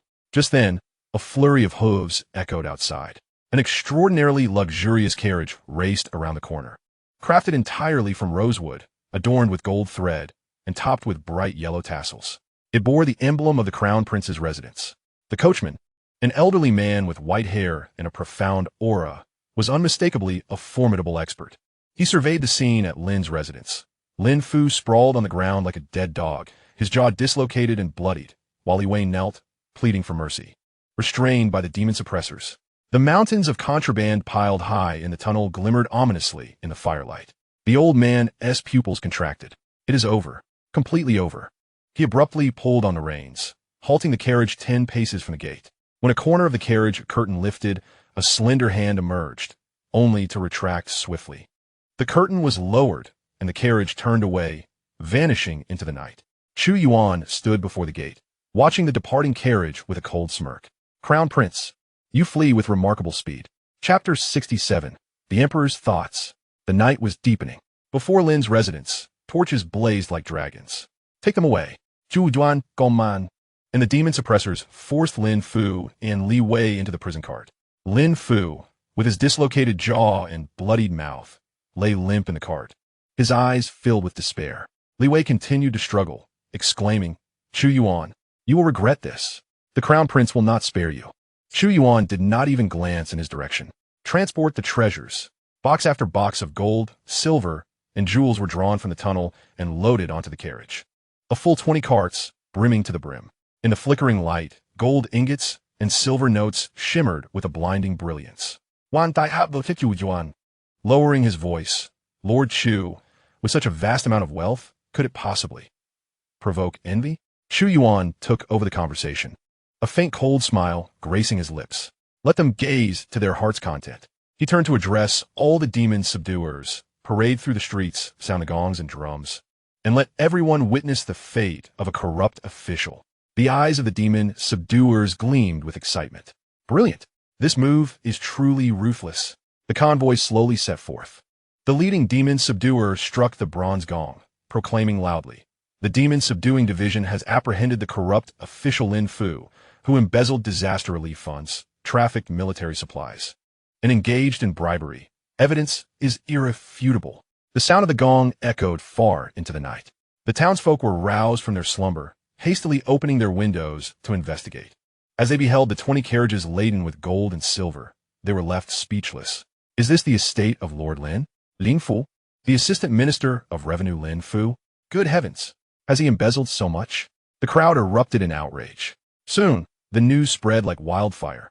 An increasing throng surged into the streets. When they learned of Lin Fu's misappropriation of disaster relief funds, the crowd became a boiling cauldron of fury. Scoundrel! My family resides in the Northwest. Last year's drought.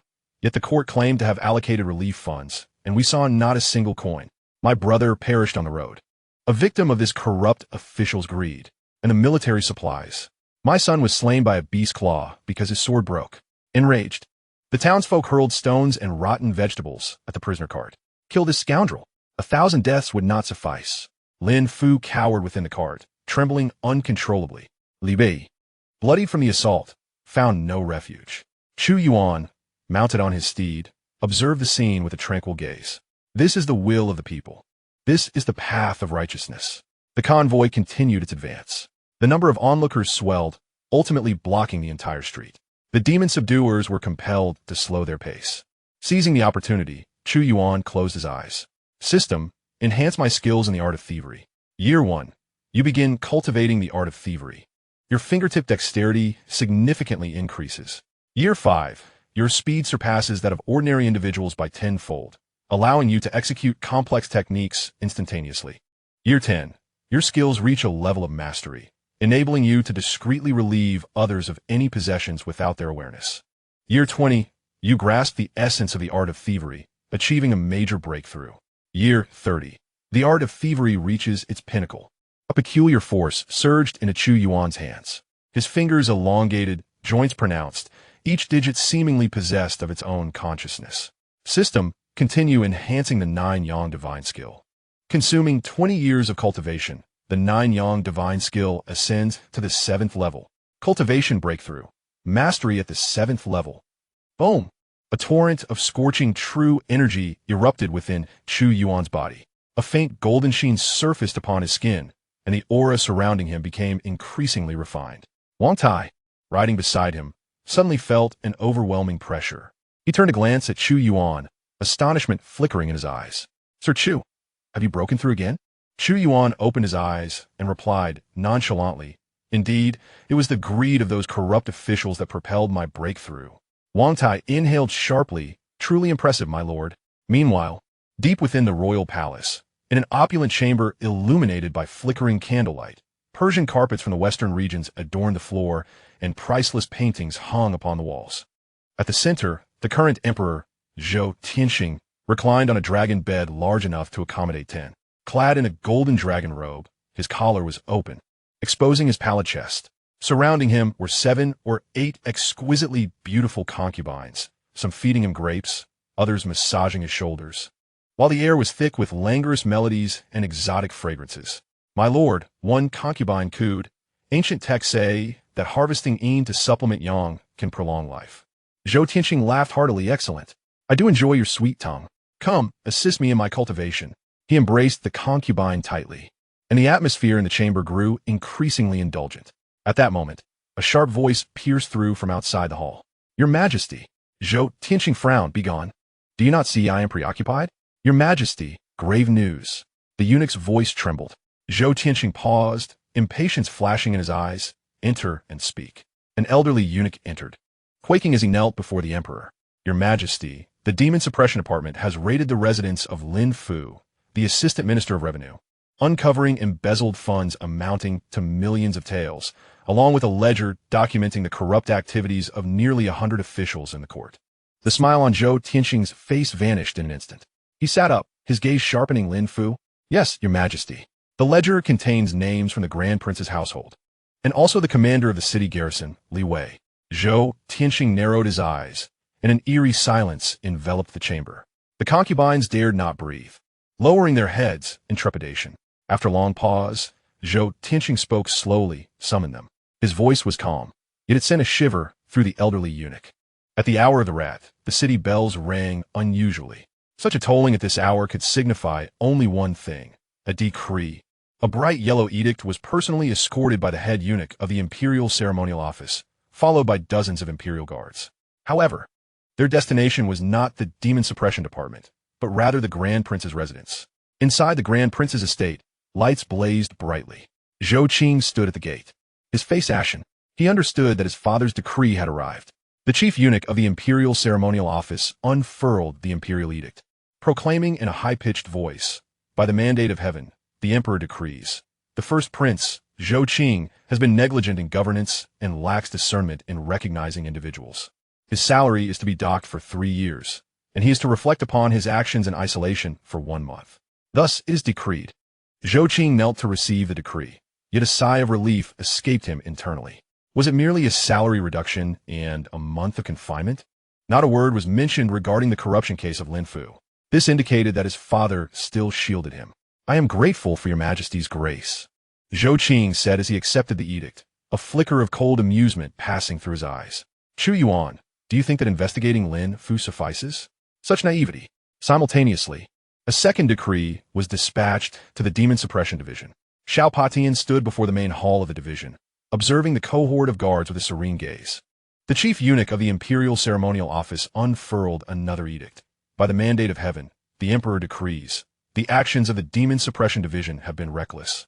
Failing to report to the 3 divisions, as per protocol, unlawfully intruding into the residence of a second-rank official and undermining the authority of the court.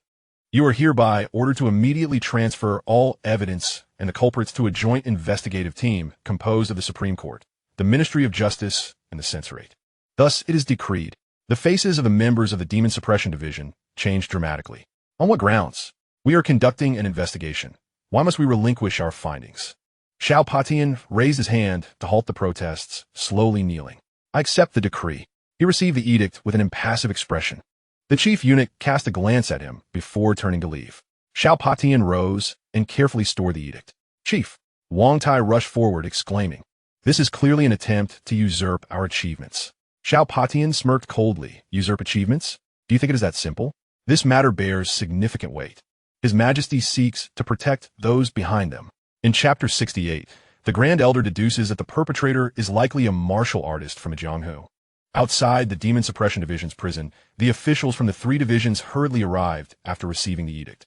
The Minister of the Supreme Court, the Deputy Minister of Justice, and the left censorate general stood shoulder to shoulder, flanked by numerous constables. Chu Yuan, with an expressionless demeanor, pushed the prisoner cart before them. Lin Fu and Li Wei, along with all evidence and account books, were entirely handed over. The Minister of the Supreme Court took the account book, flipping through a few pages, his eyes briefly reflecting astonishment before quickly regaining composure. You have worked hard, Master Chu, he said politely, clasping his fists. Chu Yuan ignored him and turned to leave. Master Chu, the Deputy Minister of Justice suddenly interjected. This case has far-reaching implications. Should the need arise, we ask you to cooperate with the investigation of the 3 divisions at any time. Chu Yuan paused, glancing back at him. Cooperate? A faint smirk curled his lips. Everything that needs to be said is in the account book. What should not be revealed, you will not extract through inquiry. With that, he strode away. The Deputy Minister of Justice's expression stiffened. The left censorate general snorted derisively. The members of the Demon Suppression Division are truly arrogant. The Minister of the Supreme Court remained silent, merely staring intently at the account book in his hands, his gaze profound. Inside the main hall of the Demon Suppression Division, Chu Yuan entered. Xiao Patian stood by the window, his back turned to him. Have you obtained the items? Xiao Patian did not turn around. Chu Yuan retrieved the Ta Ching jade slip from his bosom and placed it upon the table. Xiao Patian turned, grasping the jade slip, his vital energy probing within. After a brief moment, he furrowed his brow. Merely an ordinary jade slip, devoid of any content. This is precisely what the Dao sect desires, Chu Yuan remarked nonchalantly. Xiao Patian nodded, securing the jade slip. The case concerning Lin Fu will linger for quite some time once taken over by the 3 divisions. You need not concern yourself with it. The situation in the 10,000 Beasts Kingdom poses a far greater dilemma. He approached Chu Yuan, his voice low. Only 5 days remain until the 7-day deadline imposed by the 10,000 Beast Kingdom. The holy beast Qilin cub has yet to be located. Should those beasts truly erupt in fury, the entire imperial city will suffer. Chu Yuan's gaze sharpened. I shall head to the Dao sect at once. Xiao Patian patted his shoulder. Go swiftly and return promptly. In the early morning, at the Dao sect, Tai Ching Peak, Chu Yuan once again ascended this mountain cloaked in ethereal mist. Upon sighting him, the disciples of the Dao sect bowed in respect. Lord Chu, the Grand Elder has been awaiting your arrival. Following the disciple, Chu Yuan arrived at the Tai Ching Hall. Inside, an elderly man with flowing white hair sat cross-legged on a mat, surrounded by a faint aura of Dao. This was none other than the Grand Elder of the Dao sect, his cultivation unfathomable. Chu Benefactor, have you brought back the jade slip? The Grand Elder opened his eyes. His voice serene. Chu Yuan produced the Ta Ching jade slip, presenting it with both hands. The Grand Elder accepted the slip, examining it closely, a hint of satisfaction crossing his visage. Indeed, though it is a counterfeit, it suffices for our needs. Chu Yuan was taken aback. Counterfeit? The Grand Elder chuckled softly. The authentic Ta Ching jade slip has been lost for a millennium. The one Lin Fu possesses is merely a replica forged by later generations. However, for our Dao sect, having something is far better than having nothing. Chu Yuan understood. No wonder Xiao Patian mentioned that it contained nothing of value. Grand Elder, regarding the holy beast Qilin cub, Chu Yuan began. The Grand Elder nodded. I am aware of your intentions. With a wave of his hand, a massive bagua compass materialized in midair, radiating an enigmatic glow. The Grand Elder formed incantations with his hands, murmuring incantations. The bagua compass began to rotate, accelerating with each passing moment. After a considerable time, the compass came to a halt. The Grand Elder opened his eyes. A flicker of gravity in his gaze. It has been located. Chu Yuan's spirits surged. Who is the thief? The Grand Elder replied solemnly. This individual had previously entered the celestial prison, yet their aura is exceedingly elusive, nearly undetectable. Through my calculations, I have discerned that this person has consumed the blood essence of a beast and of a remarkably high grade. They have acquired two abilities, one that allows them to blend seamlessly with their surroundings, akin to invisibility, and another that enables them to completely conceal their own presence. Chu Yuan's pupils contracted. No wonder so many experts were present in the celestial prison at that time, yet none perceived the anomaly. Where is this individual now? The Grand Elder once again formed incantations, and the bagua compass began to spin anew. However, this time, after a few rotations, it suddenly came to a standstill. The expression of the Grand Elder shifted slightly. The location of the sacred beast Qilan cub was shrouded by an imperial aura, rendering it impossible to deduce. The imperial aura? A chill crept into Chu Yuan's eyes. Could it be that the royal family was involved? Nevertheless, the Grand Elder continued, stating that he could ascertain the position of the thief. He pointed to a direction on the compass. This individual is within the imperial city, specifically near the Drunken Fragrance Pavilion in the Eastern District. Is this not the very location of the Sixth Prince? Chu Yuan committed the location to memory. Now, all evidence pointed towards the Sixth Prince. He merely lacked a crucial piece of direct evidence to investigate him further. This person could very well be the key to unraveling the situation. The Grand Elder retrieved a small vial from his sleeve and handed it to Chu Yuan. This is the manifestation water. Merely sprinkle it upon the individual, and their invisibility will falter. Chu Yuan accepted the vial, bowing respectfully. Thank you, Grand Elder. The Grand Elder waved his hand. Go forth. Do not let the matters of the 10,000 demons' kingdom escalate into catastrophe. The following morning, within the grand hall of the Demon Suppression Department, as Chu Yuan stepped into the hall, he felt an oppressive presence. Inside stood 3 towering figures of the demon race. At the forefront was a tiger-headed demon general, exuding an aura of ferocity. These were indeed the envoys sent by the 10,000 demons' kingdom. Back so soon? Xiao Patian glanced at Chu Yuan. Chu Yuan nodded, his gaze sweeping over the 3 demon generals. The tiger-headed general sneered. The Demon Suppression Department's efficiency is commendable, returning so swiftly. I wonder if there are any leads on the sacred beast Qilan cub? His tone was laden with an unmistakable threat. Chu Yuan remained unperturbed. I have already grasped initial clues. Within 3 days, I shall undoubtedly retrieve the sacred beast Qilan cub. The tiger-headed general narrowed his eyes. Should the Qilan not be found in 3 days, the 10,000 demons' kingdom will surely wash the imperial city in blood. The 2 generals behind him simultaneously exuded a murderous intent. The temperature in the hall plummeted.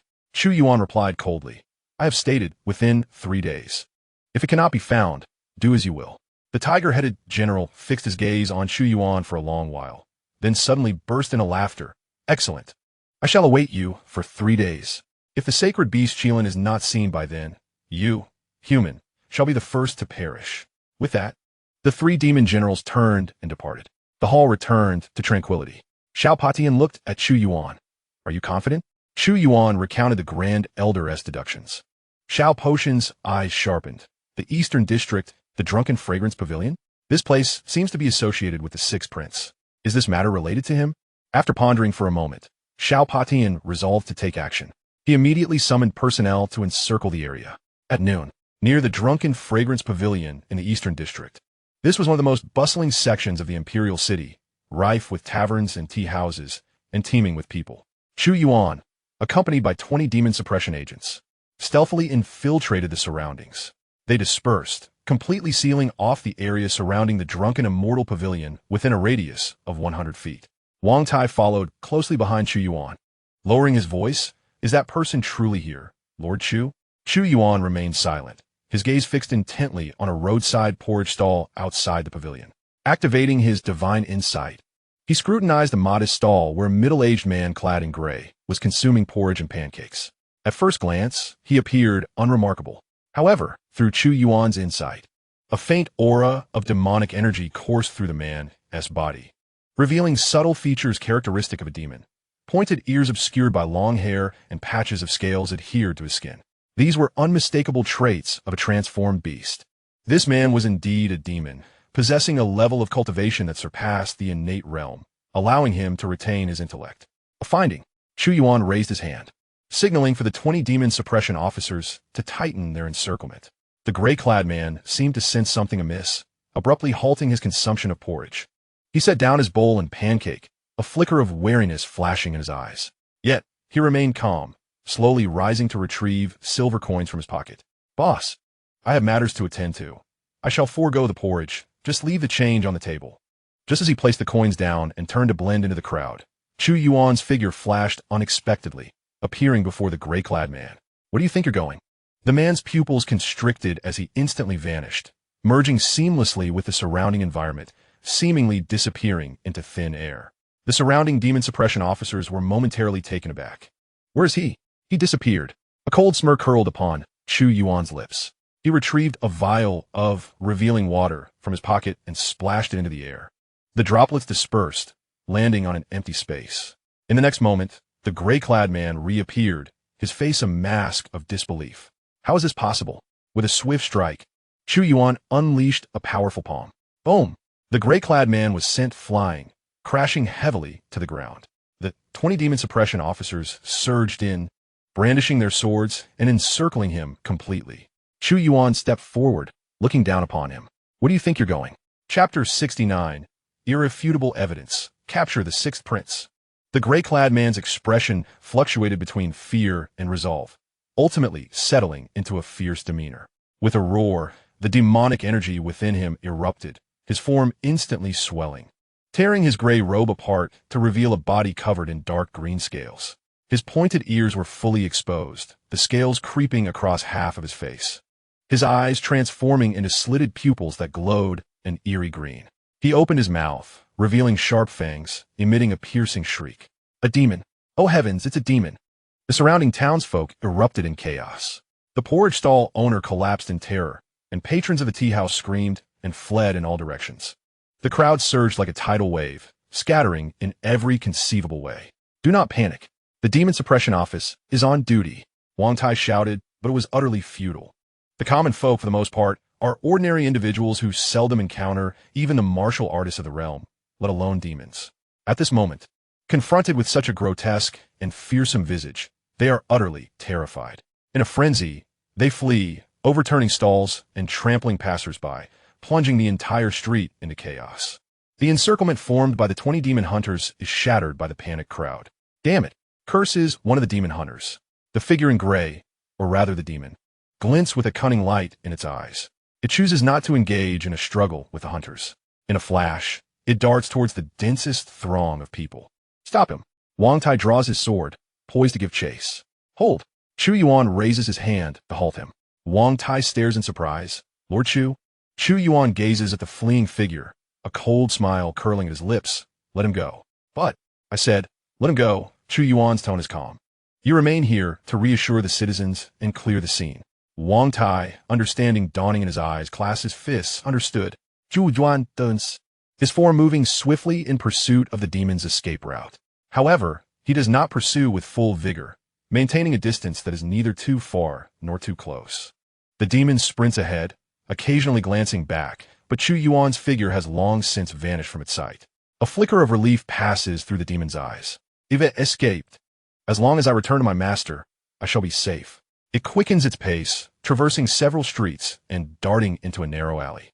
The alley is dark and damp, flanked by towering walls. The demon halts, panting heavily, and looks back once more.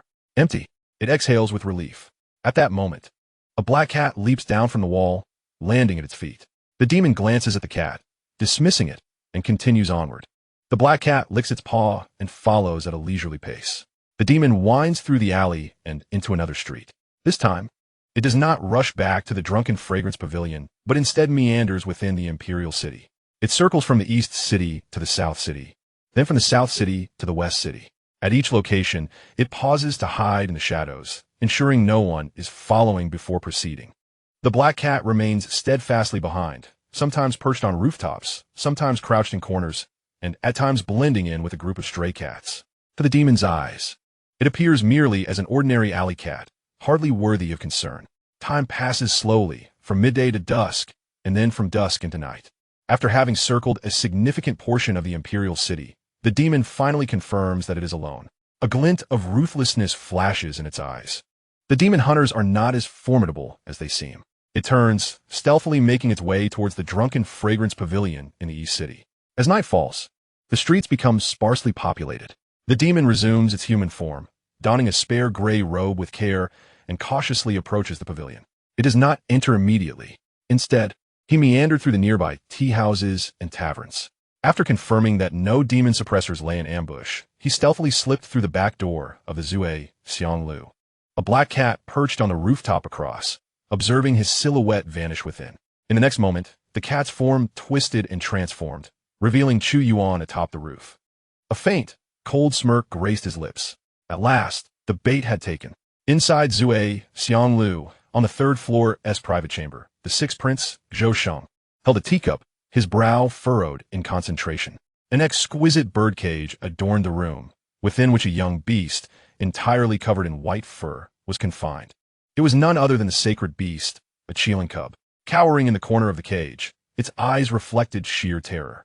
Zhou Sheng regarded it with a glimmer of satisfaction. TSK, the sacred beast of the 10,000 demon kingdom is not so formidable after all. He reached out and poked the cage. The Qiling cub emitted a low whimper, retreating further back. At that moment, the door burst open. A man in gray rushed in, panic etched on his face. "Your Highness, something has happened." Zhou Sheng frowned. "What is the cause for such alarm?" "The demon suppressors have come for me." The gray-clad man fell to his knees, his voice trembling. "They have somehow breached my invisibility. I barely managed to escape. Your Highness, you must help me. Allow me to leave the imperial city and hide in a remote place." Zhou Sheng's countenance darkened instantly. He sprang to his feet and kicked the gray-clad man in the chest. Thud! The man was sent crashing against the wall, spitting blood. "Useless fool," Zhou Sheng scolded furiously. "This prince expended considerable effort to procure the essence of demon beasts for you, granting you invisibility, and this is how you conduct yourself? Your Highness." The gray-clad man struggled to rise. "Silence." Zhou Sheng placed a foot on his face. "Do you realize you have put this prince in peril? Once the demon suppressors have marked you, they will surely trace the path back to me. You, a clumsy oaf, are more of a hindrance than a help." A flicker of ruthlessness crossed his gaze. "Kulme." The door swung open once more. Two black-clad guards entered. "Drown him in the moat," Zhou Sheng commanded coldly. The gray-clad man's face turned pale. "Your Highness, spare me. I still have value." "Value?" Zhou Sheng scoffed. "Keeping you alive will only add to my troubles." The guard stepped forward to seize the gray-clad man. Just then, a loud crash resounded as the door was kicked open. Chu Yuan strode in confidently, flanked by 20 demon suppressors. An eerie silence enveloped the room. Zhou Sheng remained poised with his foot on the gray-clad man's face, frozen in disbelief. The guards holding the gray-clad man also froze in place. Chu Yuan's gaze swept the room, finally resting on the cage suspended in midair. Inside, the sacred beast, the Qiling cub, huddled in the corner, its white fur glimmering softly in the candlelight. A faint, icy smile curled at the corners of Chu Yuan's lips. "Your Highness, your penchant for keeping pets is rather peculiar." Zhou Sheng's expression instantly darkened to a shade of iron. He released his foot, straightened his posture, and forced a smile. "Chu Yuan, what do you mean by that?" "What do I mean?" Chu Yuan approached the birdcage and lightly tapped on it. "Your Highness, you cannot possibly claim ignorance regarding the fact that this is a sacred beast of the myriad beasts kingdom, a young Qiling, no less." Zhou Sheng opened his mouth, yet words eluded him. Turning his gaze towards the gray-clad man sprawled on the ground, Chu Yuan continued. "The one who infiltrated the Demon Suppression Bureau's prison and stole the sacred Qiling cub is you, isn't it?" The gray-clad man trembled, glancing between Chu Yuan and Zhou Sheng. I. No need to elaborate," Chu Yuan interrupted. "The evidence is irrefutable." His icy gaze fell upon Zhou Sheng. "Your Highness, according to the laws of the Great Zhou, theft of a sacred beast and collusion with demons warrants execution. Do you have anything to say?" Zhou Sheng's complexion turned a ghastly white, cold sweat beading on his forehead. He stood upright, feigning calmness, though his voice trembled. Chu Yuan, do not forget your station. This is a misunderstanding. I had no knowledge that this was a sacred beast. It was that lowly wretch who deceived me. He pointed a trembling finger at the gray-clad man, his voice shrill. It was all him. He did it. It has nothing to do with me. The gray-clad man widened his eyes, disbelief etched across his face. Observing this scene, Chu Yuan's smile deepened with cold amusement. Wang Tai, present. Seize him. Chapter 70. The sixth prince is exiled to the frontier. The eldest princess leaves the prison. Seize him. Chu Yuan's voice, though not loud, resonated like thunder. Two demon suppression officers surged forward, one on each side, gripping Zhou Sheng's shoulders. Release this prince. Zhou Sheng struggled frantically. Do you dare lay hands on a prince? I am a sixth prince. I possess royal blood. He flailed his arms, attempting to break free from their grasp, yet devoid of any martial prowess. He was no different from an ordinary person in the presence of the two innate-level demon suppression officers. Chu Yuan, Zhou Sheng's face flushed crimson, veins bulging. Have you lost your mind? I'm a prince. You dare to arrest me? With an impassive expression, Chu Yuan approached the birdcage and gently lifted the sacred Qilin cub from its confines. The little creature trembled, fear evident in its eyes. Chu Yuan caressed its head softly, his voice soothing. Do not be afraid. I will take you home. The Qilin cub seemed to sense his kindness, nuzzling against him. Chu Yuan, did you hear what this prince said? Do not forget how benevolent I was when you served under me. Zhou Sheng shrieked. This prince treated you so well, and yet you dare to arrest me? Do you comprehend the consequences of apprehending a prince? My father will not spare you. The Demon Suppression Bureau cannot protect you. Chu Yuan turned to face him, coldly regarding him. Your Highness, I naturally remember your kindness towards your subordinate. However, Your Highness, you have committed theft of a sacred beast and colluded with demons. The evidence is indisputable. According to the laws of the Great Zhou, execution is warranted. Zhou Sheng's expression drained of color in an instant. You dare? Chu Yuan paid him no further heed and addressed Wang Tai Dao. Take him away and send him to the dungeons. Yes. The demon suppression envoys escorted Zhou Sheng out. Chu Yuan, you will come to regret this. This prince shall not let you off. Zhou Sheng's voice echoed down the corridor. Father will not spare you. My elder brother will not let you go. Embracing the young Qilin, Chu Yuan stepped out of the drunken fragrance pavilion. The night breeze caressed him, and his gaze remained tranquil. What of offending the first prince? To further antagonize the sixth prince was hardly a concern. In the Demon Suppression Division, within the hall of the division master, Xiao Patian gazed at the young Qilin in Chu Yuan's arms, a faint smile gracing his features. Have you found it? Indeed. Chu Yuan replied, placing the young creature on the table. The little one timidly surveyed its surroundings, yet it appeared significantly more at ease than before. As Xiao Patian reached out to touch it, the young Qilin immediately recoiled. This little fellow is quite vigilant, Xiao Patian chuckled. Just then, hurried footsteps sounded from outside the hall. Master, the envoy from the kingdom of 10,000 beasts has arrived. Xiao Potion's brow furrowed slightly. Let them in. Momins latte. A tiger-headed demon general burst into the hall, flanked by two demon guards. His eyes swiftly fell upon the young Qilin on the table. A sacred beast. The tiger-headed general advanced hastily, but was halted by Chu Yuan. Envoy, please do not rush. Chu Yuan spoke coolly. Anger flickered in the tiger-headed general's eyes, but he restrained his emotions. So, the sacred beast Qilin has been found? Indeed, Xiao Patian confirmed, and the thief who stole it has also been apprehended. Who is it? The tiger-headed general demanded in a low voice. Xiao Patian and Chu Yuan exchanged glances. The sixth prince of the Great Zhou Dynasty, Zhou Sheng. The tiger-headed general's pupils constricted. A prince? Indeed, Chu Yuan's voice turned icy. The evidence is incontrovertible, and he was caught red-handed. The tiger-headed general fell silent for a moment before bursting into laughter. Excellent. Very well. A fierce glint flashed in his eyes. Since it is your human prince who committed the crime, hand him over to us of the kingdom of 10,000 beasts. I shall take him back and, in front of all demons, rend him limb from limb. Xiao Potion's expression darkened. Envoy, I fear this may not be appropriate. Inappropriate? The tiger-headed general scoffed. Your people stole our sacred beast and now wish to shield the thief? Xiao Patian, do you wish to provoke war with the kingdom of 10,000 beasts? An aura of a terrestrial immortal erupted from him, causing the entire hall to tremble. Xiao Potion's eyes turned cold, and he too released his aura. The two forces clashed in the air, producing a dull roar. Just as the atmosphere grew tense, a high-pitched voice called from outside the hall. His Majesty has decreed. The head eunuch of the Imperial Ceremonial Office entered, followed by dozens of Imperial guards. Both Xiao Patian and the tiger-headed general simultaneously restrained their auras. The eunuch unfurled the Imperial Edict and proclaimed sharply, "By the decree of heaven, the Emperor commands. The sixth Prince Zhou Sheng's conduct is unworthy. He has colluded with demons, stolen a sacred beast, and his crimes are unforgivable. He is to be exiled to the northwestern frontier immediately, and shall not return to the capital without an edict. Thus it is decreed." The hall was enveloped in an eerie silence. A flicker of surprise crossed Chu Yuan's eyes. Had the emperor truly stripped the sixth prince of his title? The tiger-headed demon general's expression fluctuated between uncertainty and anger. Exile to the frontier was an exceedingly harsh punishment for a prince. Moreover, the sixth prince was of royal blood. Even the formidable Wan Yao kingdom could not genuinely seize a prince. "Your Excellency, His Majesty has made his decision," the eunuch addressed the tiger-headed demon general, seeking his understanding. The general remained silent for a long while before finally snorting coldly. "Very well." He approached the table and carefully cradled the young Qilan. "I am grateful to the Demon Suppression Division for this assistance," he said, clasping his fists in respect to Xiao Patian.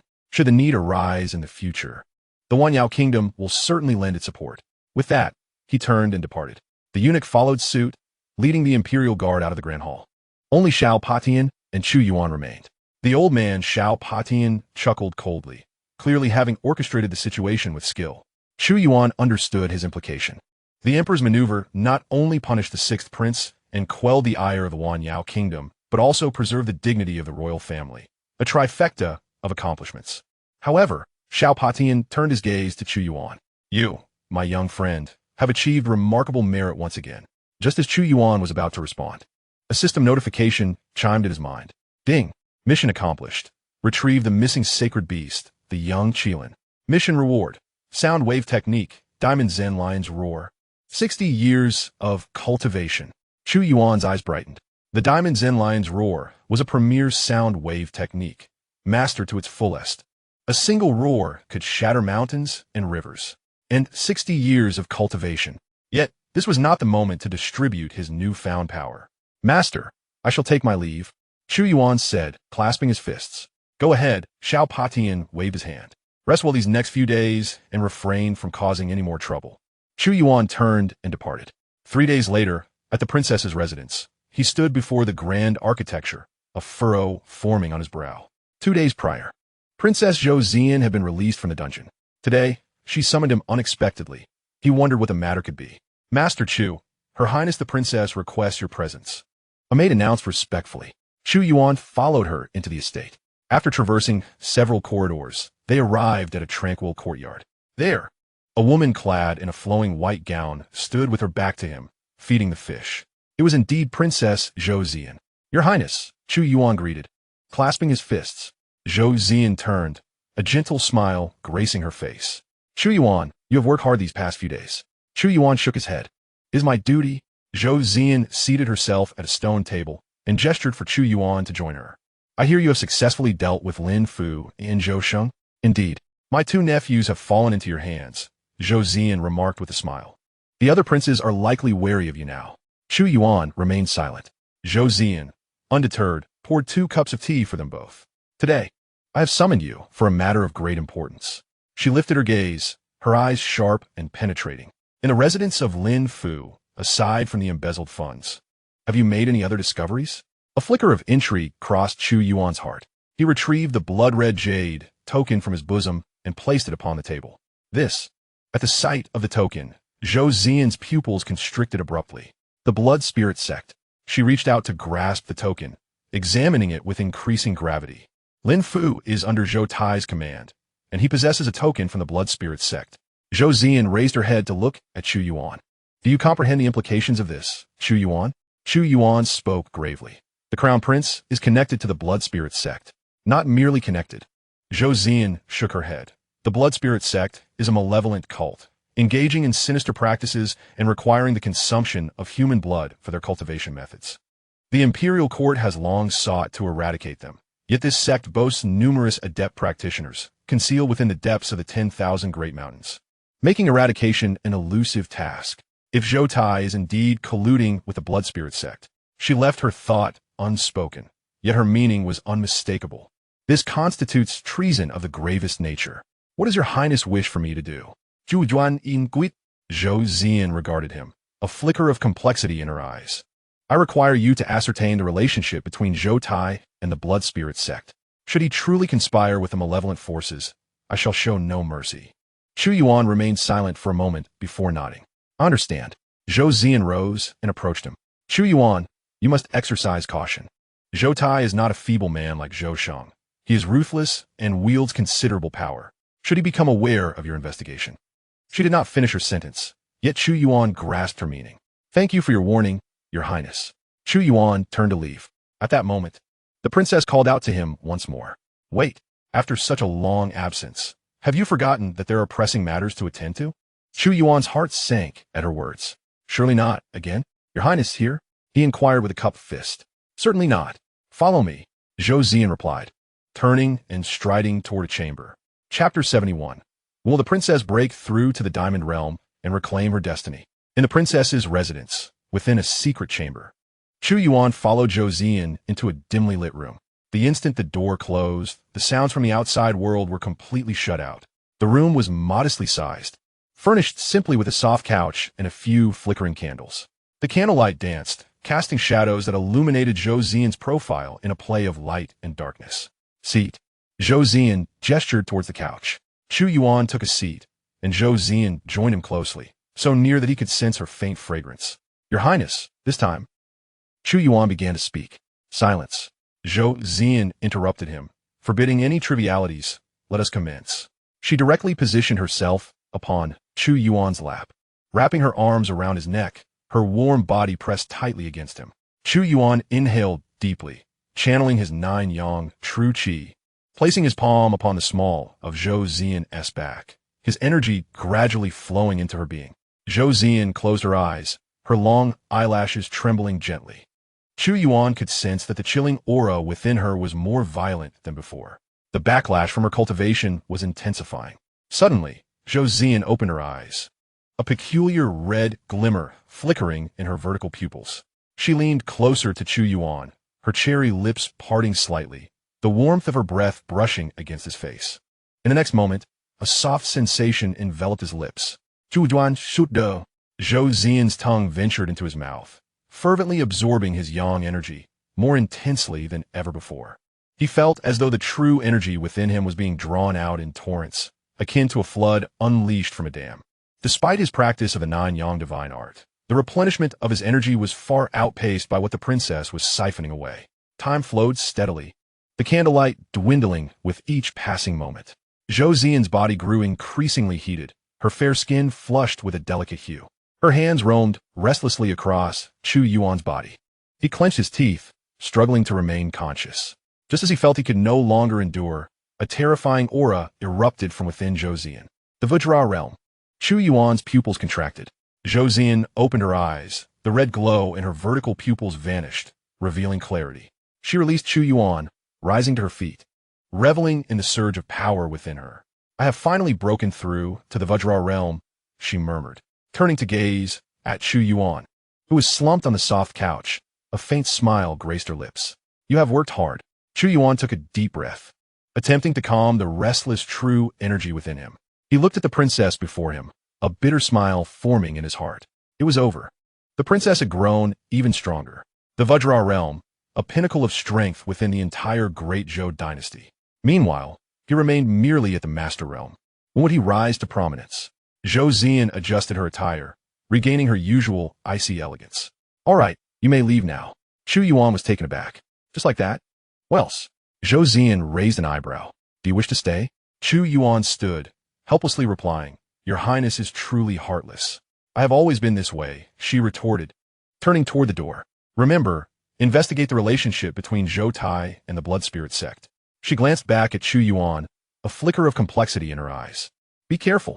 With that, she pushed the door open and departed. Chu Yuan remained rooted in place, brushing his lips with his fingers. He could still feel her warmth. In the deep of night, Chu Yuan returned to his quarters. Closing the door, he sat cross-legged on the bed. System enhanced the Vajra Zen lion's roar. 30 years of cultivation consumed. Vajra Zen lion's roar elevated to perfection. A profound understanding flooded into Chu Yuan's mind, as if his throat underwent a metamorphosis. His vocal cords becoming more resilient. The roar of the Vajra Zen lion represents the pinnacle of sonic techniques within the Buddhist sect. When perfected, a single lion's roar can shatter mountains and rivers, directly assaulting the soul. It possesses a natural counteractive effect against demonic arts. The system continues to enhance the Nine-Yang divine art. 30 years of cultivation consumed. The Nine-Yang divine art ascends to the peak of the 7th layer. Cultivation breakthrough. Pinnacle of the master realm. Boom! Fiery true energy erupted within Chu Yuan, as a faint golden glow enveloped his skin, refining his aura further. At the pinnacle of the master realm, he stood merely a step away from the grandmaster level, requiring only the comprehension of the profound realm. Chu Yuan opened his eyes, a flash of sharpness gleaming within them. 3 days later, at the entrance of Chu Yuan's residence, there came a series of knocks.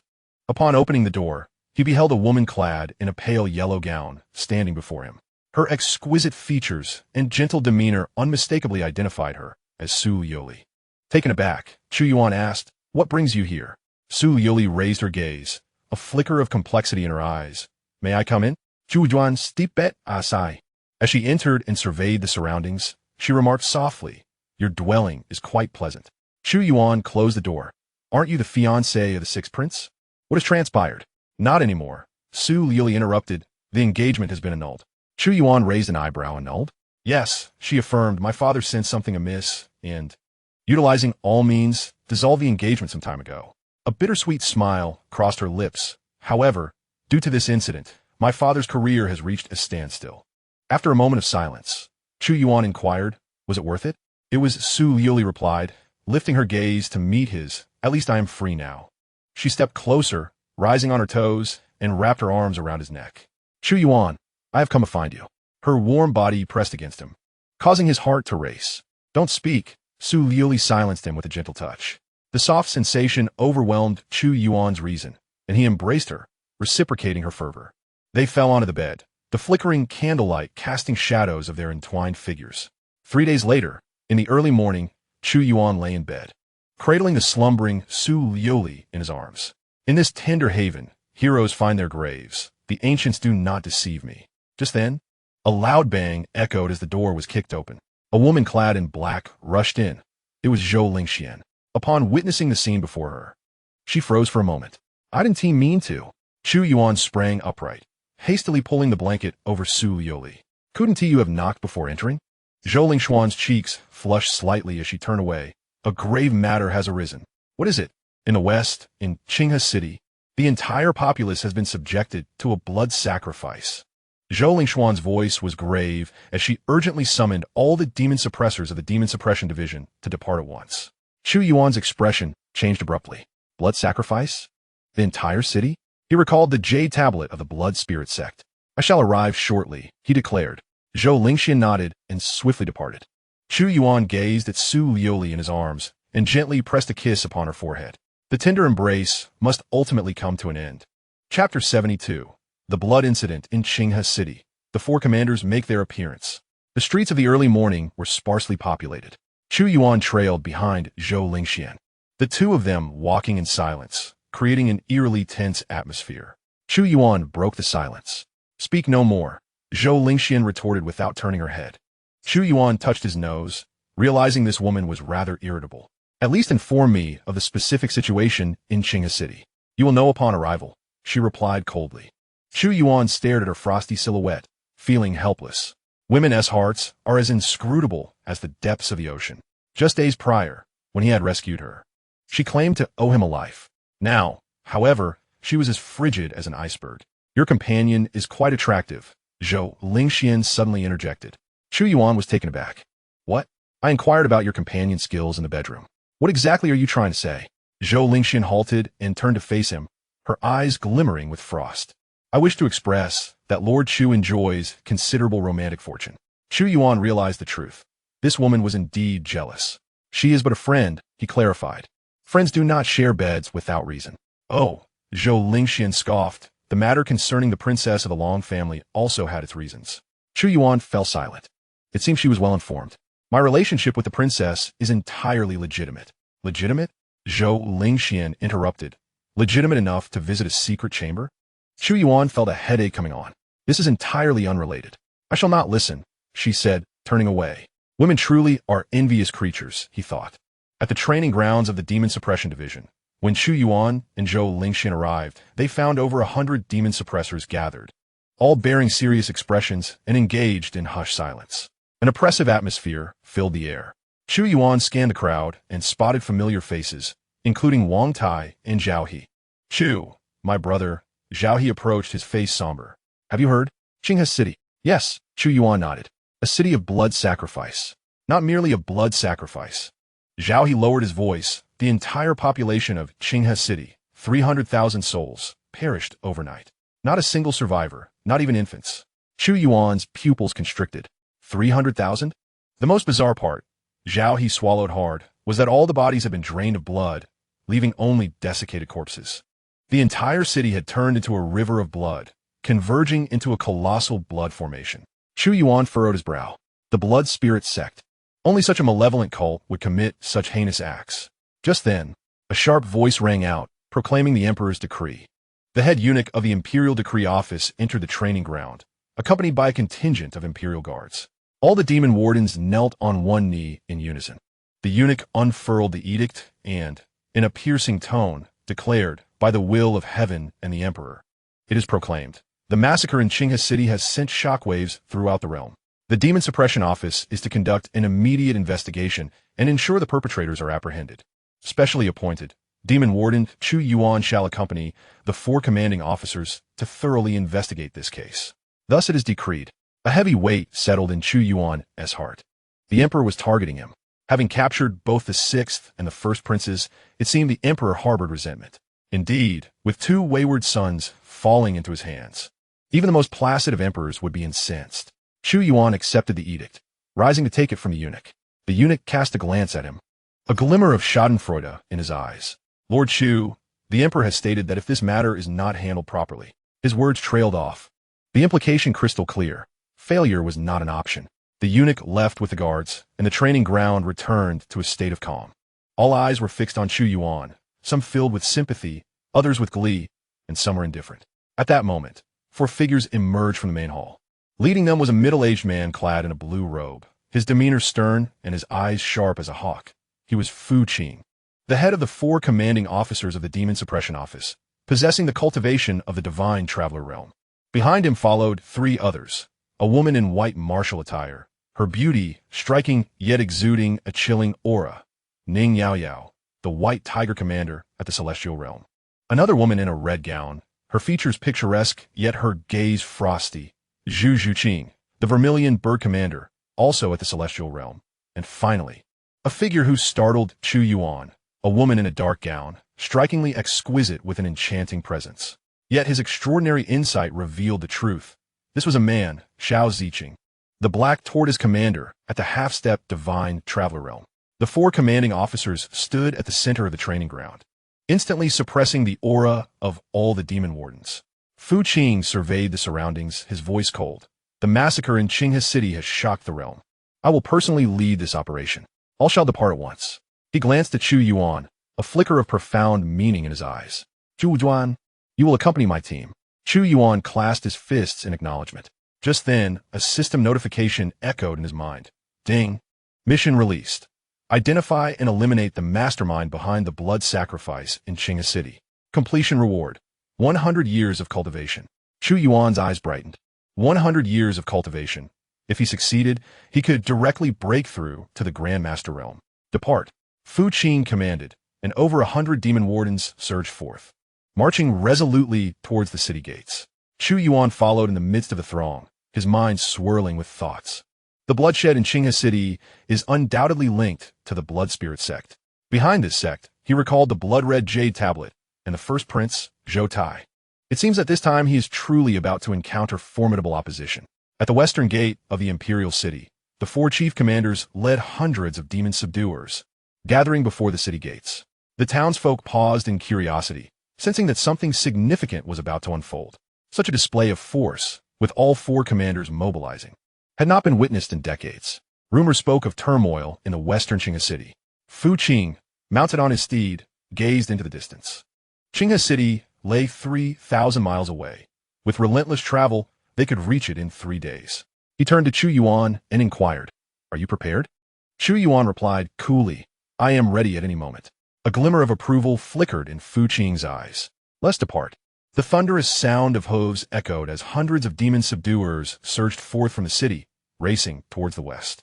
As Chu Yuan rode, he cast a glance back at the imperial city when a cold voice rang out beside him.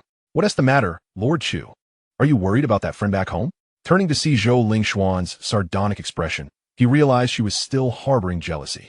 It baffled him what she found to be jealous of. Had he not merely seen her in her most vulnerable state? Ignoring her, he shot a fierce glare and rejoined the main contingent. Zhou Lingxian, feeling snubbed, bit her lip in frustration. How dare he disregard me? With a swift flick of her reins, she urged her horse to chase after him. Meanwhile, deep within the palace, Zhou Tianxing sat upon the dragon throne, toying with a pill in his hand. "Your Majesty, the personnel from the Demon Subduing Division have already set out," a respectful eunuch reported. Zhou Tianxing replied absently. "And that Chu Yuan?" He scoffed. "A mere demon subduer dares to capture 2 of my sons? Qinghe City is a fine place indeed. Once there, they shall not return alive." The eunuch bowed. "Your Majesty is astute." Zhou Tianxing waved his hand, signaling for the eunuch to withdraw. Alone in the hall, he observed the pill in his grasp, a glint of madness flashing in his eyes. "I desire immortality. I shall attain it."